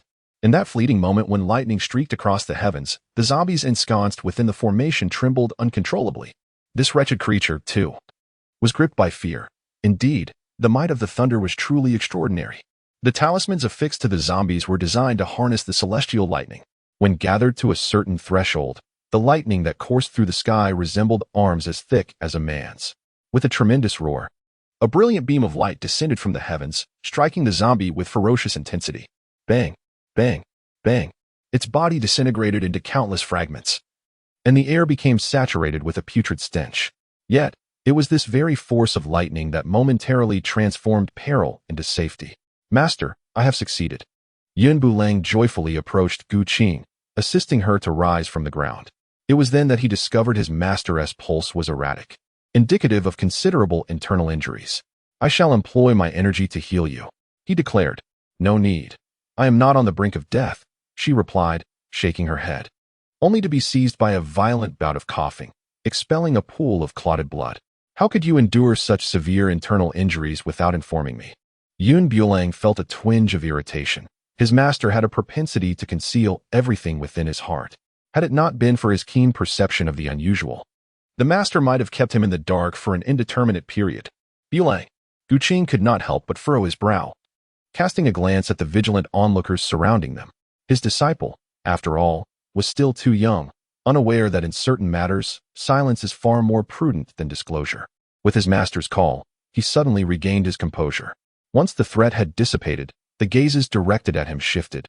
They remained contemptuous, yet now bore a hint of greed. The casualties had been substantial, leaving only the most formidable of opponents. The weaker individuals had been eliminated in the recent skirmish. The elderly man, leaning on his cane, bore the remnants of his companion's blood upon his visage, his eyes sharp and malevolent. Surrender your possessions. Such youthful greed is astonishing. What we entrusted to you was merely for safekeeping. How dare you accuse me of avarice? Not a single soul present here today is without guilt. Yun Bulang does not deny his avarice for wealth. However, among those present, who is not ambitious? It is merely that they lack the capability. Were their strengths to be exchanged, they might act with greater ruthlessness than he does. Just now, having seized an opportunity, they are eager to reclaim all that was previously taken from them. The individuals surrounding him are equally unwilling to be at a disadvantage. Recalling how he had recently plundered them of their possessions, they feel an acute sense of dissatisfaction. Presently, with his master grievously injured and having expended a substantial amount of spiritual energy during this conflict, should they choose to strike now, this young man would undoubtedly be no match for them. In such a scenario, not only could they reclaim their rightful wealth, but they might also seize the occasion to profit handsomely. Though none of them vocalize their thoughts, their glances speak volumes. I believe it is indeed time to reclaim what rightfully belongs to us. One should not covet what is not theirs. That which is meant for you is yours. And what is not, no matter how cleverly calculated, will inevitably depart from your grasp. Quickly return our possessions, they demand. Indeed, all that we entrusted to you must be returned. Otherwise, do not blame me for my lack of courtesy. Initially, these individuals attempted to reason with him, but upon realizing Yun Bulang's resolve, they resorted to threats, revealing their intentions to rob him. When the undead emerged, you were more terrified than anyone else. Cowering in the shadows, unwilling to show yourselves. Even as you witnessed your comrades perish before your eyes, you remained unmoved. What right do you have to question me now? Each of his words struck them like a merciless slap, landing harshly upon their faces. Some even averted their gazes, unable to meet his eyes, their expressions betraying their inner turmoil. Yet, this did not quell their insatiable greed. If they wished to reclaim what was stolen, now presents the optimal opportunity. One among them took the lead, willfully disregarding Yun Bulang's words. Do not attempt to intimidate us with your rhetoric. Return everything we relinquished to you earlier. Do not claim that we are bullying you simply because you are young. Your master is gravely wounded and can no longer protect you. If you are wise, you will part with some wealth to secure your life. Yun Bulang unsheathed the sword from his side. Although his master lay gravely injured and his own spiritual energy was nearly depleted, it did not imply that these individuals could freely humiliate them. Should any of you dare to step forward, do not blame us for having issued a warning. Yun Bulang cast a fierce gaze over each individual present. Yet, some dismissed his words as mere whispers in the wind, choosing to disbelieve the ominous warning. In an instant, with a swift motion, the one who had provoked him lay sprawled upon the ground. Let us all take him down together. The treasures within his spatial ring shall be ours to divide, urged one among them. Indeed, the surrounding individuals summoned their courage, directing their blades menacingly towards Yun Bulang. The wealth contained within his possession ignited their desires. They surged forward, their greed eclipsing even the most fearsome of zombies. However, they gravely underestimated Yun Bulang's prowess. Even in a state where his spiritual energy was nearly depleted, he effortlessly subdued them. After toppling them, Yun Bulang chose not to silence them. Why do you persist in failing to recognize reality? How much suffering must you endure before you learn your lesson? Yun Bulang was no longer as merciful as before. He wielded his blade with precision, striking down the instigators without hesitation. Remember this. Should anyone dare to provoke me again, this shall be their fate. The gentle breeze caressed his long hair, and the blood cascading to the ground appeared even more vivid. The instigators who had previously caused turmoil all perished beneath his blade. Spare me, will you pleaded, now filled with regret for having heeded their words. The figure before him was no ordinary man. Even in a state of depleted spiritual energy, he could contend against so many. Was it too late to seek mercy now? Yun Bulang gazed at him, her eyes chillingly cold. I truly recognize my errors. I was blinded by greed, and I shall not dare again. Wu Yu wore a sorrowful expression, and if granted another chance, he would certainly not succumb to avarice. Yun held a knife in his hand, pointing it at every individual present. Each person he targeted shrank back, unwilling to utter another word. Who among you still wishes to seize what belongs to me? There is no need for such modesty. Where has that fervor from earlier vanished? Silence enveloped the room. Not a soul dared to speak. What a farcical situation this is. Encountering this harbinger of death, merely preserving one's own life, is an extraordinary stroke of fortune.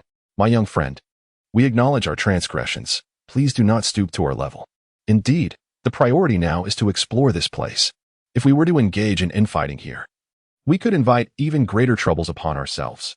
Each person forced a strained smile, entirely forgetting their previous disdainful demeanor. Yun Bulang sheathed his sword, having mercilessly slaughtered all present. An utterly unrealistic notion. Restrain your misguided thoughts and cease attempts to test my limits. Otherwise, I shall ensure you lament your existence in this world. It will never happen. Absolutely not. The individuals present shook their heads repeatedly, lacking the audacity to continue challenging him. After being subdued by him, they became remarkably docile, their speech considerably more courteous than before. They recognized that his true power was beyond their capacity to contend with. With so many unable to overcome a single individual, they ceased their futile struggles. Once they entered, Yun Bulang initially intended to depart directly. Having arrived at this juncture, however, he deemed it prudent to take a look inside. Qing retracted his sword, and after a period of recuperation, his spiritual energy had been significantly restored. Indeed, there was little consequence in returning so early. Yun Bulang nodded slightly. Since his master wished to enter, they would venture inside to have a look. Are you truly all right? He was still a bit concerned about Qing's internal injuries. If the wounds were severe, he would not wish to enter, even if there were heavenly treasures within. I am fine, Qing replied, shaking her head. Her internal injuries had largely subsided. After expelling the congealed blood, they were not as serious as before. Once the master and disciple followed the crowd inside, they discovered the space brimming with celestial treasures. Each item, if extracted, held immense value in the marketplace, leaving everyone elated. Even a modest spatial ring was worth a fortune. Among the treasures were numerous cultivation manuals and extraordinary weapons, each item inciting a frenzy of desire. These treasures are indeed precious. No one shall dare to snatch them from me. With so many items here, everyone shall partake. Each person busied themselves collecting treasures, stowing anything their hands could grasp into their satchels. At that moment, humanity's greed was vividly laid bare. Having secured one item, they yearned for more. So engrossed were they in gathering these riches that they failed to notice the changes unfolding around them. Bang! Just as their excitement peaked, the grand door slammed shut with a resounding thud. It was only then that the crowd regained their senses, approaching the door to find it sealed tightly. Darkness enveloped the space, rendering visibility non-existent. Initially, the dim light filtering through the door had allowed them to discern their surroundings, but with the door now shut, panic surged within their hearts. What is happening? Look, what is that in the corner? The crowd surged, and ethereal specters began to materialize in the air. Most of these phantoms lacked physical form. Though their destructiveness was minimal, they proved far more challenging to confront than the zombies outside. At least zombies were tangible, while these specters were mere wisps of gas, neither visible nor tangible. Swish, swish, swish. The specters moved with astonishing speed, weaving through the throng and toppling those clutching their treasures to the ground. Yet, despite the chaos, those individuals remained unwilling to relinquish their prized possessions, gripping them tightly. Unable to spare a hand to fend off the phantoms, Qing found herself struggling against these apparitions, having sustained significant internal injuries. She had only just managed to stabilize herself and had not yet returned to her peak condition. Otherwise, these minor specters would pose no challenge to her. Bulang shielded his master from behind, freeing his hands to engage in battle, only to discover a group of individuals huddled in a corner, resembling a flock of ostriches. In the face of an impending storm, they believed that burying their heads in the ground would grant them a carefree existence. Although these phantoms lacked physical form, they proved formidable against their adversaries. Countless spells struck them as if landing upon cotton, utterly ineffectual. With their insubstantial nature, it was evident that if this continued, we would exhaust our spiritual energy and perish before they did. One of the cultivators exclaimed, as he swung his treasured sword at a phantom, only to find that it inflicted not a single scratch. The sword seemed to be drawn into a black hole. When he withdrew it, the blade had been severed into 2 pieces. The phantoms multiplied, appearing in such abundance that their numbers were now several times greater. One phantom opened its cavernous maw and sank its teeth into Bulang's leg. Although it had no physical form, the bite was undeniably real. As he kicked the phantom away, a bite mark emerged on his foot. Cursed be this situation. At this rate of attrition, we are destined to fall here. The phantoms are a peculiar form of energy, impervious to conventional attacks. Unless we can confine their energy in one place, we might just annihilate them in one fell swoop. I have conceived a plan, but I require your protection. Bulang addressed those individuals, urging them to act swiftly, for their time was limited. With no alternative, they had no choice but to place their hopes entirely upon him. Bulang, in a timely manner, utilized the resources at hand to establish a small-scale formation. Subsequently, he instructed the others to lure the specters into the barrier, effectively sealing them within. Thud, thud, thud. The phantoms incessantly battered against the barrier, revealing numerous fissures in the formation that had only recently materialized. This formation could contain them for no more than 3 to 5 minutes. Without a viable solution, they might burst forth at any moment. My young friend, this method is futile. It can only restrain them temporarily. I expected you to have a more ingenious plan. Sooner or later, these specters will break free, and your formation cannot withstand much longer. We find ourselves without a path to escape, even if we manage to contain them. There is nowhere to flee. Each individual voiced their grievances, but Bulang paid them no mind. Their words were more melodious than effective. If they could resolve the issue themselves, why would they place all their hopes upon him? Bulang extracted a talisman from the depths of space and cast it directly into the formation. The lightning emanating from the talisman caused all the specters to vanish in an instant. Thanks to the life-saving talisman he carried, he managed to avert a dire situation that could have proven quite vexing. After witnessing the swift resolution of these apparitions, those who had previously voiced objections fell silent, their faces flushed with embarrassment. It was truly unexpected that he possessed such remarkable skills, capable of ensnaring these ghosts and dispatching them all within a brief span of time. His movements were as fluid as flowing water. Without genuine ability, mastering such timing would indeed be an arduous task. Did you think he would merely remain like an ostrich, burying his head in the sand, utterly powerless and resigned to waiting for demise? With a disdainful scoff, Yun dismissed the group. If relying on these individuals, one might as well expect the grass on their graves to grow 2 meters high, let alone contemplate an escape from this place. The words he uttered left them flushed with embarrassment, yet they dared not respond, knowing they could neither retaliate nor protest, and thus chose to remain silent. Just as the crowd believed the imminent peril had passed, the temperature around them plummeted dramatically. Initially, during the battle, there was a semblance of warmth in their bodies, but now an overwhelming chill enveloped them. Each breath they exhaled seemed to crystallize into frost. "It's so cold," they stammered, trembling, while some fire mages attempted to summon flames on the spot. Yet, even as they huddled around the flickering fire, the relentless cold persisted. This biting chill nearly halted their cognitive functions, leaving them yearning for unconsciousness. How could it have become so frigid so suddenly? They even rummaged through their belongings to retrieve winter garments, desperately wrapping them around themselves. Nevertheless, they still felt no warmth at all. A thin layer of ice gradually formed on the ground, encasing them in place, transforming them into mere statues of ice. Among them were several fire mages, unable to withstand the relentless cold, ultimately succumbing to the inevitable, their breaths fading away one by one. Bulang trembled uncontrollably, his gaze shifting between the frozen figures around him and the flickering flames of the bonfire. If the cold were truly so severe, it would be impossible for them to feel no warmth whatsoever. Thus, Only one possibility remained. They were ensnared in an illusion, and everything they experienced was merely a figment of their imagination. Master, this is an illusion, Qing nodded, having discerned this truth long ago. It was inconceivable for a fire mage to succumb to the cold, while an ice mage, inherently unperturbed by frigid temperatures, could not possibly be transformed into mere ice sculptures. All signs indicated that the events unfolding were not grounded in reality. The individuals frozen in place, having lost their lives, were clearly entrapped in this illusion, forever slumbering within it. Once a person succumbs to sleep within the illusion, their physical body in the real world gradually perishes. The master and disciple exchanged knowing glances before retreating to a corner. They slowly closed their eyes, clearing their minds of distractions. When they finally reopened their eyes, the surrounding temperature had returned to normal. Yet before them lay numerous corpses, each contorted in a state of despair.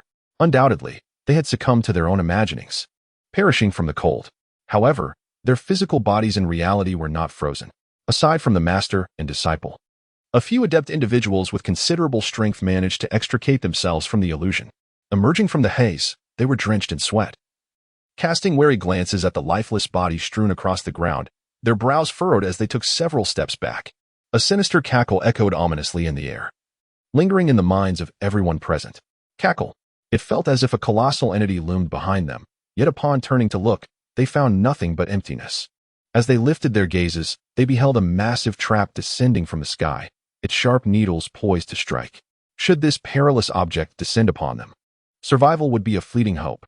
The group rallied together to confront the threat, yet Bulang remained motionless, seizing the moment to impart a crucial warning. What you are experiencing is yet another illusion conjured by that entity. If you cannot liberate your consciousness, you shall become a mere part of this mirage. This specter was indeed formidable, capable of crafting such intricate illusions. Just moments ago, he believed he had escaped its grasp, but now it was evident that his naivety had clouded his judgment. With his admonition, the others finally managed to break free from the illusion once more. However, this time the toll was far graver. Those with slightly lesser strength fell to the ground, never to awaken again. Suddenly, a gigantic specter materialized in midair, revealing itself as the architect of the previous illusions. Cackle. The specter gaped with a gaping maw, yet refrained from launching an assault upon them. Instead, it exhaled a plume of white mist, plunging them into yet another illusion. This particular phantasm posed dangers surpassing those they had previously encountered. Blades and swords surged forth from all directions, leaving the individuals grievously wounded, their blood cascading down their arms. The room was suffused with the metallic scent of blood, and some, overwhelmed by terror, succumbed to a fright-induced demise. Bulang comprehended that as long as this specter remained alive, they would perpetually be ensnared within the confines of the dreamscape. This colossal apparition possessed a relatively low offensive capability. It merely conjured illusions that left them defenseless.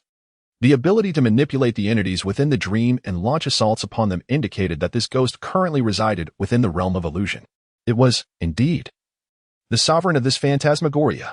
As Bulang surveyed his surroundings, he discerned a formidable wave of spiritual energy emanating from a corner. If his conjecture held true, the specter was likely concealed within that very nook.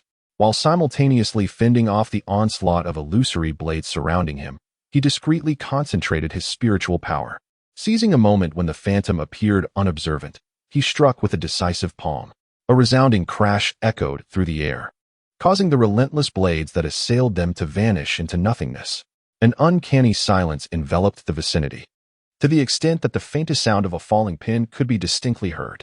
Yun, though somewhat anxious, felt her heart finally ease as she observed that no other unexpected occurrences transpired. "Master, are you all right?" Bulang observed the pallor on his master's face, a wave of concern washing over him. His master was deeply injured and had yet to fully recuperate. The specter they had just encountered had employed an illusion. Qing shook his head, recalling the difficulty he faced while ensnared in that phantasm. However, upon the specter's demise, the oppressive force that had enveloped them seemed to dissipate. "Master, please consume this elixir. It will aid in your recovery."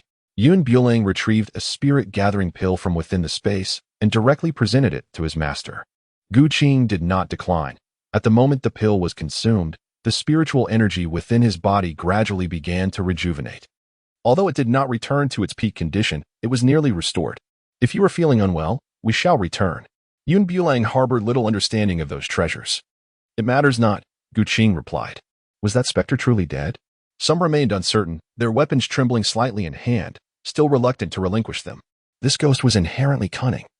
Should this merely be a ruse of death or merely an illusion, then laying down their arms would leave them with naught but the finality of death. Yun Bulang nodded and let out a long sigh. It is finally dead. Had this spectre not perished, the surrounding illusions would remain unbroken. Those around, gripped by trepidation, finally lowered their swords. At last, it is dead. The number of supporters who had entered had already dwindled by half, and they had barely begun. The dangers that awaited them still loomed unknown. Many had begun to waver, yet driven by greed, they chose to press on, steeling themselves for the journey ahead.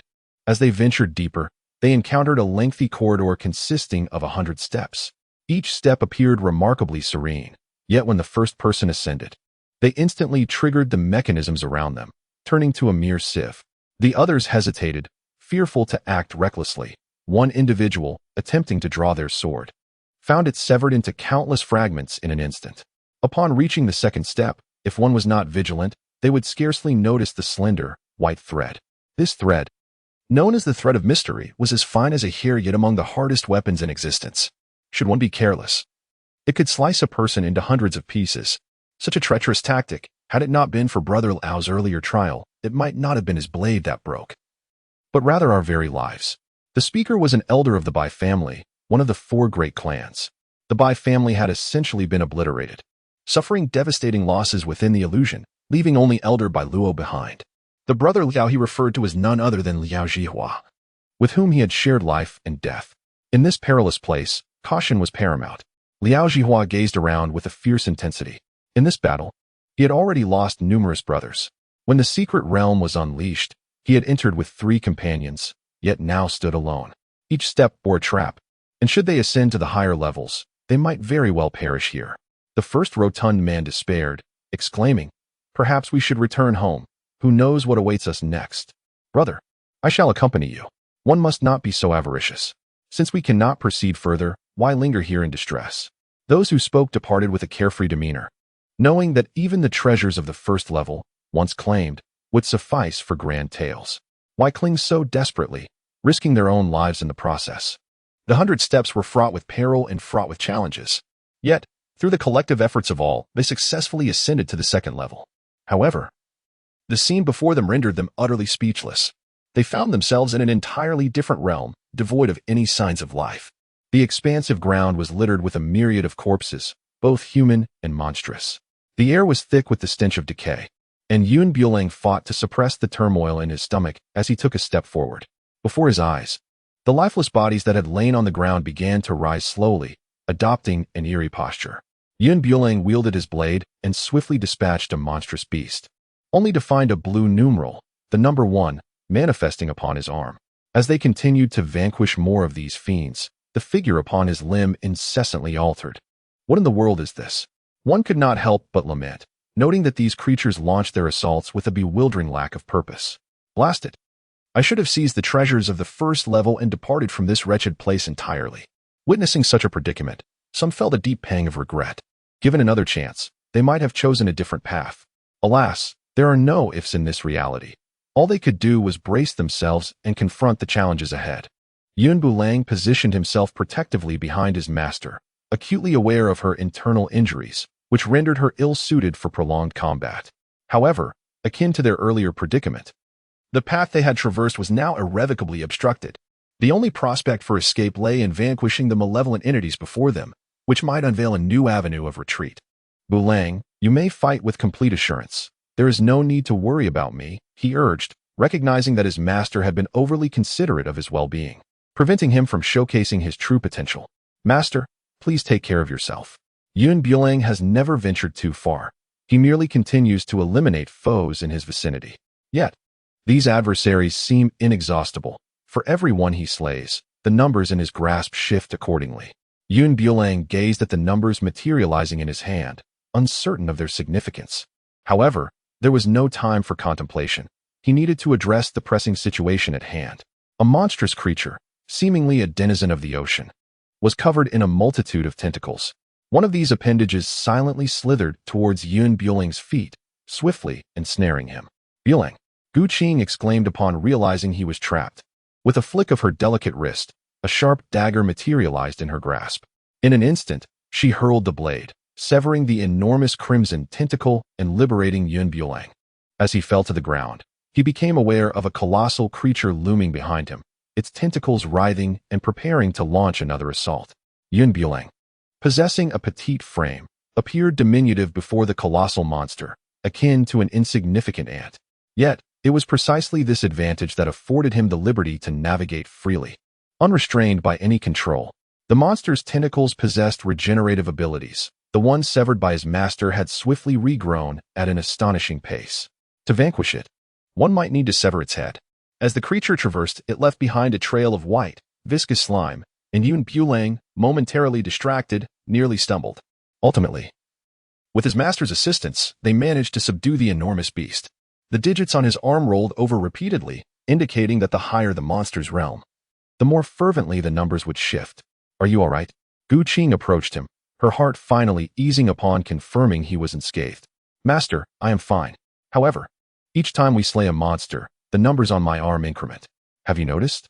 Qing rolled up her sleeve, revealing a series of digits on her slender arm, denoting the count of monsters she had just dispatched. During the fray, numerous cultivators had succumbed, falling lifeless on the battlefield. The corpses that littered the ground emitted involuntary, mournful cries, as if they had endured immense suffering in life, and their wrath was now directed at the intruders. How could these bodies still move? They possessed neither heartbeat nor breath, an eerie phenomenon. The group fought back to back, a strategy designed to preemptively thwart ambushes from the monsters lurking behind. Liao Zhihua rallied the others, and upon his call, the lethargic members promptly converged at the center, placing their backs against one another. In the face of danger, they became temporary allies. This posture indeed mitigated casualties, yet still, some fell victim to the onslaught, driven into a corner with no retreat. "Fear not, for we have already reached a dead end. We might as well carve a bloody path forward, as it may yet offer a glimmer of hope." Bulang firmly grasped his long sword, the bodies beneath his feet steadily accumulating. With no retreat left, he resolved to fight with all his might, hoping to discover an alternative escape route. "Let us heed this young brother's counsel. Rather than awaiting our demise here, we should break through with fervor." Ultimately, it all led to the same fate, death, so it was better to risk everything in a desperate struggle. After a brief discussion, they formed a coalition. The strong positioned themselves at the four corners, northeast, southwest, southeast, and northwest, while the weaker members were sheltered within, assisting in the transfer of spiritual energy. Amidst the frantic assaults, they gradually vacated their previous corner, aimlessly wandering in search of an exit. Yet, this realm seemed infinite, devoid of end, each step met with an eerie silence. Suddenly, a gust of wind swept through the air, and upon looking up, they beheld a massive, skeletal bird, its body reduced to mere bones. Dark energy emanated from its ribcage, reminiscent of a harbinger risen from the depths of hell. Its blood-red eyes scrutinized each of them with a piercing gaze. The skeletal bird opened its maw, unleashing a fireball the size of a fist, hurling it towards them. Boom, boom, boom. With each resounding blast, their humble formation was shattered in an instant. The surrounding unconscious corpses seized the opportunity to isolate each individual. Those sheltered in the center found themselves utterly defenseless. After several encounters, their spiritual energy depleted. They succumbed to death. Their lifeless bodies collapsed to the ground, becoming part of the very corpses that had once been their companions, turning against them. They faced assaults from both the ground and the sky, an onslaught that seemed impossible to defend against. Qing, already suffering from severe internal injuries, found herself pale from excessive spiritual exhaustion. The long sword in her grip felt unbearably heavy as she knelt on the ground, her head spinning, unable to regain her composure. The skeletal bird soaring above aimed its next attack directly at her. Boom! A massive fireball surged towards her back. "Master!" With a swift motion of the sword in Bulang's hand, he effortlessly extinguished the fiery blaze and pulled his master to safety. In the next moment, he grasped the sword that had fallen nearby, which instantly soared into his grasp. "Wait here for me." The clouds danced lightly beneath his toes, soaring gracefully in midair. As a blade struck the ebony-feathered bird, the creature was cleaved asunder, its bones scattering in disarray. Meanwhile, the numbers upon his hand underwent yet another transformation. He endeavored to erase these figures, yet they seemed to be etched into his flesh. No matter how fervently he rubbed, the inscriptions remained impervious to his efforts. Unperturbed by the chaos around her, Yun Bula swiftly lowered her sleeves and launched an assault against the monstrous foes. As she cleaved her way through them, a gruesome pile of corpses accumulated beneath her feet, forcing her to tread upon the stark white bones as she pressed onward. Qing consumed a medicinal pill, yet she found herself still reeling from the exertion. The excessive drain of spiritual energy rendered her complexion ghastly, and with each step, her legs felt increasingly feeble. Once an ardent warrior, she had never pushed herself to such limits. Ultimately, it was her own insignificance that became apparent. In the presence of true power, her current abilities would be utterly inadequate. The mentor and disciple supported one another as they advanced, yet their companions dwindled, leaving only the most formidable among them. The caliber and realm of their adversaries escalated with each encounter. Suddenly, a massive python emerged before them, nearly obstructing their path entirely. Its obsidian body exuded a foul odor, and its golden eyes remained fixed, unblinking, upon every individual present. As it flicked its tongue, it seemed to be searching for the most opportune moment to strike. The remaining few united, leaving no openings as they prepared to seize the initiative. Blade that cleaves through all. A powerful force surged forth, aimed directly at the colossal serpent. In response, the python lashed out with its tail, instantly disrupting their formation. The areas struck by its tail froze solid, causing the temperature around them to plummet several degrees. This was indeed an ice-based serpent. With a resounding crash, the ground trembled as the tail swept through. Together, they managed to drive the serpent into a nearby pond, swiftly sealing off all avenues of escape around it. Yun Bulang summoned the ice crystal from the void, swiftly freezing the lake's surface and effectively entombing the serpentine creature beneath. Once this formidable beast was neutralized, a collective sigh of relief escaped the group. This was a near-fatal encounter. One rugged man could not help but voice his frustration, lamenting that he had merely sought to unearth some treasures, yet found himself risking his very life in the process. Had he foreseen the peril at the staircase, he would have joined those who had wisely departed. Although he might not have secured any riches, his life would have remained intact. Regretting the past was futile now. They had traversed this far, and turning back held little significance. Liao Zhihua offered words of encouragement, asserting that retreating now would render all their previous hardships meaningless. Brother Liao is indeed correct, another chimed in. Having come this far, to abandon the quest would likely become a profound regret in life. Bai Luo wholeheartedly concurred, wiping the blood from his face, invigorated with renewed determination. He believed that the efforts they invested were commensurate with the rewards they sought, affirming that everything they had sacrificed was indeed worthwhile. Cloud, fearing unforeseen events, decided to lead the way with his master. Upon witnessing his departure, those around him followed suit. Who could anticipate what other entities might emerge in this cursed place? Master, if you find yourself unable to endure, do not hesitate. We shall return at once. Yun Bulang walked along, inquiring about the master's condition. Qing's complexion was ashen. She hastily swallowed another pill to regulate her internal energy, and gradually her face regained its usual hue. I am fine, she asserted, echoing the sentiment of that individual, having come this far. It would be a lamentable waste to retreat now. Qing's reluctance to turn back was not born of greed, but rather an understanding that the opportunities in life are often fleeting and cannot be sought after at will. Yun Bulang is still in her youth, and should she undergo more trials, even the accumulation of combat experience would be beneficial. Crossing the pond, they stumbled upon a striking new location. Before them loomed a colossal arena, shrouded in an eerie atmosphere that sent chills down their spines. Upon this grand stage stood a figure, cloaked in a fiery red hue, bearing a bloodthirsty grin. Her gaze swept across the crowd, as if mocking them with a smile. With a mere gesture of her finger, she singled out an individual from the throng, who was instantly propelled onto the arena. In the blink of an eye, the crimson figure vanished, leaving behind two identical beings on the stage. Without uttering a word, they immediately engaged in a fierce struggle, resulting in one being vanquished, while the other swiftly disappeared as well. This series of events left the spectators utterly bewildered. Subsequently, more individuals were selected, and upon their ascent, identical counterparts would emerge. Success in these challenges promised substantial rewards, while failure led to complete oblivion. Yun Bulang sensed that everything was premeditated. However, he remained oblivious to the identity of the mastermind behind it all. Soon, The woman in red pointed her finger towards him, compelling him to stride uncontrollably towards the arena. Upon the platform, a figure emerged, strikingly identical to him, and even employing the same swordsmanship. Ethereal flames of the underworld, drawing a boundary upon the earth, incinerating all. An eerie cerulean flame materialized, encircling the figure across from him. In swift succession, the opposing figure mirrored his every move, unleashing techniques that surpassed his own in potency. Regardless of the maneuvers he attempted, the other replicated them flawlessly. Bang! Bulang was sent flying by his opponent's strike, a mouthful of fresh blood spilling onto the ground. The adversary stood resolutely in place, their eyes darting around him with predatory intent. Feeling as though his entire skeletal structure had disintegrated, he sensed a grave internal injury. Yet his opponent offered him no respite to tend to his wounds. Once again, the assault was launched against him.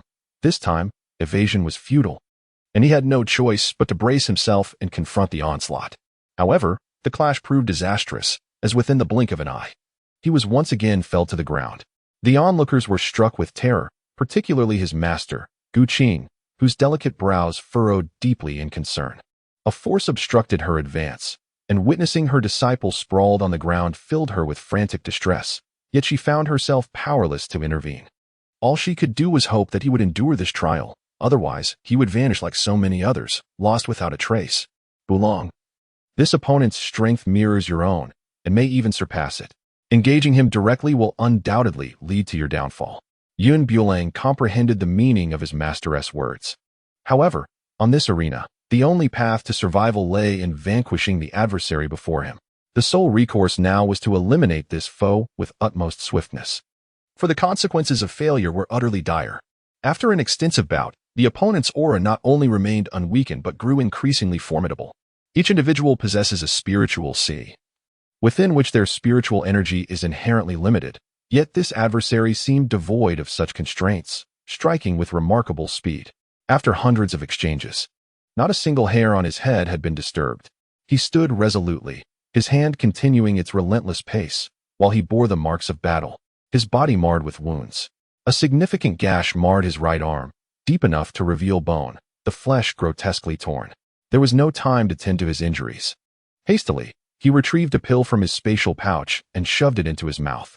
The blood flow ceased, yet the wound remained a gruesome sight. The clouds, unwilling to concede defeat, understood that surrender would result in his disappearance, much like those who had come before him. Presently, the only way to escape this place alive was to vanquish the individual before him, thus attaining true freedom. However, he discerned a peculiar trait in his opponent, one that resembled an emotionless machine. Despite possessing strength far superior to his own, each move executed was rigid, devoid of any unique characteristics. The speed of Bulang's combat grows increasingly swift, executed with a sense of spontaneity. Meanwhile, the opponent's velocity also escalates, leaving only two fleeting silhouettes upon the arena, rendering their original forms nearly indistinguishable. Bulang discovered a flaw and struck decisively at his opponent. He altered his combat strategy, realizing that the adversary was merely an emotionless machine, incomparable to him. Once he identified this pattern, subsequent events unfolded with increasing ease, and the shadow gradually became ambiguous. Ultimately, with a powerful strike, the shadow disintegrated into bubbles, vanishing completely. In this conflict, he emerged as the ultimate victor. The champion of the competition was also rewarded handsomely. 3 objects materialized in the sky as a resonant voice echoed. Young and accomplished individual, this is your prize. You may select one from these 3 items that you desire. Bulang gazed at the 3 ethereal objects that materialized in the sky, directly pointing to the blue feathered robe beside him. Though he had no use for this robe, he decided it would make a fitting gift for his master. Upon his selection, the robe gracefully floated down from the heavens into his outstretched hand. This exquisite garment, light and translucent, bore a delicate hue of blue. It was not merely an article of clothing, but also a sacred artifact of protection. Ever since his master had sustained injuries, he had been plagued by a profound sense of guilt. Bulang gracefully descended from the arena and approached his master, presenting him with an object. Qing felt a surge of joy within, yet outwardly remarked, "Why bestow upon me this? You ought to have chosen that exquisite longsword. It is a fine sacred item, and you are in need of a suitable weapon. I have ample opportunities ahead, so there is no need for you to worry about me." Without hesitation, Qing donned the feathered garment, which indeed proved to be a rare sacred treasure. As he wore it, even the sweltering summer heat seemed to dissipate. "I express my gratitude on behalf of my master," he said. "Between us, there is no need for such formalities." Bulang chuckled as he spoke. After the competition concluded, several individuals around him were gradually selected, yet they were far less fortunate than Bulang. For the majority, this contest had tragically claimed their youthful lives. Witnessing those around him vanish one by one, the timid began to waver, contemplating an immediate departure from this dreadful place. What a farce. I refuse to participate any longer. To hell with the rewards. This is nothing but a trap, designed for fools like us to stumble into. Those who possess a modicum of sense should flee while they still can. Who knows what further trials await, and wagering one's life here is a most unwise gamble. The few individuals muttered curses and began to stride towards the exit. Yet, just a few steps away, a mere 4 or 5 meters from the arena, they suddenly collapsed. As if their very souls were forcibly extracted in that instant. Following their sudden demise, a chilling voice echoed from the heavens. "The game has commenced. Those wishing to withdraw midway shall face dire consequences." The ability to kill unseen reveals an opponent of unfathomable strength. Those reluctant to compete now had no choice but to steel themselves, helplessly witnessing the disappearance of their companions. Some, paralyzed by fear, soiled themselves upon the arena, bringing humiliation upon themselves. With a crash, one individual dropped his weapon, his legs giving way as he fell to his knees. "I surrender. Please, do not kill me." He mindlessly repeated this plea. He had believed that by surrendering, he could cling to life. However, barely had his words faded when the kneeling figure succumbed to death right there on the arena. A sinister voice reverberated through the air once more. "Surrender equates to defeat, and defeat leads to death." The crowd, incensed by this unfair decree, found themselves voiceless in their fury. In this wave of events, many perished upon the arena, deprived of the chance to advance even a single step further. The clouds drifted above, offering a clear view of the scene below. It was evident that these individuals did not succumb to the hands of their adversaries, but rather perished by their own doing. Confronted by the illusions of their own creation, they endeavored to vanquish them, thereby neglecting a crucial truth. The greater their own prowess, the more formidable their reflections became. As time progressed, these phantoms grew increasingly potent, while their original selves gradually faded into insignificance. Such complexities defied explanation, leaving these individuals in a state of bewilderment. Ultimately, their fate was sealed. Death awaited them. An hour later, those who remained steadfast in their positions were all individuals of exceptional skill and intellect, despite the staggering loss of half their number within that brief span. The competition continued unabated. Once more, an ancient voice resonated from the heavens. In the forthcoming rounds, the stakes would rise, rewards would be amplified, and so too would the penalties. The victors would receive a mysterious grand gift, while the vanquished would have their souls claimed. Condemned to an eternity without the hope of reincarnation, Beulah stared in astonishment, her eyes widening as the gravity of the situation unfolded before her. The very right to reincarnation was to be stripped away, a reality far graver than they had ever imagined. The death of a mortal was one thing, but if even the soul were to vanish, such punishment was exceedingly harsh. A chorus of protests arose among the crowd. "This is unjust. By what authority do you manipulate our lives?" they cried. "Indeed, have the courage to speak openly, rather than lurking like a coward in the shadows, earning our disdain." They implored the elder to emerge and address them, for such furtiveness tarnished the elder's esteemed reputation. Yet, their words seemed to drift into the void, falling upon deaf ears as the hidden figure remained unresponsive. Though it appeared as if no one was present, the individuals here found escape utterly impossible. The woman in the red attire reappeared atop the arena, randomly selecting 2 individuals to engage in combat. The victor would receive a mysterious grand prize, while the defeated would face the dire consequence of having their soul extracted, just as those earlier who sought to depart had experienced. Bulang is now facing a formidable warrior, a master of close combat, wielding an axe, with every muscle in his body quivering with intensity. He stands on the arena, his biceps comparable in size to ostrich eggs. The clouds, overshadowed by his presence, appeared even more diminutive, with strength that can uproot mountains and rivers. The man's twin axes clashed against each other, creating a whirlwind-like spectacle that surged forth in an instant. Bulang did not engage in a direct confrontation, as his opponent was a power-type fighter.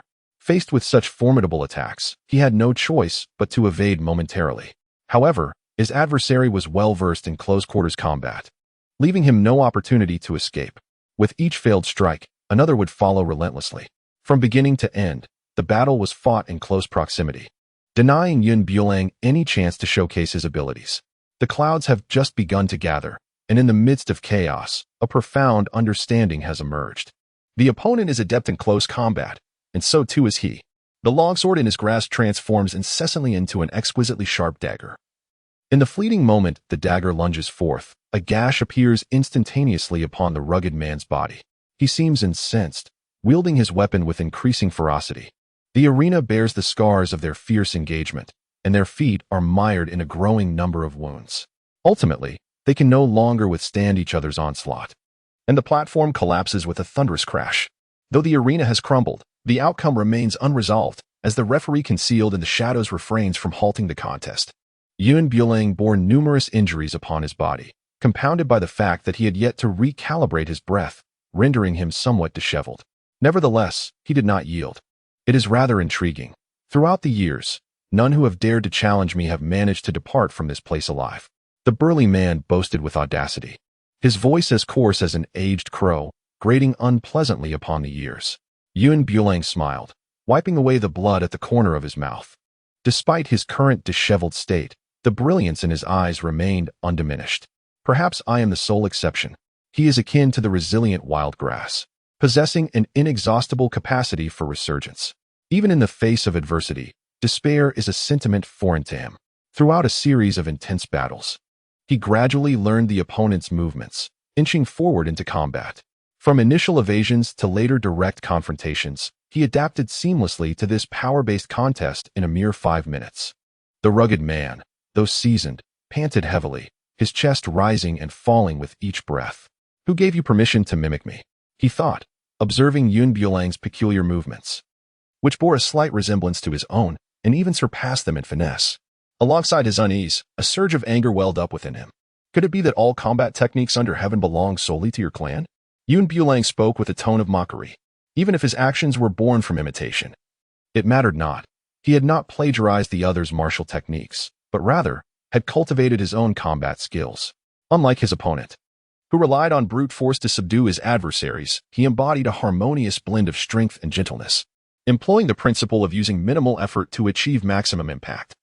He brought his foe crashing to the ground. The burly man landed heavily, his face a mask of disbelief. How could this be? How could this youth possibly be his equal? Surely, something was amiss. In their close-quarters combat, the burly man had refrained from casting spells, relying solely on physical prowess in his struggle. He had not been granted the opportunity to wield his magic. How could this transpire? No one provided answers, and Yun Bulang pressed his advantage, consistently besting the giant in round after round. The outcome was unmistakable. To have spared the man's life was already an act of great mercy. Yet the giant refused to concede, swinging his arms with increasing ferocity. His overwhelming desire to win clouded his judgment, causing him to neglect strategy. With 2 powerful swings of his axe, he unleashed a force that could shake mountains. However, those 2 strikes drained him of all his spiritual energy. His complexion turned ashen as he collapsed to the ground, gasping for breath, desperately attempting to rise, only to fall back heavily onto the arena floor. His feeble breaths extinguished any hope of opening his eyes again. The victor and vanquished were clear. The feudal contender would no longer exist in this world. An ancient voice echoed ominously at that moment. Then, a fierce wind swept through, and the fallen warrior vanished without a trace.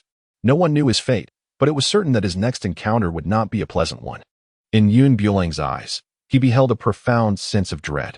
Winning the competition naturally afforded him the opportunity to select a gift, and 3 indistinct objects materialized in the sky. Among these 3 treasures, he could choose any one. Chu Tianxing had no inkling of what they were and could only gesture haphazardly. Instantly, the object in the middle regained its form, revealing an exceptionally sharp dagger. This dagger radiated an aura of lethal brilliance. Even when lying still, it imparted an eerie chill. One could only speculate how many lives had been claimed by this blade, for as it fell into his grasp, it faintly glimmered with a red hue. A fine weapon possesses the ability to choose its master, and upon landing in his hands, it resonated with him, clearly acknowledging him as its rightful wielder. The competition continues, declared the voice before once again fading into silence. Yun Bulang, clutching the trophy of victory, soared beneath the arena, overwhelmed with joy at the sight of the dagger. The subsequent competition featured his master, Qing, pitted against another swordsman of exceptional skill.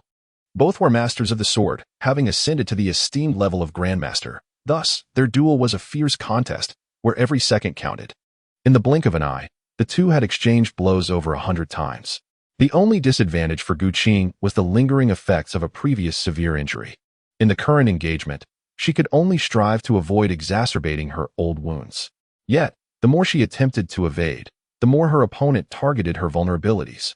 Despicable and shameless, Qing could not help but curse, as her adversary exacerbated her injury, causing the blood she had painstakingly staunched to flow once more.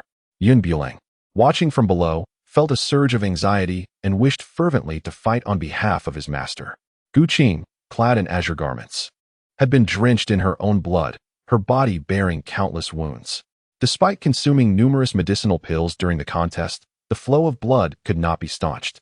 The sanguine essence, fundamental to one's being, caused her complexion to grow increasingly pallid, and the speed of her swordplay began to diminish. Her opponent displayed a sinister smile, as if victory was already within his grasp. "What does a mere girl like you think she can achieve against me? To perish at my hands would be your utmost honor," he taunted. His sword danced with remarkable versatility, unleashing 13 strikes in the mere span of half a second. Each movement exquisite. Despite Qing's caution, she fell victim to 3 of those strikes. Clutching her wounds, she retreated within the arena, searching desperately for an opportune moment. Her adversary relentlessly pursued her, his swordsmanship accelerating, driving her into a corner. "Yield, little girl, you are no match for me. Not a single soul has ever triumphed over my 13 strikes," he declared. In the midst of his boast, he revealed a significant vulnerability. With each execution of his 13 strikes, his waist was left perilously exposed. Maintaining a composed mind, Qing adjusted her breathing, and at the instant he unleashed his next series of strikes, feigned several attacks before launching a decisive blow aimed at his waist. In an instant, she cleaved through him. He did not perish immediately, his wide eyes reflecting disbelief as he glanced at his severed lower half, then at the sword in his grasp. Before succumbing to despair and closing his eyes, his body soon vanished from the arena, leaving not a trace of blood behind. The platform swiftly returned to its usual state as Qing, wounded yet resolute, descended step by step. "Master, allow me to assist you in healing," she offered. Qing, relinquishing her stubbornness, nodded, and the master and disciple moved to a nearby open space. The subsequent matches unfolded, yet Yun Bulang remained indifferent. Their fates bore no significance to him. Qing's injuries were grave, but Yun Bulang staunched her bleeding and gradually channeled his own spiritual energy into her spiritual sea. The energy coursed through her body, mending her wounds, and as it surged into her depleted spiritual sea, she felt a refreshing coolness. Qing's pale visage began to regain its vibrancy, and her trembling hands steadied. Slowly, she opened her eyes and exhaled a breath of stale air. As Yun Bulang prepared to continue his healing, she grasped his hand and subtly shook her head. "The competition unfolds in rounds. Your turn shall come soon. Do not squander your spiritual energy on me. It matters not. Allow me to impart some energy to you first," he insisted. Qing, however, was quite resolute, rising directly from the ground and returning to the crowd. Cloudless, with no alternative, could only return alongside his master.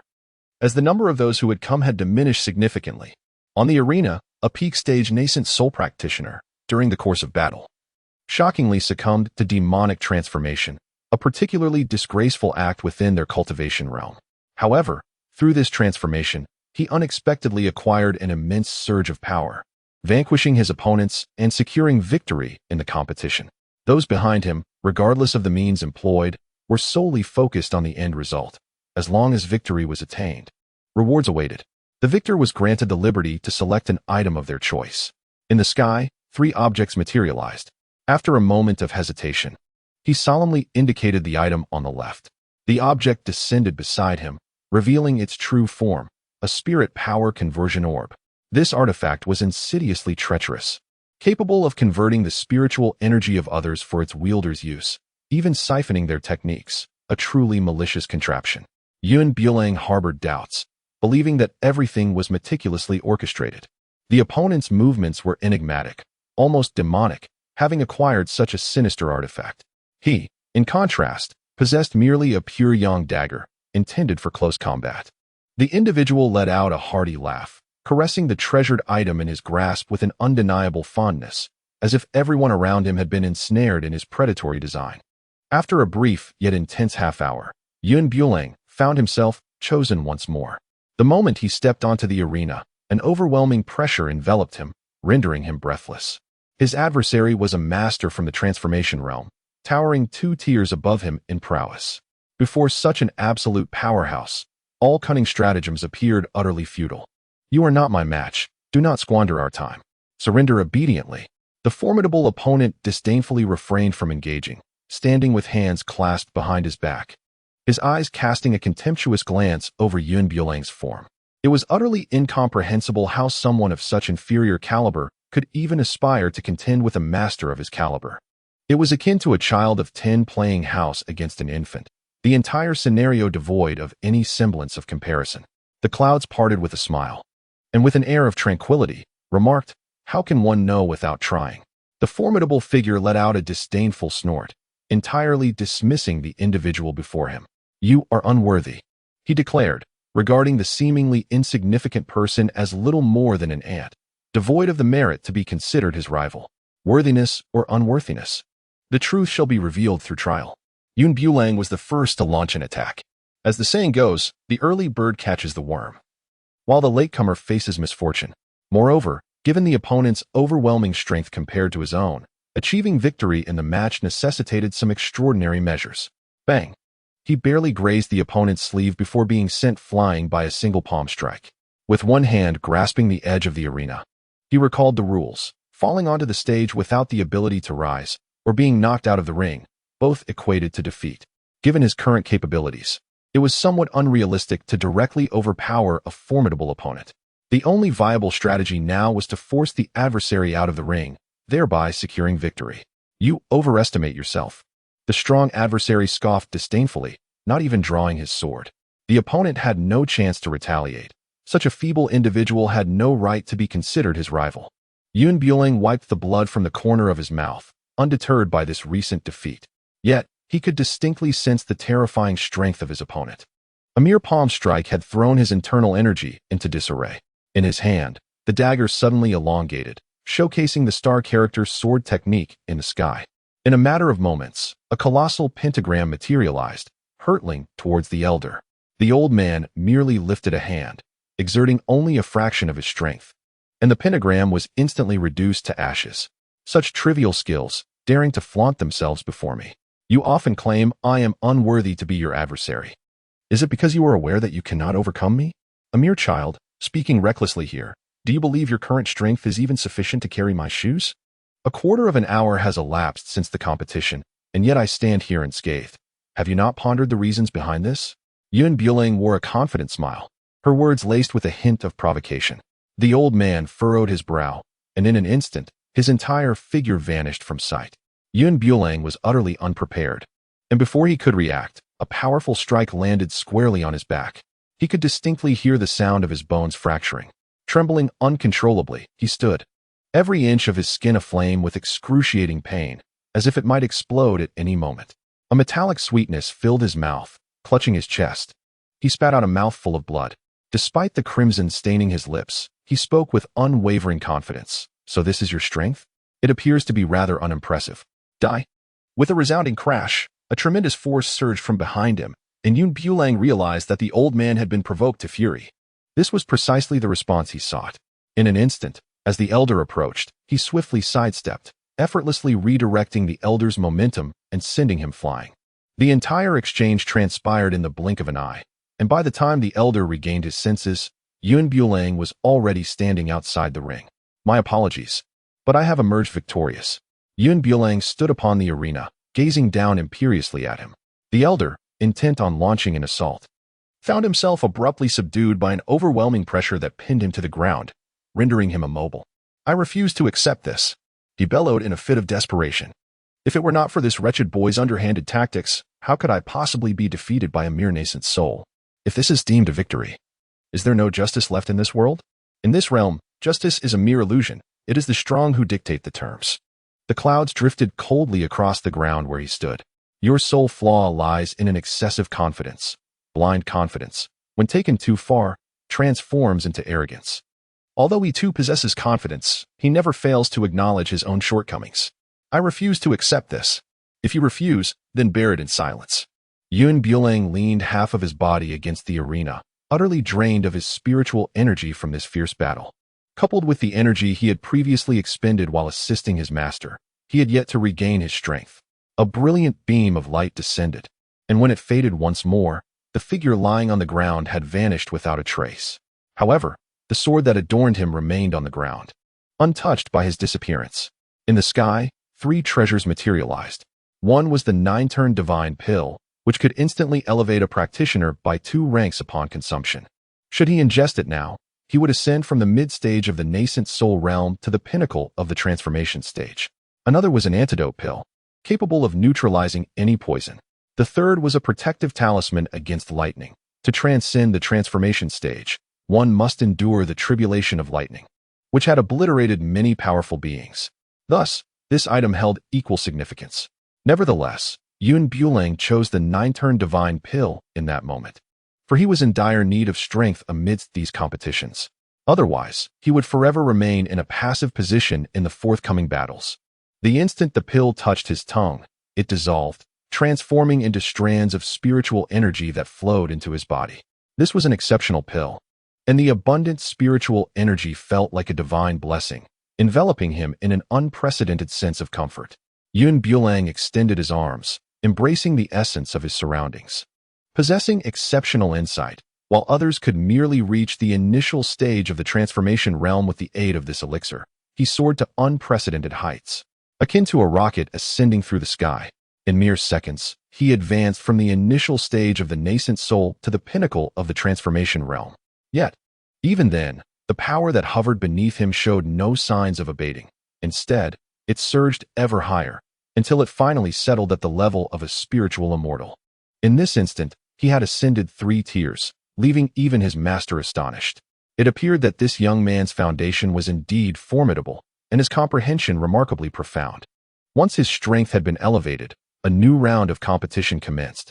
However, he was unprepared for the revelation that his next opponent would be none other than his master, Qing. The onlookers erupted in laughter, their amusement palpable as they relished the unfolding drama. It is a human tendency to take pleasure in the misfortunes of others, and witnessing the clash between master and disciple promised to be an enthralling spectacle. Should the apprentice triumph over the master, it would undoubtedly be a source of considerable embarrassment. Yet, the stakes were far graver than mere pride. For the defeated, the possibility of complete obliteration loomed. The choice now lay before him. Bulang never anticipated that he would face his master. "Bulang, make your move," Qing urged, unwilling to see his disciple harmed and having no intention of striking first. To everyone's surprise, Bulang tossed his weapon aside, displaying a hint of stubbornness on his face. "I concede this round." "What nonsense are you speaking? Quickly retrieve your weapon. To surrender without a fight is a most disgraceful act." Qing picked up the weapon and tossed it back into Bulang's hands. Bulang had no intention of battling his master. He gazed at the heavens and declared, "I concede this round." He could challenge those stronger than himself, even those of higher ranks, yet he would never dare to confront his own master. "I concede this round," he reiterated. An ancient voice resonated from the sky, proclaiming, "To concede is to accept punishment. You must endure the 9 thunder tribulations." The declaration stirred a commotion among the onlookers. Enduring the 9 thunder tribulations was akin to facing the tribulations of the god transformation stage. Should one fail to withstand it, they would be obliterated by lightning.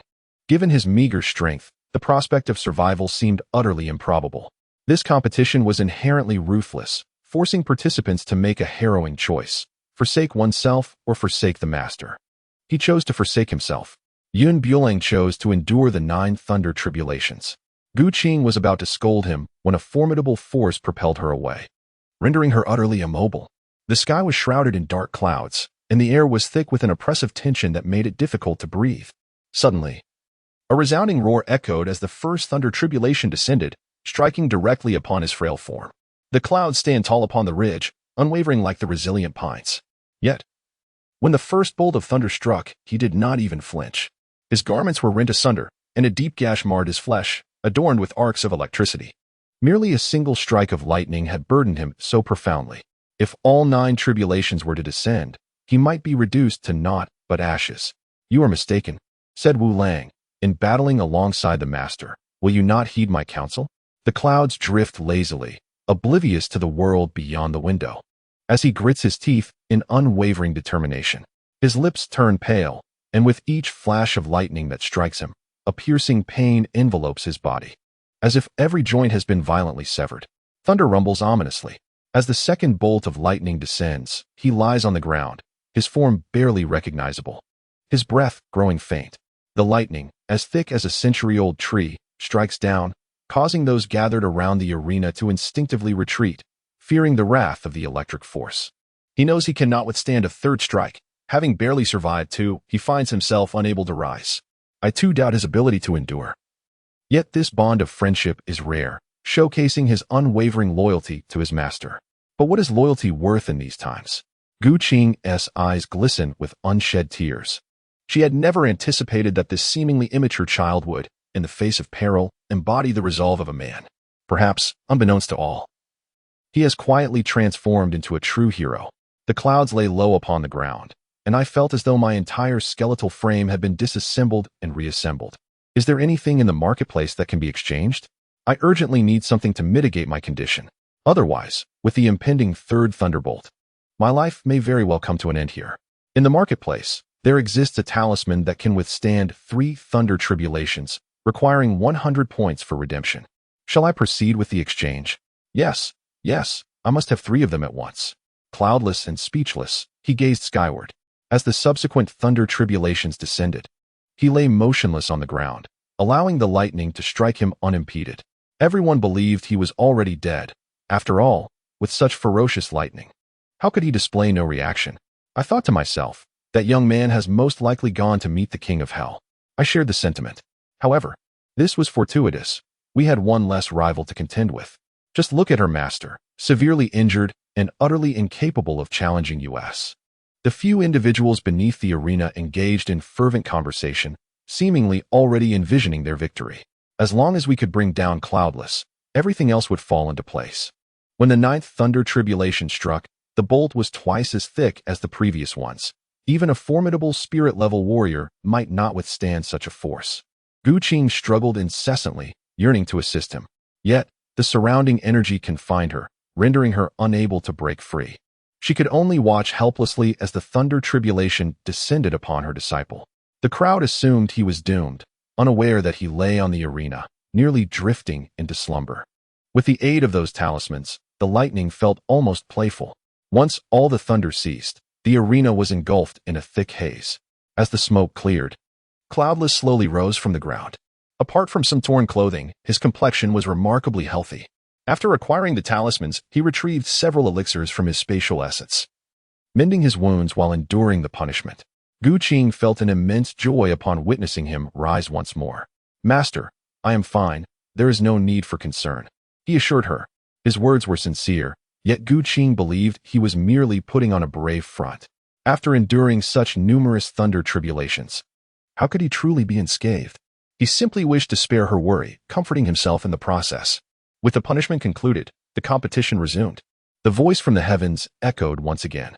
Having survived the 9 thunder tribulations, his master was excused from the competition, able to sit aside and heal. This series of events astonished everyone present. This young man was indeed fortunate. To have survived such relentless thunder tribulations was no small feat, but even if he was alive, he was gravely injured. In the forthcoming trials, I would personally claim his life. Bulang leaped gracefully, descending directly from the arena. Only 5 individuals remained, and from among them, the ultimate victor would be chosen. In the contest against his master, he conceded defeat, thus declaring his master the champion. Consequently, the ensuing matches would feature the 4 remaining competitors, who would face off in pairs.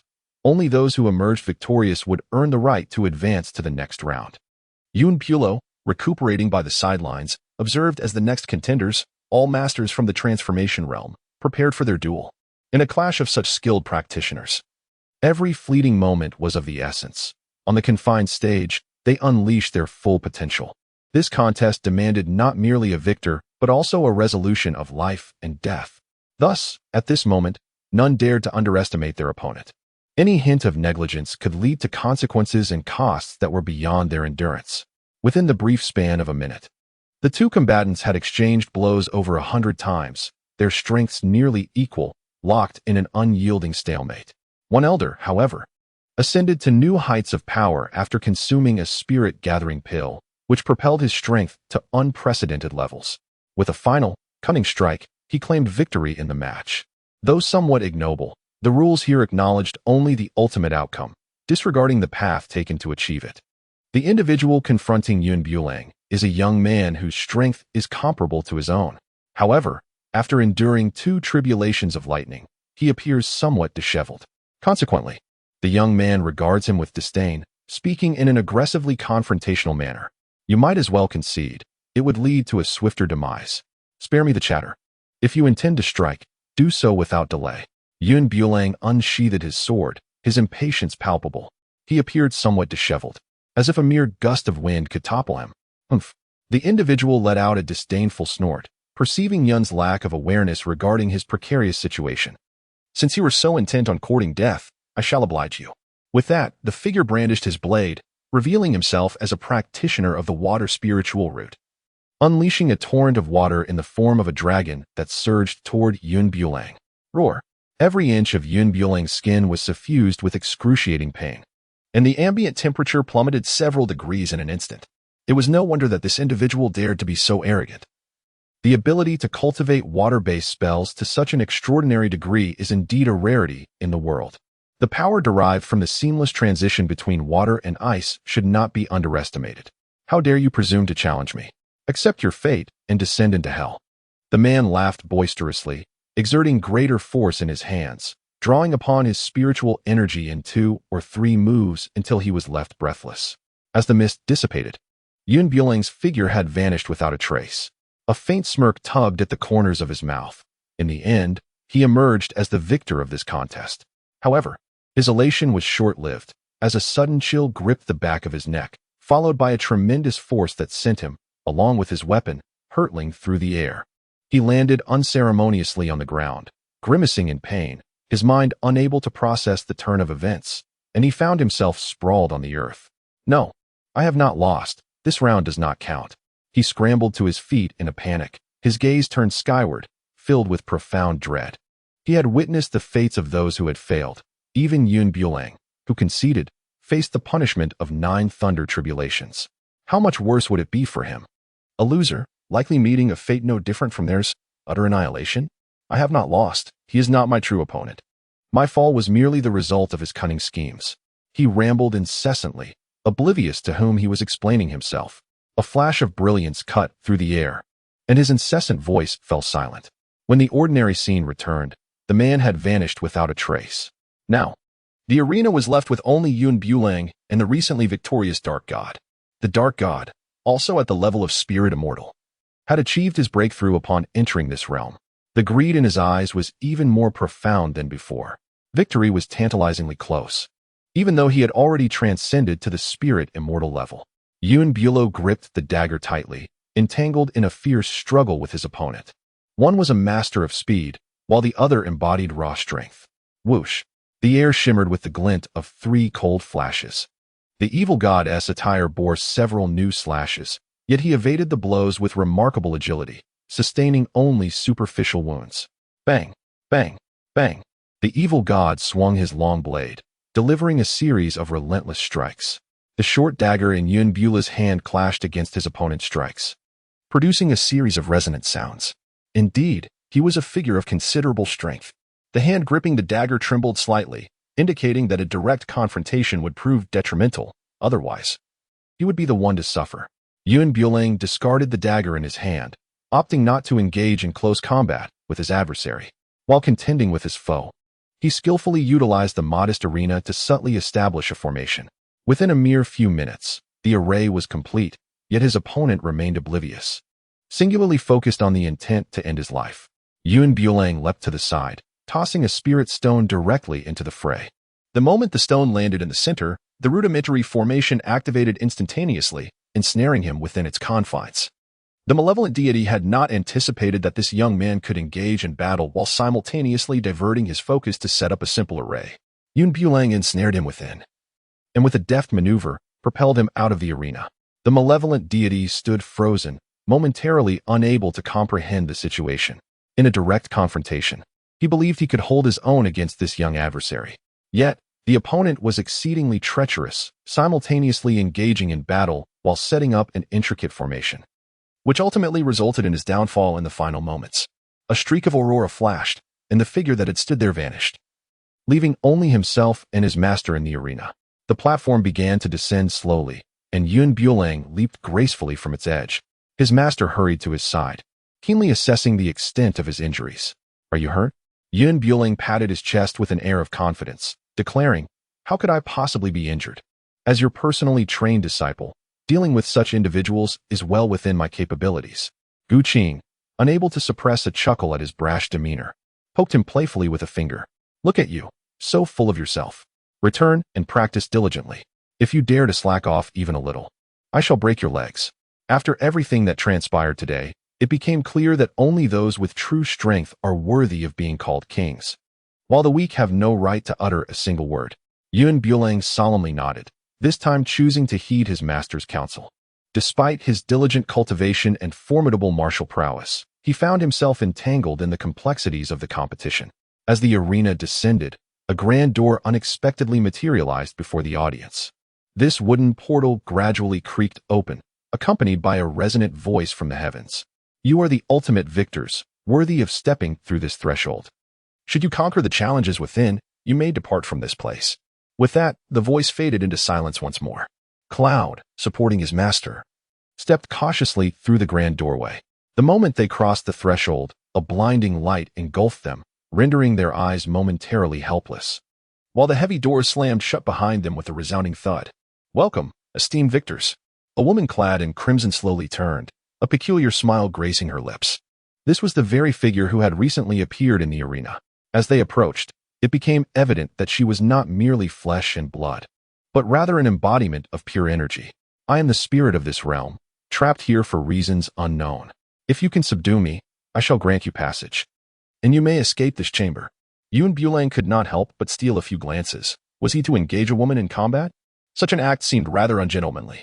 In the next moment, he drew his long sword and slashed at her.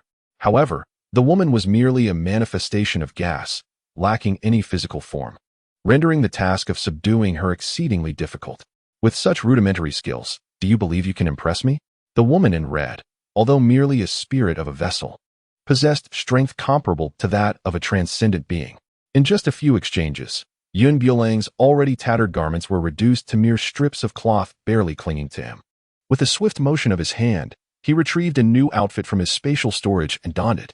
The spirit transformed into a brilliant beam of light, darting through the air, making it impossible to predict her next position. "I expected to find someone formidable among that crowd, yet you proved so feeble, relying solely on opportunism." A voice echoed in the air, laced with disdain, seemingly regarding him with utter contempt. The sword in Bulang's hand danced with increasing ferocity.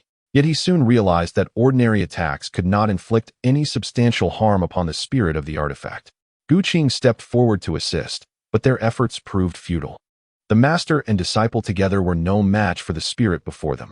"You two must either completely master me or perish here, which would conveniently provide me with some company. After thousands of years in this place, you cannot fathom how lonely I have been." The voice of the spirit resonated with a hint of exhilaration. After all these years, the prospect of having these two remain to converse with it was indeed delightful. Bulang disdainfully addressed the sky, declaring, "If you desire for both of us to remain by your side, you must first demonstrate your capabilities." Such audacity! Truly formidable for one so young. The weapon spirit circled around, revealing that the surrounding arsenal floated gracefully in midair. These weapons were of at least sacred grade, each one a coveted prize for various continents. Yet now, they lay here as if mere scrap metal. At the moment those weapons surged toward him in attack, Bulang waved his hand with authority, effortlessly drawing them into the realm of space. "You despicable coward, resorting to such ignoble tactics to claim the weapons." With a faint smile, Bulang wore an expression that was delightfully infuriating.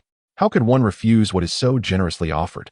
"If you have other gifts to present, Do inform me in advance. There is no need to resort to convoluted means of delivery. Fortunately, his space was unlike others. It was vast enough to alleviate any concerns about insufficient storage. However, he realized that if weapons could be accommodated within this realm, then perhaps he could also contain the spirit of the artifact, thus achieving a significant triumph. With a notion forming in his mind, he began to take action. You claim that I must subdue you in order to leave this place. May I interpret that as an innate desire for self-torment? Dare you repeat that? The temperature of the air suddenly escalated, and he understood that his words had clearly provoked the spirit. Qing, with an expression of disbelief, glanced at his disciple and tugged at his arm, saying, "Why would you incite her wrath?" With a mysterious smile, Bulang spoke in words that only the two could hear. "This is precisely the effect I desire." She feared that the spirit would not be deceived. In the heat of the moment, she lost control over her own strength, charging towards him like a wild beast. Bulang seized her rhythm, exerting control over her entire being. Astonishingly, she transformed into a mass of energy. Thus, he conjured a diminutive space to confine her within. Let me out, she cried, struggling fiercely within, her power formidable and terrifying. Bulang exerted all her strength, managing to confine it within the vessel. However, the spirit within had already awakened an intellect, possessing the capacity for human thought. I concede, I shall release both of you at once. Her faint voice emanated from within. For it was only by absorbing the essence of heaven and earth, the quintessence of the sun and moon, that she could sustain her ethereal form. Now, trapped within the vessel and isolated from the world, it would not be long before she completely faded from existence. Do you truly concede? Indeed, the clouds, devoid of any anomalies, reflected the sensation of a dissipating force. I shall release you now, but should you dare to play any tricks again, I will confine you within forever. I would not. Her voice grew increasingly faint, gradually fading into silence. Just as she was on the brink of vanishing, he opened the vessel's lid and released her from its confines. I have subdued you. May we now depart from this place? This abyss, shrouded in darkness, was merely an illusion conjured by the spirit of the vessel, with them reduced to mere pawns, exploited in a grander scheme. The spirit manifested a luminous orb in the sky, casting a fiery red glow that illuminated the surroundings in an ethereal haze. Her strength gradually returned, and her speech regained its vigor. Very well, I shall lead you out of here. She appeared exceptionally docile, as though genuinely tamed. The clouds drifted ahead and before him. A heavy door slowly creaked open. Just as he, alongside his master, was about to step outside, he caught sight of the spirit behind him contorting into a grotesque visage, charging towards his body. Ha ha ha. You are all destined to perish here today. Do you truly believe that anyone can subdue me? Continue to indulge in your grand delusions. Though Bulang remained vigilant, he was still caught off guard by a sudden attack that left him reeling. The most devastating revelation was that his assailants sought not only his life, but also aimed to usurp his very being. Qing, eager to assist, was repelled by a formidable force, crashing heavily against the wall and spewing forth blood. Pooh! Bulang, hold steadfast to your true self. Do not allow her consciousness to engulf you, lest you succumb into an eternal slumber. Qing had witnessed such scenes before, and it appeared that this spirit had set its sights on Bulang's body from the moment the competition commenced. He cursed his own negligence for failing to safeguard him. Master, please do not approach. I can no longer restrain my body. Bulang clenched his back teeth, summoning all his strength to utter those words. Qing wiped the blood from the corner of his mouth and charged forward recklessly. Bulang found himself utterly incapable of exerting control over his own body. For the will of that formidable spirit had grown too powerful, gradually merging with his being and becoming an integral part of him. It even sought to commandeer his physical form. In the very moment that Qing rushed forward, he was forcefully repelled by a single strike. Master, you must leave this place at once. Do not concern yourself with me. Bulang, with the remnants of his will, spoke. He remained oblivious to the ambitions and intentions of the other party. However, if his master chose to linger, only harm would ensue. Qing shook her head, lamenting that her disciple had become this way due to her failure to nurture him properly. Now, under the control of the artifact spirit, if she were to depart at this moment, the consequences would be dire. Bulang, you must hold on. Do not allow her to dominate your will. Your body belongs to you, and she is merely an artifact spirit, Qing cried out, her heart aching. Hoping he could steadfastly maintain his true self, and not be ensnared by the spirit's allure. Yun Bulang gently closed his eyes, striving to reclaim his own body and expel the spirit from within. However, the spirit, having finally found a suitable vessel, would not relinquish its hold so easily. With all its might, it endeavored to force Yun Bulang's soul out of its corporeal form. Alas, Yun Bulang was the rightful master of this body. Strangely, the spirit, which had initially exhibited great strength, gradually succumbed to absorption as time passed. Yun Bulang gradually sensed the elevation of his cultivation, discovering that he could absorb the energy of the instrument spirit. The spirit, sensing the anomaly, exclaimed, "You despicable human, release me at once." She struggled incessantly, attempting to break free by force. Yet, it was already too late. Escape was utterly impossible for her. Moreover, her energy was depleting rapidly as Yun Bulang relentlessly absorbed it. He gazed incredulously at his hands, endeavoring to raise them slowly. He had now gained control over his own body, while the instrument spirit within him had become an inconsequential presence. "Master, the instrument spirit seems to be fading away for some unknown reason." Yun Bulo was overwhelmed with joy, barely able to believe the extraordinary sights before him. He had ascended from the early stages of the spiritual, immortal realm to the mid-stages, and the energy within him continued to surge incessantly. "Bulo, your foundation is still unsteady. There is no need to rush your ascent in power." Qing cautioned from the side, concerned that he might fall into a state of madness. Yun Bulang found his master's words to be true and gradually halted his ascent. The spirit within him had become exceedingly feeble. "I was merely jesting with you. I never intended to cause you harm. Should I vanish, all that exists here would collapse, and neither you nor your master would be able to escape." The spirit within his body struggled incessantly, yet even at its peak, it could not break free, let alone in its current state of frailty. "Your incessant ramblings are truly absurd. Do you take me for a fool?" Yun Bulang could not help but roll his eyes in exasperation. If he were to believe such utter nonsense intended for toddlers, it would indeed be a sign of his own despair. "What must you do to finally grant me respite? When you attempted to seize my body moments ago, did you ever consider allowing me to go free?" Yun Bulang sat cross-legged, reclaiming his dominion, gradually absorbing the residual spiritual energy within his body. "You despicable wretch, I shall not let you escape," echoed the voice of the spirit of the vessel, gradually fading away. Despite its struggles, it was ultimately stripped of its consciousness. Perhaps she never anticipated her defeat at the hands of Yun Bulang.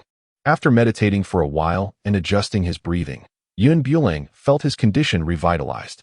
He slowly lifted his gaze, surveying his surroundings, which remained unchanged since their arrival.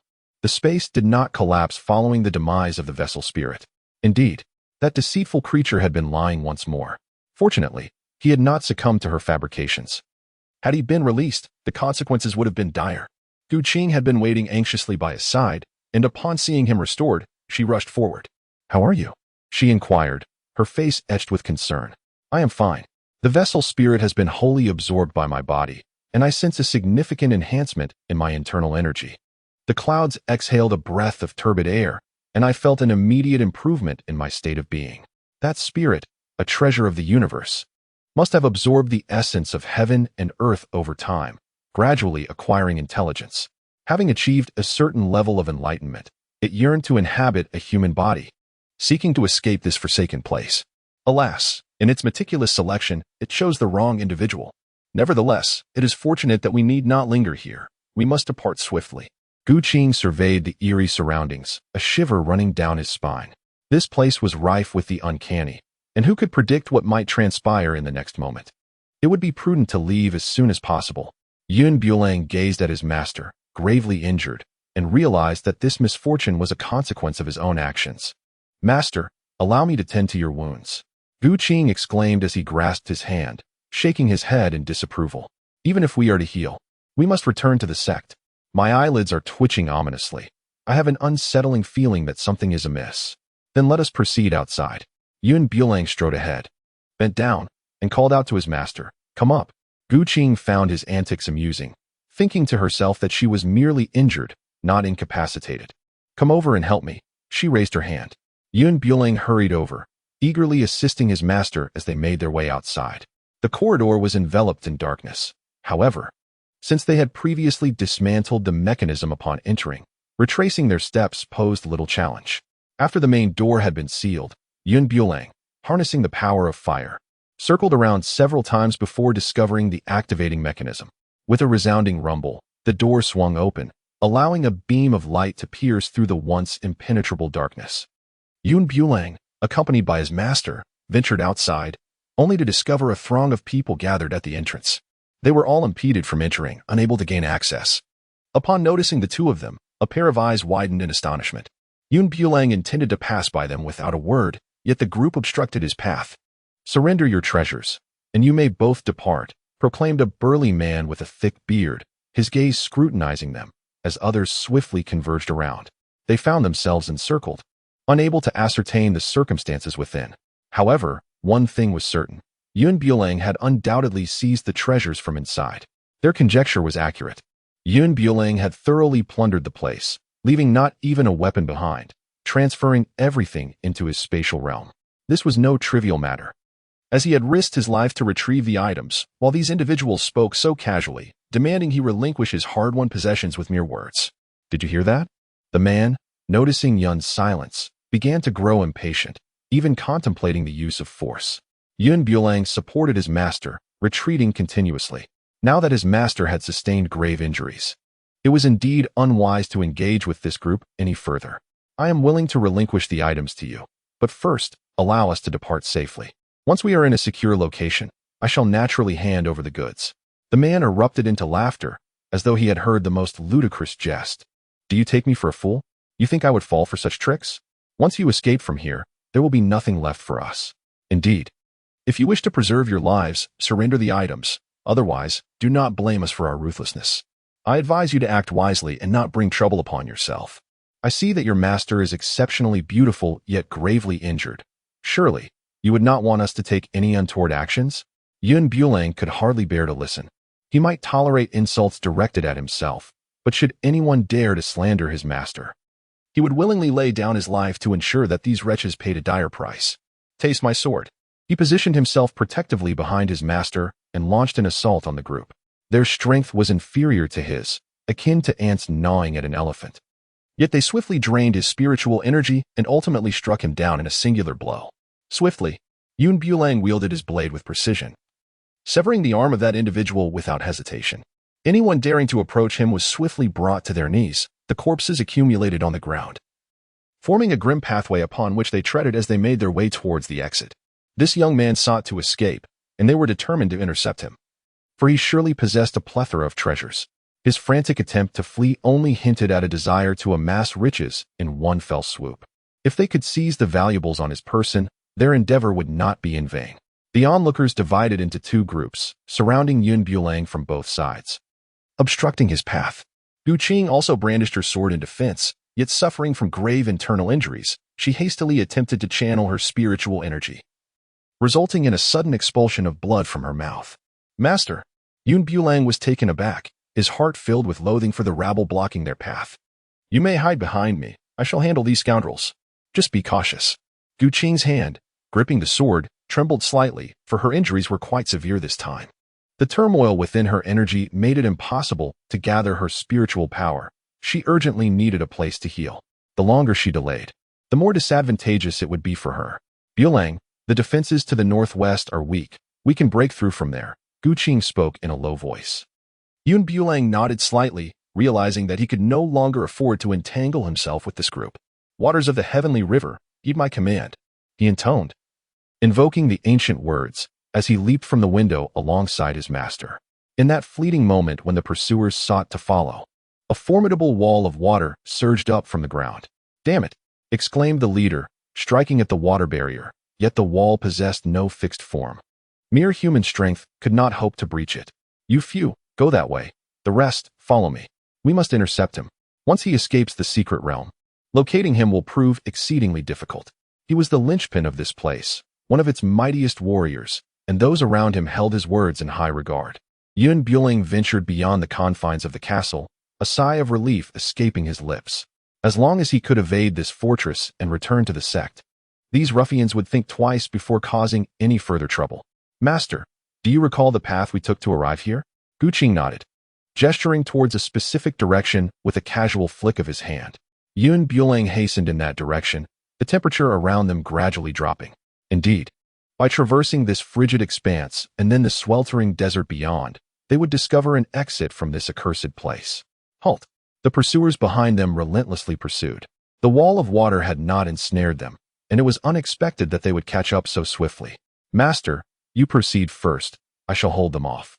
Bulang unsheathed his sword and charged forward, engaging in a fierce struggle with those who had pursued him. Truly remarkable at such a tender age.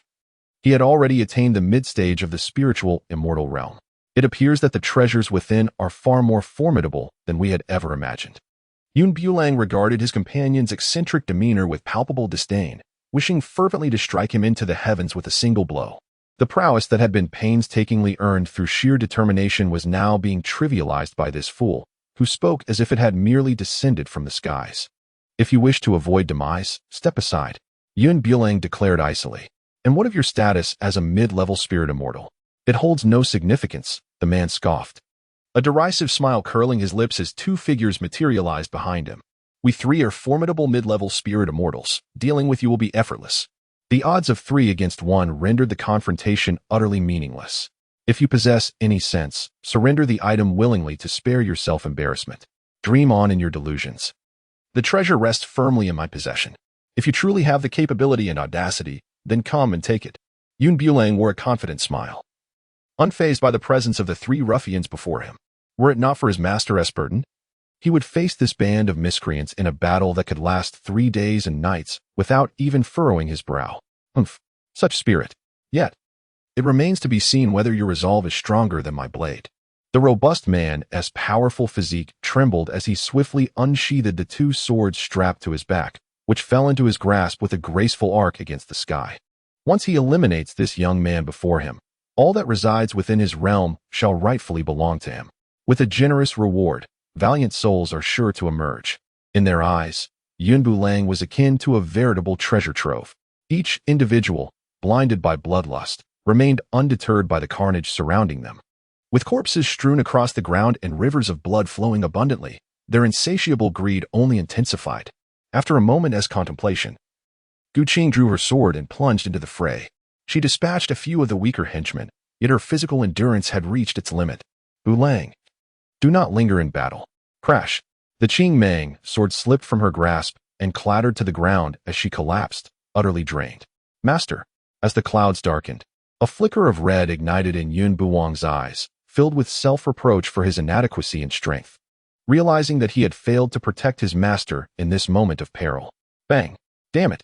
The swordplay exhibited by Bulang was executed with an effortless grace, akin to the flowing of clouds. Despite being at the same celestial realm, the few adversaries he faced proved utterly incapable of matching his prowess. This young man moved with the agility of a loach. One observer could not restrain his frustration, as 3 celestial beings were toyed with as if they were fools. After several exchanges, not only did they gain no advantage, but they also bore numerous wounds upon their bodies. The cloud vanished in an instant, disappearing without a trace. When I looked up again, it had already taken Qing and swiftly fled to the other side of the mountain. Without a word, those individuals followed suit, hastily pursuing. Do not let this rascal escape. Quickly, pursue him. Amidst the clouds, Bulang, somewhat flustered and indecisive, nevertheless adhered to his master's guidance and ventured forth. During this journey, he encountered numerous ice spirits, including a magnificent white wolf of a sacred beast caliber. Upon noticing the intrusion of humans, it became exceedingly irate. A preliminary observation revealed that this majestic white wolf was accompanied by 2 others, a large and a small one, both of which were also at the sacred beast level. It was evidently a family of 3. Bulang did not merely bypass them. Instead, he deliberately charged forth, launching an assault against them. Roar! Provoked by the white wolf, he swiftly retreated. Realizing that he could not fend off those individuals alone, he resolved to employ the 2 white wolves to eliminate them completely. Leading the group was Wang Feifei, one of the many formidable experts in this realm, a powerful spiritual immortal. Observing the pursuers returning, a delighted smile graced his face. Could it be that they realized they could not escape and chose to surrender voluntarily? Indeed, Bulang let out a cold laugh. Wang Feifei was filled with excitement. But upon seeing 3 giant bears rushing towards them, the smile on his face vanished in an instant. The people behind him could not help but take a step back. What on earth is this? 3 sacred white wolves. We must leave at once. Before the polar bears become enraged, we must vacate this place. These creatures are social animals. If we attract their companions, the consequences would be dire. Many began to murmur among themselves, their minds filled with trepidation. Logically, with 3 powerful individuals present, these 3 insignificant white wolves should pose no threat. Yet, wolves are pack animals, and the presence of 3 indicates the potential for many more to emerge. It is not their strength that instills fear, but rather their numbers. The notion that ants can bring down an elephant is not without merit. Wang Feifei exuded an imposing presence and addressed those behind him. Should anyone dare to take a step back today, I shall end their life. As soon as his words fell, discontent rippled through the crowd, and one bold individual stepped forward to voice a complaint. This is unjust. If we attract the surrounding white wolves, we are certain to perish. We must leave now. Indeed, we must depart at once. Bang! Bang! 2 resounding crashes echoed as the 2 dissenters were obliterated by a single strike. Observing this, the remaining individuals promptly silenced themselves. Faced with certain death, they deemed it better to take a risk, perhaps even acquire some treasures in the process. The clouds did not hinder their camp as the 3 white wolves rushed in alongside them. The prowess of these 3 sacred beasts was formidable. He protected his master and sustained minimal injuries. In contrast, many of the weaker individuals met a tragic fate at the jaws of the white wolves. Fear not. With so many of us, how could we possibly be overpowered by these 3 white wolves? Wang Feifei encouraged everyone to join him in the fray. Although these 3 white wolves were of sacred beast caliber, their numerical advantage proved overwhelming. In no time, the trio lost their capacity to resist. Just as they rejoiced in the imminent victory, a multitude of white wolves suddenly appeared on the distant hillside. Oh! It seemed they sensed the call of their companions and rushed down with astonishing speed. A slight crack appeared on Wang Feifei's eternally stoic face. While they could manage 3, confronting so many sacred beasts was beyond their capabilities. Oh! The Wolf King opened its massive jaws and clamped down on his arm. Wang Feifei retaliated with a swift strike. Yet the Wolf King evaded his attack with its agility, sinking its teeth into his leg. Damn it! With a tearing sound, the flesh of his entire hind leg, along with his trousers, was ripped away by the Wolf King. The cold wind swept through, leaving only the piercing pain that cut to the core. He retrieved a pill from his spatial pouch and tossed it into his mouth, feeling a surge of recovery. The bleeding from his leg ceased, yet a gaping wound remained. What are you all hesitating for? Hurry and come help. Do you think if I perish, you can escape from here? Wang Feifei glared at those behind him, sensing their wavering resolve, feeling utterly disheartened. It is not the godlike adversaries that instill fear, but rather the pig-like companions. To be entangled with such a foolish group was indeed a stroke of ill fortune. Under his admonishing shouts, many stepped forward, though some turned to flee, only to be blocked by the advancing wolf pack. Bulang found himself in a precarious situation, tasked with the dual responsibilities of safeguarding his master while simultaneously confronting the ravenous wolf pack. As he endeavored to juggle these demands, he remained vigilant against potential ambushes from the ferocious beasts. Master, please take refuge here for the time being. Do not venture out under any circumstances.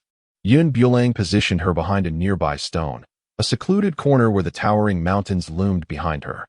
Concealed in this sanctuary was far more secure than trailing behind him. Do take utmost care of yourself. If the situation becomes dire, you must leave on your own. Qing was acutely aware that her presence was a burden to her disciple. Were he alone, he would have long since distanced himself from this motley crew. Bulang's expression instantly soured, and his voice became chillingly cold. Master, you know I am not the kind of person to abandon you and leave alone. I would rather perish on the battlefield.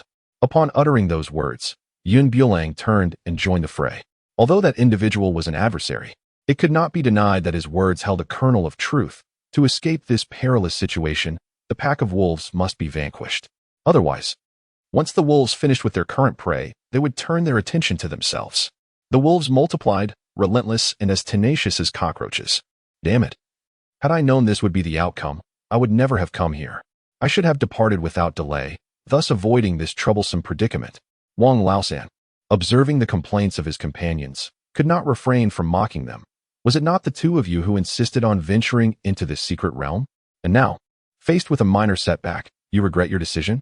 They were fellow disciples, all possessing the strength of the spirit immortal realm. The speakers were his elder brother, Li Tianba, and his junior brother, Li Tianqi. These two were blood brothers, their bond far closer than that with Wang Laosan. A veil of distance lay between the three. Wang Laosan had never spoken his true feelings to them, just as they never shared a unified purpose with him. Enough with the pointless chatter. My spiritual energy is nearly depleted, and these beasts keep pouring in. Today, I fear we may meet our end here. Brother, do not lose heart. As long as the three of us unite our efforts, the situation will not be dire, Li Tianqi reassured. Their time was running short. If they did not seize the opportunity for a breakthrough, they would be reduced to mere dust, vanishing completely from this world. They had no alternative but to press forward. Resolutely, Wang Laosan's sword was shattered by the Wolf King, leaving him without a satisfactory weapon to combat such a multitude of foes. Doubt began to creep into his heart. You two hold your ground here. I shall venture out for reinforcements. Just as he stepped forward, Li Tianba seized him by the arm. No, if one of us is to leave, it must be together. Look at our predicament. Do you really think we can all escape together? Wang Laosan, exasperated, wished to strike down this brother who constantly opposed him. Having spent considerable time with Wang Laosan, Li Tianba was well aware of his ulterior motives, which were clearly to abandon his brothers and flee alone.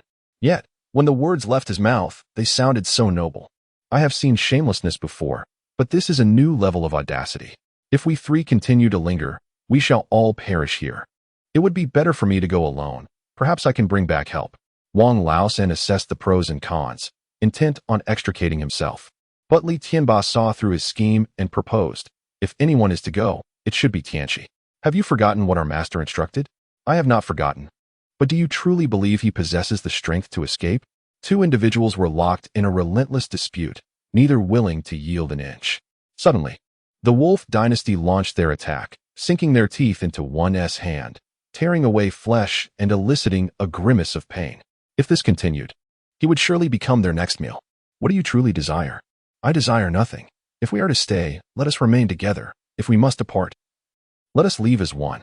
Seeing no possibility of escape, Wang Laosan steeled himself and resolved to fight alongside them. The wolf pack encircled them, the circle constricting ever tighter.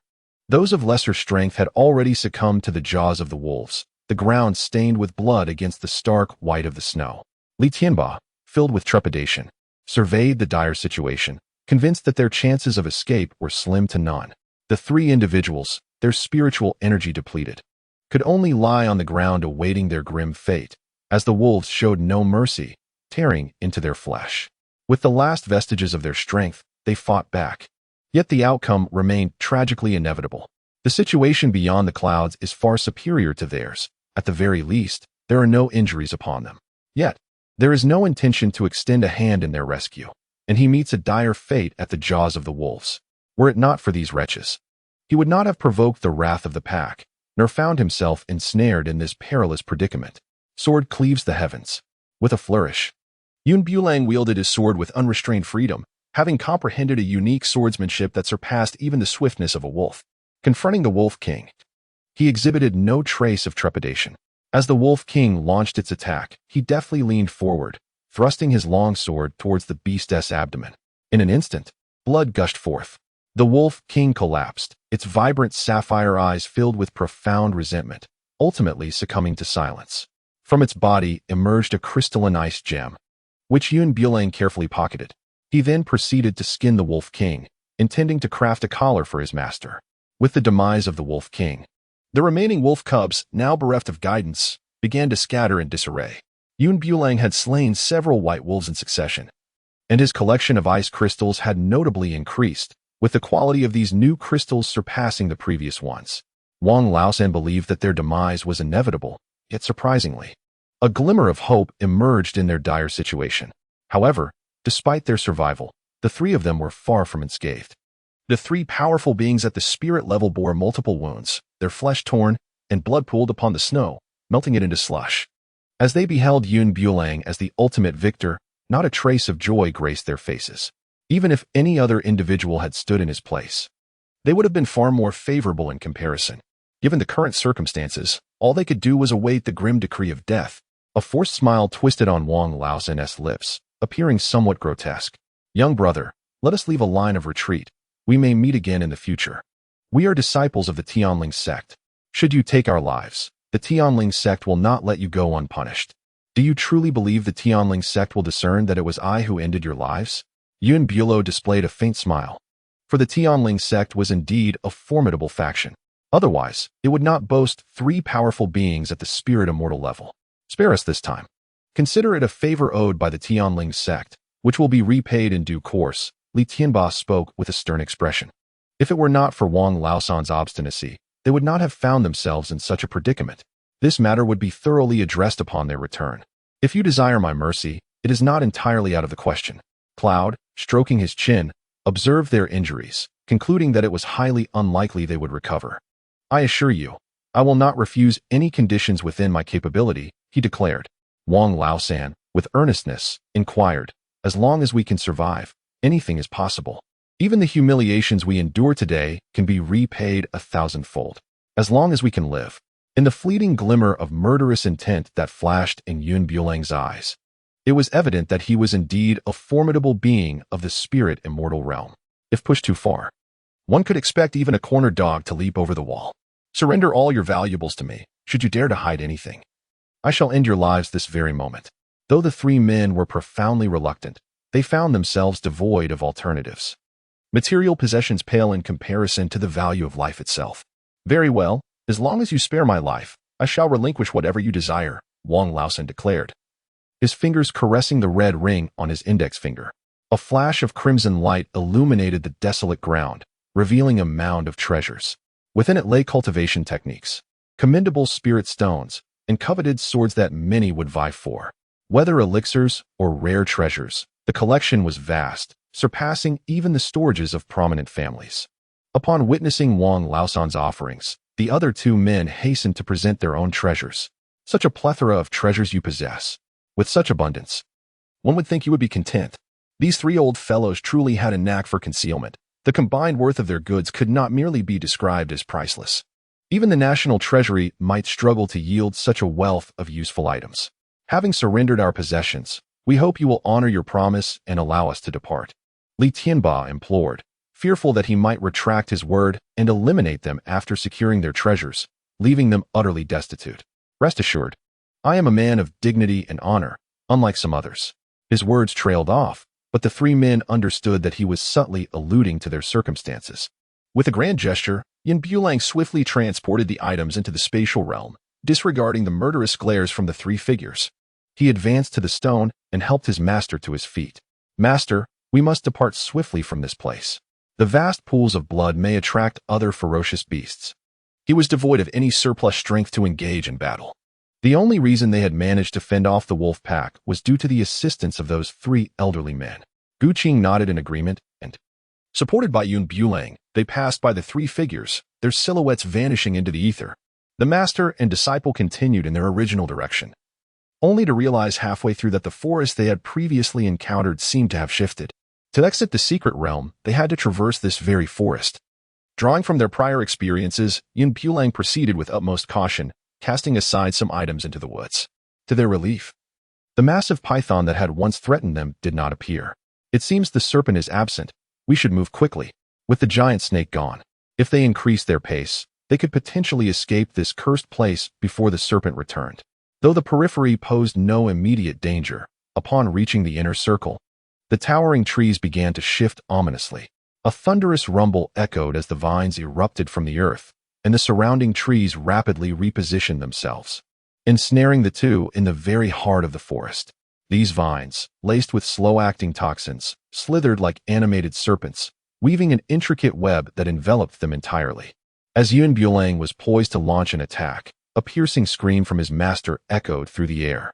Turning around, he beheld his master ensnared by the gnarled branches of a great tree. Bulang, flee at once. Suddenly, a vine lashed out and ensnared his hand. Yun Bulang brandished his blade in an attempt to sever the binding, yet in that very instant, the hand wielding the weapon became ensnared as well. Damn it! Yun Bulang felt the vines around his hands gradually constricting, imbued with an enigmatic power that rendered him utterly powerless. The tendrils entwined his body, with a grand tree serving as the anchor, binding the 2 of them precariously. He tentatively struggled, only to discover that the more he fought against his restraints, the tighter the bindings became. Suspended from the tree, Their poses and appearances were undeniably disheveled. Yun Bulang gazed intently at the sword that had fallen to the ground, his eyes fixed unwaveringly upon it. Suddenly, the blade began to tremble gently and gradually ascended from the earth. With his hands bound, he could only wield the sword through the power of his mind. Whoosh! The sword sliced towards a nearby branch, and before Yun Bulang could revel in his triumph, tendrils sprang forth from the ground, completely seizing control of the blade. Damn it! In the depths of his heart, Yun Bulo cursed vehemently, lamenting that had he known this cursed place to be so troublesome, he would have circumvented it entirely, not daring to set foot within. The two individuals hung from the tree as time ticked away, second by second. Yun Bulang initially believed he would languish here indefinitely, but soon, faint sounds drifted from the distance. Following closely, a group of individuals approached, their skin darkened by the sun, each standing approximately 5 feet tall, with notably short legs. Adorned with feathers atop their heads and possessing plump lips, upon their arrival, a dazzling display of white teeth was revealed. In their eyes, the clouds of excitement danced. Feast, feast, feast. They raised their weapons high, exuberantly circling in place, and after several revolutions around their master and him, they finally came to a halt. Yun Bulang placed his hopes upon them. As long as they could untie the ropes, he felt assured of his escape from this place. He sensed the great tree tremble violently, followed by the brutish individuals severing the vines, yet they remained in a state of bondage. Thus, they were taken away in an eerily peculiar manner by these men. Cough, cough. Qing struggled to cough due to the intense shaking, and blood fell to the ground. The leader turned around, a strange smile adorning his face. He then slowly crouched down, extending his short, dark fingers to awkwardly trace the ground. Observing the bright red blood upon his fingers, he revealed a profoundly satisfied grin before bringing it to his mouth to savor the taste. This display nearly made Yun Bulang retch in disgust. The leader nodded in satisfaction, mumbling something to the individuals behind him, which ignited their enthusiasm and quickened their pace. As they traversed the dense jungle, they encountered numerous demon beasts, all of which instinctively retreated upon seeing them. It seemed that this group held a considerable status here, as even the ordinary demon beasts dared not provoke them. Roar, roar, roar. Yun Bulang had long been in search of an opportunity, yet he found his hands increasingly bound, the vines deeply embedded in his flesh. He let out a long sigh and began to draw upon the spiritual energy within him to mend his internal injuries. The wild men carried them deeper into the dense forest, where they soon encountered smoke and fire, revealing an even greater number of savages. Their dwellings resembled small earthen mounds, merely covered with a few banana leaves, barely sufficient to shield against the wind and rain. Within, elderly individuals and children could be seen, while the ones actively capturing them were middle-aged and robust wild men. To his astonishment, he also recognized 3 familiar faces, the very individuals he had previously released. Whether it was mere coincidence or fate's cruel design, those 3 were now hanging, bound to the nearby banana trees. Notably, Wang Laosan's veins on his forehead throbbed uncontrollably, and upon seeing Yun Bulang, he appeared exceedingly agitated. Hurry, save us. Yun, in a state of exasperation, rolled her eyes. When you seek my assistance, could you possibly engage your intellect? Just look at my predicament, bound hand and foot. Even a clay Buddha cannot cross the river to save itself, let alone come to your aid. The excitement in Wang Laosan's eyes gradually faded, replaced by an unmistakable fury. You wretched scoundrel, it is entirely your fault. If it weren't for you, the fruit would not have been lost, and I would not have descended to this lamentable state. Do not distort the truth. Had you not attempted to seize my belongings, my master and I would have departed long ago. Ultimately, it is you who has brought this misfortune upon me. If the cloud were not bound, it would have pierced through long ago. Its unparalleled ability to distort right and wrong stands unrivaled. If it were to take second place, none would dare claim the first. Wang Laosan struggled incessantly, displaying a remarkable vigor, despite the wounds on his hands from previous bites still not fully healed. The wild men, perceiving his fervent movements as something quite novel, were the first to drag him from the tree and bind him to a wooden plank. From within the largest hut emerged a decrepit old man, adorned with a necklace seemingly crafted entirely from wolf teeth. He leaned heavily on a cane, his back bent beyond recovery. Due to his advanced age, he could barely discern distant objects, squinting as he walked. Slowly, he approached Wang Laosan, his face a tapestry of deep wrinkles and a dark complexion, which rendered Wang Laosan mute with fear. The 2 men exchanged wide-eyed glances, leaving him too terrified to breathe. The leader extended his hand, prompting the others nearby to retrieve a short knife from the ground. This weapon must have been scavenged. As their manner of wielding, it was markedly clumsy. Nevertheless, it did not hinder them from slicing a generous piece of flesh from Wang Laosan's body. Ah!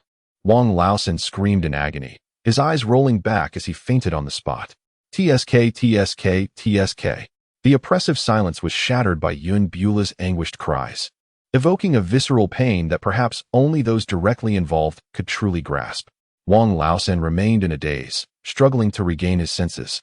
And before he could even assess his injuries, the dark, aged figure loomed over him, abruptly lifting the hem of his trousers. A chilling breeze swept across him, and a foreboding thought flickered through his mind.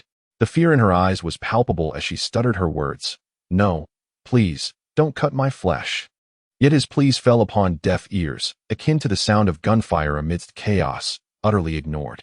The savage figure struck with a knife, brutally severing a chunk of flesh from his thigh. Ah! The pain was excruciating, piercing through him like ice. He longed to lose consciousness. Yet the intensity of his suffering kept him alert, acutely aware of every inch of skin transmitting agony. He could vividly sense the blade scraping against his bone.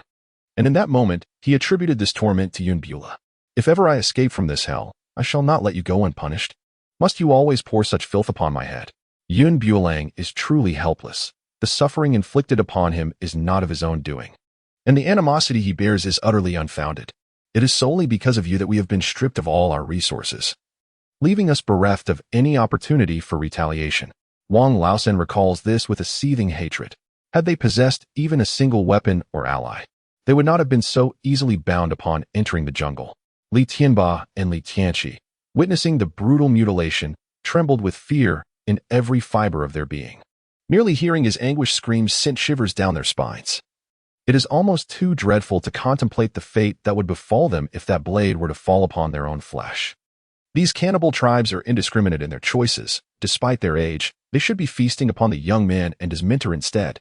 Yun Bulang remained oblivious to the twisted thoughts harbored by the two individuals. However, he discerned a peculiar characteristic of the entwined vines after departing from the great tree. Their potency had diminished considerably. Master, why don't you give it a try and see if you can move? Upon hearing his words, Qing began to slowly rub his hands together behind his back. It seemed he could indeed move, yet he lacked the confidence to fully break free. The vines no longer contracted as they had before, appearing lifeless. With just a bit more time, liberation would be within reach. However, considering the menacing demeanor of the cannibal tribe, it was evident they intended to slaughter them all for a hearty feast. The flesh cut from Wang Laosan was handled by the women of the tribe, who did not bother to cleanse it. Instead, they merely coated it with a mysterious, dark seasoning of their own concoction. They smeared it evenly over the meat and wrapped it in banana leaves, sealing the openings with their blades. Once everything was prepared, they added firewood to the nearby blaze. The flames roared to life, consuming the wrapped meat, which sizzled in the heat, while a portion was skewered for roasting. Wang Laosan witnessed the entire process of his flesh being cooked. The moment the banana leaves were unfurled, a fragrant aroma wafted forth, overwhelming him and inducing a fit of nausea. He retched violently, his body convulsing, and as a result, the wild men found him repugnant, discarding him to the side. His body, stripped of any meat, lay on the ground, and after a brief moment, his eyes rolled back, and he breathed his last. Having already aged and possessing little flesh, Wang Laosan's demise drew the wild men's gaze towards Li Tianba and Li Tianqi, who were paralyzed by fear, their eyes nearly bulging from their sockets, legs trembling uncontrollably. Li Tianqi, unable to contain himself, urinated in his pants, a stream of yellow liquid pooling beneath him. The wild men seized them, methodically stripping their bodies of flesh until only white bones remained. They did not perish immediately, struggling for a time before succumbing to blood loss. In their final moments, they cursed Yun Bulang, proclaiming, "Do you think that by our demise you will find peace? I assure you, it won't be long before you share our fate. I shall await you in hell." Before Li Tianba could even close his eyes, his body grew rigid, and he drew his last breath. The wild men, believing that the finest morsels should be saved for last, finally turned their attention to Yun Bulang.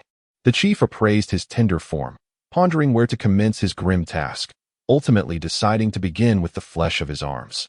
Yun Bulang seized the opportunity. sensing that the vines binding his hands had loosened considerably. With a surge of determination, he broke free from the restraints. In one fluid motion, he snatched the dagger from the leader's grasp and, with remarkable speed, pressed it against the leader's throat, executing the maneuver with precision and force. The wild men, witnessing this turn of events, hastily raised their weapons in his direction. However, their leader, gripped by fear, did not even allow Yun Bulang the chance to speak, as he frantically gestured for them to lower their arms. Yun Bulang approached his master and inquired, "Master, how do you feel?" Qing nodded slightly, and with a sudden surge of strength, he broke free from the ropes binding him. The two of them made their way outward, while the wild men, armed and unhurried, followed closely behind, showing no intention of allowing their escape. Yun Bulang abruptly halted, applying a slight pressure with the dagger in his hand, leaving a thin line of crimson upon the leader's neck. Unperturbed by the presence of others, whether they comprehended his words or not, he addressed them with a chilling tone. "Should any of you dare to advance another step, I shall personally sever his head." His gaze grew icy as it swept across the assembly. The leader persistently gestured towards the crowd, urging them to refrain from advancing. Truly, a coward at heart. Yun, with a tone of mockery, followed closely behind his master as they ventured into the dense forest. Having been haunted by their previous shadows, he opted for a different location this time. Though he remained uncertain of what awaited him ahead, it was certainly preferable to the fate of those three elderly men, who had helplessly watched as their flesh was severed, bleeding out slowly to their demise. The two of them bound the leader and wandered through the woods, yet found themselves ensnared, as if in a thick fog, perpetually circling in place. Yun Bulang, feeling a surge of trepidation, spoke with a quivering voice. When he departed, he had tied a cloth to this great tree, yet after 2 hours, they returned to their original location, proving that they had never truly ventured beyond. Their time had been squandered, merely wandering in circles. The chieftain they had captured lay half-conscious, but curiously, they had not yet resorted to violence against him. Suddenly, a cacophony of whispers arose behind him, as the band of discarded natives charged once more, armed with bows and weapons. He realized that as long as they fled with the chieftain, these natives would pursue them relentlessly. However, if they released the chieftain, they would lack the leverage to escape. Caught in a dilemma, the natives gradually encircled them, blocking the sole avenue of retreat, rendering it impassable. "Release our chieftain." At that moment, a towering native, nearly 2 meters tall, emerged before them, wielding a long sword with its tip directed menacingly at Yun Bulang. Upon seeing him, the chieftain became visibly animated, struggling fiercely against his bindings in a desperate attempt to break free. Confronted with this troublesome individual, Yun Bulang swiftly struck the chieftain's head with his sword, commanding silence. Remarkably, with minimal force, the blow caused the chieftain's eyes to roll back, rendering him unconscious in an instant. The towering native, witnessing this turn of events, trembled with rage, brandishing his longsword and aiming a deadly strike at Yun Bulang's head. "How dare you harm our chieftain? Today, I shall ensure your demise." The clouds of uncertainty did not daunt Yun Bulang. Since evasion was futile, he resolved to confront the challenge head-on. "Master, observe this savage closely and seek any opportunity for an escape." Clang! The sword in his hand struck the native, yet it failed to inflict even the slightest injury. Instead, the blade itself contorted under the impact. What manner of flesh is this? It is astonishingly rigid, surpassing even the zombies encountered previously. To think that such mundane weaponry could harm me in the slightest is a folly of the greatest magnitude. The native's powerful physique trembled, sending Yun Bulang hurtling through the air. The longsword he wielded launched itself into a nearby tree, stubbornly refusing to release its grip. As he struggled to extract his blade, he felt a sudden weight upon his shoulder, akin to a bear's paw. Crack! A slight exertion from the opponent distorted his arm's shape, followed swiftly by a piercing agony that coursed through him. With a forceful tug, Yun Bulang liberated his sword from the severed tree, finally reclaiming his freedom. Unbeknownst to his adversary, Yun Bulang struck decisively at his neck. Yet, the opponent's head resembled an iron mass. As the blade descended, his head tilted just so, effectively trapping the sword. Damn, this was decidedly less than ideal. The indigenous warrior let out a cold snort. Their cultivation rendered ordinary weapons utterly ineffective against them. They were warriors of flesh, excelling in close combat, catching their foes off guard. It was through such formidable skills that they maintained the sanctity of their domain. Anyone daring to intrude would certainly receive no mercy. In the current predicament, Failing to eliminate this intruder would surely invite the wrath of their leader, making it difficult for him to explain his failure. Do not struggle in vain. Accept your fate, and I shall grant you a swift end. The iron mace in the indigenous man's hand struck the ground with a resounding thud, causing Yun Bulang to leap 3 feet into the air. The opponent's overwhelming strength forced him to relinquish his sword. Fortunately, he had amassed a considerable collection of weapons from the fallen, including some hidden projectiles. However, against the indigenous warrior, who was impervious to blades and bullets, possessing superior weaponry seemed futile. Whoosh, whoosh, whoosh. Yun Bulang adopted a novel approach, retrieving the silver needles from his surroundings. These needles, slender and sharp, might possess the potential to penetrate their corporeal forms, though the outcome remained uncertain. He aimed specifically at their acupoints, yet the moment these silver needles pierced their skin, they were repelled by the rigidity of their flesh. Damn! The clouds swirl within my heart, a tumult of 10,000 alpacas galloping forth. If this continues, it will inevitably attract an ever-growing multitude of indigenous people, and I fear that his fate will mirror that of his master, akin to that of those 3 elderly men. The clouds, devoid of any trace of care, ultimately utilize the opportune harmony of timing, location, and collaboration to corner that colossal indigenous figure. You will obediently submit to my will. Bang! With a swift kick, he sent his adversary plunging into the mire. Although this individual was impervious to blades and bullets, it was not imperative for him to end his life. Merely subduing him, if only for a brief period, would suffice to grant them the precious time needed for escape. The despicable humans, employing such underhanded tactics to confine me here, shall inevitably face the day when I break free and exact a brutal vengeance upon you. In the face of his curses, Yun Bulang not only remained unperturbed but even broke into a grin. Let us converse once you emerge, provided you possess the capability to do so. The more one struggles in this mire, the deeper one sinks. Under normal circumstances, a person of his stature would take 2 to 3 minutes to completely submerge. Perhaps his companions could rescue him in time. However, in a twist of fate, the moment he was drawn in, he began to thrash desperately, accelerating his descent. After uttering that curse, the earth swiftly enveloped him, and after expelling a few bubbles, he vanished entirely. His companions were left stunned, unable to intervene, merely gazing at one another in bewilderment. Yun Bulang swiftly dashed to his master's side, observing the unconscious native. He seized the individual and shouted at the surrounding natives, "Return your leader." Almost immediately, their esteemed chieftain descended in a parabolic arc beside them. Some reached out to catch him, only to be struck directly. Amidst their chaotic scramble, the culprit, Yun Bulang, grabbed his master and vanished into the forest. The dense canopy of trees obscured the sunlight and their path ahead. Relying on the lushness of the foliage, Ming Chong discerned the southern direction. "Disciple, I sense something amiss with this land." Qing suddenly halted, glancing down to discover the ground's color had transformed into a deep blackish-purple hue. Beneath her feet, she felt signs of life, rhythmically breathing in and out. Not good. There is something beneath. Qing suddenly realized the danger and retreated hastily. As she stepped back, a massive serpent erupted from the once flat ground. Whether it was mere misfortune or a cruel twist of fate, it was the very same colossal snake from before. As it emerged, a multitude of snake eggs appeared around it. The white shells of the eggs began to crack, and as the great serpent broke through the earth, the hatchlings scuttled out. These young serpents were formidable in their own right, their sheer numbers creating a chilling spectacle. They had trespassed into the serpent's territory, clearly inciting its wrath. The enormous serpent raised its head high and struck at them with a thunderous crash. With several resounding impacts, the ground beneath them was utterly obliterated.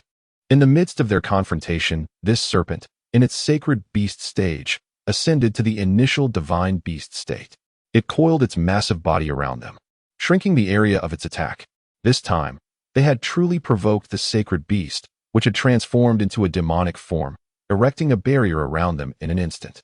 Damn, this creature has erected a barrier to prevent our escape. Roar. A colossal light emanated from the sacred beast.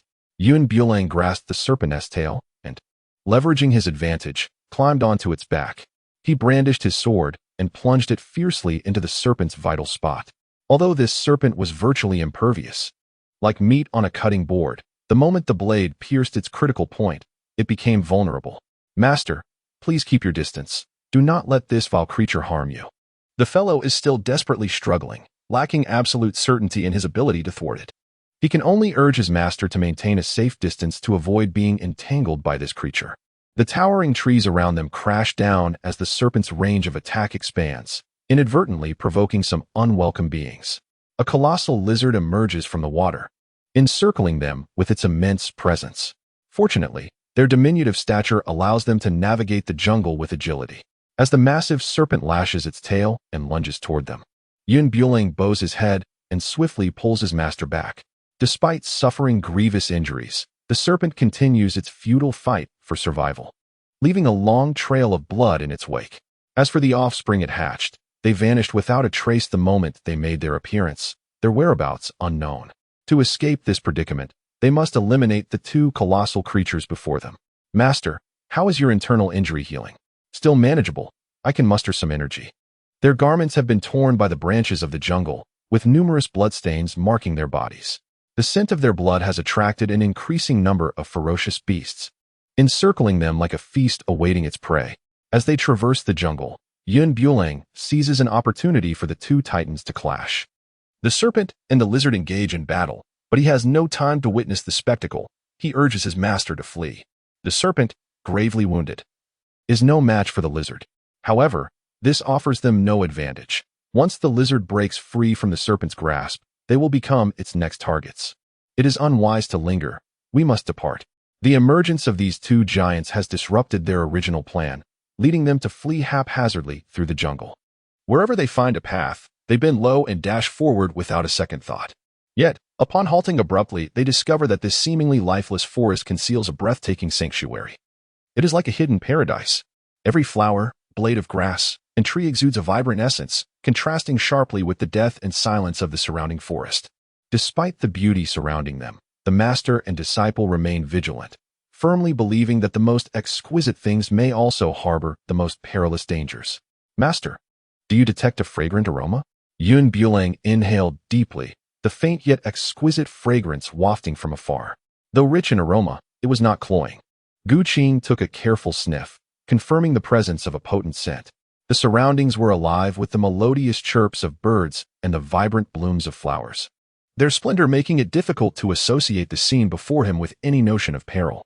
The fragrance grew ever stronger, until a flash of light illuminated the once expansive meadow, revealing three ethereal figures akin to fairies. They possessed unparalleled beauty, adorned with nearly transparent wings, their toes barely grazing the ground. Armed and vigilant, they regarded the two intruders with suspicion. "Who are you, and how dare you trespass upon our sacred realm?" inquired one of the green-hued fairies, her flowing emerald locks cascading down her back like aquatic plants swaying in water. "We are but fugitives in flight, passing through this place without any ulterior motives," came the reply. "The clouds do not disperse without effort, and I hope these individuals are not treated as intruders." "Heh," chuckled the leading elf, his eyes sparkling like exquisite amber. As they conversed, more elves gradually appeared behind them. Each elf possessed a unique form, yet they all shared a common trait: wings that allowed them to soar freely through the skies. One of the elves circled around them, seemingly assessing their presence. "This place has remained untouched for over a millennium, and the arrival of the two of you may truly be a divine arrangement," one of the elves remarked, stroking his chin. Before fully grasping their intent, they suddenly directed their attention towards him. "Take these two back. I have not provoked you, and I sincerely hope you will allow me to leave." Bulang could not help but defend himself. He had neither taken their belongings nor harmed their kin. Why should he impose such difficulties upon himself? However, the leader of the elves turned around, revealing a beguiling smile. "Since you have appeared here, do not even think about leaving. Bring these two individuals to me." As Bulang discerned the precarious situation, he promptly drew his sword. Recognizing that this battle was inevitable, he resolved not to succumb meekly. However, the moment he unsheathed his blade, he was struck by a force that surged into his mind, an almost imperceptible wave that rendered his head throbbing with excruciating pain. Qing too was overwhelmed by the agony, crouching slowly to the ground while grasping his head. He was oblivious to the origin of this power, yet it was clear that if this continued, they would surely perish from the torment. Seizing the opportunity while both were incapacitated by their agonizing headaches, the members of the elven race swiftly bound them with the very vines used previously, ensnaring them deeper with each futile struggle. These adversaries hoisted them by their garments and glided through the air, After traversing several hundred meters, they finally reached their destination. Upon arrival, they unceremoniously cast the two onto the ground. Upon raising his gaze, Bulang beheld a towering tree directly before him, though its appearance was far from pristine. The trunk of this majestic tree bore the marks of at least a millennium, perhaps even longer. Yet, the leaves adorning its branches had gradually succumbed to a desolate yellow hue. Scattered across the ground were numerous fallen leaves, which the sprites, with utmost reverence, bent down to gather, cradling them tenderly in their arms.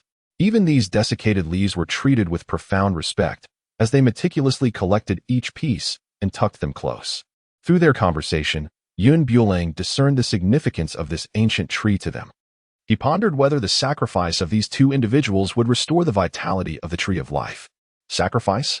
Upon hearing those two words, Bulang felt a chill run through his heart. After enduring numerous trials and tribulations to bring the two of them here, was it truly just to have them accompany this great tree to its grave?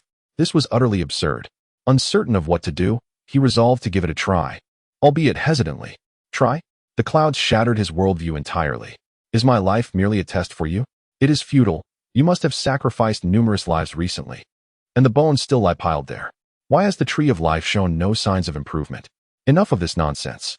While my own life is indeed precious, it holds no value for this tree of life. For an ordinary tree, perhaps it could serve as fertilizer, but reviving the tree of life is no simple task. Silence. You are nothing but fertilizer. What right do you have to speak here? What if I told you I possess a method to heal the tree of life? His declaration rendered the crowd speechless, eliciting a blend of skepticism and derision. Varied gazes lingered upon him, shifting restlessly. Humanity is indeed despicable, in their desperation for survival. They weave the most absurd of lies. If the elders cannot heal the tree of life, how could a mere human hope to do so? Cease your grandstanding. Do not provoke us, for at least we can grant you a swift death. The assembled elves remained unconvinced. The tree of life is a sacred entity, beyond their own healing abilities, let alone those of a mere human. To claim one can heal the tree is sheer folly, a fabrication born of his desire to escape. Faced with the elf's skepticism, he sighed, a hint of exasperation in his tone. Why won't you trust me just this once? After all, I am bound here. Escape is impossible. Should I fail to heal the tree of life, you may do with me as you please. His words sparked a shift in perception among the nearby elder elves, who began to view him with newfound respect, recognizing his forthrightness. I am willing to believe you once, but should you fail, I shall flay your flesh piece by piece. The speaker was the third elder, Mashi, a figure of considerable authority and a trusted aide to the elven queen. With her endorsement, the surrounding elves softened their hostility. System. Is there a remedy to heal the tree of life? Yes, the tree lacks vitality. Applying a special fertilizer will restore it. The system's voice echoed in his mind. Then I shall exchange for some. Understood, host. A total of 3 vials of potion were exchanged, and once these 3 vials were completely administered, this singular tree of life would be restored to health. Yet, he had retained a measure of caution for himself. Who could predict whether these elves might suddenly alter their intentions and demand his life? Mashi had also placed his hopes upon him, for the tree of life was the sacred relic of the elven race. The resplendent beauty and agelessness of the elves were entirely attributed to the existence of this elfin tree. As long as this tree of life thrived, they could continue to reproduce endlessly in this realm. However, it is unclear when the afflictions of this tree of life first emerged. It ceased to bring forth vibrant vitality. The elven race exhausted all conceivable methods, yet none could restore this once living tree to its former glory. Ultimately, faced with despair, they resorted to the notion of human sacrifice as a final solution.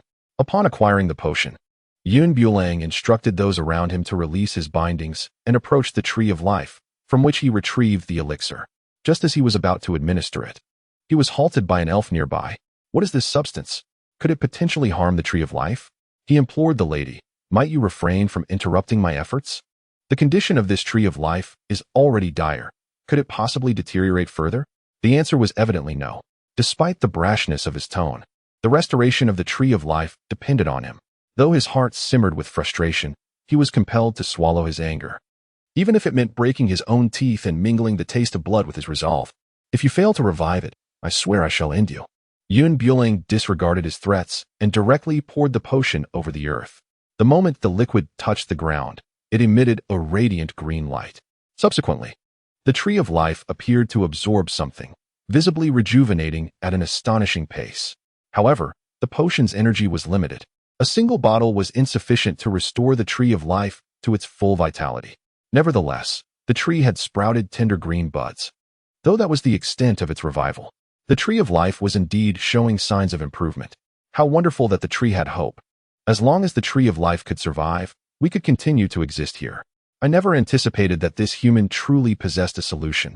We had underestimated him. I would gladly pay any price to save the tree of life. The elves, witnessing this transformation, were overjoyed, dancing with exuberance. Some even flew around the tree several times before settling down. Their elation was palpable. Bulang retracted the bottle and tossed it into the void of space. Upon seeing the new buds sprouting from the tree of life, Mashi felt an indescribable joy blossom within her. As she sensed the life force emanating from the tree, a radiant smile graced her lips. She then instructed the surrounding elves to hasten their efforts in freeing their esteemed guest. To save the tree of life was to owe a great debt of gratitude to such a person. We were indeed too abrupt earlier, and I sincerely apologize for that. Mashi clasped her hands together and bowed earnestly. Since it was all a misunderstanding, there is no need for you to dwell on it. Given that the other party had spoken thus, she offered them a way out to avoid any further discomfort. Yet, it appeared that the tree of life had not been completely healed. Do you still possess more of that potion? Mashi realized that the signs of recovery in the tree of life indicated that the potion had an effect. If 2 or 3 more bottles were poured, she believed the tree would return to its prime state. Of course, completely healing the tree of life was not impossible. However, I have a condition. Whether it be celestial treasures or exquisite spirit stones, anything you request, I shall procure for you. Hearing about the potion, Mashi's heart swelled with joy, for the tree of life was now filled with hope. Humans entered this secret realm primarily in pursuit of treasures. Yet, among the elves, celestial treasures and exquisite spirit stones were abundant. Although plentiful, these were not easily relinquished. They would not concede even a fraction to their adversaries. Once, a human had intruded upon their domain, attempting to seize their spirit stones, and met a fate of becoming mere fertilizer for the flora. They believed that by offering such enticing terms, Bulang would surely acquiesce without hesitation. However, he merely shook his head gently, expressing disinterest in such items. Then what is it that you desire? Mashi Erjiang found herself perplexed. Were these truly the things most cherished by humankind? I seek not riches, but rather a simple promise from you. In return, I shall generously bestow upon you the potions without charge. His request posed no hardship for them, while simultaneously fulfilling his own desires. Truly a win-win situation. Feel free to express any demands you may have. Mashi, bursting with ambition, was eager to acquire the potions swiftly, hoping to restore vitality to the tree of life. If you assist me in constructing a dwelling, I shall provide you with the potions you seek. He was in urgent need of creative value. Only by elevating his creator could he unlock further options. Otherwise, amidst the myriad offerings in the marketplace, without the means to exchange, they bore no relevance to him. The abundance of treasures available, yet unattainable, weighed heavily on his heart. However, we possess numerous houses. Should you require one, feel free to select any. Leaving aside other matters, these dwellings are still available for generous acquisition. Mashi gestured towards the thatched cottages behind her, meticulously crafted and serving as their humble abode. Yet, should the other party insist, she could reluctantly part with them. To demonstrate her sincerity, she pointed out a relatively new thatched house. These 2 were recently constructed, originally intended as a bridal chamber. However, should you need it now, it is yours to take. As Mashi led him alongside the thatched cottages, she continued her introduction. Bulang surveyed the humble abode before him, pondering that should a fierce wind sweep through, it might very well strip the roof away. Is this truly the dwelling you call home? He inquired, devoid of any condescension. It was merely the house's construction that appeared rather fragile, unable to withstand even a moderately strong gust. Indeed, there is no necessity for you to construct a house, for one is readily available here, Mashi proudly proclaimed, having ingeniously utilized the tree structure to create their own sanctuary. No, I wish to build my own house. You need only respond with a yes or no. Bulang decisively declined, not out of excessive fastidiousness, but rather due to the necessity of fulfilling his obligations. Observing his obstinacy, the third elder refrained from further persuasion and readily acquiesced, recognizing that this task was well within her capabilities. Once they had consented, Bulang commenced his search for a suitable open space and subsequently exchanged for a blueprint within the marketplace. The document was replete with contemporary architectural data and a meticulous classification of materials, exceedingly detailed in its specifications. Bulang began to issue instructions with great clarity, prompting them to gather materials. Once everything was assembled, the construction commenced. He swiftly acquired the mastery of building from the marketplace, demonstrating remarkable efficiency. With the assistance of these elves, a magnificent castle was erected at an astonishing pace. Wow, I never realized a house could be so beautiful, I mused, yearning for such a splendid abode where awakening each day would be a true delight. We should beseech him to help us construct one as well. After all, these materials are inexhaustible, and their purposes remain unknown.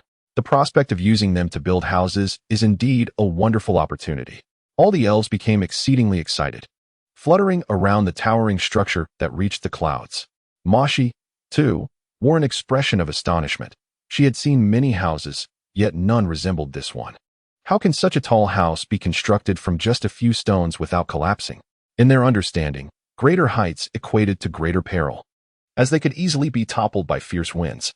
It seemed wiser to build lower to avoid being directly swept away. Rest assured, these structures are reinforced with cement. Not even a strong gale, let alone a severe typhoon, could bring them down. He confidently reassured them about the house he had personally constructed. Is that truly the case? Mashi was skeptical, and with a flick of her hand, she summoned a powerful gust of wind. The nearby thatched cottage was instantly swept away. Yet the newly erected house stood steadfast, unaffected by the tempest. How incredible! Mashi exclaimed, her curiosity about this remarkable human growing ever deeper. He consistently brought forth wonders, radiating unique brilliance. Bulang gazed upon the house he had constructed, feeling a profound sense of satisfaction. Simultaneously, the voice of the system echoed in his mind. Ding! Congratulations, host, on completing the task. You have earned 100 creation points and acquired a Lamborghini. Bulang, upon hearing of these rewards, maintained an impassive demeanor, yet internally rejoiced with uncontainable delight. The clouds of joy had barely settled when a new task emerged once again. Ding! A new mission was triggered to transform the fairy queen, with a reward of a coveted 98K upon completion. A 98K? That was the object of his deepest desires. Unattainable back on Blue Star. To his surprise, he found that here, he could finally realize his dream of wielding a firearm.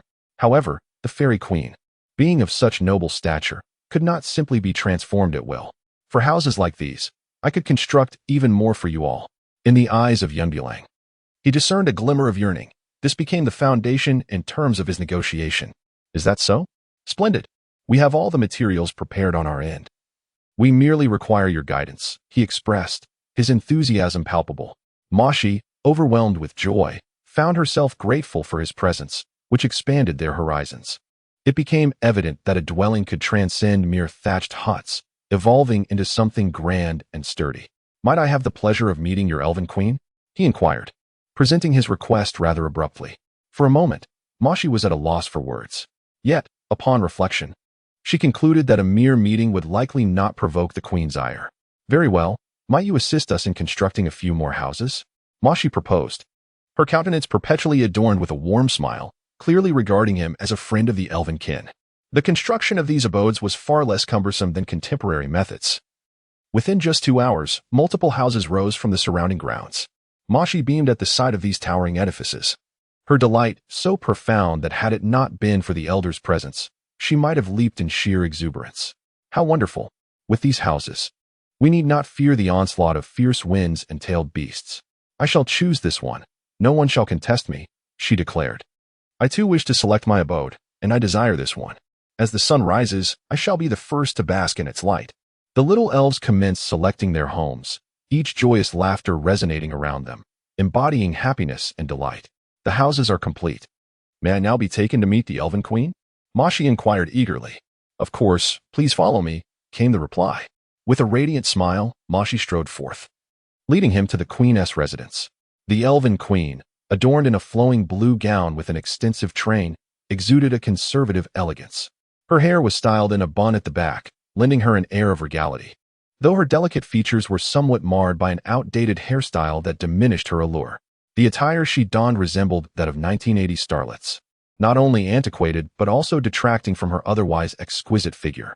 Upon seeing a strange man enter, Han Lian initially contemplated expelling him, but quickly tempered her stance upon noticing Mao Xi at his side.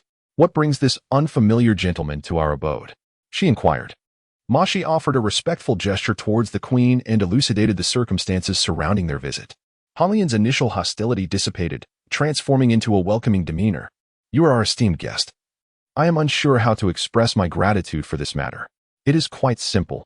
Your consent to allow me to modify your appearance would be the greatest reward," she proposed. As soon as he finished speaking, the smile on the other person's face vanished instantaneously. Han Lian's expression darkened, yet considering the significant assistance they had received, she found it unwise to express her anger. However, as a dignified elven queen, the thought of allowing a mere human to dictate her attire and appearance was utterly humiliating. "Please propose a different request. I truly cannot acquiesce to this one," Han Lian coldly rejected. She had never anticipated such an outrageous demand. Were it not for the merit he had earned, the queen's frosty demeanor would have surely expelled him from her presence. "While the queen is still in a relatively good mood, you must hasten to present another request. This one is far too unreasonable, she murmured softly. Unaware of the underlying reasons behind such a profound reaction, he could only speculate upon observing the queen's attire. Her thoughts, steeped in antiquated traditions, rendered her exquisite visage somewhat pitiable. "It is merely my belief that the queen's garb appears rather commonplace. Given her beauty, she could undoubtedly radiate even more splendor. Women are inherently creatures of beauty, and the elven queen is no exception." Upon hearing his words, she felt a flicker of intrigue. "I would be willing to grant your request, but only if you can vanquish our 3 guardians." She was inclined to afford him an opportunity. Should he fail to seize it, they would leave no grounds for reproach. The clouds drift lazily as she readily agrees, ascending with the provided support. The 3 guards are masters of their craft, tasked with ensuring the safety of the elite clan, having been meticulously selected from a multitude of extraordinary spirits. She cannot fathom how a mere human could possibly challenge these 3 formidable experts. "Very well, I accept," she declares. "Your decisiveness indeed surpasses that of many others." She praises without reservation. The young man before her is neither pedantic nor devoid of decorum, while he may appear carefree on the surface. He possesses a steadfast sense of balance within. His ability to navigate situations with finesse is something she greatly admires. Should this opportunity lead to a budding friendship, it would undoubtedly prove beneficial for the spirit clan. Bulang faced 3 formidable elves without the slightest hesitation. The trio of elves immediately stood up, eliciting a chorus of cheers from the crowd below. To them, it seemed utterly inconceivable that this human could triumph over the 3 guardians. Each of these protectors was a master of speed, as swift as the wind. The elves rallied behind their champions, offering encouragement. High above, the elven queen, Han Lian, cast a cold glance at the scene unfolding below. She decreed that today's contest must not result in any loss of life. After all, this human had rendered them a service. It was not in their nature to repay kindness with malice. She had already formulated a plan in her mind. Should this human ultimately falter, they would ensure he departed with a wealth of riches and precious treasures, refusing to allow him to leave empty-handed, ensuring he did not suffer any loss in their midst. As Bulang stepped forward, his words were nothing short of astonishing. "You 3 should face me together, after all. Everyone's time is precious. We have lingered in this secret realm long enough, and it would be best to depart as soon as possible." The 3 guards, upon hearing this, displayed expressions of utter dismay, as if he had dismissed their worth altogether. "You are a distinguished guest of our elven kin, and by all rights, we should show you deference," spoke Chuluo, one of the 3 elite guards and a figure admired by many of the elven maidens. Not only was he exceptionally handsome, but his prowess in combat was formidable. Any intruder would find themselves confronted by Chuluo at the forefront. "Indeed, if we 3 were to confront you alone, even in victory, it would lack honor," he continued. Fong, also in agreement, recognized that their combined strength was not to be underestimated. A solitary combatant would find themselves at a disadvantage, especially in a group confrontation. Fong, the brother of Mao Xi and one of the 3 elite guards, was renowned for his swiftness. The last of the trio was Gu Hua, a healer of the elven race, rumored to possess the power to resurrect the dead. All 3 possessed an ethereal beauty, perhaps a divine gift bestowed upon the elven folk. They bore no flaws to be found, their allure captivating even the male of the species, whose strength harmonized with grace. Listening to their words, it was clear that victory in this contest was assured.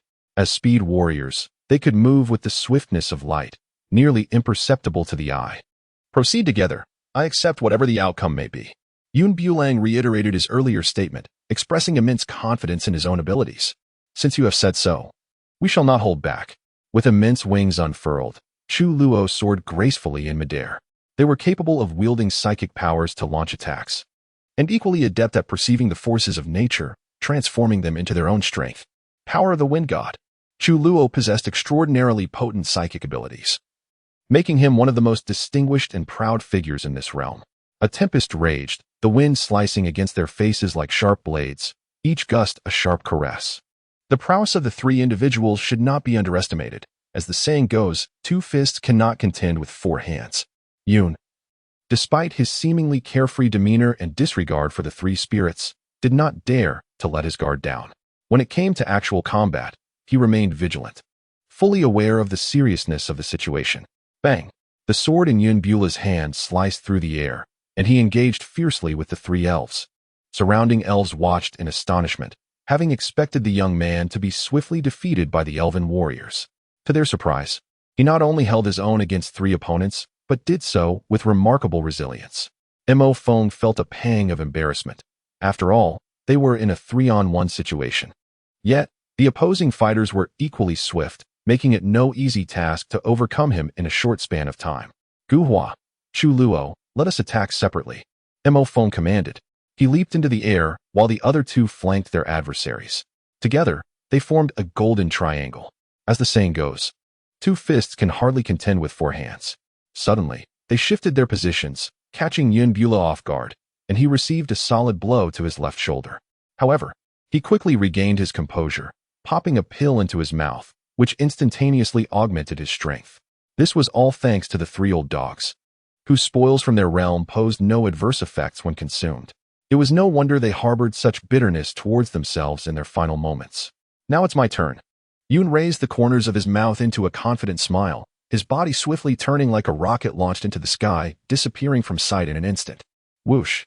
3 afterimages flickered in the air as the opponents engaged fiercely, exchanging blows over 100 times in mere minutes. The elven queen, seated nearby, could not help but furrow her brows at the scene before her. Mashi offered her some comfort, assuring her that the 3 warriors were the finest and would emerge victorious from this battle. However, Han Lian shook her head slightly, a warm smile gracing her face like the sun in winter. No, these 3 were no match for the young man. The queen's assertion was premature. Were they not currently on equal footing? Mashi struggled to grasp the queen's meaning. Her brother, Mo Feng, possessed formidable psychic abilities, and the other 2 were equally impressive, embodying the pride of their elven lineage. In this situation, even if they could not defeat the young man, they would not be vanquished by him either. These 3 children were merely holding on, their strength waning. Han Lian sighed, having underestimated the prowess of this human youth. Although he appeared to be in his early 20s, his remarkable strength was indeed rare across the continent. With such an individual, one could only seek to befriend, not to create enmity. Bang, bang, bang. 3 figures plummeted from the sky, landing with a force that created 3 deep craters in the arena.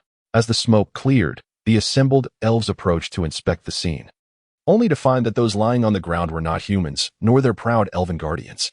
How could this be? These 3 elite guardians, seasoned warriors, had succumbed to young Master Yun in less than the time it takes for an incense stick to burn. It was truly astonishing. The 3 elves took a considerable time to rise from the craters, their faces ashen and far from pleasant. Despite harboring resentment and unwillingness, they dared not express their feelings. They merely clasped their fists in gratitude, thanking the young master for his mercy. After exchanging some polite remarks, they departed with downcast expressions. Although their individual strengths were commendable, today they faced an insurmountable opponent, their struggle only a desperate resistance. This was something that eluded everyone else, except for the elven queen, who discerned the truth at a glance. Yun Bulang smiled with a carefree demeanor, oblivious to the gazes of the 3 spirits. What is there to fret about? Victory and defeat are but commonplace occurrences in battle. Next time, we shall compete again. Mo Feng clasped his fists and realized they had been somewhat petty, his face lighting up with joy. Indeed, let us seize the opportunity for another bout in the future. There was no doubt that Bulang emerged victorious in this contest.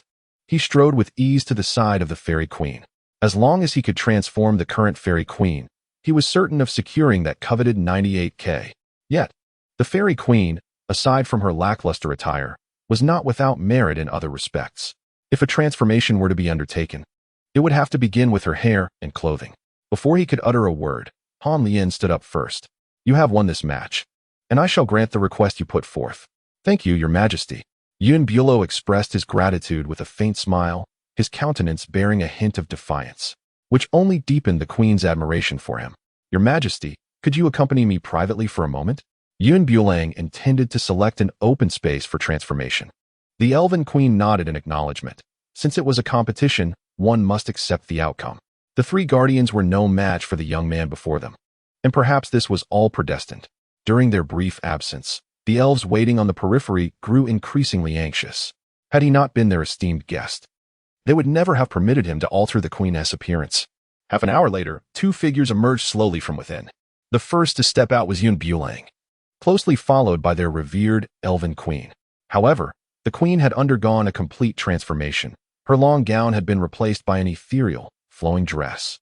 Unlike the previous voluminous attire, Yun Bulang had employed modern techniques to accentuate her waist, presenting a figure that was both delicate and captivating, evoking a sense of beauty that was almost within reach. A subtle smile adorned her face, tinged with a hint of awkwardness. Her naturally exquisite features were breathtaking. Even without makeup, she could enchant countless admirers. Now, with a light application of cosmetics, her beauty transcended, each glance and smile more enchanting than a blooming flower. The dress featured a daring slit, revealing glimpses of her fair, slender legs, far more appealing than her previous ensemble. Her hair, once elegantly pinned up, cascaded down in soft curls, and as the gentle breeze brushed past, it revealed her delicate neck. She now embodied not only the dignity of a queen, but also the enchanting allure of a fairy. Every movement captivated the heart, her eyes sparkling with an extraordinary light. Was this truly the queen? I could scarcely believe my eyes. The same person appeared transformed, even more beautiful and astonishing than before. Previously, the elven queen was undeniably lovely, her beauty characterized by grace and elegance. Now, however, she exuded a breathtaking allure, striking a balance between ethereal charm and regal poise.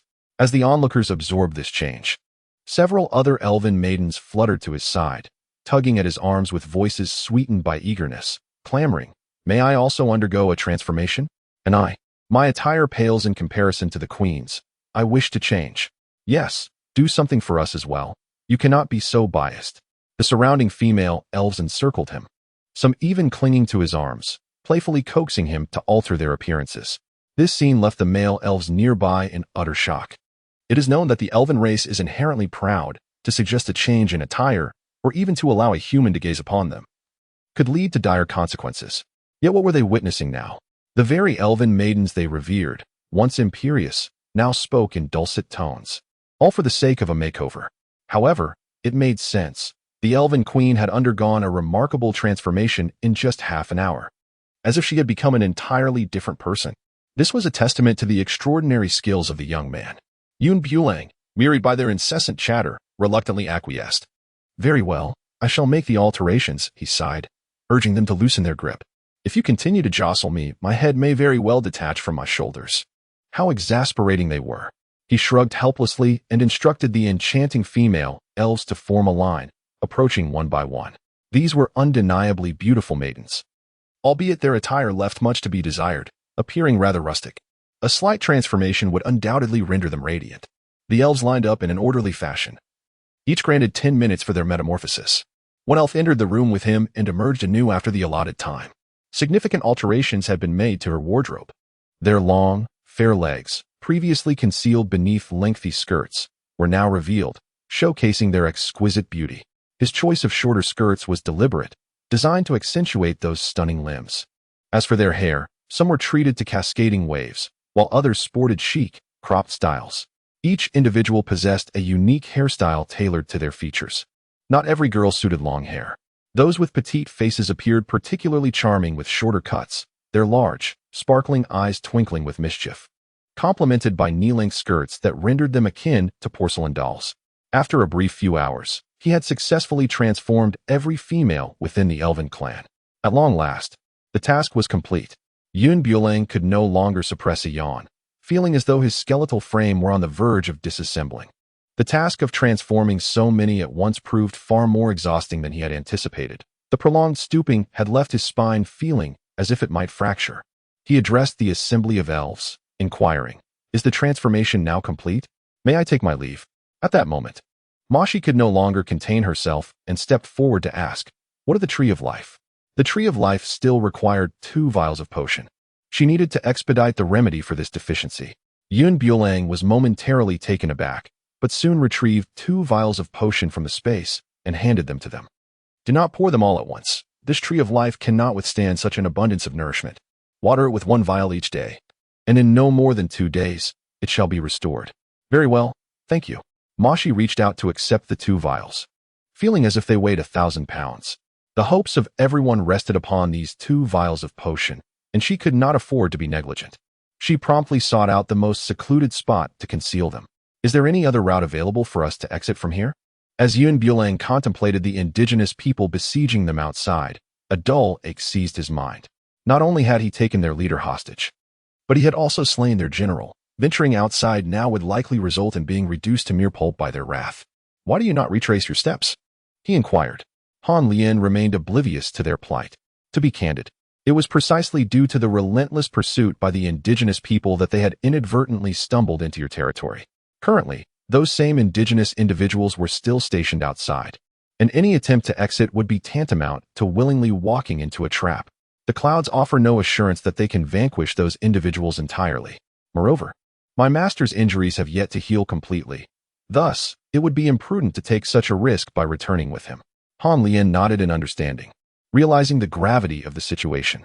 Her impression of the indigenous people was far from favorable, as they exhibited a certain brutishness, compounded by their repugnant dietary habits. Yet, for millennia, they had maintained a delicate balance, neither side encroaching upon the other. The elves possessed innate speed, while the natives boasted formidable physical strength, ensuring mutual coexistence without domination. Each maintained their own territory, avoiding provocation. After careful contemplation, Han Lian considered that perhaps a certain route could be traversed. There existed a path leading away from this place. Albeit fraught with peril, caution was imperative. Moshi guided them eastward, navigating through the concealed jungle and indicating the way forward. "You must embark from here, traversing a treacherous sea filled with dangers. Exercise utmost caution. I cannot linger here. I must return. The elven clan cannot easily abandon their homeland, lest others breach their sanctum."